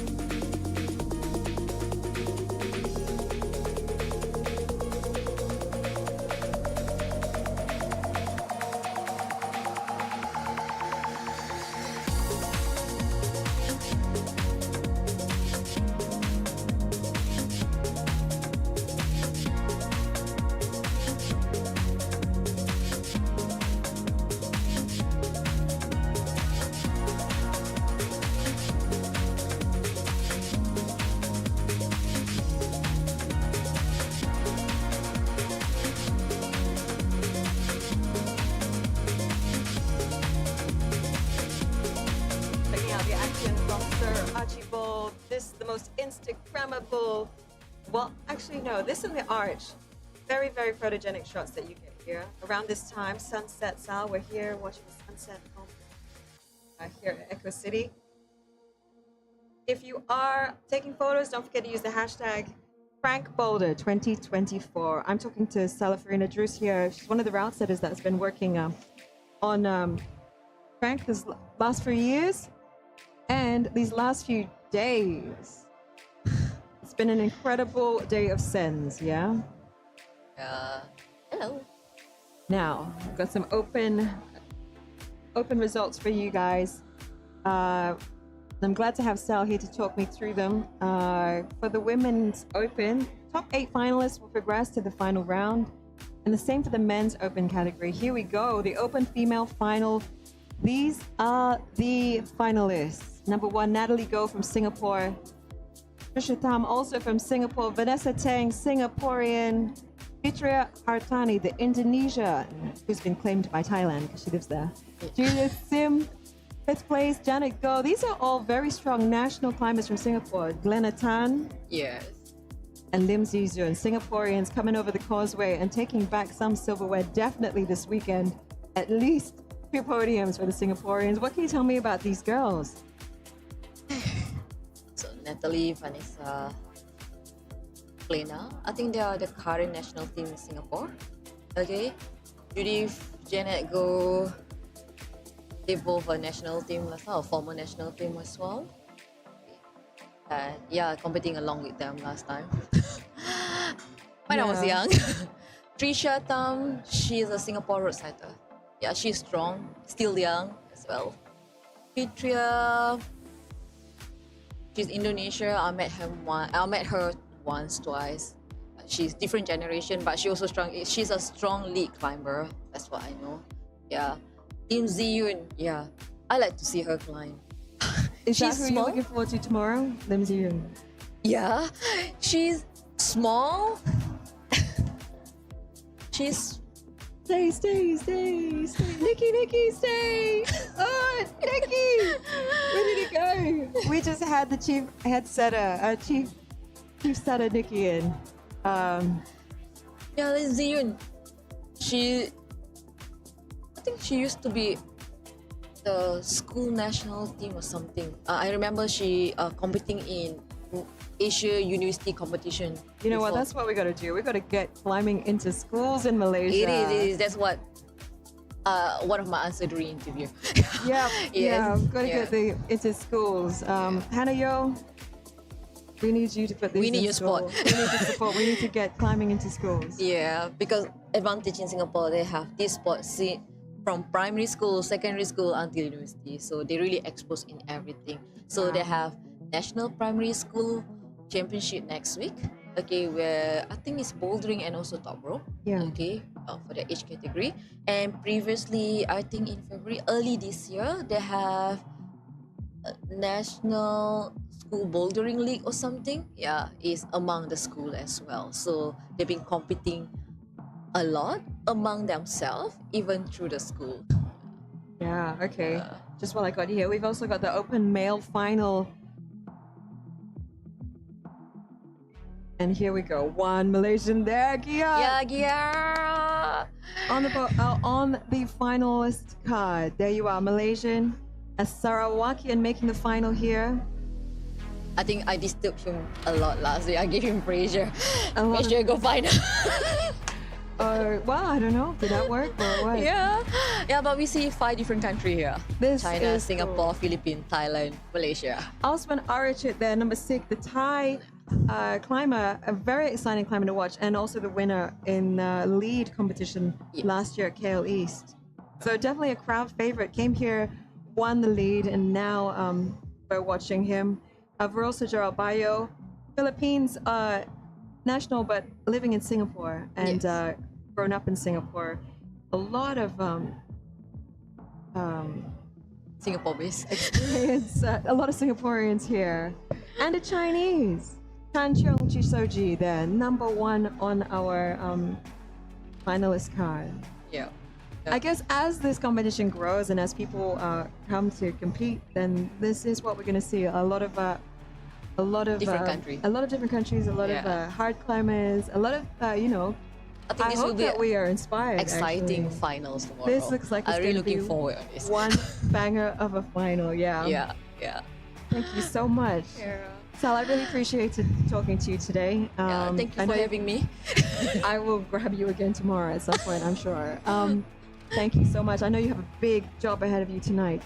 So all the best with that, you and the whole team of route setters, and hope you have a good one. Welcome. We'll Thanks to you guys too. Yeah. Bye. Thank you, Sal. Welcome. Yu Chong, we do have the mail open result there. You should be able to find the results posted online by the Camp5 website. I'll try and get you an exact website. And also the IG, the Camp5 Eco City will have links on their link tree to the results.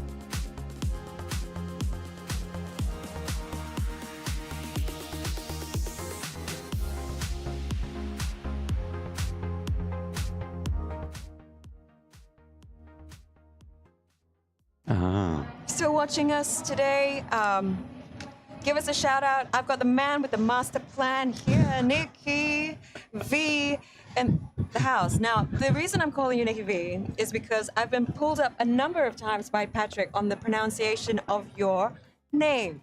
So, while we can see your name on screen, please tell me, how do we say this? So my name is Niklas Wiechmann. It's a pretty German name. The IE, a lot of people confuse it with I, and then they say Weichmann, which actually would mean soft man in Germany. I'm a softie, but like the name means something different, I think. Anyway, it doesn't really matter. Call me Nikki. Most people call me Nikki.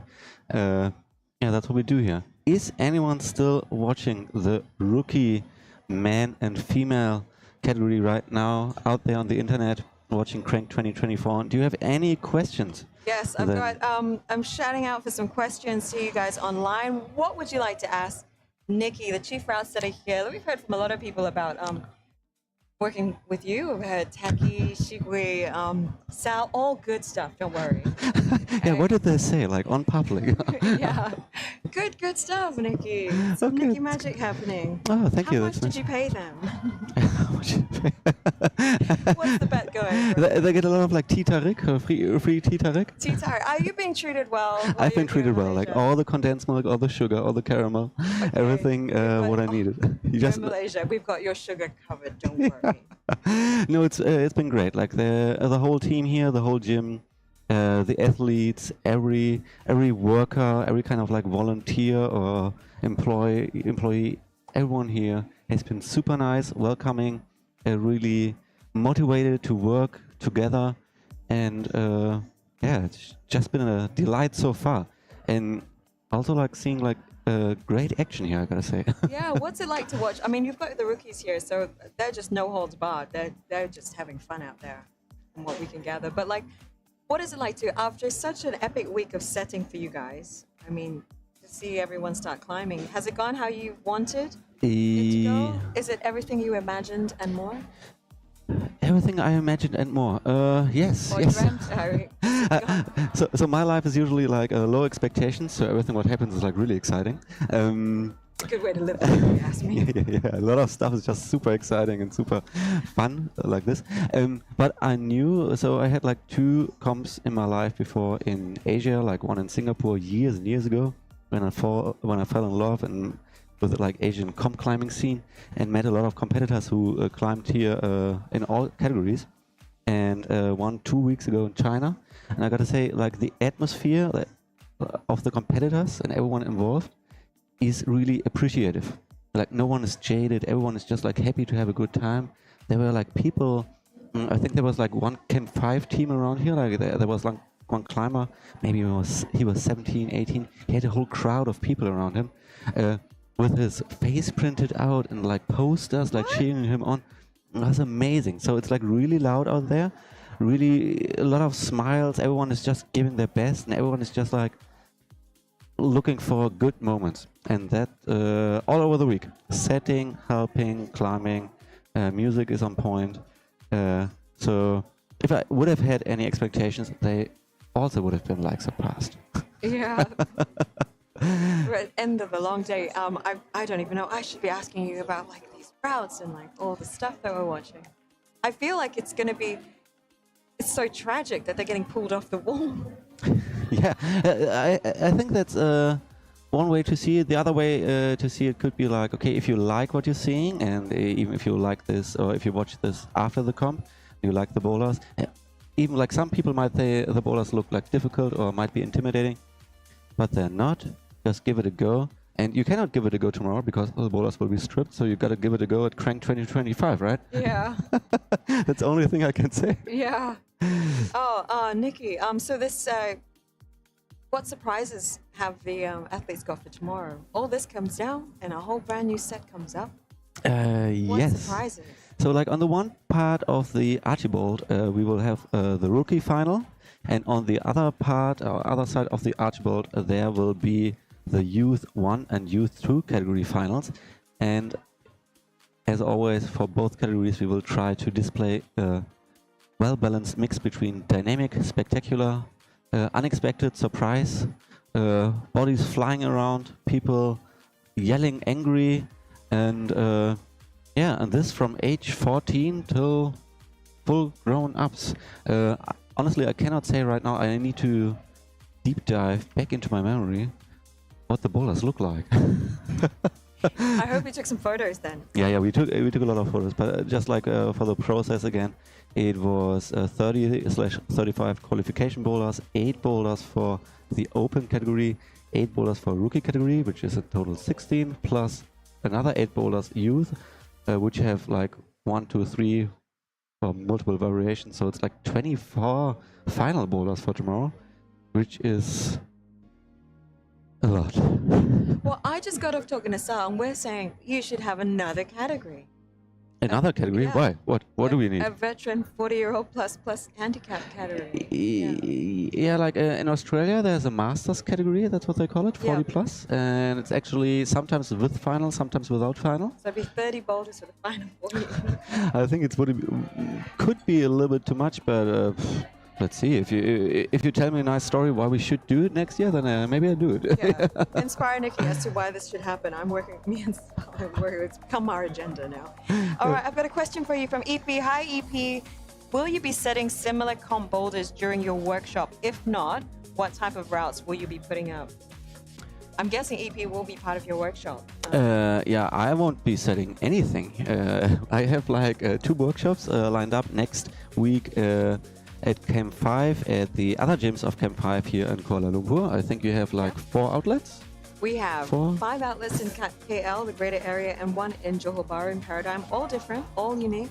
All different, all unique. Next week, you'll be setting at Neutropolis, which is a purely boulder gym. And Okay. you'll also be setting at Camp5 KL East, which is our lead wall is the piece de resistance there, but we've also got a big boulder area. So for anyone that hasn't already been inspired to check out a Camp5, this is probably the time. Yeah, you should come over next week. I think the social media channels will tell you when I'm where, because I don't know yet. But You're totally booked up for those workshops. There is no space on your workshop. But In fact, the second one we had to put on. Yeah. But coming back to your question, EP, the boulders will go slightly into this direction. My workshops will be about creativity, movement, and moves. So we will have, again, a great balance between dynamic stuff, flowy stuff, techie stuff, a little bit of pulling, a lot of pushing. I think it will be a little bit more approachable, so not on the open level category. In my workshops, I try to break it down how we set and invite climbers into dynamic movements, so-called new school, but it was already called like 15 years ago, new school. Anyhow, yeah, it goes into this direction. A little bit more like compy style, but please don't be intimidated. We try to set these compy moves on all levels. And why the Curious Setter? What is that title inspire? I mean, your workshop's called the Curious Setter. It's just for people who want to learn and experience more. Sometimes when we call our workshops, for example, creative workshops, people are like, okay, I'm creative enough. I want to go into the comp scene. But curious, that is just like I want to open like new ways to think, new ways to experience route setting, and in this also climbing. So yeah, just Did you set this orange one on the left? Atira's got a big question about this one. yes, the Orange 21. I set this boulder more or less. Yes. What was the inspiration behind this one? Oh, there was no inspiration. We just needed. Okay, let me go into this. We just needed another dynamic boulder problem. People who have seen viewers, who have seen like the open qualifiers for the women's category have seen that to the left of it we had the yellow slab and the black slab. So the space was a little bit like limited. First, I wanted to have like a horizontal run and jump to the left, but then because all the climbs have to be climbed at the same time, we needed a kind of like easier dynamic boulder problem for the open category. So it needed to be straight up. So I set this boulder in 5 minutes, and the whole thing was about, okay, we create like a comfortable starting position. Then we try to separate, get a separation, get a split. So like once you jump out of the starting position, we need to have something what's not so good to hold. Maybe we go back. Can we go back with the camera to the orange one? Ah, it's on the right side. Sorry. So you jump to these 2 little crimps. The gray panel is actually overhanging 15 to 20 degrees, I guess. So you need to execute the jump quite precise. Then activate your finger strength. And after the zone, usually we like to change up the styles a little bit. So after the crimp, a lot of people like nowadays don't jump to crimps anymore. So I thought, okay, that's a good idea to do this. Left side now. So we jump to the 2 big crimps, then to the zone, then like opposing side pull to a really slippery foothold, then one majestic throw off to the top to make you feel powerful. But you still had to keep it together. We've seen like some spectacular falls in the open category. Yes. So no inspiration, more like I take a look at a round of boulders. What do we need? What are we missing? And how do we fit it into the limited space which we have? Okay, so you're looking at the whole offering for the climbers. Yes. And making sure there's something for everyone and something, a mix of Yes. things to test the climbers on. Yes. It's like each round it's like a circuit which we propose to the climber where they can showcase their skills, and where we also ask questions. Can you jump? Can you jump precisely to 2 crims? And when you have the crims in your hand, can you engage? This is boulder number 1. Then we also ask the question, can you stand up on a slab? Can you stay calm on a slab over like a minute? And then for the qualification, all these questions have to be answered in 60 minutes while other competitors are around you. So like all the bowlers are considered under these regarding the limitations and restrictions of the qualification/final format. It's worked out to be just incredible to watch. That's something I have to say. I get to spy on you guys a little bit when you're working. I'm wandering around. Yeah. As part of the team, and it's really cool. The collaboration, the effort that goes into actually making each route something, noteworthy, something unique on every one of them, and just how that's what you do though. You work with different teams every time, and it's a whole new slate that you have to fill out. And what do you take away from your work as a route setter doing this? That's a good question. What do I take away? So I'm pretty. Because I'm pretty sure everyone's taking, they want something from you. I mean, there's a reputation you have. They want, but what do you get out of it? I get out of it. I meet a lot of new people. I see a lot of new places, and it's pretty hedonistic for my in my setting style, because I usually set stuff I want to climb and I enjoy climbing. So when I do my work, I enjoy testing my work. So I have fun moving on my own boulder problems. Of course, this is not my main focus. But what do I get out of it? It's just fun seeing people enjoying, luckily, the stuff what I enjoy, because this is on the one hand like a communication icebreaker. Sometimes they don't enjoy the stuff, or they have problems on something, then we can work on it together. Or if there's something what I did wrong, then other people can point it out. That's an experience for me, or opportunity for me to learn, which is also pretty cool, because it's not like in school, you need to learn this, so yeah, you need to learn this.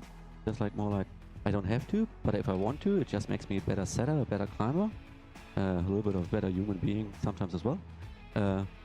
And I meet a lot of new people. It's just great. You see people from all over the world. How did you get into setting or climbing? And sometimes it can be intimidating, because they're I'm so inspired, or I'm not looking forward to meet you, and I'm just a boy putting plastic onto the wall. But if this makes other people happy, that's pretty good. That's a fulfilling role, if you ask me. What's your style as a climber and as a setter? Does it differ, or is it That's a good question. It doesn't differ that much. Or let's put it this way: I set way more different stuff than I would climb when I'm on my own climbing session. It's dynamic, it's balancy, it's precise, it's movements where you sometimes have to do 2 or 3 movements at the same time. Then you started at point A, then you finished at point C, and you don't know how you got there. And then it's what happened here? A little bit sometimes I try to recreate a feeling from skateboarding, for example, where you do a trick and you feel I'm the dopest one around here. This is such a good feeling. I want to have that feeling again and again. That's sometimes the inspiration, yeah. Yeah. I guess I'd also because you've set for 2 competitions in Asia before, and just in your experience of watching climbers as part of your setting as for World Cups and that. What is the difference? Is there a style in Asia? Is there a difference in the climbing style that you see? So in our abilities, where are we? That's difficult to say. It's also difficult to say to put I've been to 3 climbing competitions in Asia. Everyone has been every climbing competition has been in a different country. China does not equal Singapore. Singapore is not Malaysia, even though apparently Singapore and Malaysia are pretty similar. We have some stuff going on. Yeah. Anyhow, so if I try, this is just a wild generalization.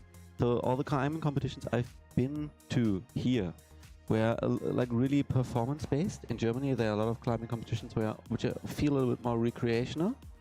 while here like everyone is really trying to improve, trying to be better, try to become better, try to climb harder and to learn something and to take something away. So there's like more of a achievement comp mindset.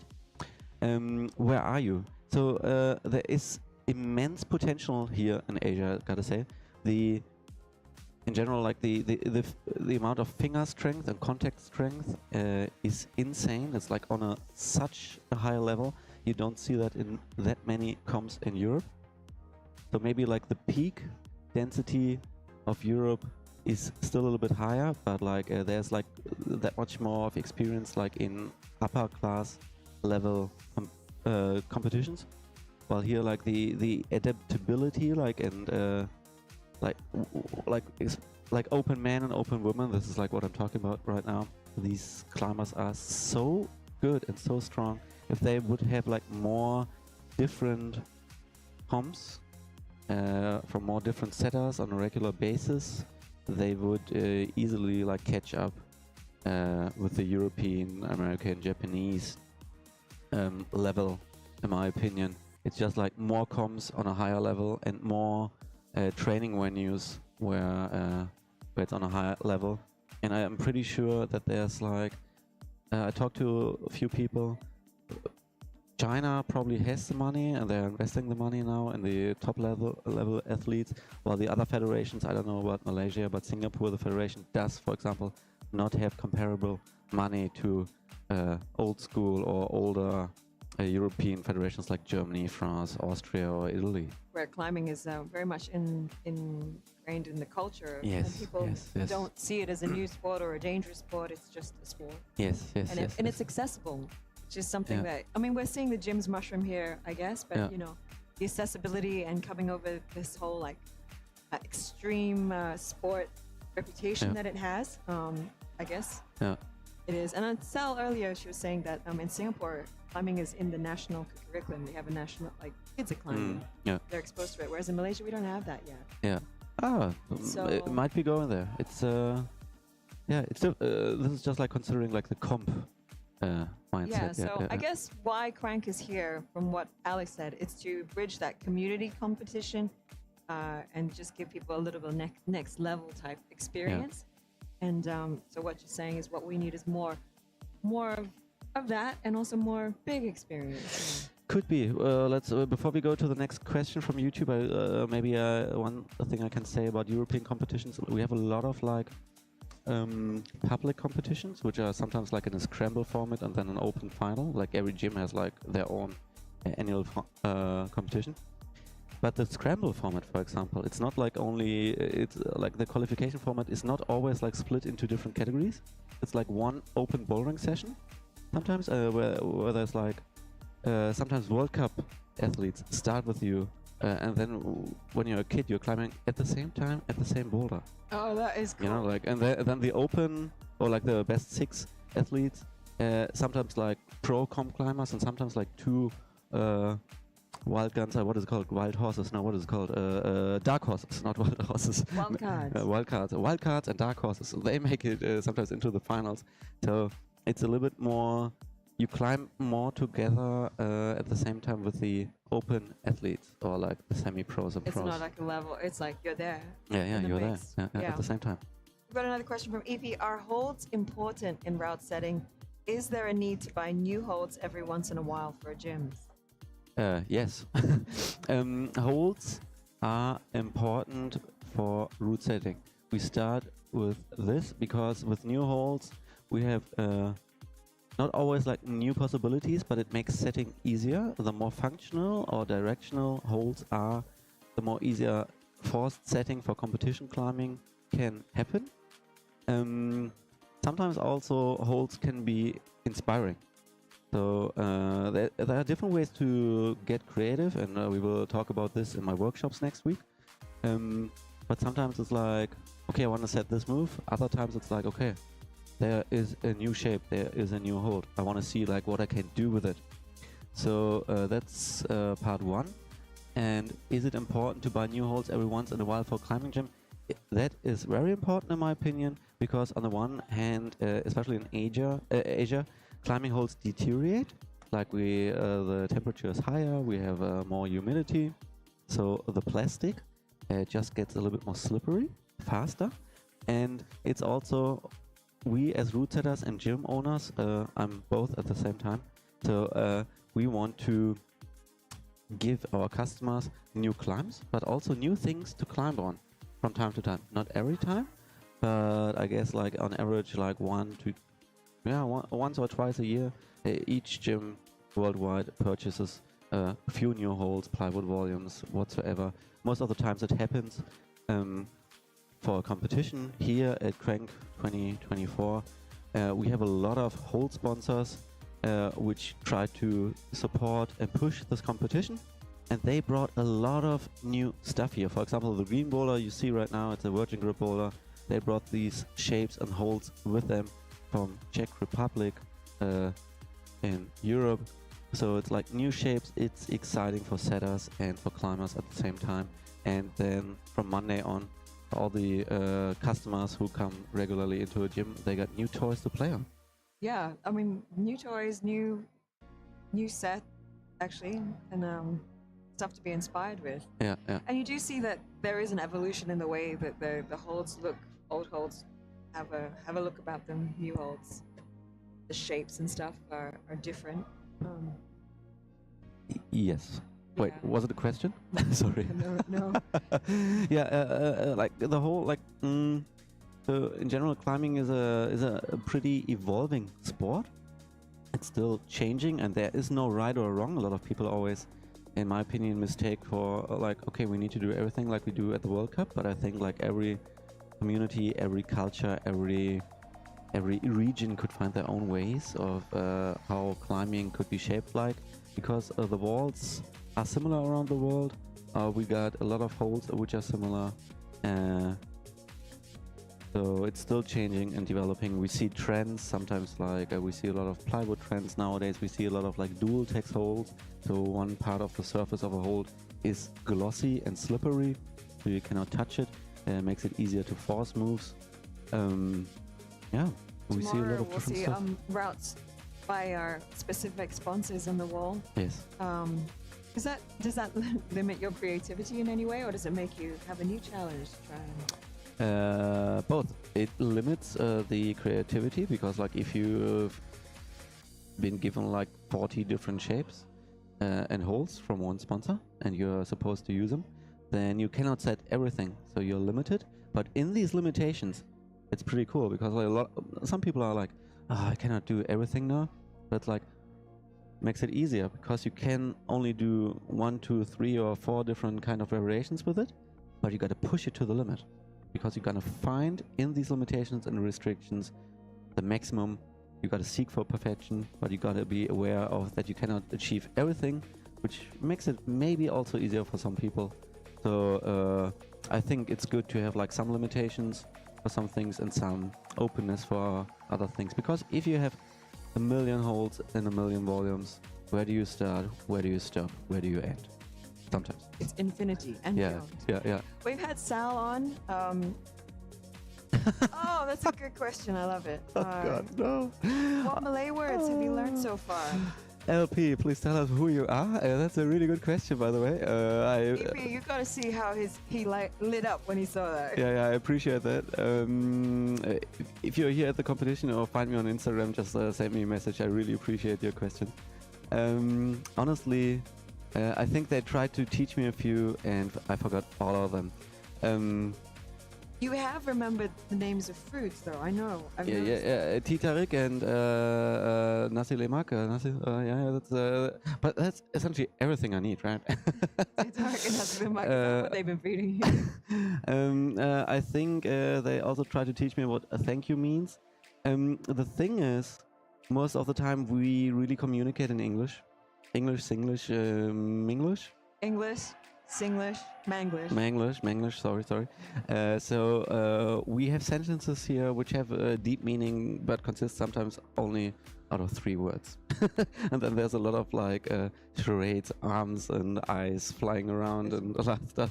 So that's our basic communication for route setting. It's all part of the magic. So, Whatever happens. so you caught me there on the wrong foot. I should learn more Malaysian words, and maybe next time I'll do better. I will crowdsource. What Malaysian words does Nikki need to know? Yes, that would be. Try to keep it like PG. Actual things that won't get him kicked out of the country. And yeah, what do we need to teach Nikki before he leaves? Yeah, that's a good question. And what does Nikki need to try to eat before he leaves as well? Yeah, we should check that out on Instagram maybe. We should do a Camp5 story. What words do I need to know? Yeah. What should I know about Malaysia? And yeah. Thank you, Paul. You're here for another week. There's plenty of opportunity for you to. Yeah. So we are crowdsourcing suggestions for Nikki, what he needs to do while he's in Kuala Lumpur, what he needs to eat, what he needs to learn, to say. Yeah. I will visit a lot of malls because really the other gyms You're are also in malls. Malaysia, Yeah, I love it. Yeah. That's cool. Nikki, I've really appreciated talking to you today. Can I just get your comments on the female open and the female male crowd? Wait. Finalists? The finalists. Can we pull up the names again? Yep. Somewhere. This thing in a bit. We got some time. Did you get an opportunity to watch the open? Actually, we did. We saw you studying. Yes. I watched all the open qualifiers, and so we got the open female final. And honestly, I think out of this group, I've seen Vanessa, Judith, and Janet climbing in Singapore, but that was like 10 years ago or whatsoever. Yeah. But I've seen them climbing today. I was really impressed with their slab skills, also like on the red powerful boulder, they were doing quite well. So I think it's a good indicator to know what's happening tomorrow. And I'm looking forward to that because they are not that far. So like the performance level is like really dense. Like they are really on a high level. There's no one like who's much better or much more further ahead than the other ones. So I hope we can create like an open play field where things are happening. I'm happy that we have one woman from Indonesia and not like a total Singapore takeover. Yeah, they came here to dominate. They were half of the field, and it's amazing. I mean, I think the Malaysians, we got to step up. We got to get more girls competing. We can't have the Singaporeans. I hope it's an inspiration, More, like a interconnection between countries and climbing scenes. And as mentioned before, Singapore has more gyms, and the comp scene is a little bit more vivid and experience. But I think Malaysia will go there. Okay, what's the word? Bole. What does it mean? Can. Can, okay. Shaka Rosalie, thank you for that. Bole, but you gotta go. The H. I mean, I'm Bole. counting the number of H. Okay. Yeah. I'll try to yell it tomorrow in the gym, not here on the stream. Appreciate that, Shakel. Thank you so much. But actually, we've got all Singaporeans and sort of an Indonesian/Thai. The Thai got it on. Yes, Because she lives in Thailand. I cannot right now tell who it is. Like I know like all these 8 faces, but I cannot connect like always faces with names. So we will see this tomorrow. Does that mean there's going to be a lot of tweaking for you tonight, or is everything you feel as you planned it? So let's put it this way. Tonight we will tweak. Tonight we will reset the youth bowlers and the rookie bowlers, and we will tweak and test again a little bit on the youth category, because we've seen the youth climbing, and some of them are literally mutants. They would just take me and throw me into a corner, and I would never stand up again. But yes, we will tweak on this today, and we will talk about the tweaks which we will do for the open category. And we will try the tweaks of the open category maybe tomorrow when the open finalists are in isolation, so no one can see what's happening. I will sit down. I have some thoughts in my my mind, but I will sit down with the whole setting team, and we will discuss and talk about, like, first I want to hear and listen to their experiences, because they know the athletes a little bit better than I do. I just have a visual impression, and I talk to some of the finalists, but I want to know, like, okay, how do you feel? How did your companions or your friends do on this and that boulder? And then we will make some decisions, or maybe we will not do we will make some decisions to do something or to not to do something. A decision will be made. A decision will be made. Let's put it this way. Should we pull up the male category? Thank you so much. Yeah, that was pretty good, because someone told me there is. Sorry, what's first place name again? Choshi? China, Shoji. Choshi. Shoji. Yeah. Yes, I knew there was someone coming from Hong Kong, and honestly, he was climbing in Group 1, and I missed him completely. Which is actually great, because I think we were doing some setting in the isolation right now, like extending the warm-up wall for the second group. But he was done, I think, in 8 attempts. That's right? Wow. Something like this. So 6 boulders, I think he needed 8 or 9 attempts. But so yeah, that was good. But I've seen the other people climbing. I know Gavin, I know Dennis. I've seen Osman climbing. We for sure got a more diverse field of starters in the finals.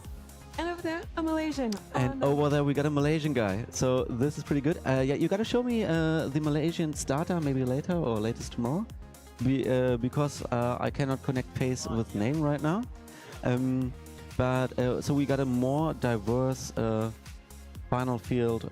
More different countries are represented. We got one hometown or like one local finalist, and the level is intense. The level is really, really, really high. I think a few of them sent all 6 boulders. Not all of them sent 6 qualification boulders, but they are really, really strong, and they also are different characters on the wall and off the wall. Let's put it this way.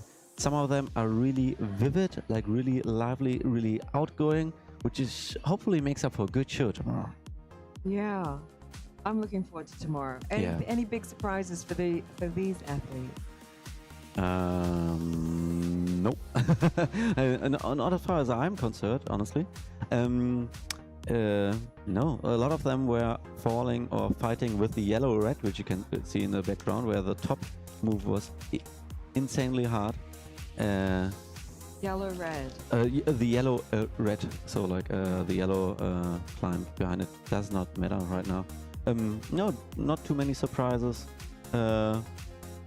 Maybe for me, how physically strong they are, but yeah, that's okay. That's something we can deal with.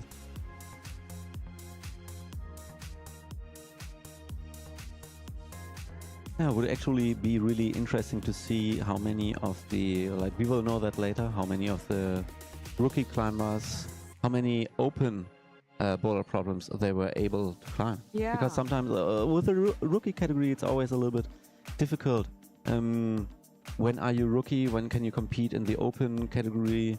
For some people, it's just like the open category is like really intimidating. So I'm really thankful that Camp5 offers like the rookie category, so everyone can just enjoy climbing on their own terms. They are not intimidated. There's a time limit of 3 or 3.5 hours right now, but there's like no time pressure. So everything has been done. They were allowed like to watch all over the day. So a lot of them were here cheering pro or like open athletes on, stole some beta, and then try to apply it on their own. And yeah, some are like just going for it. Like we see some climbers here on the open black male slab on the right side. I think some of them like did a good progress on it, like on some of the open final problems, and that could be some motivation for them to try harder next year, maybe try in the open category. Maybe we will see some of them tomorrow in the rookie finals, and this will be the most interesting category to tweak for, honestly, because we will take a look at the qualification boulders, and then we gotta make a judgment and really experience guessing, will they perform like this again tomorrow in front of a huge crowd? Because in a scramble format, you can just go with your friends and maybe you have a lucky shot. But tomorrow you just got 4 minutes on the wall, then you take a 4-minute break, then it's 4 minutes again. So a lot of them have never climbed on the format. They will be nervous. If they're not nervous, we will be loud and noisy. We will make them nervous. Yeah. And I've seen a competitor fall off the wall today because the bass was so loud. All our cameras are shaking. Yeah, I like that. I like that. But it does lead to the vibe here. I still urge you, if you haven't made a decision about tomorrow, what you're doing, and even if you have got a plan, just come here. Yeah, yes. Cancel the plan if you're having dinner with your friends or family, or maybe your new in-laws. If you're meeting your new partners, parents, bring them here. This is the best place for a first date. The best. There'll be music, there'll be DJs, there's food from morning until night, vendors. It's been a big day, and tomorrow things are different. Like you said, the format of the competition tomorrow gets a bit of a change up. Yeah. Things are going to be run in a concurrent format for the open categories. And so things maybe feel a little bit more serious, but then again, we have a DJ, we've got a big crowd screaming behind you. Anything can happen. You're going to love. I've got another question from EP. EP, you are a legend. Teach us 2 words from your native language related to RS. To route setting. Route setting. Okay, to Jack we say Henkel. Henkel. So Jack is a Henkel, and I think Henkel sounds a little bit like funny if you're not, because like you don't have the letters like this if you don't speak German. Henkel. Henkel. It could be like a swinging sound. Henkel, like a. Henkel. I imagine a swing. Henkel, moving to the left. Yeah, yeah. Henkel comes from holding a beer jug. so you grab through it. That's a Henkel. That's a Henkel. And another climbing related term in German could be Untergriff. Okay, I'm not even going to attempt to say that. Wait, I'll spell it. I'll spell it into the channel. Henkel is Henkel. That's jug, and the other one is Untergriff. That's a wonderful word. And that's oh my gosh, and that's an undercling. An undercling, undergrip. Here we go. It's a beautiful word. That is just. It looks like it's wrong. It looks like a mistake for an English reader, but it's good. It's cool. These are cool words. Yeah. Thank you for that question, EP. There are more words. Maybe we will bring more words tomorrow, like topic related into the final. I think I will join you again for some part of the open finals. Maybe other finals as well. Let's see. What are the other comments? Mustafa said, I think he's commenting on the number of Singaporeans that have come to dominate this. It's like Frank Singapore. Maybe it's a small country. There is nothing to do but climbing. That is one theory. Yeah. That's a theory. They've got nothing to do in Singapore but climb. I think there's also a Formula 1 race, but not everyone can drive a Formula 1 car though. So I think like I'm really grateful for that many Singaporeans to come over here. Yes, because it also shows how cool it is here in Malaysia to just come over. Where do we get people from? Singapore is like the closest. They came by bus, by car, by plane, but we got Hong Kong, we got Thailand, we got Vietnam, Philippines. We do have a Vietnam national. I don't know if they came from Vietnam. Yeah. We got German expats, Indonesia. Yeah. The youth category place 1 and place 2 were Indonesian. I met them in front of this amazing banner, which has like all the competitors' names. Took a picture with them. Yeah, they came from Indonesia. That's good. We are winding down the time here. It's coming towards the end of a long day. Any last questions? Seems like I need to work again. Oh, that's true. Nikki's evening is just getting started. Yeah. It's not over for us. So when the cameras switch off, we will strip, as mentioned before, the whole Archibald. So Archibald will be naked again, but only for 5 minutes, and then we will put new, shiny plastic holes onto the wall again and prepare everything for tomorrow. Yeah, it's amazing. What can you tell me about this boulder? I mean, Which boulder? Oh, this is Sir Archie Boulder. So Archibald. What's he been like to work with? Has he been giving you any trouble? He was quite nice. Like, let's put it this way: he has his own predefined characteristic sides. So usually, what I really like, because a lot of comp walls they have the same recurring angles. So Archibald is a little bit lower than normal or like standardized whatever comp wall, and so Archibald has creative, like really distinctive features like the Archibald. It also has, like, to the left of the arch we can see a climber right now on these green Fontainebleau like pebbles. Yeah, we see it here on the right side now. This, what do I call it? The ramp. It's a really distinctive feature because you can always sometimes stem out to it or like traverse into it. You can hold it like this. So it's limiting the route setting, but at the same time it also gives us an opportunity to create something really unique, because other gyms, other walls don't have feature like this. And yeah, so Archibald was really unique, really steep on the right part, really spectacular. And so far he's been a good partner, companion, supporter. Yeah. Solid Good. effort from Sir Archibald. Yeah. He's trying hard. And by the end of this weekend, probably the only one left standing. Probably. He's going strong. Yeah, for sure. Yeah. How much? How much time do we have left? 7:17. We're coming to the last 10 minutes of qualification. Things are winding down. You can see the athletes are getting a little bit more tired. Yeah, it's just obvious after 3 hours. I would say, if you have any more questions for me, you can either drop them in the chat, but you can also reach me on Instagram, Schnicklas, or easier, you reach out to Camp5 on their Instagram, WeChat, whatever you have here. Instagram is like the best channel. And ask them any questions.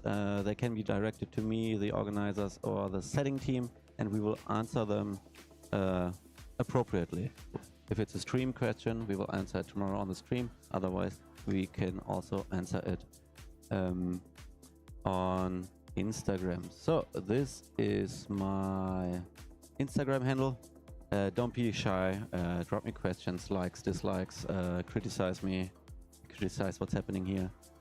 No, we will take your feedback on board and do something with it. Any kind of feedback is appreciated. We learned a lot today already during the open and rookie rounds and youth rounds, and I think there will be some constructive talks tomorrow evening. What could we improve? What can we improve? What can we do different for the next edition? The next edition. Yes. So that's it for me. Last questions for Nikki. Otherwise, I get ready for work. Hydrate, get the letters out, and assemble my team, and then Thank we you so go much again. for talking, Nikki. I've really Sure. enjoyed that chat. I feel like I've learned quite a lot, and Okay, a real yeah. appreciation for what we've been seeing today. Thank you. Okay, I learned Bolé, and we will do it a little bit more noisy tomorrow. We'll work on it. We'll get him to work. He'll be good at So this bowling. thank you everyone for watching. Enjoy the last 5 to 10 minutes. Thank you for. You can catch Nikki's stuff on YouTube at Better Route Setting. Yeah, beta route setting. Yeah, we have a YouTube channel where I tell about my travels. I show setting all around the world. I do IFSC World Cup reports. I analyze like the IFSC finals. I show everything about route setting. A great around the world. resource for climbers as well, especially for us here when we're trying to get interested and know a little bit more. It's good to have that kind of stuff to refer to. Thank you so much. Thank you so much for having me, and see you all out here at the gym tomorrow or on the stream. Cannot wait for it. Nikki out. Bye.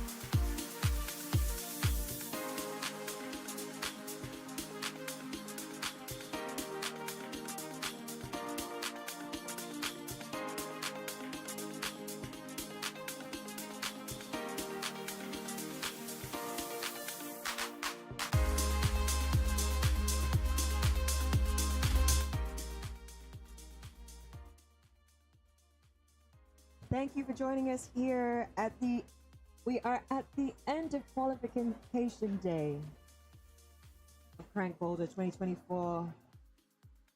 Patrick is back with me. Patrick, it's been an epic day of climbing, loads of sands, amazing stuff to watch from the kids all the way through to now this rookie category. What do you take away from today?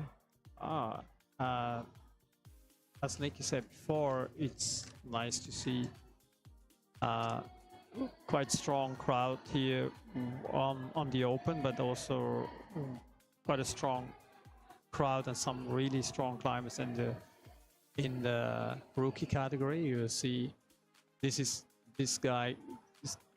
If he tries a little more, he might finish even after 3 hours. He might finish open male route. So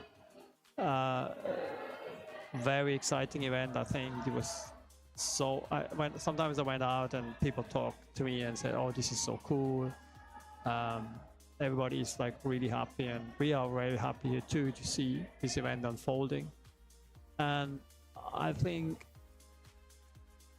I'm really looking forward for tomorrow for the crowd. But even today, it was nice to see the kids and the whole community here working hard.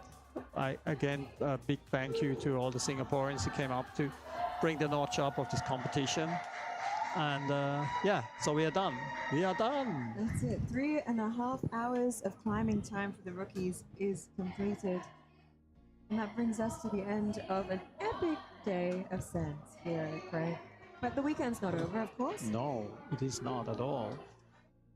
Thank you once again to our sponsors, Petzl, our title sponsor. Big thank you to Petzl and All Sports Equipment for making this event happen. We're joined also by Waltopia, Evolve, Miracle, Verticale, Virgin Grip, Horizon, Crux Particle, Cletaretta, Lacuna, Method Grips, and Boulder. This is Boulder Comp 2024. We're halfway through the weekend. We're almost done. A little reminder about what time you need to wake up and tune in tomorrow. If you are an athlete, you need to be here at 7:15 a.m. and the doors are open for spectators. It's free entry for spectators to the gym. If you haven't already checked out Camp5 Eco City, come and do it tomorrow morning. Doors are open 7:15 a.m. Registration for the athletes starts then. We'll kick off the live stream at 8:15. And the action starts with the final 8 from the male category, Youth 2. Final 8 from the Youth 2 female category. That starts at 8:30. The action kicking off at 8:30. That will be run concurrently. That means we'll see both the male and the females in action, but a different format than today's Rodeo Scramble. 9:15 a.m. the Youth 1 category final. The 8 best male and 8 best female going at it. 11 a.m. you'll see the rookies. Top 8 from the male and top 8 from the female in competition. And the big one, 2 p.m. the open final. Male and female in action. They're on rotation, but 4 minutes each route. It's a little bit of a different format tomorrow. We'll go through the details with you, but it'll be equally exciting. An opportunity for the athletes to really impress, to show their best. I hope they have a good night's sleep tonight. Once again, if you're joining us, thank you for joining us. Big thanks to our sponsors. And we'll see you at 8:15 tomorrow for the live stream. But again, be here in person, Patrick. Isn't that the best if they just come? 7:15. Actually, you don't have to come at 7:15. Don't let me put you off. Come at any time of the day. You'll catch some wonderful climbing action.